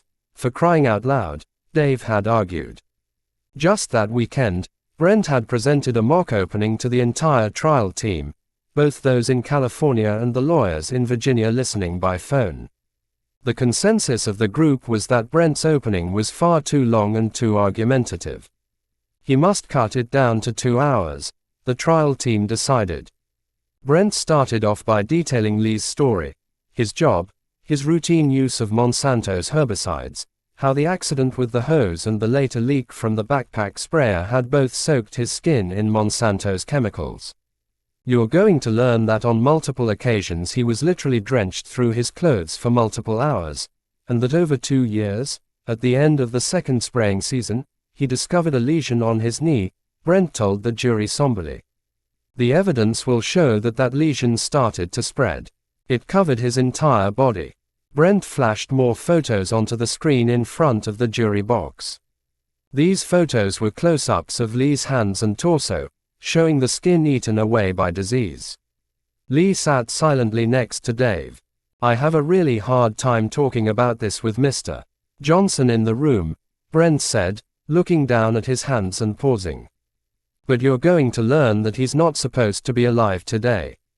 He's actually on borrowed time. And every doctor agrees that it's just a matter of time. Maybe 2 years at best. Brent drew in a deep breath and shoved his left hand deep into his pocket, letting his words hang in the air. Then he shifted gears again. You're going to learn, ladies and gentlemen, that this is not the first lawsuit, he said. Lee's was only one of many lawsuits against Monsanto over allegations that its weed killers cause cancer. But, he said, Lee's was the first case to go to trial. And so I want to be very, very clear. You members, as part of this jury, are actually part of something really important. Brent's tone grew more serious. Because this product has been on the market for 40 years, and without a question, each one of you, whether you want to be or not, are actually part of history. And the world's watching because what you do here has really important consequences. The jury members would see stuff that nobody has ever seen. Internal Monsanto records that had been hidden away for decades would be a big part of the trial, he promised. Brent was pacing back and forth now. Time to move into the next phase of his presentation. He explained to the jury the basics of how the evidence would be presented and the steps to verdict. He told them they had a lot of complicated scientific concepts to learn. Some of it would be boring and dry, but it all was important, he said. The first question is, what is Roundup? We've talked about it a lot. We've all seen commercials for it, but actually what is it? He asked rhetorically. The jury would have to decide specifically whether or not Roundup had caused Lee's cancer, and if they found that it had, the jurors would need to consider what amount of monetary damages he should receive as compensation. The last question they would have to answer, Brent said, was whether or not Monsanto should be punished. Next came the tricky part. Because so much of the evidence involved scientific research, Brent had to give the jurors a crash course in a range of arcane terminology and research findings, and he had to do it without losing their attention and interest. It was not an easy task, teaching jurors about chemistry, but it was essential if Lee was going to win. Brent told the jurors how Monsanto combined glyphosate with chemicals called surfactants to help the weed killer adhere to and be absorbed into the tissue of a plant. Roundup is both glyphosate and surfactant, and this is something that's going to come out a lot throughout the trial, particularly when it comes to regulatory agencies because they look at glyphosate. They don't look at Roundup. One surfactant used by Monsanto in its herbicides was called polyethylated tallur-amine, Brent said, apologizing for the complex terminology. I will never say that word again because we just call it POEA. And that's the surfactant that's used in both Roundup and Ranger Pro, he explained. You're going to hear testimony that, in fact, this substance is banned in Europe for safety reasons. But it is used here in the United States. It was used in the product that Mr. Johnson used. Onto the PowerPoint screen, Brent flashed a slide of a 2015 email written by Monsanto scientist William Haydens acknowledging that the surfactant in the formulation will come up in the tumor promotion skin study because we think it played a role there. Brent looked pointedly at the jury. That's really important because the plaintiffs believe, and we intend to prove through the evidence, that it's not just glyphosate that's the problem, he told them. It's part of the problem. But it's glyphosate plus the surfactant, that when you put them together, they have a synergistic effect. I like to think of it as like baking soda, pretty benign, vinegar, pretty benign. You put them together and you get that volcano eruption that you did in your science project in the 7th grade. Dave was quiet as he watched Brent at work. He was doing a great job. The jury seemed interested, engaged. Pens scratched across notepads in the jury box as several jurors recorded the points Brent was making. Brent could see it too. Thank God, he said to himself. They were still paying attention. He pressed on, describing to the jury the importance of mechanistic data, which he described as research from studies about how Roundup affects the DNA in human cells, epidemiology, the study of disease in groups of people, and toxicology, or animal carcinogenicity studies. He explained the progression of cancer, how cells can become damaged and mutate, leading to the formation of tumors, how certain things can promote the growth of mutated cells. One key word jurors needed to know, Brent said, was genotoxicity, the property of chemical agents to damage genetic information in cells in ways that can lead to mutations. Jurors continued to take notes. This was going well, Brent thought. He told the jury that Monsanto had not conducted any long-term studies to determine if its products could cause cancer since at least 1991. But many other people had, and many of these independent studies showed Monsanto's products could be carcinogenic. He showed a series of slides charting the findings of studies done on mice and rats from 1981 to 2009. In study after study, the animals exposed to glyphosate in the diet developed tumors, including kidney and thyroid tumors as well as a lot of skin cancer, Brent said. We see in 3 of the studies we have elevated rates of kidney cancers, he said, pointing to the slide. We also see in the last 4 studies not done by Monsanto every single study shows malignant lymphoma. Now, we're talking about non-Hodgkin's lymphoma. You're going to hear testimony that seeing such a consistent result in these mice studies related to a specific type of lymphoma is really strong evidence about whether or not it actually can cause lymphoma in humans. He told the jurors about a different type of study from 2010 in which scientists had applied the chemical to the skin of 20 mice multiple times a week for 32 weeks and found that 40% of the animals exposed developed tumors, while none of the animals in the control group, those not exposed, developed tumors. You're going to hear evidence that this study provides strong evidence that it's a tumor promoter, Brent said. So of the 13 mice and rat studies, there's only one study that has it clean across the board. Brent had been talking for 45 minutes and was not yet close to being halfway finished with his presentation. There were many more studies the jurors would need to become familiar with, but before they heard about those, Brent wanted to make sure they knew about what he thought of as the Parry incident. "I'm going to tell you a little story," he said to the jury. In the 1990s, there was 4 independently published studies specifically related to genotoxicity. It spurred a lot of concern within Monsanto. I want to show you how Monsanto dealt with it and what they learned back in the 90s. The use of Roundup was increasing around the world back then, increasing dramatically, Brent said. So more and more independent scientists wanted to know if there were health risks with the product. In South America, Roundup was being sprayed from the air over swaths of cocoa fields to try to wipe out the production of cocaine, and researchers wondered how people living near these sprayed areas were impacted, if at all. They started taking blood samples from people living in areas where Roundup had been sprayed aerially and found a significant increase in DNA damage in exposed individuals. "We'll go over this study later with an expert," Brent said. "They're saying that there's serious damage occurring with the formulator product." Additional studies coming out around the same time in the late 1990s also showed evidence of DNA damage following exposure to Roundup, he continued. In response, Monsanto gets together, and it decides that they need to research the issue, Brent said, advancing his presentation to a new slide. "So they're recognizing a problem, and they say, hey, let's hire an expert to look into this. Sounds pretty reasonable. So they hire Drive Parry. Now, Drive Parry, unfortunately, he passed away in 2001, but in this time he was really a prolific and well-respected genotoxicity expert.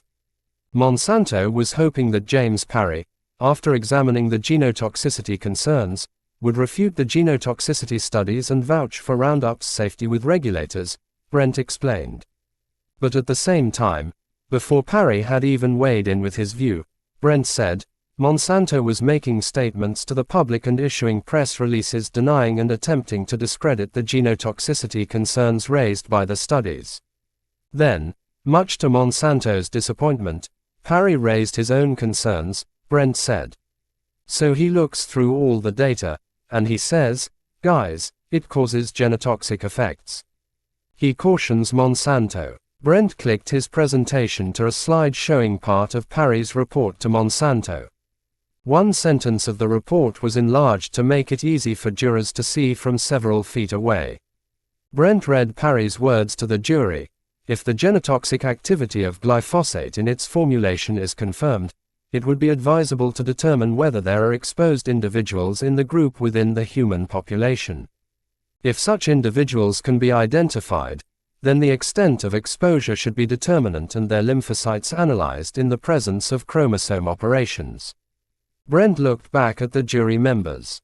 So he's saying, let's go out and look at humans who are being exposed and see what's happening to their chromosomes. Holding the slim black PowerPoint remote aloft as though it were a baton, Brent advanced his presentation to a slide showing an email written by Haydens, the Monsanto scientist, to his colleagues about Parry's concerns. Brent read aloud, "We want to develop someone who is comfortable with the genotox profile of glyphosate, Roundup, and who could be influential with regulators and scientific outreach operations when genotox issues arise. My read is that Parry is not currently such a person, and it would take quite some time and money, studies to get him there. We simply aren't going to do the studies Parry suggests." The last line was outlined with a blood-red box on the slide.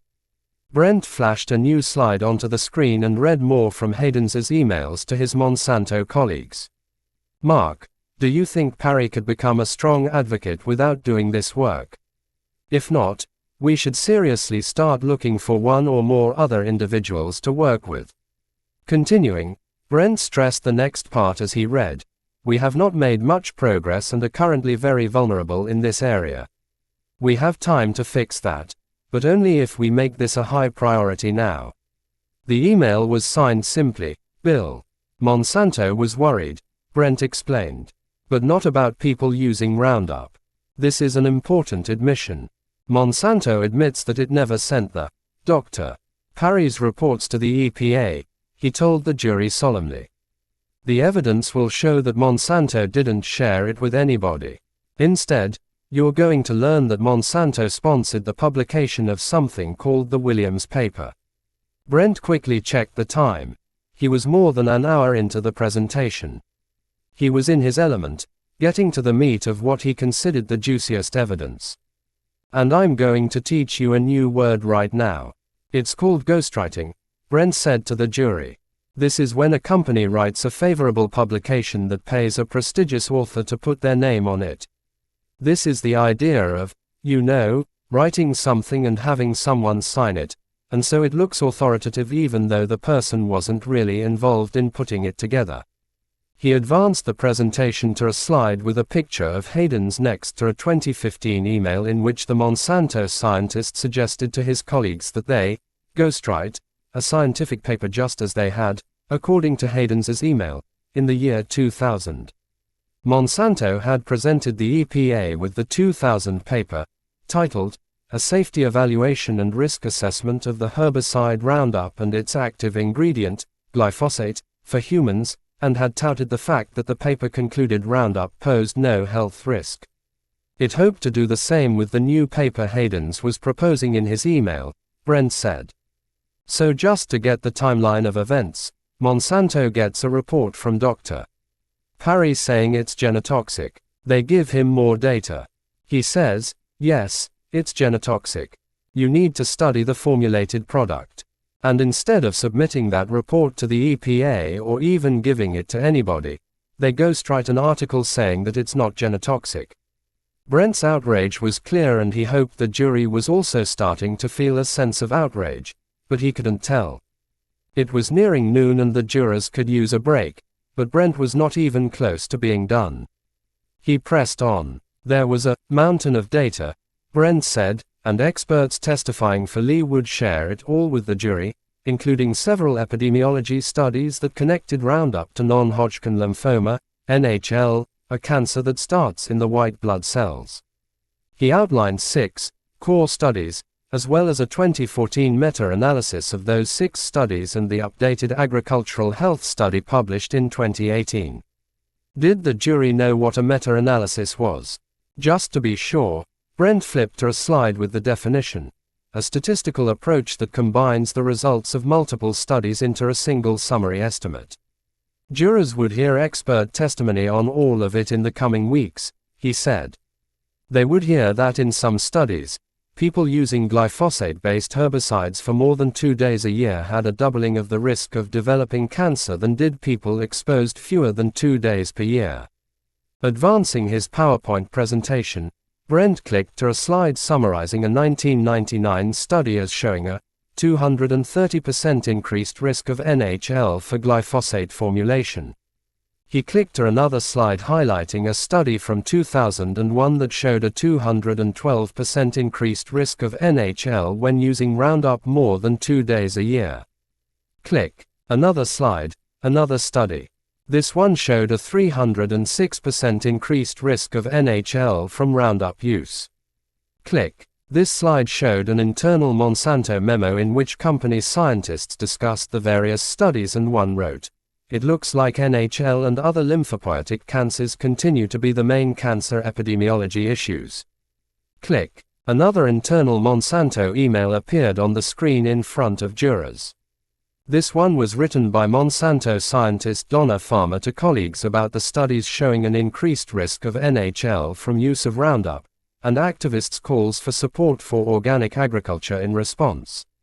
"How do we combat this?" She wrote. "I show you this so you can see that Dr. Farmer's instinct when she sees this is to combat it. That's, I think, a philosophical thing that you'll see a lot on these documents from Monsanto," Brent told the jury. Okay, it was really time to take a break. The jurors and the lawyers alike were hungry for lunch after Brent's nearly 2-hour presentation. He still had more to show the jurors but welcomed the judge's call for an hour and a half recess. "Am I going too long? Did I go into too much detail?" Brent asked Dave quietly as the jurors filed out of the room. "They're not looking bored, right?" This jury just got more information in 2 hours than most juries do over an entire trial. But it's going great, Dave reassured him. With this jury, detail is a good thing. One change they should make, both lawyers agreed, was to have Araceli join Lee at the plaintiff's table. The jury needed to see both of them, and Lee could use the support, they felt. When the trial resumed, Brent was recharged. It was time to tell the jury about the International Agency for Research on Cancer, IARC, and Monsanto's fear of the cancer group's scrutiny of glyphosate. In the 1960s, countries around the world got together and said, you know what? Studying cancer risks is actually really difficult. It's hard to get the data, Brent told the jury. Quote, it's expensive. You don't always get cooperation from the manufacturers. And so they formed the International Agency for Research on Cancer. And its sole mission is to convene independent experts to evaluate and assess chemicals to see if they cause cancer. That's literally its entire job. He clicked to a slide showing the agency's headquarters outlined by flags from multiple nations. So in 2014, IARC announced that it would be investigating glyphosate. The reason why IARC did that is because they had seen all the signs and stuff I have shown you, and they were really concerned. What they do is they get all these scientists together, they read all the data, they peer review it, they critique it, they discuss it, they study all the science that's available, for well over 6 months. And then they get together for a week in France, hash it out face to face. Once they have thoroughly reviewed the scientific literature, the protocol called for the cancer scientists to classify a substance as to the likelihood, or not, that it was carcinogenic. For glyphosate, the classification would come down in March of 2015. When Monsanto learned in 2014 that IARC was going to review the carcinogenicity science on glyphosate, the company's internal records showed the Monsanto scientists were very, very alarmed, Brent told the jury. He clicked to a slide showing yet another internal Monsanto email. This is from Dr. Hayden's. The subject is, IARC evaluation of glyphosate, Brent said. You see it's dated in October of 2014. And if you read down here, he goes, while we have vulnerability in the area of epidemiology, we also have potential vulnerabilities in the other areas that IARC will consider, namely exposure, genotox and mode of action. So what this shows is that even before IARC met, their own internal scientists have recognized that they have particular vulnerabilities streaming together the evidence, Brent said. The IARC scientists were among the top in the world, Brent continued, flipping to a slide listing several of the scientists by name and title. The chairman of the IARC group on glyphosate was the leader of the United States National Cancer Institute, Brent pointed out, and other members of the group had equally impressive areas of expertise. These experts, after reviewing the scientific evidence, determined that glyphosate was a probable human carcinogen, Brent explained. And, importantly, they observed a positive association with NHL, he said to the jury. This group had announced their findings just as they had for hundreds of other substances. But the reaction to the glyphosate classification was an unprecedented attack, Brent said, with at least one scientist, Drive. Christopher Portier, coming under vicious assault on his reputation and credibility. The jury would hear from Portier during the trial, Brent promised. He then flipped to a slide showing an internal Monsanto strategic plan aimed at countering IARC. Tagged as Plaintiff Exhibit 0292, the paper listed strategies and tactics for responding to IARC's classification of glyphosate. One of the tactics was dubbed Orchestrate Outcry with IARC Decision. Several bullet points detailed exactly how the outcry would be engineered through social media and other channels. So it looks like Monsanto's, ready to respond to IARC's classification, Brent said with a smirk. The problem is this document is actually dated February 23, which was 3 weeks before the IARC scientists even concluded their review of glyphosate, he explained. What you can infer from that is up to you. But it is interesting to note that Monsanto was already planning to orchestrate outcry, when they haven't even seen the statement. Brent hoped the jury got the point. Monsanto knew what IARC would find. The company was so certain its weed killer would be deemed a probable cancer hazard that it outlined in advance a plan to discredit the international scientists. Brent looked from juror to juror, checking for signs of fatigue. Happily, he thought they all appeared to be following his narrative intently. He laid out more scientific data and explained to them that when evaluating the safety of a chemical, the Environmental Protection Agency does no testing of its own but instead relies heavily on information provided by the companies that want to sell the chemicals. In finding no cancer concern with glyphosate, the EPA had been guided by Monsanto. Testimony would show the EPA violated its own guidelines for evaluating studies in its handling of glyphosate, Brent said. All right, Brent recognized he needed to start to wrap up. So the question that I've been answering for, 2 hours is, can Roundup cause cancer? And the question is it more likely than not that it does? That's really the threshold issue here. I believe we're going to present evidence and testimony and a lot of science that really supports that it does. He paused to allow the jurors to absorb his words. Before I move on to Mr. Johnson's cancer, I want to point out something that's really important. I just want to make it really clear. Nobody here is saying, and we're not going to present evidence, that glyphosate or Roundup should be banned. Nobody is saying that. Okay, ellipsis. We are saying, however, and we plan to prove with evidence, that you should just warn, right? Cigarettes are still on the market, but people know, because it says right there on the label. And that's all this case is about. It's about giving choice. It was well after 2 p.m. now, and he had started just after 10 a.m., Brent realized. Dave was going to kill him. Even deducting the lunch break, he was way over the time limit they had agreed to. But there was still more he had to tell the jurors. He had laid out the evidence that Monsanto's products could cause cancer and that the company had known that but did nothing to warn people. Now he had to tell jurors about the evidence that showed Lee's cancer had been caused by the company's herbicides. He started by taking them through the work Lee did for the school district, the spray accident, and the backpack leak. He told the jurors that Lee would never have agreed to spray the herbicides if he had known they could cause cancer. Monsanto has admitted that it had never warned any consumer that Roundup could cause cancer. They have also admitted that it has never warned Mr. Johnson that Roundup could cause cancer. So this is actually an element of our case. We don't have to prove it. They admit they never warned, Brent said. The only question now is, should they have warned? He let the question hang in the air. Then it was back to the slide presentation, where Brent pointed to photos of Lee's lesion-covered body. Blown up photos of Lee's hand, his calf, a close-up of his stomach. The pictures were stomach-turning. One hand looked as though a hot poker had been drilled into the skin over and over. 80% of his body is covered in these lesions, Brent said. The last treatment he did almost killed him. What about other possible causes for Lee's cancer?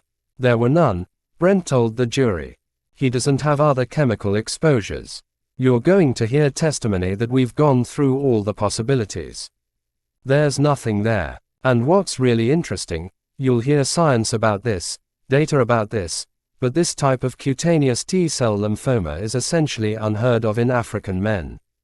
It just doesn't happen. The only reasonable explanation, you'll hear testimony, is that it was exposure to a chemical.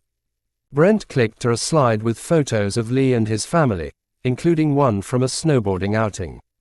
The jury should consider all that Lee has lost and still has to lose in calculating damages for Monsanto to pay, Brent told them. The loss of his health, the loss of time with his family, and the mental suffering that he has to live with knowing that he's going to die. Not seeing his kids go to college or get married. Brent sighed heavily. Disfigurement, physical impairment. You can see from Mr. Johnson's face he's scarred, not just emotionally, but physically. What is the value of being disfigured? Ellipsis. These are all very difficult things. How do you put a number on that?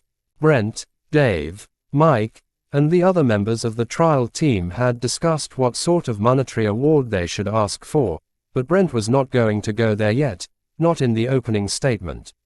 Before I let off for the day, I just want to finish off on a couple of things, Brent said, again eyeing the clock. And this is something. It's a document that I find really important for this case. Onto the screen flashed the image of another Monsanto internal email, this one written by toxicologist Donna Farmer in 2009. Brent read the words from the email aloud. You cannot say that Roundup does not cause cancer. We have not done the carcinogenicity study with Roundup. He looked pointedly at the jury. I want you to think about what that sentence really means.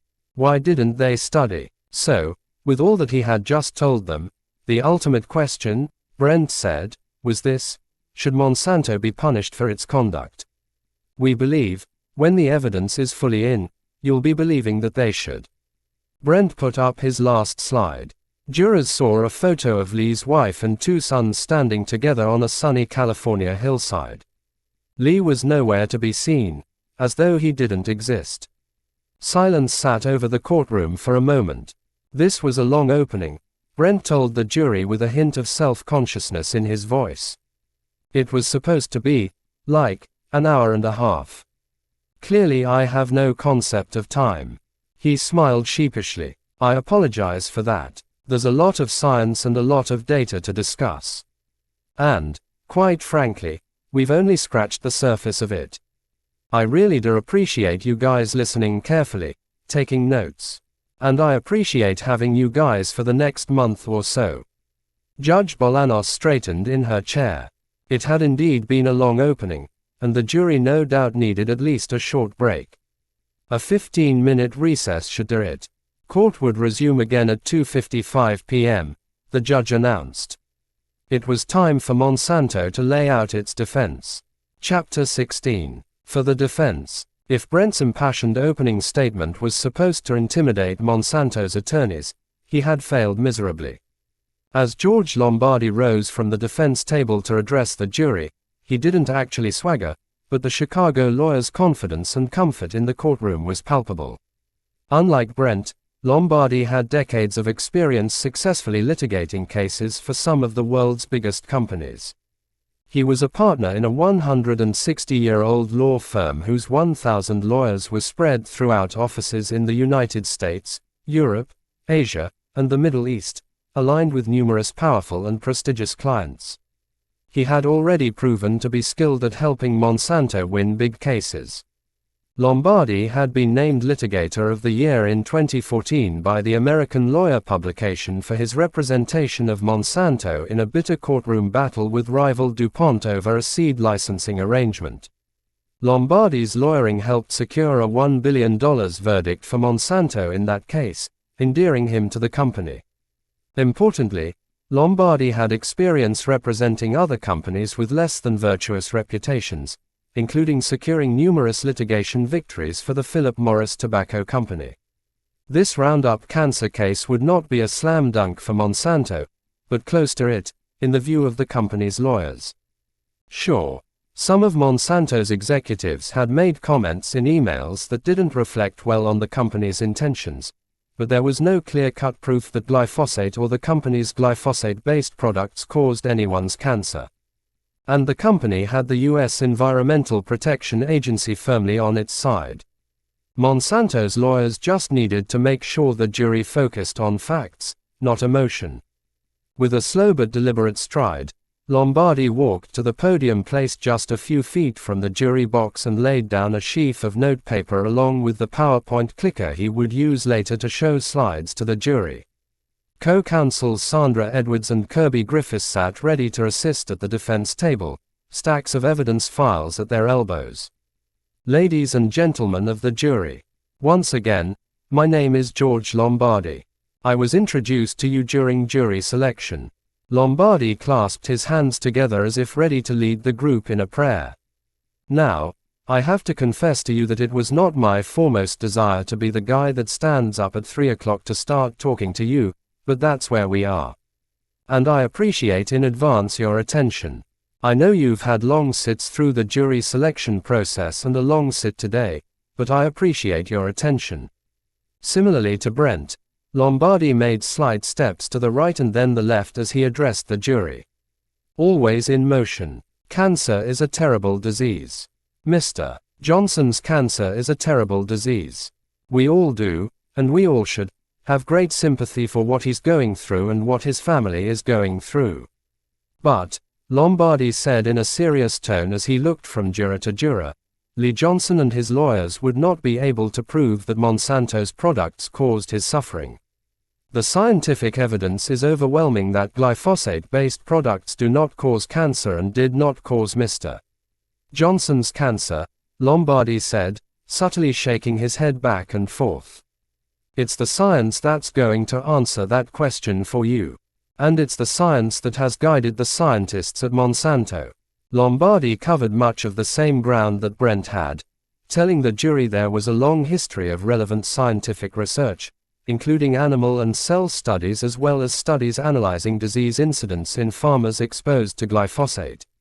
But in Lombardi's telling, the studies agreed with Monsanto's determinations of safety with the weed-killing chemical.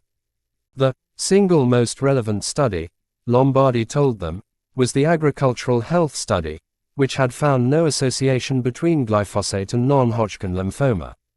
That is the most up-to-date science. It's the biggest study. It's the most sophisticated study, he assured the jury. It was up to Johnson's attorneys to connect his cancer to his exposure to Monsanto herbicides, Lombardi said. And they're not going to be able to do that. They don't have the science to do it. It's just not true. Because of Brent's lengthy opening and the lateness of the day, the jurors were visibly fatigued and starting to show signs of restlessness. They were also not warming to Lombardi as they had to Brent. The Monsanto attorney came across as affable enough, smiling and addressing the jury in a friendly, matter-of-fact manner. With his lean frame, receding gray hairline, and slightly crumpled dark suit, Lombardi could have been mistaken for a college professor as he explained slides showing flowcharts that detailed how glyphosate impacted the amino acids within plants. But even at this early stage of the trial, it was evident that the Chicago lawyer was not connecting with these jurors as Brent had.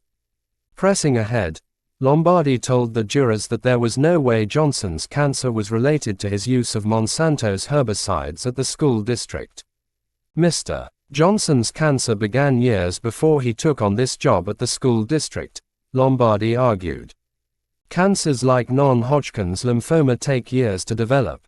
The jury should not take the bait Brent threw at them and misinterpret company emails, he warned. We've seen the Monsanto emails, little snippets from them. And we'll talk about that. Because you're entitled to the context for those things. And the context provides you with the whole story. Lombardi told the jury they should understand how important glyphosate was to farming, how effective it was in killing weeds, and how it helped farmers avoid tilling their soils. And, he assured the jury, how safe it was for people. It wasn't just Monsanto that sold glyphosate-based herbicides, he pointed out. The company had patented the chemical as a weed killer many years ago, but now several companies sold glyphosate-based herbicides all over the world. One very important thing for the jurors to know was that well before glyphosate-based herbicides were ever introduced to agriculture, in the 1950s and 1960s, farmers were developing non-Hodgkin lymphoma much more often than non-farmers. Something was causing farmers to get non-Hodgkin's lymphoma, and it wasn't glyphosate, Lombardi said.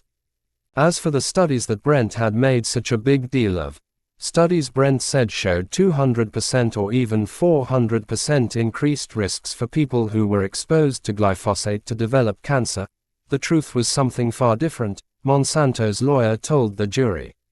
The truth was that there were lots of problems with the studies Brent cited.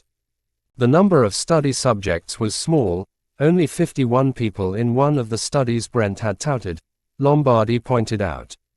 In some of the studies, The scientists had not adjusted their work to properly account for exposures the study subjects had to pesticides other than glyphosate, and there were other shortcomings. He didn't exactly call Brent a liar, but the implication was there. These studies don't actually show an effect of glyphosate and getting cancer, Lombardi said, sounding like a father correcting the exaggerations of an errant child. The jury also needed to know the truth about the International Agency for Research on Cancer, needed to understand that the authority of the group's findings had been vastly overstated, he said. You're going to hear testimony that they spent 2 days talking about glyphosate, and that's how they came to their conclusion, Lombardi explained. Now, when you're talking for just 2 days, you obviously aren't doing your own testing. IARC did not do any testing. They didn't go into a laboratory. They didn't do cell testing. They didn't do animal testing. They didn't do an epidemiology study. What they did was they reviewed publicly available testing. Some of it, not all of it, publicly available testing. The jury should also know that IARC had not had the benefit of the latest agricultural health study information, which showed no connection at all between glyphosate and non-Hodgkin lymphoma, Lombardi said. The updated data had not come out until just recently, well after IARC's classification of glyphosate as a probable carcinogen. And when they thought about the IARC classification, he went on, the jurors should realize that IARC didn't say glyphosate definitely was cancer-causing, just, probably. Moreover, the cancer group had said that there was only limited evidence in the studies of real people connecting glyphosate to cancer.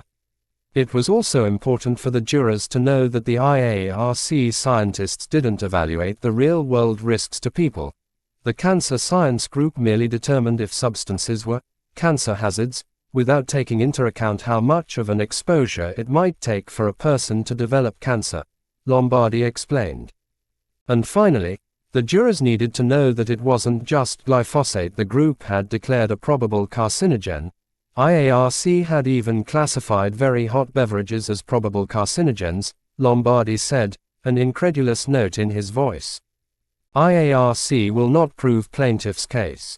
Point by point, Lombardi told the jury that the events and the evidence Brent had laid out for them were but twisted versions of reality. There was actually a vast array of testing that the EPA had evaluated dealing with both glyphosate and glyphosate formulations showing the safety of the products, the Monsanto attorney said. As Lombardi spooled out Monsanto's defense, Brent kept a close eye on his adversary's presentation, taking notes as he followed along on the computer monitor situated atop the plaintiff's table. If Brent was bothered by Lombardi's challenges to his credibility, it didn't show. Seated at Brent's right shoulder, Dave reclined in his chair, a forefinger pressed to his cheek as he listened. Lee was quiet, displaying no emotion, but Dave could sense his client was growing weary. Lombardi was rolling now. What about the story Brent had told about Monsanto and its consultant drive? James Parry. Again, Brent had not given him the whole story, Lombardi told the jury. Under Brent's twisted version, drive, Parry had been worried about Monsanto's herbicide formulations and urged the company to do cell tests to look into the potential genotoxic effects of the full formulations of glyphosate-based products, but Monsanto had pushed Parry aside in order to find an expert who would adopt the company narrative. The truth, Lombardi told the jury, was that even though Monsanto decided not to work with Dr. Parry any further, the company did go on to publish a paper looking at the very issues that had concerned Parry. When counsel said that testing has not been done, that was not accurate, Lombardi told the jury before striding back to the defense table and pulling a thick document from a manila file. Handing the document to Brent, he then directed the jury's attention to the large screen outside the right front edge of the jury box displaying a PowerPoint presentation, where the first page of a scientific report appeared. The title was, Genotoxic Potential of Glyphosate Formulations, Mode of Action Investigations. The key finding of the published research paper was highlighted in yellow. Glyphosate-based herbicides were not genotoxic, according to the Monsanto scientists who were listed as authors of the research paper. That means they're testing the formulations, said Lombardi. So the whole story, the evidence is a little different, Lombardi said, appearing outraged at what he implied was Brent's deceptive portrayal. And what about that email from Donna Farmer that Brent had shown the jury? The one in which the Monsanto scientist wrote that the company had not done any carcinogenicity testing on Roundup. Though Brent made it sound nefarious, the truth was that Monsanto was simply following the guidelines set out by the EPA, and the agency wanted animal tests focused on the active ingredient, glyphosate, and not on the full product, Lombardi said. Lombardi pointed to a slide of the email in question, enlarged for easier viewing on the screen. Brent had focused on the sentence in the email that said, "You cannot say that Roundup is not a carcinogen. We have not done the necessary testing on the formulation to make that statement." He read this to you at a time when he was telling you how bad Monsanto is, Lombardi said. Remember that. But the jury needed to look at more than a snippet of information from that email. They needed to understand the entire context of the email, he said. Farmer was a good scientist who was being rigorously honest in that email, and the only reason Monsanto had not conducted carcinogenicity testing on Roundup was that the EPA didn't require it, Lombardi emphasized. The regulatory agency's focus was on the active ingredient, glyphosate, not formulations such as Roundup. The bottom line here is that Roundup went on the market back in the 70s, Monsanto's lawyer said. The EPA has looked at this product over and over again, has looked at 140 plus cell tests, has looked at 14 animal tests, has looked at all that epidemiology, and all the way through, the EPA has concluded that Roundup glyphosate-based products do not cause cancer and that no warning is necessary, Lombardi said. The EPA's confidence in glyphosate products had been consistent and endured through generations of EPA scientists and administrators, he told the jury. The science has been consistent that glyphosate is not carcinogenic. Lombardi was ready to wrap up. Though Brent had taken nearly 3 hours of the jury's time, Lombardi was keeping his opening to well under 2 hours. But he still had Brent's allegations of ghostwriting to address. You've heard talk about something. Plaintiff's counsel called it ghostwriting. Do you remember that? Lombardi asked the jury. Well, let's just put it in context again. The article Brent had told them about, the Williams, Crows and Munro piece from the year 2000, was one in hundreds of studies and articles about glyphosate and was merely a review of other publications, not an original study by any means. Moreover, Lombardi pointed out, the authors had not hidden Monsanto's involvement. They had instead publicly thanked Monsanto scientists for their contributions to the article. He used a yellow marker to highlight the words on the screen as he spoke. There's nothing about this article that obscures Monsanto's involvement in it, he said. But the most important question is, what is this article going to tell you about whether Mr. Johnson's cancer was caused by glyphosate? What is this allegation of ghostwriting going to tell you about that? Nothing. Nothing. It will be irrelevant. Lombardi was pacing now, spreading his arms wide, hands outstretched as if imploring the jury members to embrace his narrative. Now, why didn't Monsanto warn? Monsanto didn't warn because the science says that glyphosate-based products don't cause cancer. Monsanto didn't warn because that was the conclusion that the EPA had come to. The EPA had concluded that no warning was necessary. So Monsanto didn't warn because that's where the science took them. One last point to make. He'd said it already, but Lombardi wanted to make sure this point was doubly clear.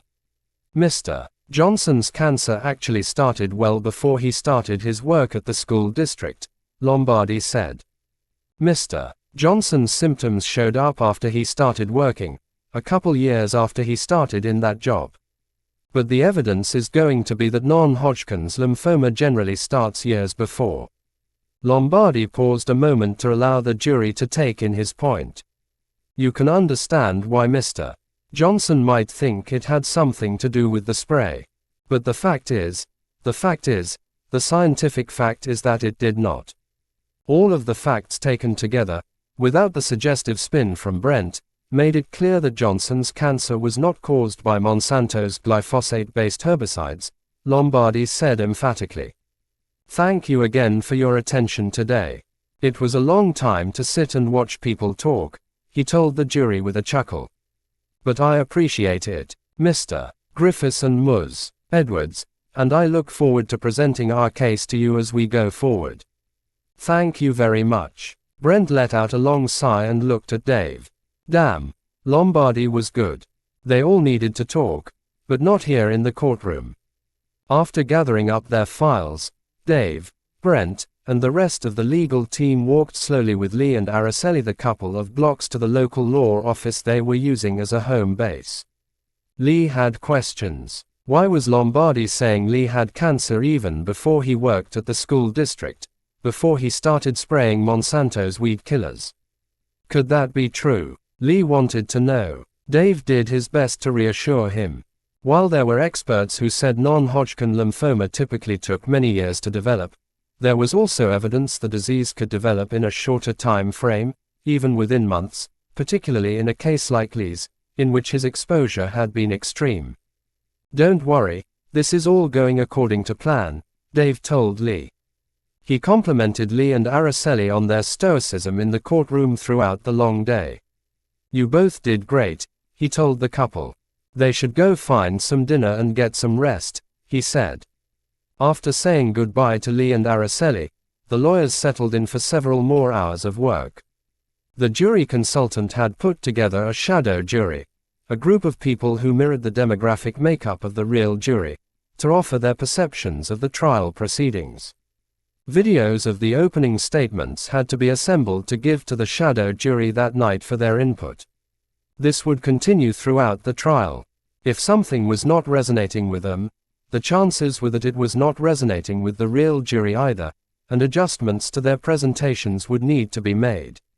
It was going to be a long night.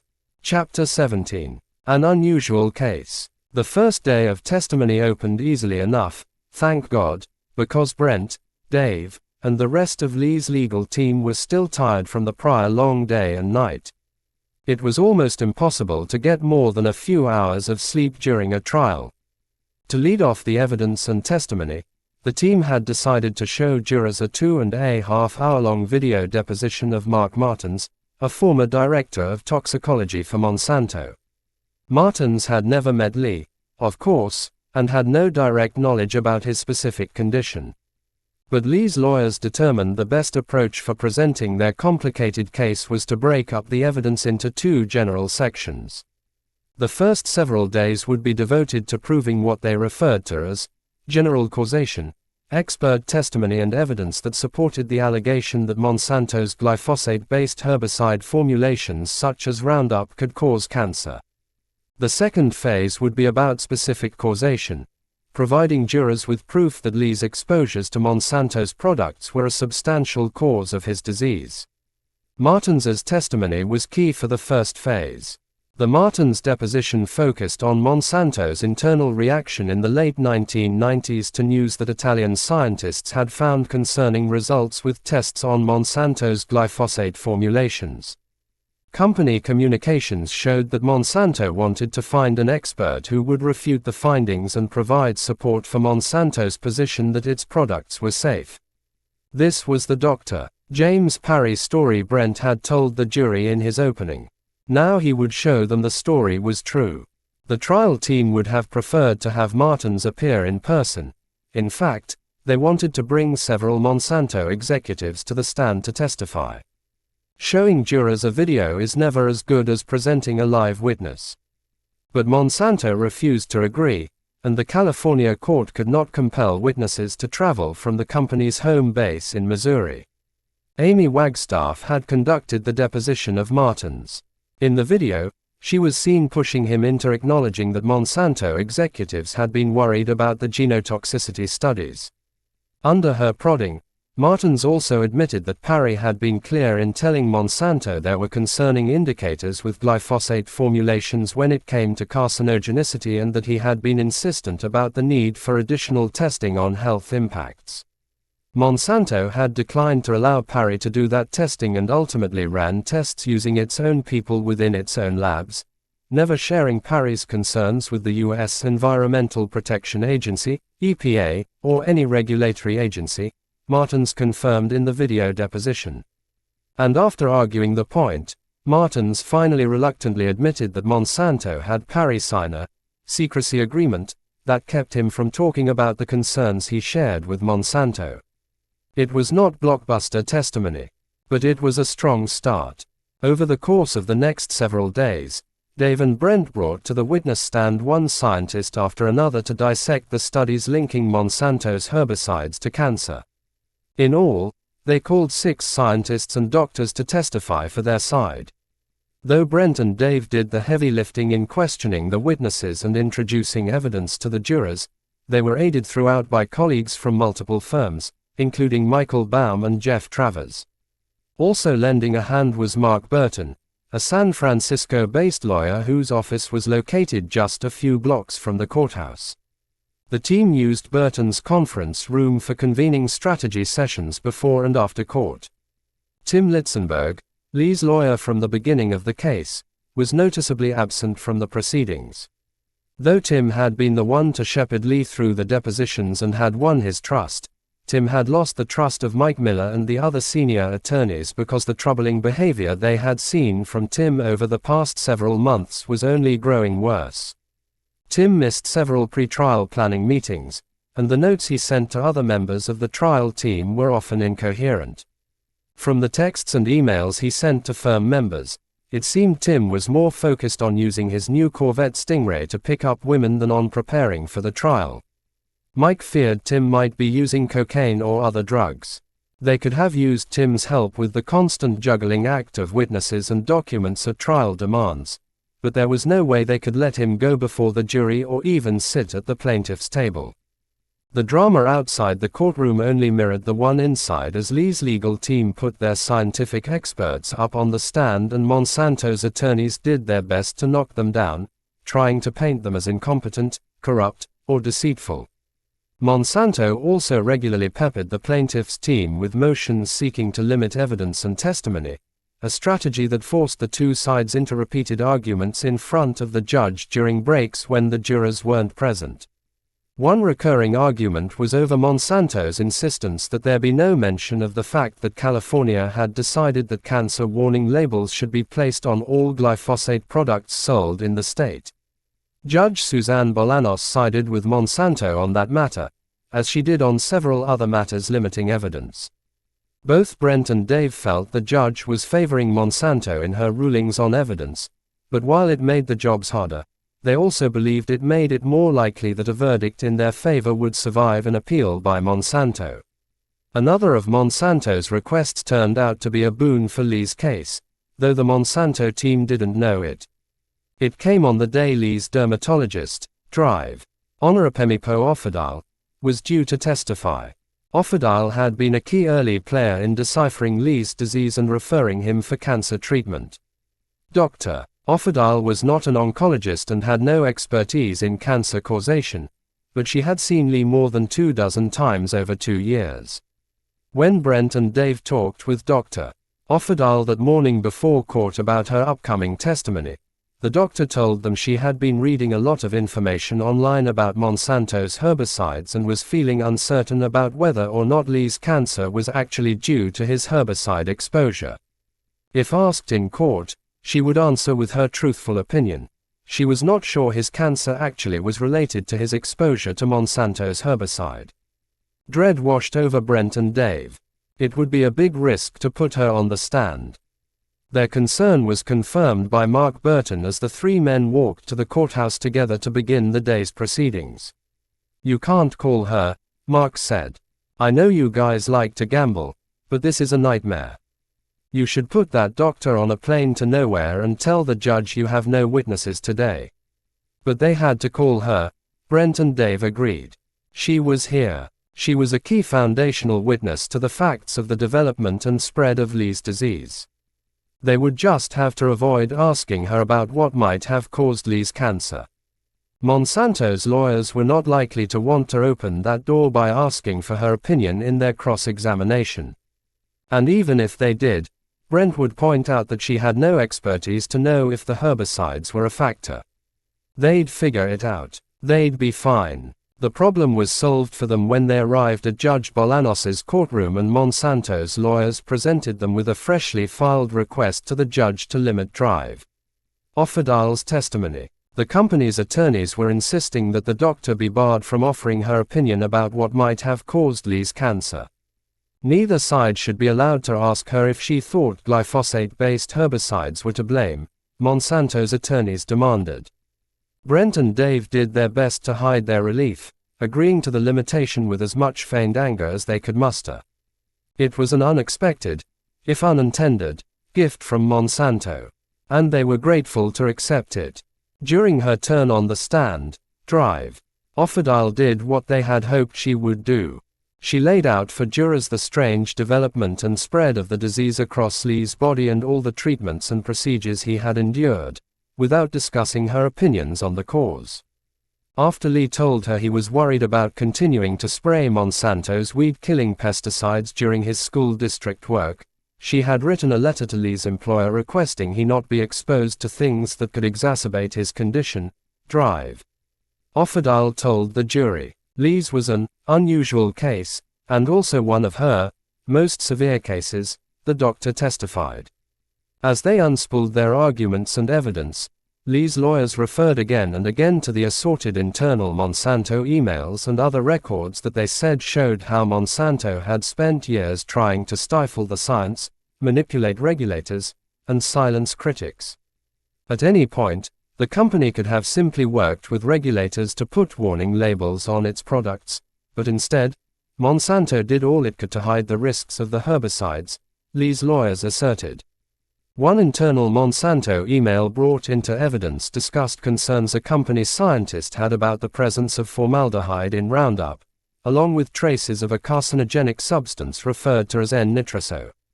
A 2003 internal company presentation was also brought into evidence. Jurors saw how Monsanto noted all those years ago that surfactants used in its herbicides could be toxic. Jurors were shown copies of multiple internal communications in which Monsanto discussed ghostwriting scientific papers and paying outside scientists to edit and sign the names, so to speak, to give the papers the air of independence.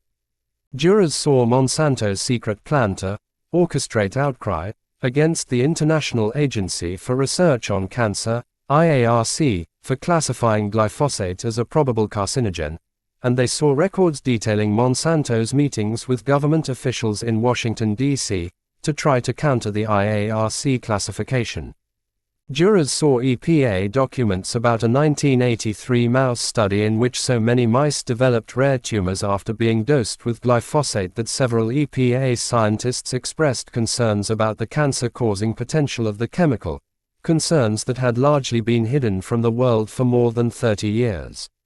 The jurors also learned that in response to those concerns, Monsanto officials wrote internally about their fear that regulatory action could have serious negative economic repercussions for the company. Faced with the company's records, Monsanto's lawyers were forced to concede that the company had never conducted a 12-month or longer chronic toxicity study of any of its glyphosate formulations sold in the United States as of June of 2017. Not only had Monsanto not done its own long-term toxicity testing, but there were also email discussions between Monsanto and industry allies about trying to head off a toxicity review of glyphosate by the U.S. Department of Health and Human Services. Monsanto executives feared the review might agree with IARC's cancer concerns, the jurors learned. Brent and Dave also introduced internal corporate emails discussing Monsanto's secret funding of the American Council on Science and Health, money given in exchange for the group's assistance in promoting glyphosate safety and deriding critics. And jurors were shown an email thread that referred to Monsanto critics and discussed being overrun by liberals and morons who needed taking out one at a time. The presentation of the internal documents was woven into the testimony of the plaintiff's experts, such as Dr. Christopher Portier, who Brent brought to the stand to testify following the Martins video. Portier was a retired U.S. government scientist with a lengthy resume of scientific achievements, including leading a toxicology program at the National Institute of Environmental Health Sciences and participating as an invited specialist in the IARC glyphosate review. Portier spent 4 days on the witness stand testifying about his decades of experience with cancer risk assessments and his belief that glyphosate was a cancer-causing chemical. It's not absolute, but in my opinion, 90% or higher, I believe glyphosate is a human carcinogen, he told the jury. Roundup was as well, he testified. Portier explained details of the multiple studies he felt backed his conclusions and asserted that the EPA and European regulators had violated their own standards by failing to analyze the data appropriately. Portier had been so concerned about the EPA's failure to follow scientific guidelines in the glyphosate assessment that he sent the agency a lengthy analysis of the many, inappropriate, steps the agency had made, he told the jury. Why did you do it? Brent asked the scientist. As I said earlier, my entire career has been about using scientific evidence to make decisions primarily about the carcinogenicity of compounds, Portier replied from the witness stand. And this was just so amazingly wrong in the way they were doing it, not following their own guidelines. I just felt I had to say something about it. Portier had also challenged the safety findings of European regulators, writing an open letter to European officials telling them of flaws he said he found in the European risk assessment of glyphosate. Multiple tumors found in feeding studies with mice and rats had not been taken into consideration in the assessment, he determined. In discussions of European regulators, jurors learned that the risk assessment in Europe had sections that had been simply copied and pasted from papers written by a group of scientists from various chemical companies that sold glyphosate, including Monsanto. Portier said that European regulators had considered only the rodent tumor data that the glyphosate industry told them to consider in finding no cancer risk. Part of Portier's testimony was devoted to telling jurors about the studies that made Monsanto most nervous, those that found DNA damage in people who lived and worked in areas that were sprayed with glyphosate from the air. And under Brent's questioning, Portier confirmed that he had been subject to personal online attacks because of his position about glyphosate.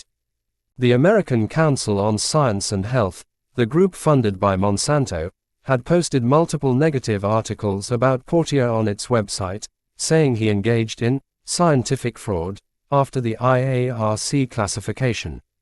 Other groups associated with Monsanto similarly had posted unfavorable commentaries about Portier, accusing him of unduly influencing other IARC scientists to skew the group's findings and of hiding the fact that he signed a lucrative litigation consulting deal for Roundup cases around the same time IARC was issuing its classification. In cross-examining Portier for Monsanto, Kirby Griffiths adopted a similar narrative, quizzing him about contacts and contracts with plaintiffs' law firms and implying that Portier's assertions about the cancer risk of Monsanto's herbicides were driven not by science but by financial interest. He presented Portier with an engagement letter showing Portier had signed on as an expert consultant on Roundup litigation on March 29, 2015, 9 days after IARC announced its glyphosate classification. When you signed it, you immediately got a $5,000 retainer and are making $450 an hour for your work, right? Griffiths asked. That was the agreement, Portier said flatly. Griffiths hit the point again and again throughout his questioning of Portier, portraying the scientist as hiding his affiliation with plaintiffs' attorneys as he lobbied against regulatory findings of glyphosate's safety. He also painted Portier as suffering from inflated arrogance, believing that he knew science better than did regulatory agencies around the world. Lee's lawyers watched the jury closely to try to gauge their reaction to Portier's testimony and Griffiths' cross-examination but were unable to tell what the jurors were thinking. Monsanto's attorneys were equally aggressive in cross-examining another of Lee's scientific experts, a Columbia University cancer expert named Alfred Neugut. As was the case with Portier, Neugut's expertise was hard to challenge. He specialized in medical oncology, treating cancer patients since 1980. He also had a busy academic life, teaching cancer epidemiology since 1982. And when it was his turn on the stand, he was emphatic about one key point: Monsanto's Roundup weed killer was clearly carcinogenic. Monsanto's attorney George Lombardi did his best to paint Neugut as someone who was not to be trusted, someone motivated by the money he was making by testifying. Was it correct, Lombardi asked Neugut, that in all his years of work with cancer, Neugut had never been familiar with glyphosate or worried even a little bit about the chemical until after he was retained by the lawyers suing Monsanto? Neugut said he had been a totally unbiased person with regard to the subject when initially contacted by the lawyers, but he became convinced of the cancer risk after reading the research on glyphosate. Lombardi would not let it go. His voice became louder and he stepped closer to the witness stand. What you did was you reached the opinion in this litigation that glyphosate caused cancer before you had read any of the glyphosate epidemiological studies, didn't you? Lombardi insisted. Your Honor. Brent interjected with alarm. Your Honor, I don't know if this is intentional, but he's standing about 4.5 feet away from my witness and shouting at him. I do not mean to raise my voice. But if my voice is too loud, Your Honor, I'll do everything I can, Lombardi began. You can yell at me, Neugut interrupted coolly, eliciting smiles from the jurors. Doctor, I have no intention to yell at you, Lombardi said. But as he pressed on, the hostility mounted again. Neugut had not actually read all the relevant studies, had he? Lombardi asked. Hadn't he simply relied on the summary put together by the International Agency for Research on Cancer? And what if IARC was wrong? Neugut responded that if he'd had any doubts about the science, he would have withdrawn as a witness. I do have integrity and I wouldn't have sat up there and lied, he said. Over and over Lombardi hammered at the doctor, accusing him of failing to answer questions or answering questions on the stand differently from the way he had during depositions taken before the trial. As Lombardi pressed, Neugut's anger became more apparent until he finally erupted, shouting, "Don't misquote me." At Monsanto's attorney. It was not the best day for Lee's case as Lombardi appeared to wear Neugut down with his barrage of questions and accusations. Neugut was helpful enough under Brent's questioning, however, testifying that there was extensive research on glyphosate-based herbicides supporting the conclusion that the herbicides cause non-Hodgkin lymphoma. There are multiple studies of glyphosate and every other cancer on Earth: prostate cancer, breast cancer, colon cancer, whatever you like. All the other studies are negative, Neugut said. The only type of cancer that repeatedly showed up with a causal connection to glyphosate herbicides was non-Hodgkin lymphoma. All the time, it's glyphosate and NHL. Neugut's testimony was especially helpful for Lee's case when it came to addressing the epidemiology research referred to as the Agricultural Health Study, or ARS, which Monsanto touted as strong proof of no cancer connection to glyphosate. Though Monsanto asserted the study was more authoritative and robust than any other when it came to glyphosate and non-Hodgkin lymphoma, Neugut testified that the study had so many flaws in its methodology that it should be completely discounted. Just as Dr. Beata Ritz had explained to Judge Vince Chabria during the Dorbit hearings in federal court, Neugut explained to the Johnson jurors that the ARS researchers had lost contact with tens of thousands of original study subjects and so had added in data based on what they inferred those subjects might have told them had they been able to reconnect for follow-up. The practice, known as imputation, was common in epidemiology, but the ARS imputation had been so skewed that it had introduced a 17% error rate, hopelessly invalidating the risk ratios. Neugut made it clear that he thought the study was mostly worthless. But, if the study was to be given the merit Monsanto said it warranted, there was something jurors should know. While the ARS researchers concluded there was no overall association between glyphosate and non-Hodgkin lymphoma, the data did in fact show a significant association with an NHL subtype called mycosis T-cell lymphoma. It was the same type of cancer that was killing Lee. Another important witness for Lee's case was Dr. Chady Navin, the medical oncologist from Chicago who had met with Lee, evaluated his condition, and discussed potential causes of his cancer. In his opinion, Navin testified, Lee's exposure to Monsanto's Roundup and Ranger Pro products was a major contributing factor to the development of his disease. It was impossible to ever pinpoint exactly how long a patient had to live, he said. But recent tests showed Lee's disease was progressing rapidly, and he was not responding well to chemotherapy. I don't think any physician should ever play God, Navin said. I mean, we just don't know, but clearly the prognosis is bad. He has a disease that is progressing rapidly. So I, unfortunately, don't believe he has longer than December 2019, and I hope I'm proven wrong. Chapter 18. Fighting until the last breath. Lee didn't attend every day of the trial. Sometimes it was just too much to sit through. His lawyers were trying to do everything they could to make it easier for him. If he didn't want to make the drive back and forth to the apartment in Vallejo, they covered the costs of a hotel room for him and Araceli. But the couple had the boys to consider, and with the trial pushing from one week into another and then another, Lee didn't feel too guilty about missing some of it. Finally, the day came when it was Lee's turn to take the stand. It was the third week of July.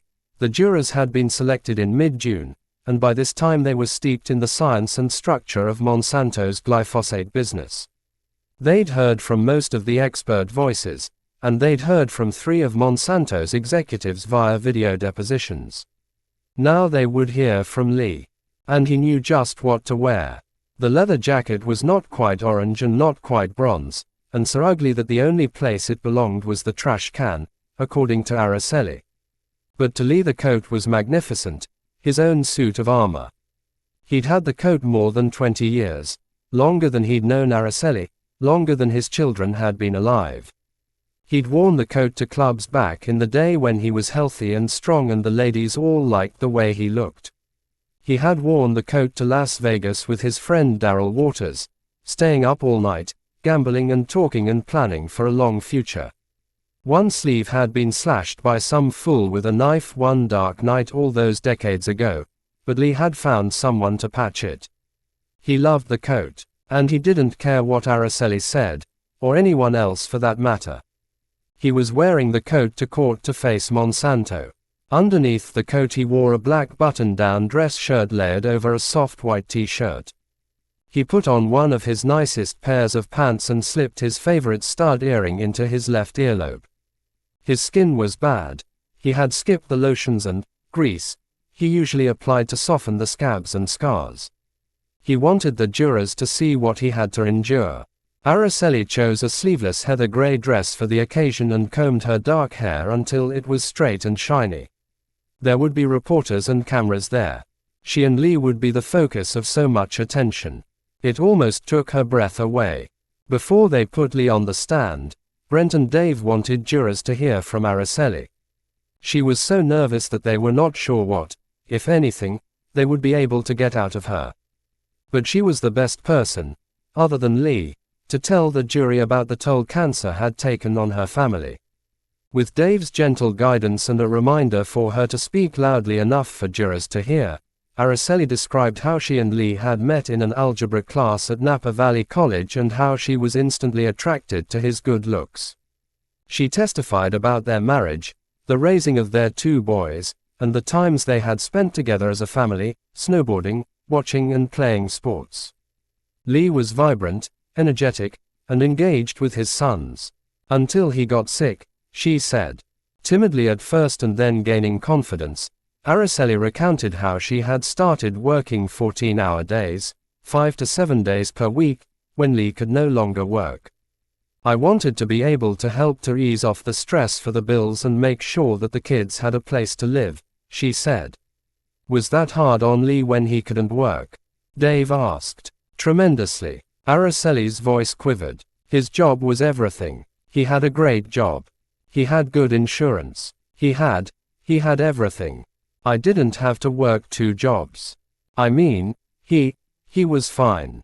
We were fine. How about now? Dave prodded. It's very difficult. It's very stressful, she said, tears welling in her eyes. It's just too much for me to explain how I really feel. The changes in her husband were more than just physical, Araceli explained. He was in so much pain. He became depressed, didn't sleep. He was angry a lot. The man she knew and fell in love with had changed. He did a lot of crying too, especially at night when he thought we were asleep, she said. He wanted to be positive. You know, he tried to be positive. He wanted to be. Dave had just one last question for Araceli.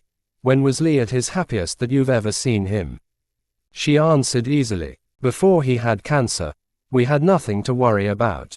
We had no worries, no stress. Life was beautiful, simple. With Dave's direct examination completed, Monsanto attorney Sandra Edwards rose to address Araceli.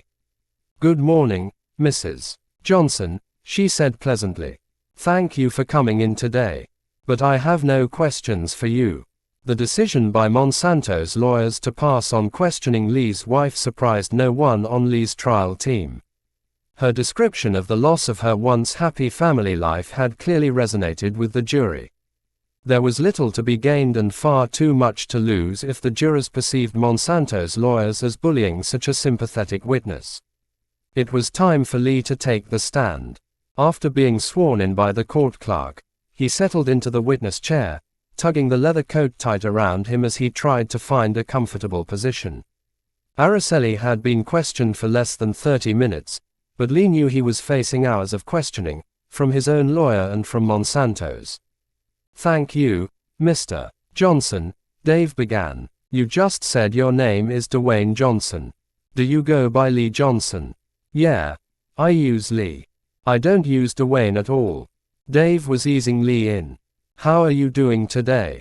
Okay, Lee replied. Dave continued with the simple line of questioning, directing Lee to talk about where he grew up, his mom and large extended family of sisters and cousins, and then the family he had created with Araceli.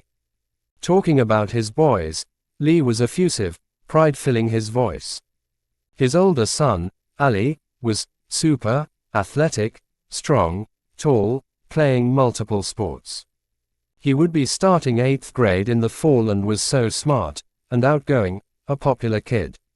His younger son, Carly, was also impressive. He was less outgoing but more serious and reflective. After Lee got sick, Carly would talk about growing up to become a chemist so he could make a potion to cure Lee's cancer. Lee talked about his own love of sports. He had played golf until the pain and numbness in his hands made that impossible, he said. As Lee talked, Dave clicked through a series of photographs enlarged on the PowerPoint screen of Lee and his family in better times. He had Lee describe how life had changed because of his disease, how he couldn't play with his children anymore, how he struggled just to do small things around the apartment. He asked Lee about his pain, sitting there in the witness stand. Was he feeling okay? I wouldn't call it okay, Lee answered. I would call it that I've learned how to tolerate what I'm dealing with. In conducting the direct examination, Dave's foremost goal was for the jurors to understand the depths of Lee's life so they could appreciate the losses he and his family were suffering. He asked Lee about his interest in writing. Lee had self-published 2 books and was working on a 3rd. The books provided an outlet for his opinions and observations, Lee explained. The one he was currently working on was called Face Value and was an exploration of the misconceptions that came with stereotyping people by their appearance. Over the course of 2.5 hours, Dave led Lee through descriptions of his work for the school district, the protective gear he wore when spraying Monsanto's glyphosate-based herbicides, and the 2 incidents in which he wound up doused with the weed killer. With Dave guiding him, Lee recounted the confusion he felt when he started seeking medical treatment for the odd spots showing up on his body, and the frustration and lack of answers he found when he reached out to Monsanto not once but twice. The first time he called the company, using a hotline phone number printed on the Monsanto herbicide bottle, Nice lady, answered the line and listened to his concerns. She told him someone would call him back. But no one did. Dave turned to the judge. At this time, Your Honor, we move to publish Plaintiff's Exhibit 32. He handed a piece of paper to Lee. It was a copy of an email thread dated November 11, 2014. A Monsanto product support specialist named Patricia Biel wrote to Monsanto physician Dan Goldstein about receiving the call. Lee had been soaked to the skin with the company's glyphosate-based Ranger Pro product and was looking for answers about whether the product might have caused his cancer, Biel wrote. Goldstein wrote back, I will call him. The story is not making any sense to me at all. Even though he didn't hear from Monsanto after that call, Lee made a second call to the company in March of 2015. He was even sicker by that time, but he was still working and was growing increasingly worried about continuing to spray Ranger Pro at his job on a regular basis. Monsanto noted the call in an incident report dated March 27, 2015, a copy of which Dave also introduced as evidence for the jury. The report read, Caller states he's been using Ranger Pro as part of his job for 2 to 3 years. He has recently been diagnosed with cutaneous T-cell lymphoma. The caller's level of fear is rising over his continued use of Ranger Pro. The incident report was dated just a few days after the International Agency for Research on Cancer had classified glyphosate as a probable human carcinogen with a positive association to non-Hodgkin lymphoma. Lee did not know about the IARC classification when he made the call, and Monsanto did not tell him about it. Did anyone ever tell you that the International Agency for Research on Cancer had concluded that Roundup and glyphosate was a probable human carcinogen? Dave asked. Lee answered quietly, No. Did anybody ever call you back, Mr. Johnson? Dave pushed. No one called me back, Lee said, slumping slightly in his chair. Mr. Johnson, if they had told you Roundup was a probable human carcinogen or could cause non-Hodgkin's lymphoma, would you have continued to spray Ranger Pro? Dave asked. I would not have sprayed Ranger Pro on school grounds and anywhere else if I knew it was causing illness to people, Lee said, his voice hardening. He didn't want to appear angry, but it was hard to keep his emotions in check. Dave decided it was time to move on. Time for more photos of Lee's damaged skin. One by one, Dave displayed close-ups of the sores that marked Lee's body, several on his hand, many more on his legs, arms, and stomach. Even one on his eyelid. He had never had any skin problems before, Lee testified. He had, he said wistfully, 100% beautiful skin, until the disease set in. With Dave prompting him, Lee talked about how the cancer would seem to retreat for a while after treatment but then would roar back without warning, erupting in new lesions and inflaming others. Lee described how just when he thought certain spots were healing, they would instead become infected. It seemed he was constantly on antibiotics. His appearance got so bad at times that strangers would gawk at him in public, he said. It's so tough, he said. You know when you can't work, you can't provide for your family. The pain that I have to go through, all of that stuff is very tough and hard to deal with. Lee was facing another round of chemotherapy and dreading the increased suffering he knew the treatment would trigger. I'm getting to the point where I'm really tired of going through the whole thing of chemo and all of that because it really takes everything out of you, he said. I'm not feeling good about it at all. Dave realized it was time to wrap up. Do you have an understanding as to what your outlook is, your prognosis? He asked. He hated these questions. Lee took a moment before answering. You know, I think that because I have the attitude of beating cancer, that I was, sort of, in denial until this case, he said. I think that I was just on, I'm not dying from cancer. I've got to figure it out. I've got to keep myself healthy. I've got to exercise. I have to drink right, eat right and try to be as healthy as I can to beat this thing. Now, it's pretty scary. So I know, in reality, I am not better. And I'm not getting any better. Are you going to keep fighting? Dave asked. I'll keep fighting until the last breath, Lee said, determination in his voice. You know, until my time's written in the sky, I'll be fighting. Cross-examining Lee for Monsanto was not an easy assignment, and Sandra Edwards knew she had to tread delicately. She would gain no support from the jurors by trying to discredit Lee, as her co-counsel had endeavored to do with the expert witnesses for Lee's case. Edwards's goal was to be respectful and sympathetic, but to show jurors it was ludicrous to think that Lee's cancer had developed within the short time he worked at the school district. He had started at the district only in 2012.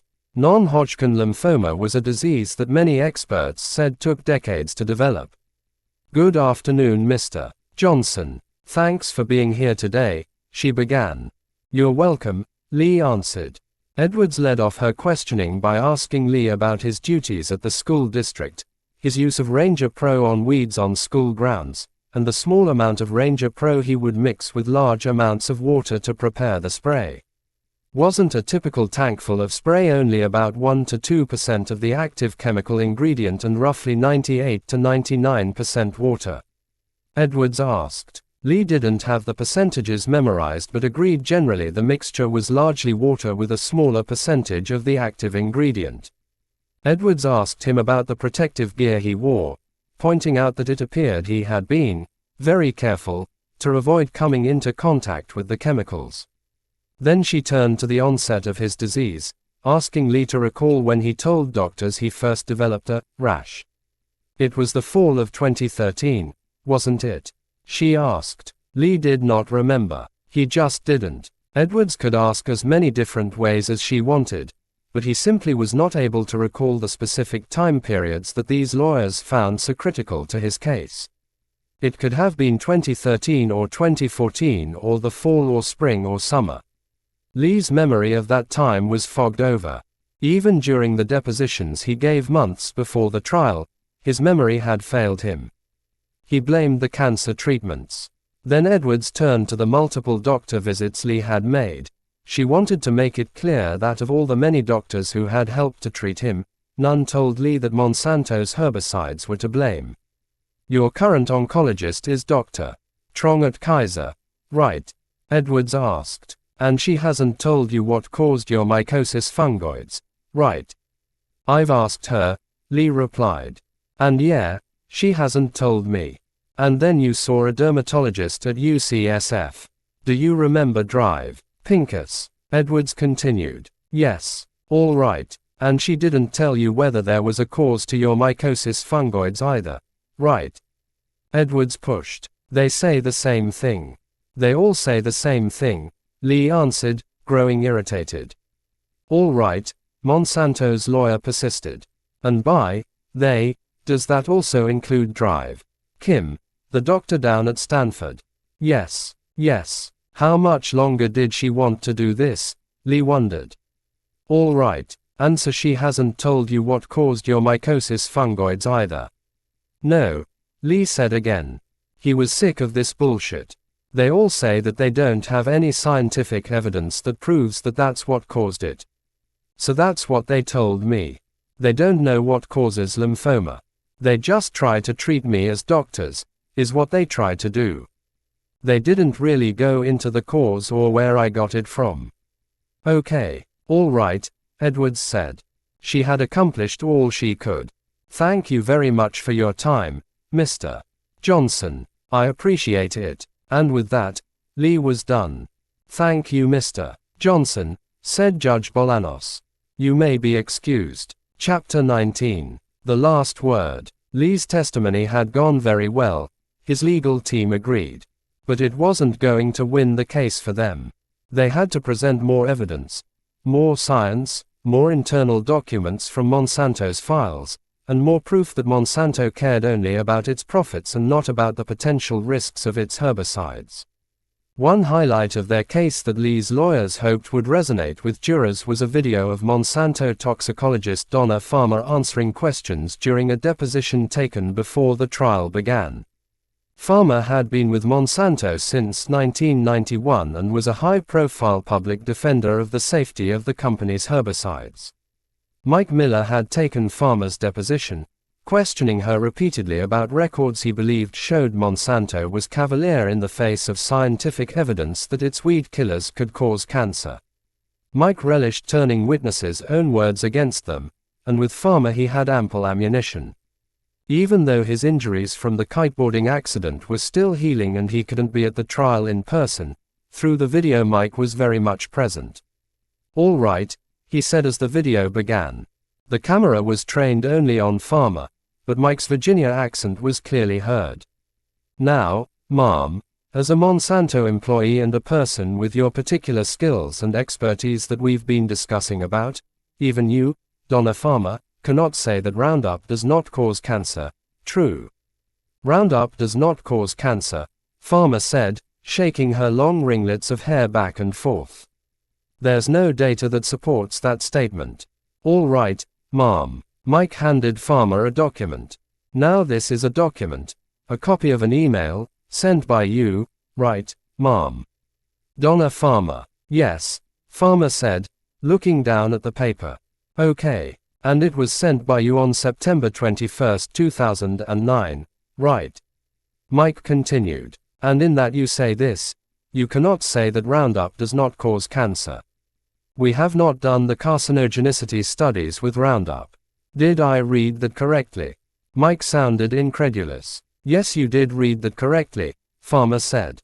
"But," she raised her forefinger in the air, stammering a bit as she tried to formulate her answer, "I want to point out that I should have, in other emails that I have done, is that what we talk about is while we have not done carcinogenicity studies with Roundup per se, we have data on glyphosate." Farmer steadied herself. "We don't believe the surfactants. They are not carcinogenic. So normally what I would say is that when you put those two together, even though we haven't done these carcinogenicity studies, that there is no evidence that Roundup would be carcinogenic." Mike read the email aloud again. "You said, you cannot say that Roundup does not cause cancer. We have not done the carcinogenicity studies. How long has Monsanto been selling Roundup?" "Since 1974, 35 years, and no studies on whether Roundup caused cancer." Mike made it clear he thought it astounding that the company had not done such testing. But Farmer appeared unfazed. "As I was saying, we are not required to do chronic carcinogenicity studies on the formulated product, but we are on the active ingredient. If you look at other emails of mine, you would find that I would put that in there that we have no evidence of carcinogenicity with glyphosate, we have no evidence with the surfactant. Therefore, even though we haven't done any carcinogenicity studies with Roundup, we would not have any evidence to support that it says it would cause cancer." "It was her mistake for failing to make that clear in the email," Farmer said. Changing course, Mike quizzed Farmer on why internal Monsanto documents showed she added a section on genotoxicity to the draft of a scientific paper supporting glyphosate safety that appeared to be independent of Monsanto. It was another example of ghostwriting, according to Mike. If a scientist looks at the article, he doesn't know that the genotoxic section was written by a Monsanto employee, right? Mike asked. "The only thing that's hidden is that it was cut and pasted by a Monsanto employee. There was nothing wrong with what she had done," Farmer insisted. "I wanted to make sure they had the full range of information available to them that they may not have been aware of," she said.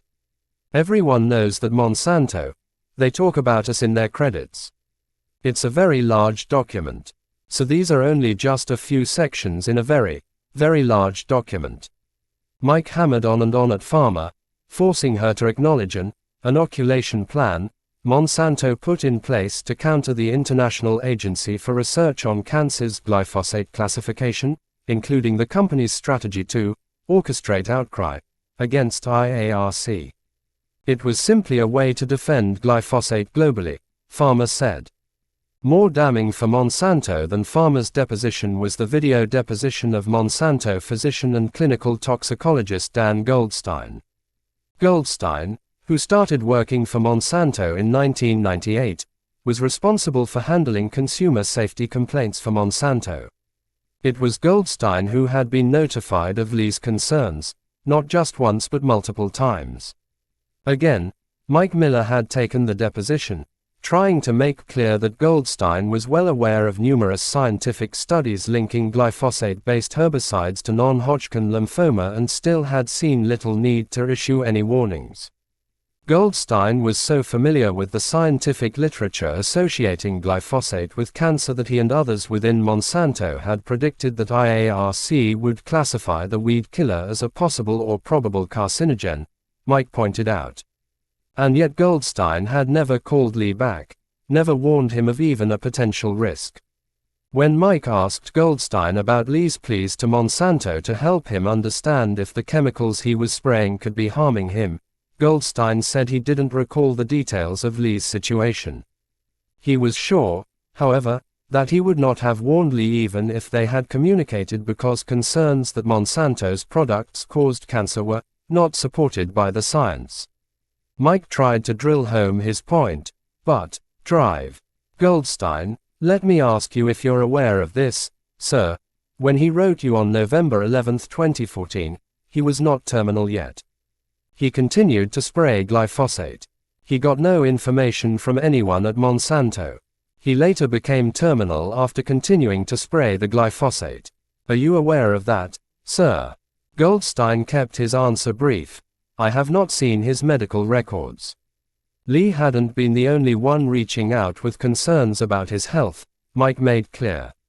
The same month Lee called Monsanto, one of Monsanto's own employees, a worker at the company's Roundup manufacturing plant in Muscatine, Iowa, notified Monsanto's occupational nurse that he had been diagnosed with non-Hodgkin lymphoma. The worker wrote that he had irregular blood counts while working at the plant and he was wondering if his cancer diagnosis was related to working around all the chemicals at the Monsanto plant. Monsanto had not reported that worker's cancer or his inquiry to the U.S. Environmental Protection Agency. But didn't federal law require that type of information to be reported to regulators? Mike asked. So here we have a gentleman that worked around glyphosate, had abnormal blood counts while working around glyphosate, reports he has non-Hodgkin's lymphoma, and you, sir, the medical safety officer, decide not to report it. Mike asked Goldstein. Goldstein replied that the employee had not made an allegation that his cancer was related to chemical exposure. He had merely asked a question, and thus legally the information did not have to be reported to the EPA. Mike also pressed Goldstein about the money Monsanto had given to the American Council on Science and Health, ACSH, and his email discussion with colleagues about how financially supporting ACSH would be helpful in countering public concerns about the IARC glyphosate cancer classification. ACSH had in the past promoted the safety of tobacco and downplayed cancer concerns with smoking, so was not the perfect ally. But it was useful. ACSH did not disclose Monsanto's funding to the public and so appeared to be an independent scientific group when it proclaimed glyphosate safety and criticized the international cancer scientists. The group was so valuable to Monsanto, Goldstein had written in an email, that the company could not afford to lose its support for glyphosate. You will not get a better value for your dollar than ACSH, Goldstein had written. Mike did his best to make his point unequivocal for the jury, at the same time that Lee Johnson was seeking truthful information from Monsanto about the potential cause of his disease. Monsanto was secretly paying a front group to provide disinformation to the world. Mike additionally pushed Goldstein on internal emails that showed Goldstein had engaged in his own version of ghostwriting. The Monsanto doctor had written draft op-eds to be given to people outside the company to sign and send to newspapers supporting glyphosate safety, Goldstein admitted under Mike's questioning. Readers would never know the op-eds came from Monsanto.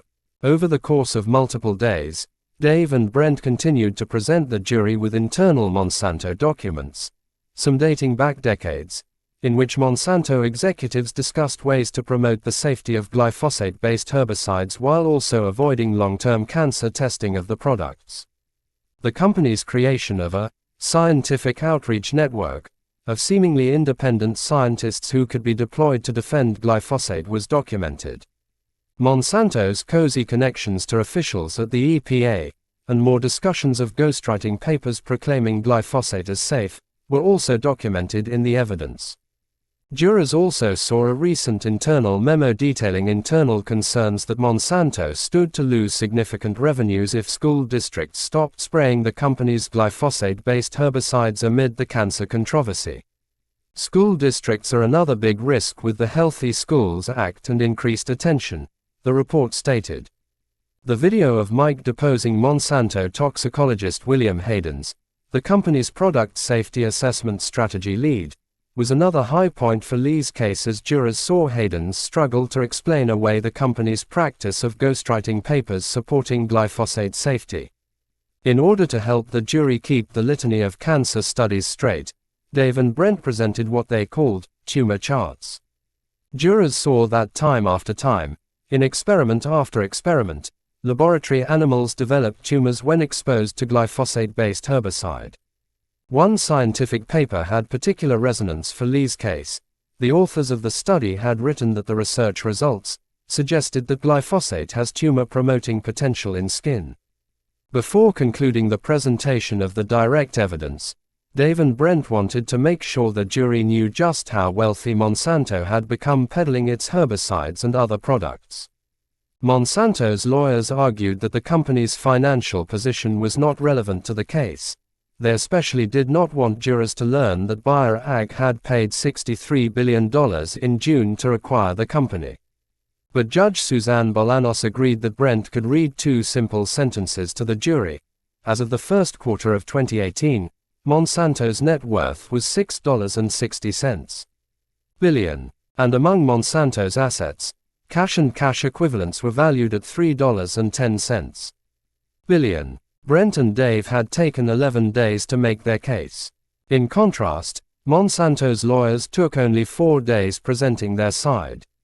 After all, they had already challenged each of the witnesses testifying for Lee, cross-examining them and questioning their credibility.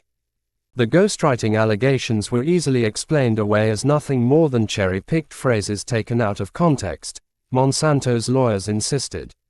The same was true for the other records Lee's lawyers said showed dishonest activities by Monsanto, according to the company's attorneys. As far as the science went, studies allegedly showing links between glyphosate and cancer were falsely presented by Lee's lawyers as more solid than they actually were, Monsanto's lawyers told the jury.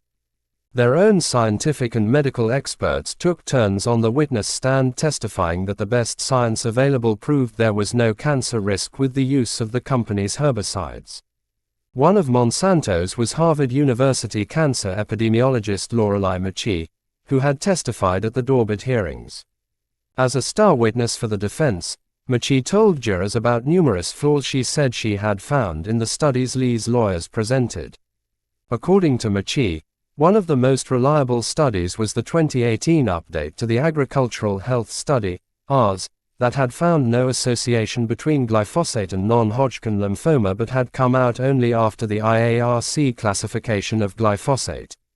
The witnesses who had testified that the AHS study was marred by a lack of follow-up with thousands of its subjects were simply wrong, McChee said.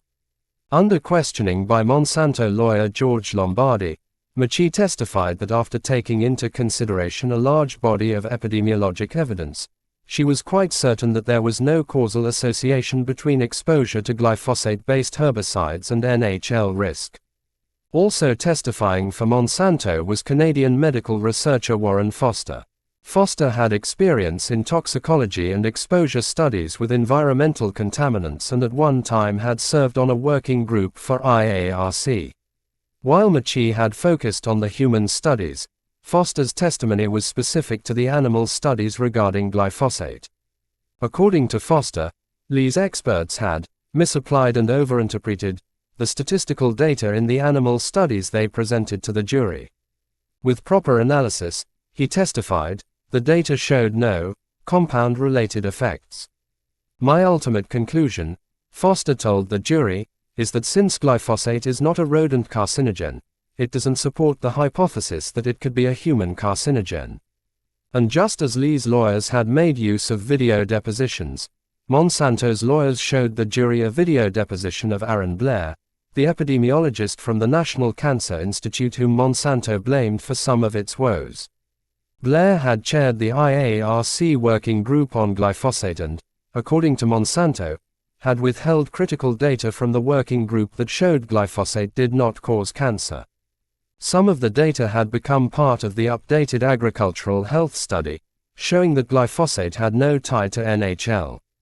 There was also information from other North American epidemiology analyses, and had Blair included it all in the data being considered, the IARC scientists would have seen a reduced relative risk from the epidemiology evidence, Monsanto's lawyers argued. In the video deposition, Blair admitted he hadn't shared certain preliminary research data with the IARC group as they evaluated glyphosate. He said that was because the data were not final, not reviewed or published, and thus not appropriate for consideration. But he acknowledged that inclusion of the data would have lowered the relative risk seen in the epidemiology evaluated by IARC. By the time Monsanto's lawyers finished with their last witness, it was August, and the two sides had been wrestling through the trial proceedings since mid-June. The time had at last come for closing arguments. Lee's side would go first, followed by Monsanto's lawyers. And finally, because the burden of proof lay with the plaintiff, Lee's lawyers would get to address the jury again. They would have the last word. Brent had been practicing his closing argument for months. He knew exactly what he wanted to say and how he wanted to say it. Mike and Dave and others on the trial team all had weighed in, cautioning him to leave jurors with a message that resonated but didn't overreach. He should ask for hefty damages, sure, but not too much. There was also some concern that Brent might not be able to keep his emotions in check. The young lawyer litigated with a ferocious intensity that the team knew helped him connect with jurors, but Brent didn't have a lot of trial experience. He would have to tread carefully. Mr. Wisner, when you're ready, Judge Bolanos prompted. Brent rose from his seat, facing the judge, and loudly, perhaps too loudly, took in and let out a long breath. Here we go, he thought. May it please the court, he addressed the judge. Pivoting toward Monsanto's table of attorneys, he acknowledged his adversaries. Counsel, he said. Lombardi nodded back. Brent then turned to the jury. Hi, everyone. At the beginning of this trial, I told you this case was about choice and the fact that Monsanto, by not warning, deprived consumers in California and Mr. Johnson of the right to make an informed choice about what chemicals he exposed himself to, and in this case, what chemicals he actually exposed to children in the Benicia School District. But as this case has unfolded, it's occurred to me that this isn't just about the choice that was robbed from my client. It's also about the choices that Monsanto made, Brent said, pointing to the table where Monsanto's lawyers sat. They were busy taking notes, not looking at Brent. Monsanto had made so many bad choices, Brent went on.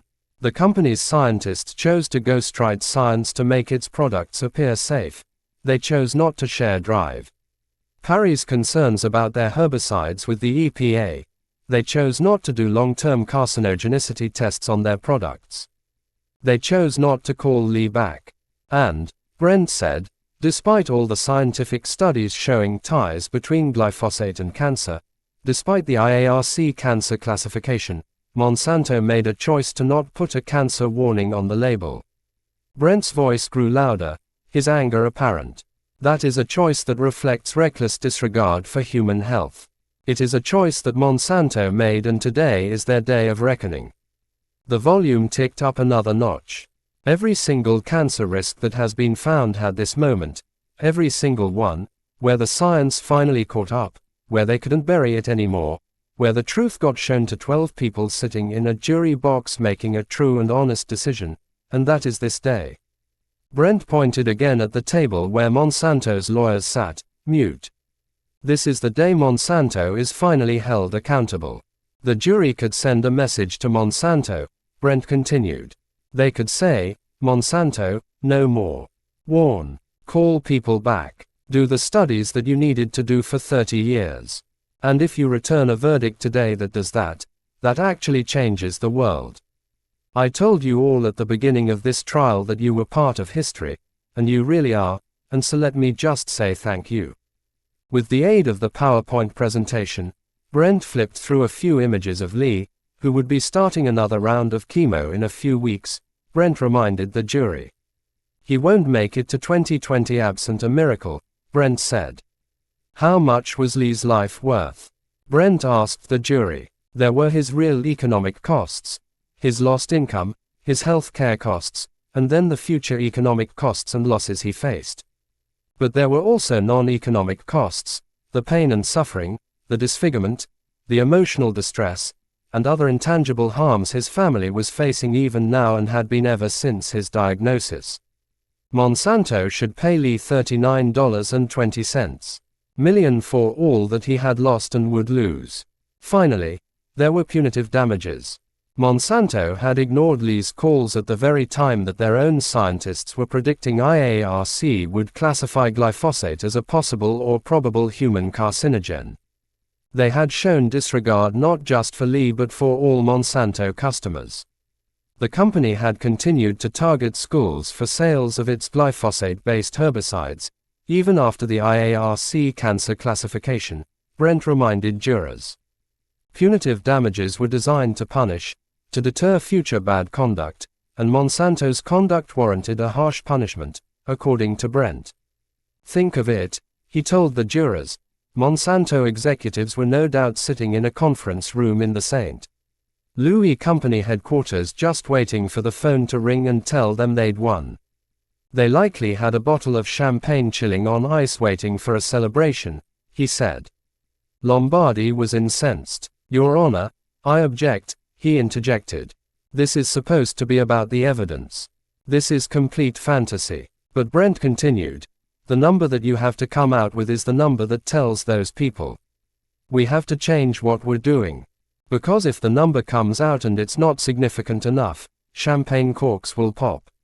Lombardi objected again, and Judge Bolanos had also had enough. Mr. Wisner, please do not engage in speculation, she admonished. Brent moved on to the math he wanted the jurors to consider. Monsanto had $3.10 billion in cash. At a 2% interest rate, it would make $62 million per year. Lee had been exposed in 2014 and would likely die by 2020. Those 6 years of suffering should cost Monsanto every dollar it had made in interest on its cash for those 6 years, plus just a little more, he said. Brent directed the jurors' attention to the PowerPoint screen, where large red numbers blazed out from a stark black background. $373 million. That's a number that makes people change their ways. That's a number that sends a signal to Monsanto and everybody that works there. Brent paused. Your verdict will be heard around the world. In contrast to Brent's heart-tugging, champagne cork-popping imagery, Lombardi made clear from the outset that his closing argument would be about facts, not feelings. He started by apologizing to the jury for the long haul, and reminding them that after all they'd heard, the case boiled down to answering just one key question: whether or not Lee's cancer was caused by Monsanto's weed killers. And the answer, he asserted with a confident smile, was an easy no. There was a wealth of scientific evidence dating back decades supporting the safety of Roundup and Ranger Pro herbicides, Lombardi said. The EPA fully backed the safety of glyphosate, as did other regulators. 40 years of this product on the market. 40 years of this product being regulated. 40 years of scientific studies ranging from human to animal to cell. The evidence is clear, he said. The message from that evidence is clear, and it's that this cancer was not caused by Ranger Pro.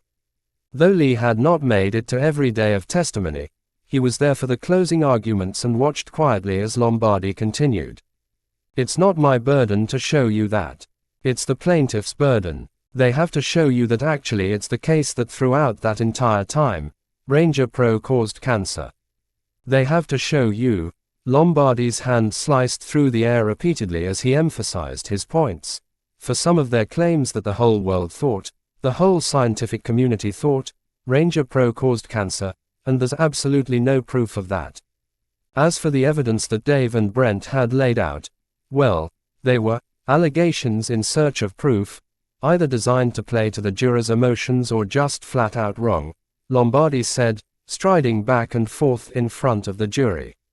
They made a big deal out of the fact that Monsanto's Dan Goldstein had not called Lee back, and, yes, Goldstein should have called Lee back, he said.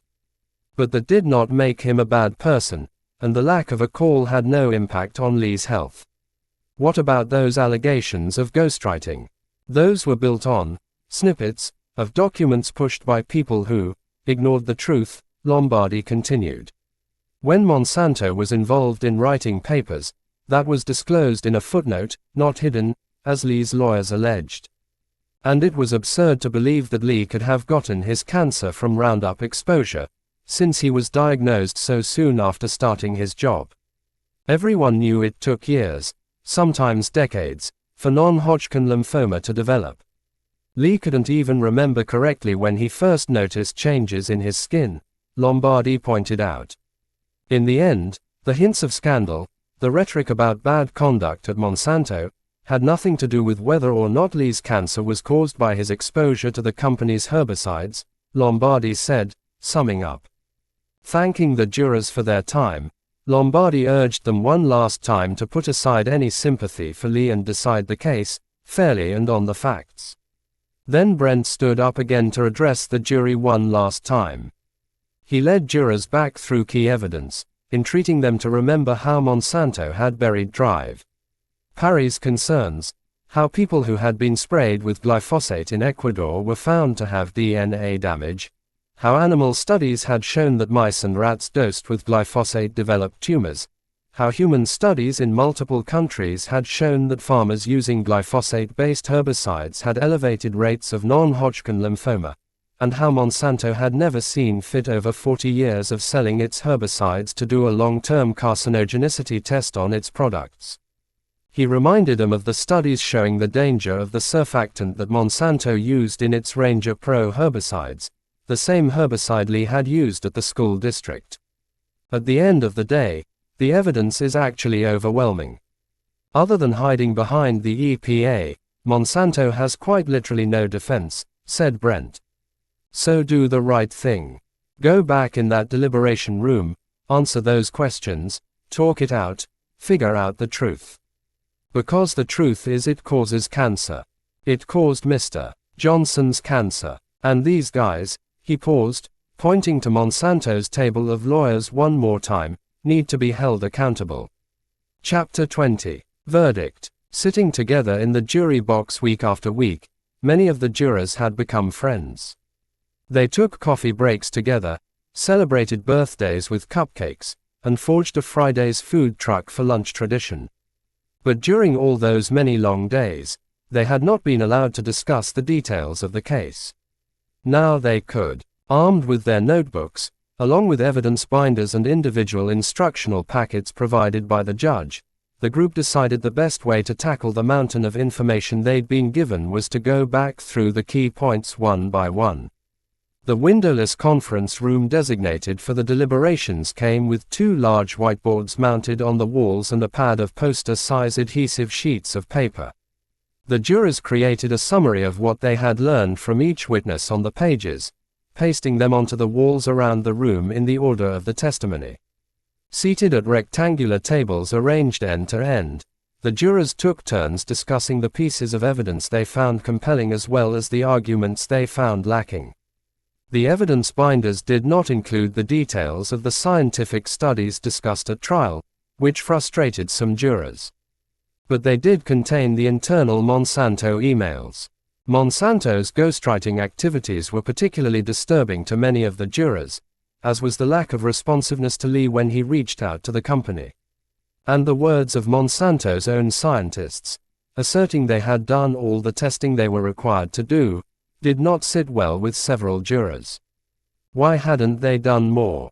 Why hadn't they done long-term cancer testing of the formulated products? In his closing argument, Monsanto attorney George Lombardi had told the jury the case came down to the one key question: had the company's weed killers caused Lee's cancer? But it was actually more complex than that. There were multiple, fairly technical questions in the verdict form that dealt with degrees of liability and negligence. And there were questions about the science, and then questions dealing with damages, if the jury found damages were warranted. The verdict form contained 17 questions in all. Jury members were barred from seeking out any information not presented during the trial. They could not search the internet or look to newspapers or other news outlets for insight. They could not seek the opinions of their friends or family members. They were strictly to focus on the evidence introduced by the opposing sides. Any juror violating those rules could be held in contempt of court and face sanctions. Judge Suzanne Bolanos had made that clear. She had left them with a few other admonishments. Monsanto was entitled to the same fair and impartial treatment an individual would receive. The burden of proof required that in order to prevail, a party had to persuade the jury that what they were claiming was more likely to be true than not true. And, finally, the jury would need to determine whether or not Lee's exposure to Monsanto's herbicides was a substantial factor in causing his cancer. They should understand that phrase, substantial factor, had to be more than a remote or trivial factor, but it did not have to be the sole cause. It was a lot to work through. They didn't want to rush it. Brent could not remember ever feeling this nervous. He had been so confident in the courtroom, so sure of his case. But this waiting game was wearing on him. During the course of the trial, he had thought he was getting positive vibes from some jury members. One in particular, who Brent thought of simply as the old guy, had smiled at Brent during a break in the proceedings, and during one passing encounter in a courthouse hallway had whispered to Brent, "You're killing them." But who knew how the other jury members felt? What were they thinking? How long would they take? One day passed, and then another. The jury had some questions, wanted some things read back to them, including testimony from one witness from each side. And then it was Friday, August 10th. Verdicts often came down on Fridays. Could this be the day?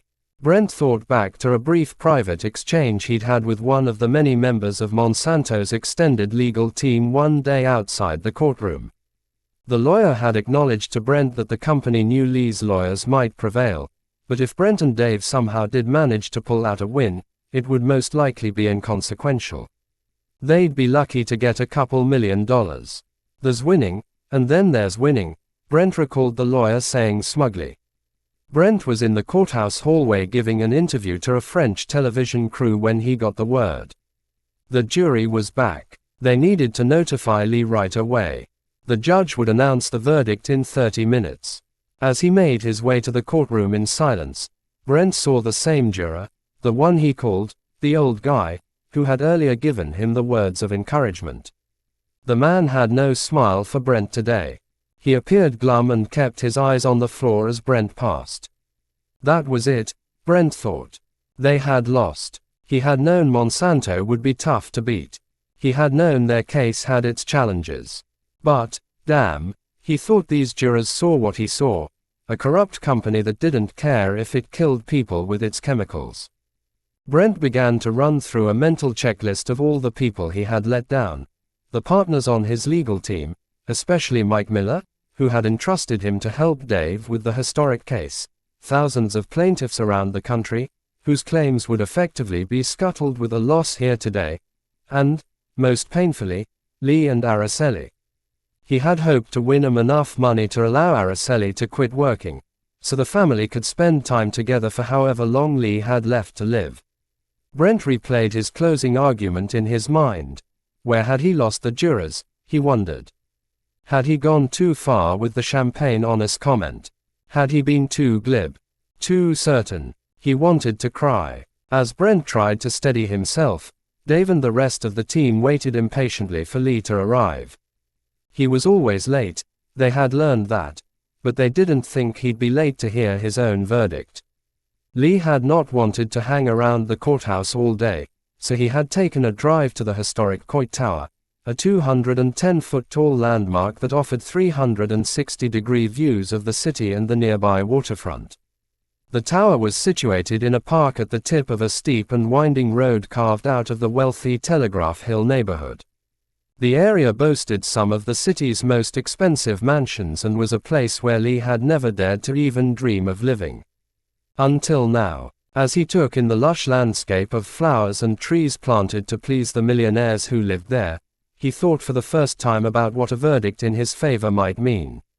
Brent had said they might get hundreds of millions of dollars. Was it possible Lee could one day afford a mansion? Nah, he thought, shaking his head.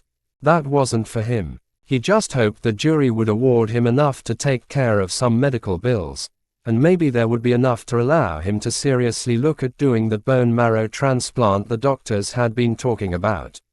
Suddenly his cell phone rang. It was his friend Darrell Waters checking in. No word yet, Lee told him. But before they could hang up, another call buzzed in. It was Pedram Asfandiri, calling from the courthouse. The jury was back, Pedram told him. Lee needed to get back to the courthouse immediately. Lee jumped in his car and sped the 3 miles back to downtown. Pedram was waiting for him and rushed him into Judge Bolanos's courtroom, which Lee saw was already packed with reporters and spectators. Michael Baum sat with Mark Burton and Bobby Kennedy in the front row. Noticeably absent was Araceli. They had not known there would be a verdict today, and she had stayed in Vallejo to work and take care of the boys. Brent sat down first. He had no words to say.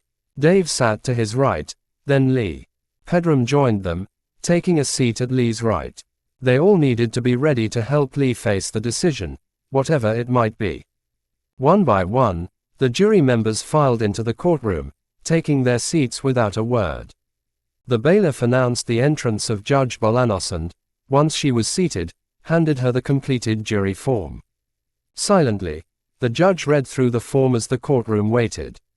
She turned a page, still reading to herself. Then she turned another page, and another. The verdict form the jurors had been given to fill out contained several yes or no questions on each page.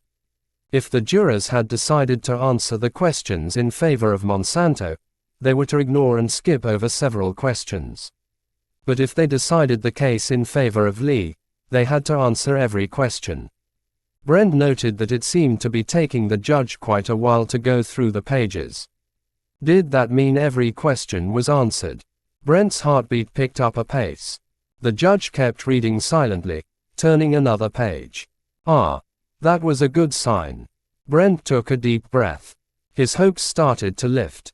I will now read the verdict in the matter of Dwayne Johnson, plaintiff, versus Monsanto Company, defendant, the judge began. We the jury answer the questions submitted to us as follows, with the claim of design defect. 1. Are the Roundup Pro or Ranger Pro products ones about which an ordinary consumer can form reasonable minimum safety expectations? Answer. Yes. Did Roundup Pro or Ranger Pro fail to perform as safely as an ordinary consumer would have expected when used or misused in an intended or reasonably foreseeable way? Answer. Yes. Was the Roundup Pro or Ranger Pro design a substantial factor in causing harm to Mr. Johnson? Answer. Yes. Lee leaned into Dave. What does it mean? He asked. I don't know how much yet, but it means you're getting something, Dave whispered back excitedly. Seated to Lee's right, Pedram started to smile. The judge kept reading. On every point, the jury had found in Lee's favor. Every single point. Yes. The potential risks of Monsanto's herbicides presented a substantial danger to people using them, the jury determined. Yes, Monsanto failed to warn of the risk. Yes, the lack of warning was a substantial factor in causing harm to Lee. And yes, Monsanto had known, or should have known, that its herbicides were dangerous or likely to be dangerous. Would a reasonable manufacturer under similar circumstances have warned of the danger? The jury answered yes. Brent could barely contain his excitement. To his right, Dave leaned back in his chair as relief and anticipation washed over him. The only question left was how much the jury was going to make Monsanto pay. The judge kept reading. The jury had decided that Monsanto owed Lee for his past and future economic losses and his pain and suffering for a total in compensatory damages of $39.20 million. the judge said, reading from the verdict form. It was exactly what Brent had asked for and a big win. But was there more? Brent had also asked for the jury to punish Monsanto with hefty punitive damages. Had they? With regard to punitive damages, Judge Bolanos continued to read. Did you find by clear and convincing evidence that Monsanto acted with malice or oppression in the conduct upon which you base your finding of liability in favor of Mr. Johnson? Answer: yes. Was the conduct constituting malice or oppression committed, ratified or authorized by one or more officers, directors or managing agents of Monsanto acting on behalf of Monsanto? Answer: yes. The judge paused just for a moment. What amount of punitive damages, if any, do you award to Mr. Johnson? Answer: $250 million. Tears began to flow from Brent's already moistened eyes. A total award of $289.20 million. He thought back to the conversation with Monsanto's lawyer about the difference between winning small and winning big. There's winning, and then there's winning. Goddamn right, he thought. There was no question which type of win this was. He turned his head, hoping the television cameras could not catch the emotions playing out over his face. Monsanto's lawyers, Sandra Edwards, Kirby Griffiths, and George Lombardi, looked on grimly from the defense table. They asked the judge to poll the jurors. Was there any divide at all, or was it unanimous? One after one, the jurors answered the queries of the judge. It was a unanimous decision. Lee covered his face with his hand. He couldn't believe it. Pedram reached over, laying a hand on his back. As the judge called the proceedings to a close, Brent stood to face the jury one last time, his cheeks damp with tears. Thank you, he mouthed quietly to them. Thank you. The next couple of hours flew by in a rush of press interviews and congratulatory calls and texts. People Lee had never met wanted to shake his hand, to hug him, to take a picture with him. As was the tradition after successfully concluding a case, Dave and Brent decided the occasion called for a lavish celebratory dinner. Lee knew he should want to celebrate too. He certainly was grateful for all the work the team had put in. But he was also exhausted and overwhelmed, and he could feel the pain beginning to envelop him, as it typically did at the end of a long day. He said his goodbyes, climbed into his car, and steered carefully onto the highway. He had to get home to Araceli and his boys. Epilogue. A leaf that doesn't die. It's autumn in Napa, California, and Lee and his family are settling into a new home. The neat, cream-colored two-story house is near the good schools Araceli wanted, and offers enough space for each boy to have his own bedroom and for a large white sectional sofa to wrap around the great room. The old orange couch is gone, left behind along with the dark and cramped apartment Lee hated so much. It's not the grand mansion Lee dreamed of that day the jury handed down its verdict in San Francisco. But it is a real family home with 4 bedrooms, plum and cherry trees out back, and block after block of quiet neighborhood streets for the boys to explore on their bikes. The beveled glass front door sits underneath a graceful turret lined with high windows that welcome in the sunshine. A swirl-shaped glass chandelier reflects the warm rays across the cherry-stained wood floors. Lee doesn't want to shut out the light these days. He's still dying, at least, that is what the doctors tell him. But Lee doesn't believe them. He's lived longer than they told him was possible, longer than his attorneys and Monsanto's had told the court was likely. I'm not giving up on my life. If I give up, I know it's going to be worse for me, he tells me as we walk together along a tree-lined path in his new neighborhood. His pain is still constant, though he won't say it's growing worse because he doesn't know how it could be worse. He starts each day the same way, shuffling into the kitchen to make himself a bowl of cereal to help keep the pain pills from making him nauseated. He washes down the pills with a glass of water mixed with heaping spoonfuls of powdered vitamin C. Flakes of skin follow him wherever he goes. The new floors are coated with the fine powdery bits of it. Lee did not immediately receive any money from Monsanto. A month after the verdict, the company's lawyers filed a motion for a new trial, arguing that the jury had acted on emotion instead of evidence and that the damages awarded to Lee were excessive and unconstitutional.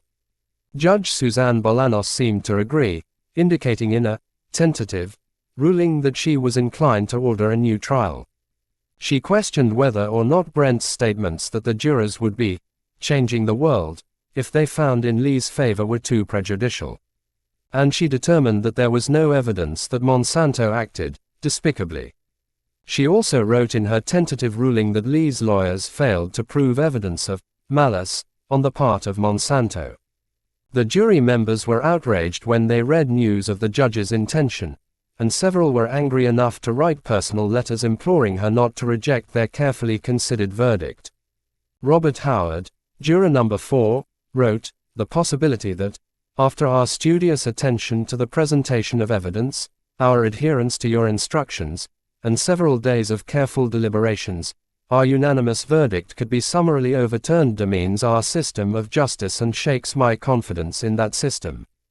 Juror number 1, Gary Kitahata, also wrote to the judge, "Our verdict was not flawed or inflamed by either passion or prejudice.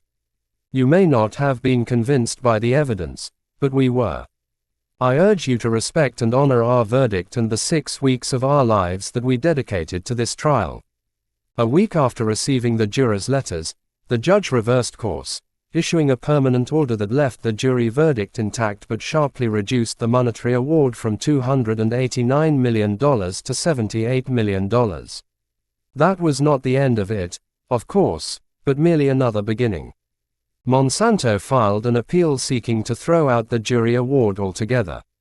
Lee then cross-appealed for restoration of the full $289 million jury award. In July of 2020, the appellate court affirmed Johnson's victory, saying his lawyers had presented abundant evidence that Monsanto's Roundup products had caused his cancer and that there was overwhelming evidence that Johnson has suffered, and will continue to suffer for the rest of his life, significant pain. The appeals court said, however, that though it sided with Johnson, he could recover only $20.50 million from Monsanto because of a provision in California law that provides less money for someone with a short life expectancy than for someone expected to live many years with their injury.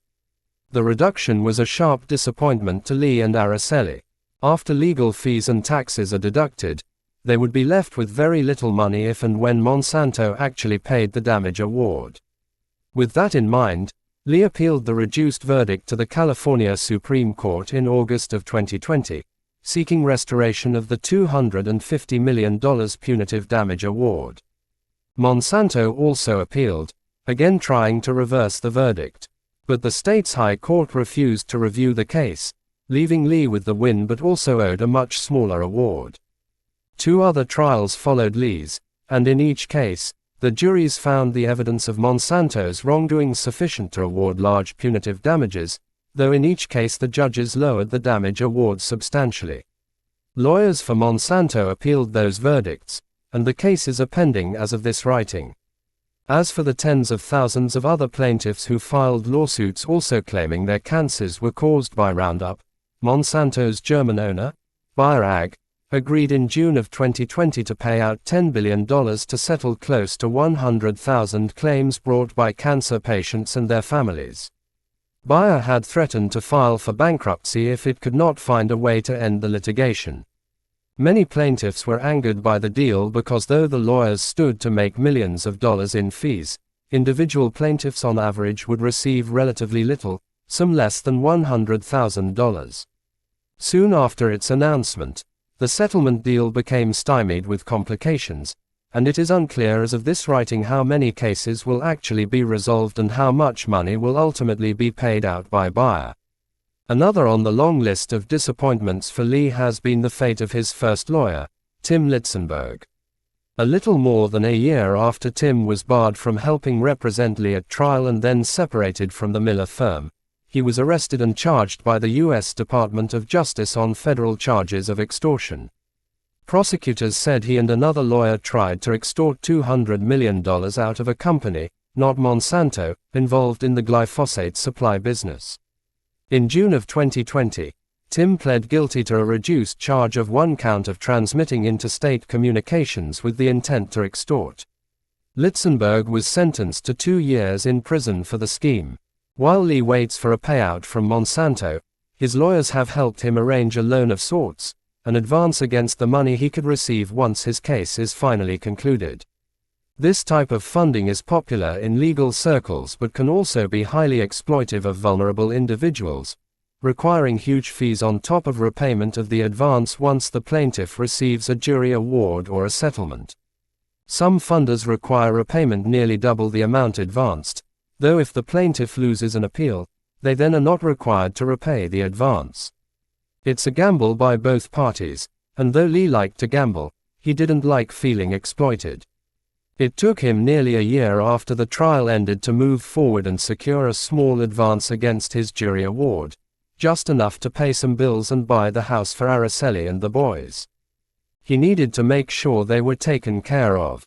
The peace and comfort he has finally found have been a long time coming, Lee says.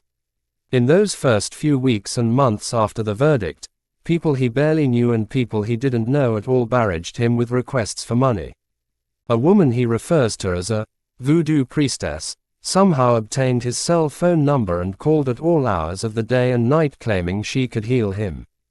The stress was overwhelming, but on this fall day, as we walk, the stress is long gone. We come upon an aging farmstead that at first appears abandoned, but then we see it is not. A scattering of clucking hens and a woolly alpaca greet us. It's a charming find amid the suburbia. Lee decides he doesn't like the dust and the smell, however, and so we resume our stroll along the shady sidewalk. He is in a reflective mood. I don't want to leave my boys without their foundation, what they need, he says. No one wants to leave their family.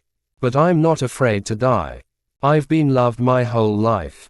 And that's a beautiful thing. Since winning the trial against Monsanto, Lee has become known around the world, held up as an inspirational voice in a global battle against chemical corporation corruption. Activist organizations have flown him to Canada, to New York City, to Hawaii, to speak about this cancer and the dangers he believes come with the use of herbicides. Several communities have started taking a critical look at the use of pesticides in public spaces, and some have stopped using glyphosate entirely. With the attention has come interest in Lee's songs, the ones he has written about dealing with his disease. He's performed his music for audiences arranged by the activists, and he was able to make a music video. A lot of people want to hear what he has to say. I didn't ask for it, he says of the attention that has come his way. I didn't hope to get famous. I expected to maybe get rich and famous from being a rapper, but this is a lot bigger than what I could have done with music. You can only just set out to do good. You can't always control how that happens. He stops walking for a moment and looks back toward the street where his new house sits, where his boys wait for us to return. It would be cool if my kids could look back one day and say, my dad made history. My dad stood up for himself and for us.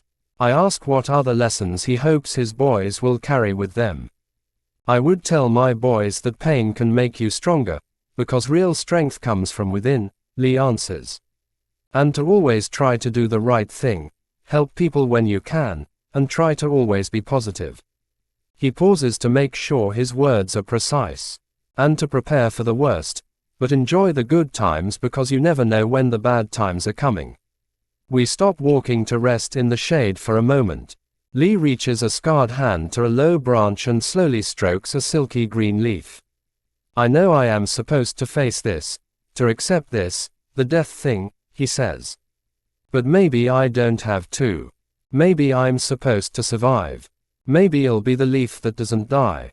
A note on sources. I cannot recall the exact moment I realized I wanted to write a book about the events surrounding the Lee Johnson trial.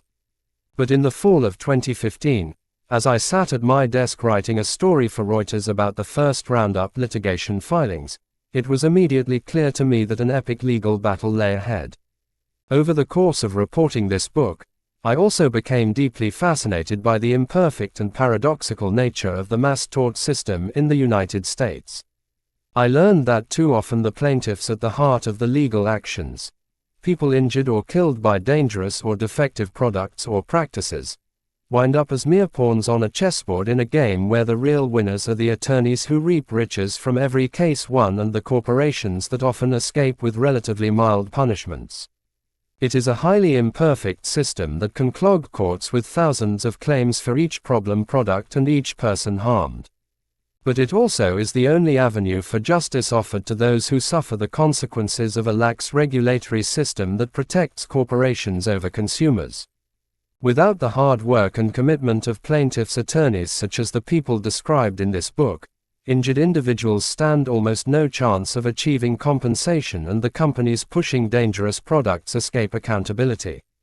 The contents of this book are true. They are based upon countless hours spent over 5 years of observing, interacting with, and interviewing the key individuals involved not just in the Johnson case but also in the National Mass Tort Roundup litigation, including the leaders of the legal team who cumulatively represented more than 50,000 plaintiffs. I conducted interviews with lawyers, expert witnesses, and Johnson trial jurors and spent many hours with Lee and his family. I studied documentary evidence files, video depositions of witnesses, and transcripts of court proceedings, and I was present at many of the events recounted in these pages. I am, in fact, the journalist described in Chapter 9, downloading the Monsanto papers and reposting them on a non-profit organization's website so they could easily be shared and read by other journalists and members of the public. The website was that of the non-profit U.S. Right to Know. Monsanto's attorneys, sadly, did not respond to requests for interviews, so their words and actions are based upon transcripts of proceedings, video recordings of proceedings, my own observations of them in and outside of court, and notes of meetings they engaged in that I was able to obtain. The quotes drawn from courtroom testimony and depositions are all taken from written transcripts and video transcripts. The quoted conversations that took place outside of courtrooms and are recreated in these pages were either witnessed by me or recounted to me as the best recollections of the individuals involved in them, with each exchange confirmed by multiple involved parties. The database of documents produced by Monsanto in discovery included 2,552,033 documents and 15,989,111 pages, though much of that database remains sealed. The total case file for the Johnson trial consisted of 80,000 pages of exhibits, binders, and documents, and the trial transcript amounted to more than 5,000 pages. I've been through almost all of it. The case titled Dwayne Johnson v. Monsanto Company was filed on January 28, 2016, in the Superior Court of California for the County of San Francisco.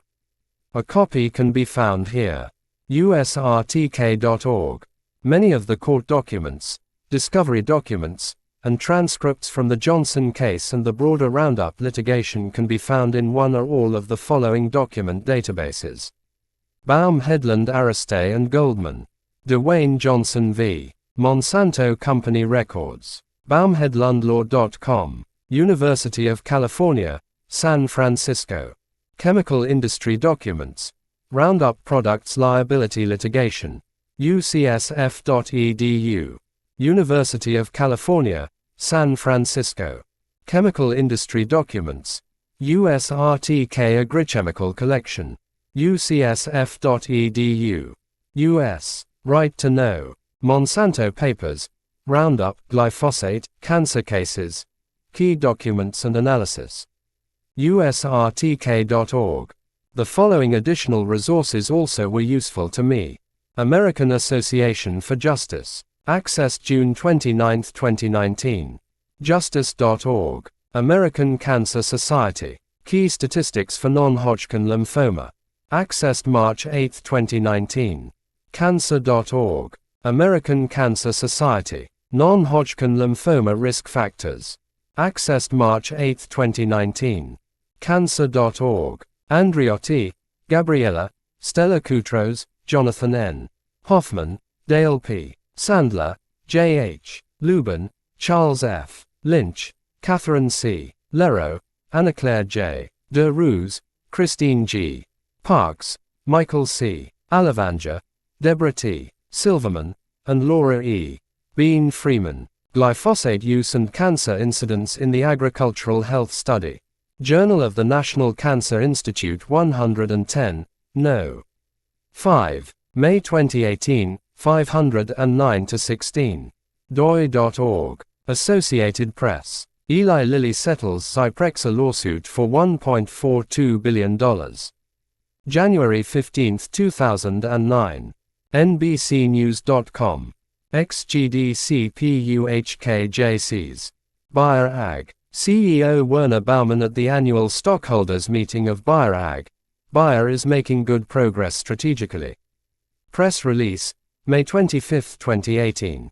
Bayer.de. Bayer Ag. European Commission conditionally approves Bayer's proposed acquisition of Monsanto. Press release, March 21, 2018.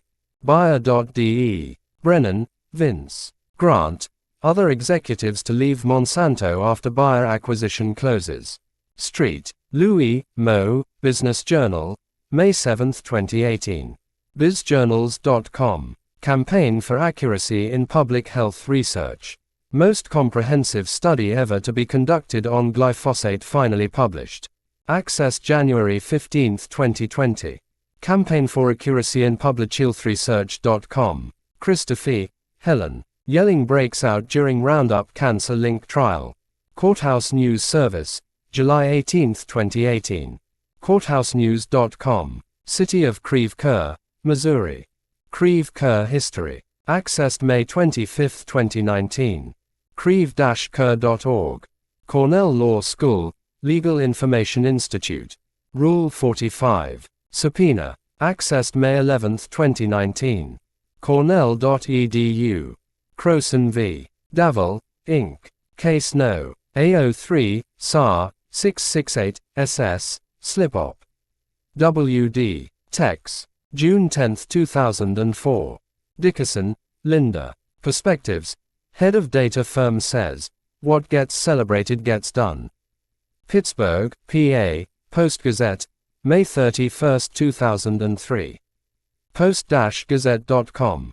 Dry, and the defense wins. April 17, 2013. Hollingsworthlip.com. Elkins, Arthur A. Jr., Office of Inspector General, U.S. Environmental Protection Agency. Letter to Ted W. Lieu, U.S. House of Representatives, May 31, 2017. DocumentCloud.org. Fisk, Margaret Cronin. Welcome to St. Louis, the new hotspot for litigation tourists. Bloomberg, September 29, 2016. Bloomberg.com. Gillam, Carey. Monsanto says panel to review WHO finding on cancer linked to herbicide. Reuters, July 14, 2015. Yahoo.com. Gillam, Carey. New Monsanto papers add to questions of regulatory collusion, scientific mischief. Huffington Post, August 1, 2017. HuffPost.com. Gillam, Carey. Praise and polo shirts. More evidence of scientific influence seen in newly released Monsanto papers. U.S. Right to Know, April 30, 2019. USRTK.org.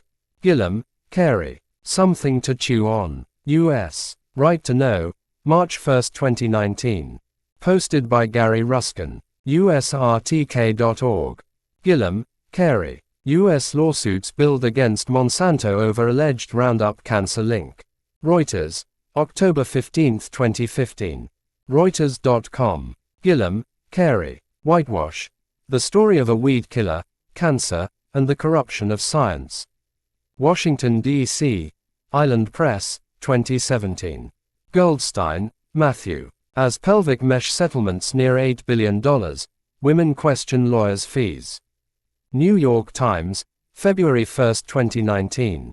nytimes.com. Hakim, Danny. Monsanto emails raise issue of influencing research on Roundup weed killer. New York Times, August 1, 2017. nytimes.com.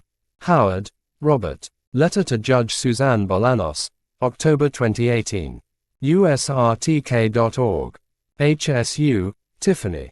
Johnson & Johnson told to pay $4.70 billion in baby powder lawsuit. New York Times, July 12, 2018. nytimes.com. In defense of scientific integrity. Examining the IARC monograph program and glyphosate review. Transcript of hearing by the Committee on Science, Space, and Technology, U.S. House of Representatives, February 6, 2018. House.gov. Camp, John. 5 years after cancer warnings, some hospitals still use hysterectomy tool. Wall Street Journal, April 9, 2019. WSJ.com. Kendall, Brent, and Jacob Bunge. U.S. to allow Bayer's Monsanto takeover. Wall Street Journal, April 9, 2018. WSJ.com. Kitahata, Gary. Letter to Judge Suzanne Bolanos, October 14, 2018. usrtk.org. Laser, Ken. Hundreds protest outside Monsanto headquarters in St. Louis Street. Louis, Mo, Post-Dispatch. October 13, 2013. StillToday.com. Lesser, Benjamin, Dan Levine, Lisa Girian, and Jamie Dowdle. How judges' secrecy has added to toll of opioids and other products. Reuters, June 25, 2019. InsuranceJournal.com. Liz, Samantha. Merger puts spotlight on Monsanto's charitable giving. Street. Louis, Mo, Post-Dispatch. September 15, 2016. StillToday.com. Monsanto Company. Once again, EPA concludes that glyphosate does not cause cancer. Press release, May 2, 2016. Monsanto.com. Morrow, David J. Fen-phen maker to pay billions in settlement of diet injury cases. New York Times, October 8, 1999. nytimes.com. National Organization for Rare Disorders. Rare Disease Database, Mycosis fungoids. Access January 10, 2019. Rarediseases.org. Nelson, William B. Jr. Goliath. In Eerdmans Dictionary of the Bible, ed. David Noel Friedman and Alan C. Myers. Grand Rapids, Michigan. Eerdmans, 2000. Neslin, Arthur. Monsanto banned from European Parliament. Guardian, September 28, 2017. TheGuardian.com. Niklaus, David. Bonus and stock lift Monsanto CEOs pay to $19.50 million. Street. Louis, Mo, Post-Dispatch. December 21, 2017. StillToday.com. O'Hagan, Sean. Toxic Neighbor. Monsanto and the Poisoned Town. Guardian, April 20, 2018. TheGuardian.com. Ayez. Cipollone v. Liggett Group, Inc. Accessed March 17, 2019. Ayez.org. Pollock, Andrew. Takeda agrees to pay $2.40 billion to settle suits over cancer risk of Actos. New York Times, April 28, 2015. nytimes.com. Public Health Law Center at Mitchell-Hamline School of Law. Minnesota Litigation and Settlement. Access June 21, 2019. Publichilthawcenter.org. Rossman, Sean. Emails show Monsanto tried to ghostwrite research. USA Today, March 16, 2017. Usertoday.com. Saul, Michael, and Celeste Katz. John Edwards exposed as cheating lowlife, serial liar in book, The Politician, by Andrew Young. New York Daily News, January 26, 2010. NYDailyNews.com. Schuessler, Todd. Creve Coeur to keep protesters off median near Monsanto. Street. Louis, Mo, Post-Dispatch. May 12, 2014. StillToday.com. Semmons, Bryce X. Darius J. Semmons, Wayne E. Thogmartin, Rosina Wiederholt, Laura Lopez Hoffman, J. E. Diffendorfer, John M. Pleasants, Karen S. Oberhauser, and Orly R. Taylor. Quasi-extinction risk and population targets for the eastern, migratory population of monarch butterflies, Danaus plexippus. Scientific Reports 6, No. 23265, March 21, 2016. doi.org. Skin Cancer Foundation. Squamous Cell Carcinoma Overview. Access January 10, 2019. Skincancer.org. Smith, Peter Andre. Where Science Enters the Courtroom, the Dorbit Name Looms Large. Undark, February 17, 2020. Undark.org. Stern, Simon, and Trudeau Lemons. Legal Remedies for Medical Ghostwriting. Imposing fraud liability on guest authors of ghostwritten articles. PLOS Medicine 8, No. 8, August 2, 2011, E1001070. doi.org. Tammer, Paula. EU agencies accused of cherry-picking evidence in glyphosate assessment. Euractiv, October 10, 2017. Euractiv.com. University of California, Division of Agriculture and Natural Resources, Statewide Integrated Pest Management Program. Little Mallow, Cheeseweed, Malva parviflora. Accessed May 14, 2019. ucana.edu. University of California, San Francisco, Drug Industry Documents. Actos Litigation Documents. Accessed March 27, 2019. ucsf.edu. University of California, San Francisco, Industry Documents. Library. Truth Tobacco Industry Documents. Accessed March 23, 2019. ucsf.edu. Upadhyay, Anand. California Code of Civil Procedure 36, D, regarding preferential trial date in torts, products case. Casatext. June 1, 2015. Casatext.com. U.S. Environmental Protection Agency, Office of Chemical Safety and Pollution Prevention. Glyphosate. Report of the Cancer Assessment Review Committee. Memorandum. October 1, 2015. Bina.com. Washington University in St. Louis. Monsanto Laboratory of the Life Sciences. Accessed March 12, 2019. Wassel.edu. Weinstein, Henry. Sanctions ordered in tobacco case. Los Angeles Times, November 18, 1997. LaTimes.com. Wikipedia. John Edwards. Accessed March 3, 2019. Wikipedia.org. Williams, Gary, Marilyn Ardema, John Aquavala, Sir Colin Berry, David Brusick, Michelle M. Burns, João Loro Viana de Camargo, David Garabrandt, Helmut A. Grime, Larry D. Keir, David J. Kirkland, Gary Marsh, Keith R. Solomon, Tom Sorahan, Ashley Roberts, and Douglas L. Weed. A review of the carcinogenic potential of glyphosate by 4 independent expert panels and comparison to the IARC assessment. Critical Reviews in Toxicology 46, Sup 1, 2016, 3-20. doi.org. Williams, Gary M., Robert Crows, and Ian C. Munro. Safety Evaluation and Risk Assessment of the Herbicide Roundup and its Active Ingredient, Glyphosate, for Humans.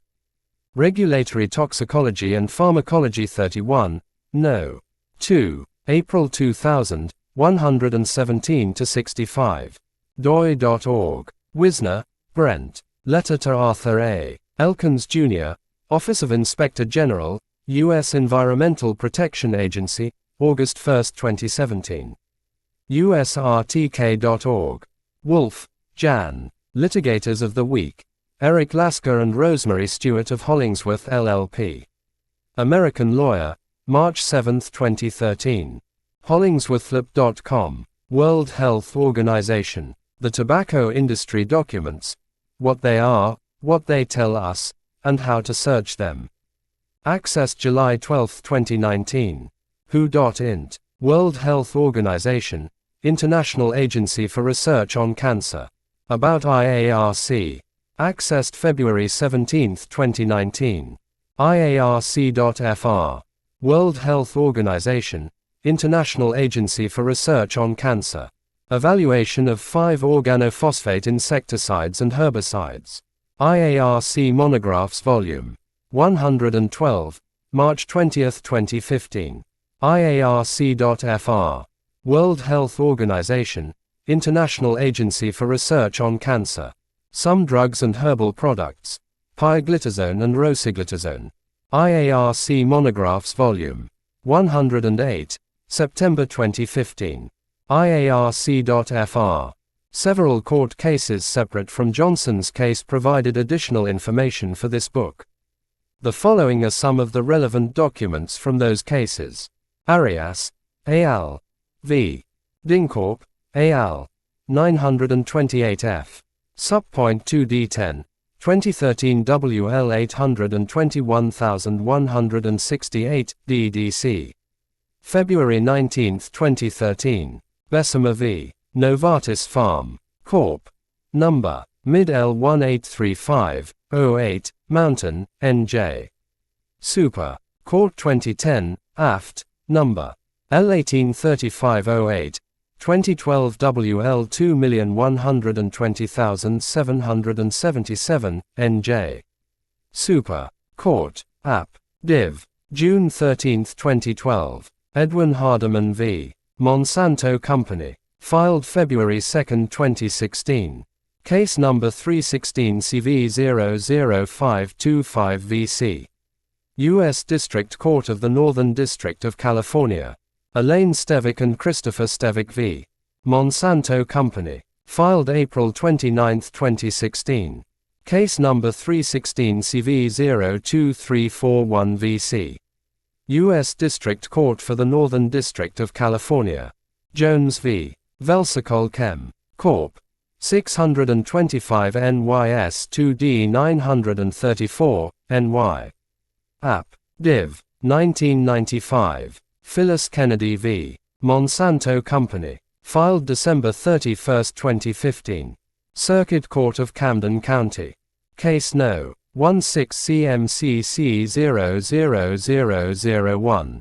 Roundup Products Liability Litigation. Brief in support of plaintiff's motion for transfer of actions to the Southern District of Illinois. U.S. Judicial Panel on Multidistrict Litigation. July 27, 2016. Case MDL No. 2741, Document 1-1. Roundup Products Liability Litigation. Declaration of R. Brent Wisner in response to Pre-Trial Order 28. Re.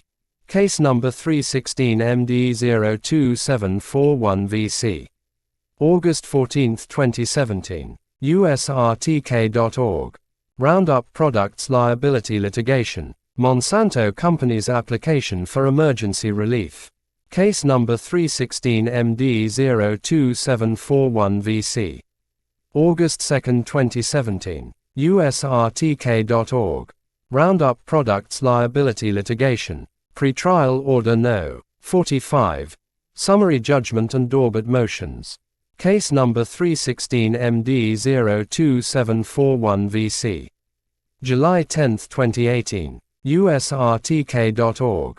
Roundup Products Liability Litigation. Protective and Confidentiality Order. Judge Vince Chabria. Re. Case number 316 MD02741VC. December 9, 2016. USRTK.org. Roundup Products Liability Litigation. Transcript of Daubert Hearing Proceedings. Case number 316 MD02741VC. March 6, 2018. USRTK.org. Roundup Products Liability Litigation. Transcript of Daubert Hearing Proceedings. Case number 316 MD02741VC. March 9, 2018. USRTK.org. Roundup Products Liability Litigation. Transcript of Proceedings. Case number 316 MD02741VC. August 24, 2017. USRTK.org. Roundup Products Liability Litigation. Transcript of Proceedings. Case number 316 MD02741VC. November 9, 2017. USRTK.org. Roundup Products Liability Litigation. Transcript of Teleconference. Case number 316MD02741VC. August 9, 2017. usrtk.org. Roundup Products Liability Litigation. Video of proceedings. Case number 316MD02741VC. March 5, 2018. uscourts.gov. Terry Michelle McCall v. Monsanto Company. Filed March 9, 2016. Case number 316CV05749, v. C in the U.S. District Court for the Central District of California. usrtk.org. The Miller Firm. Monsanto Roundup Lawsuit. Accessed February 21, 2019. MillerFirmIlch.com. The Miller Firm, LLC v. Timothy Litzenberg. Filed February 4, 2019. Orange County Circuit Court. Case No. CL 18,001,118. usrtk.org. United States Judicial Panel on Multidistrict Litigation. Transcript of hearing. September 28, 2016. Case No. ILS 316CV00823, Document 18. United States Judicial Panel on Multidistrict Litigation. Transfer Order. Case number 316CV02741, v. C. Acknowledgements. I have met very few people in my life who demonstrate the steady strength and quiet determination that Lee Johnson has shown in his battle with cancer. I am so grateful to him for allowing me to witness his struggle and for sharing with me not only his story but also his friendship. I thank Lee for bringing me into his home to meet his beautiful family and for enduring my endless questions over many visits. I hope that I have adequately conveyed in these pages what a remarkable individual he is. Araceli Johnson also has my gratitude for allowing me many hours of her time and for sharing with me the mix of emotions she has endured amid the turmoil Lee's cancer brought to her family. She is a strong woman trying to prepare herself for a future without her husband and to prepare her children for a future without their father. I also am forever grateful to the many other cancer patients who told me of their own battles with the disease, their hopes for survival, and their anger and frustration with a regulatory system that allows cancer-causing chemicals to quite literally poison our planet. This book is dedicated to all of those who suffer from this dreadful disease and those whose lives have been lost. As in everything I do, I must thank my husband, Don Kelly, and my children, Ali, Andrew, and Ryan, for loving me and supporting my work. My father, Chuck Gillam, deserves much gratitude, as do so many other friends and colleagues who assured me the writing was worthwhile during the times when I was doubtful.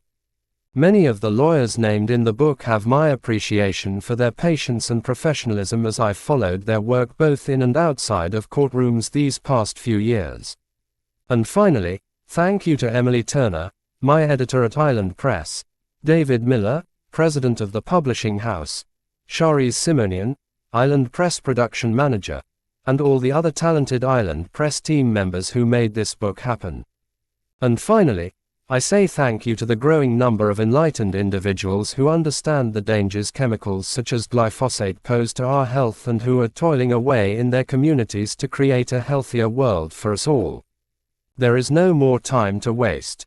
About the author. Investigative journalist Carey Gillam has spent more than 20 years reporting on the health and environmental impacts of the agrochemical industry, including 17 years working for the Reuters news agency. Her 2017 book about pesticide dangers, Whitewash: The Story of a Weed Killer, Cancer, and the Corruption of Science, won the 2018 Rachel Carson Environment Book Award from the Society of Environmental Journalists and has become a part of the curriculum in several university environmental health programs.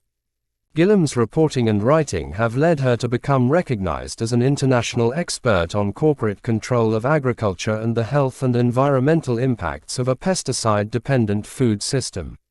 She was asked to testify about her findings in 2017 before the European Parliament in Brussels, Belgium, and was an invited speaker at the World Forum for Democracy in Strasbourg, France, in 2019. She also has been a featured speaker at events throughout North America, Australia, the Netherlands, Brussels, and France. Gillam left Reuters in late 2015 and became research director for the investigative nonprofit group US Right to Know, whose mission is to provide the public with information about often hidden practices and policies that shape the food system. She also writes occasionally for the Guardian news outlet.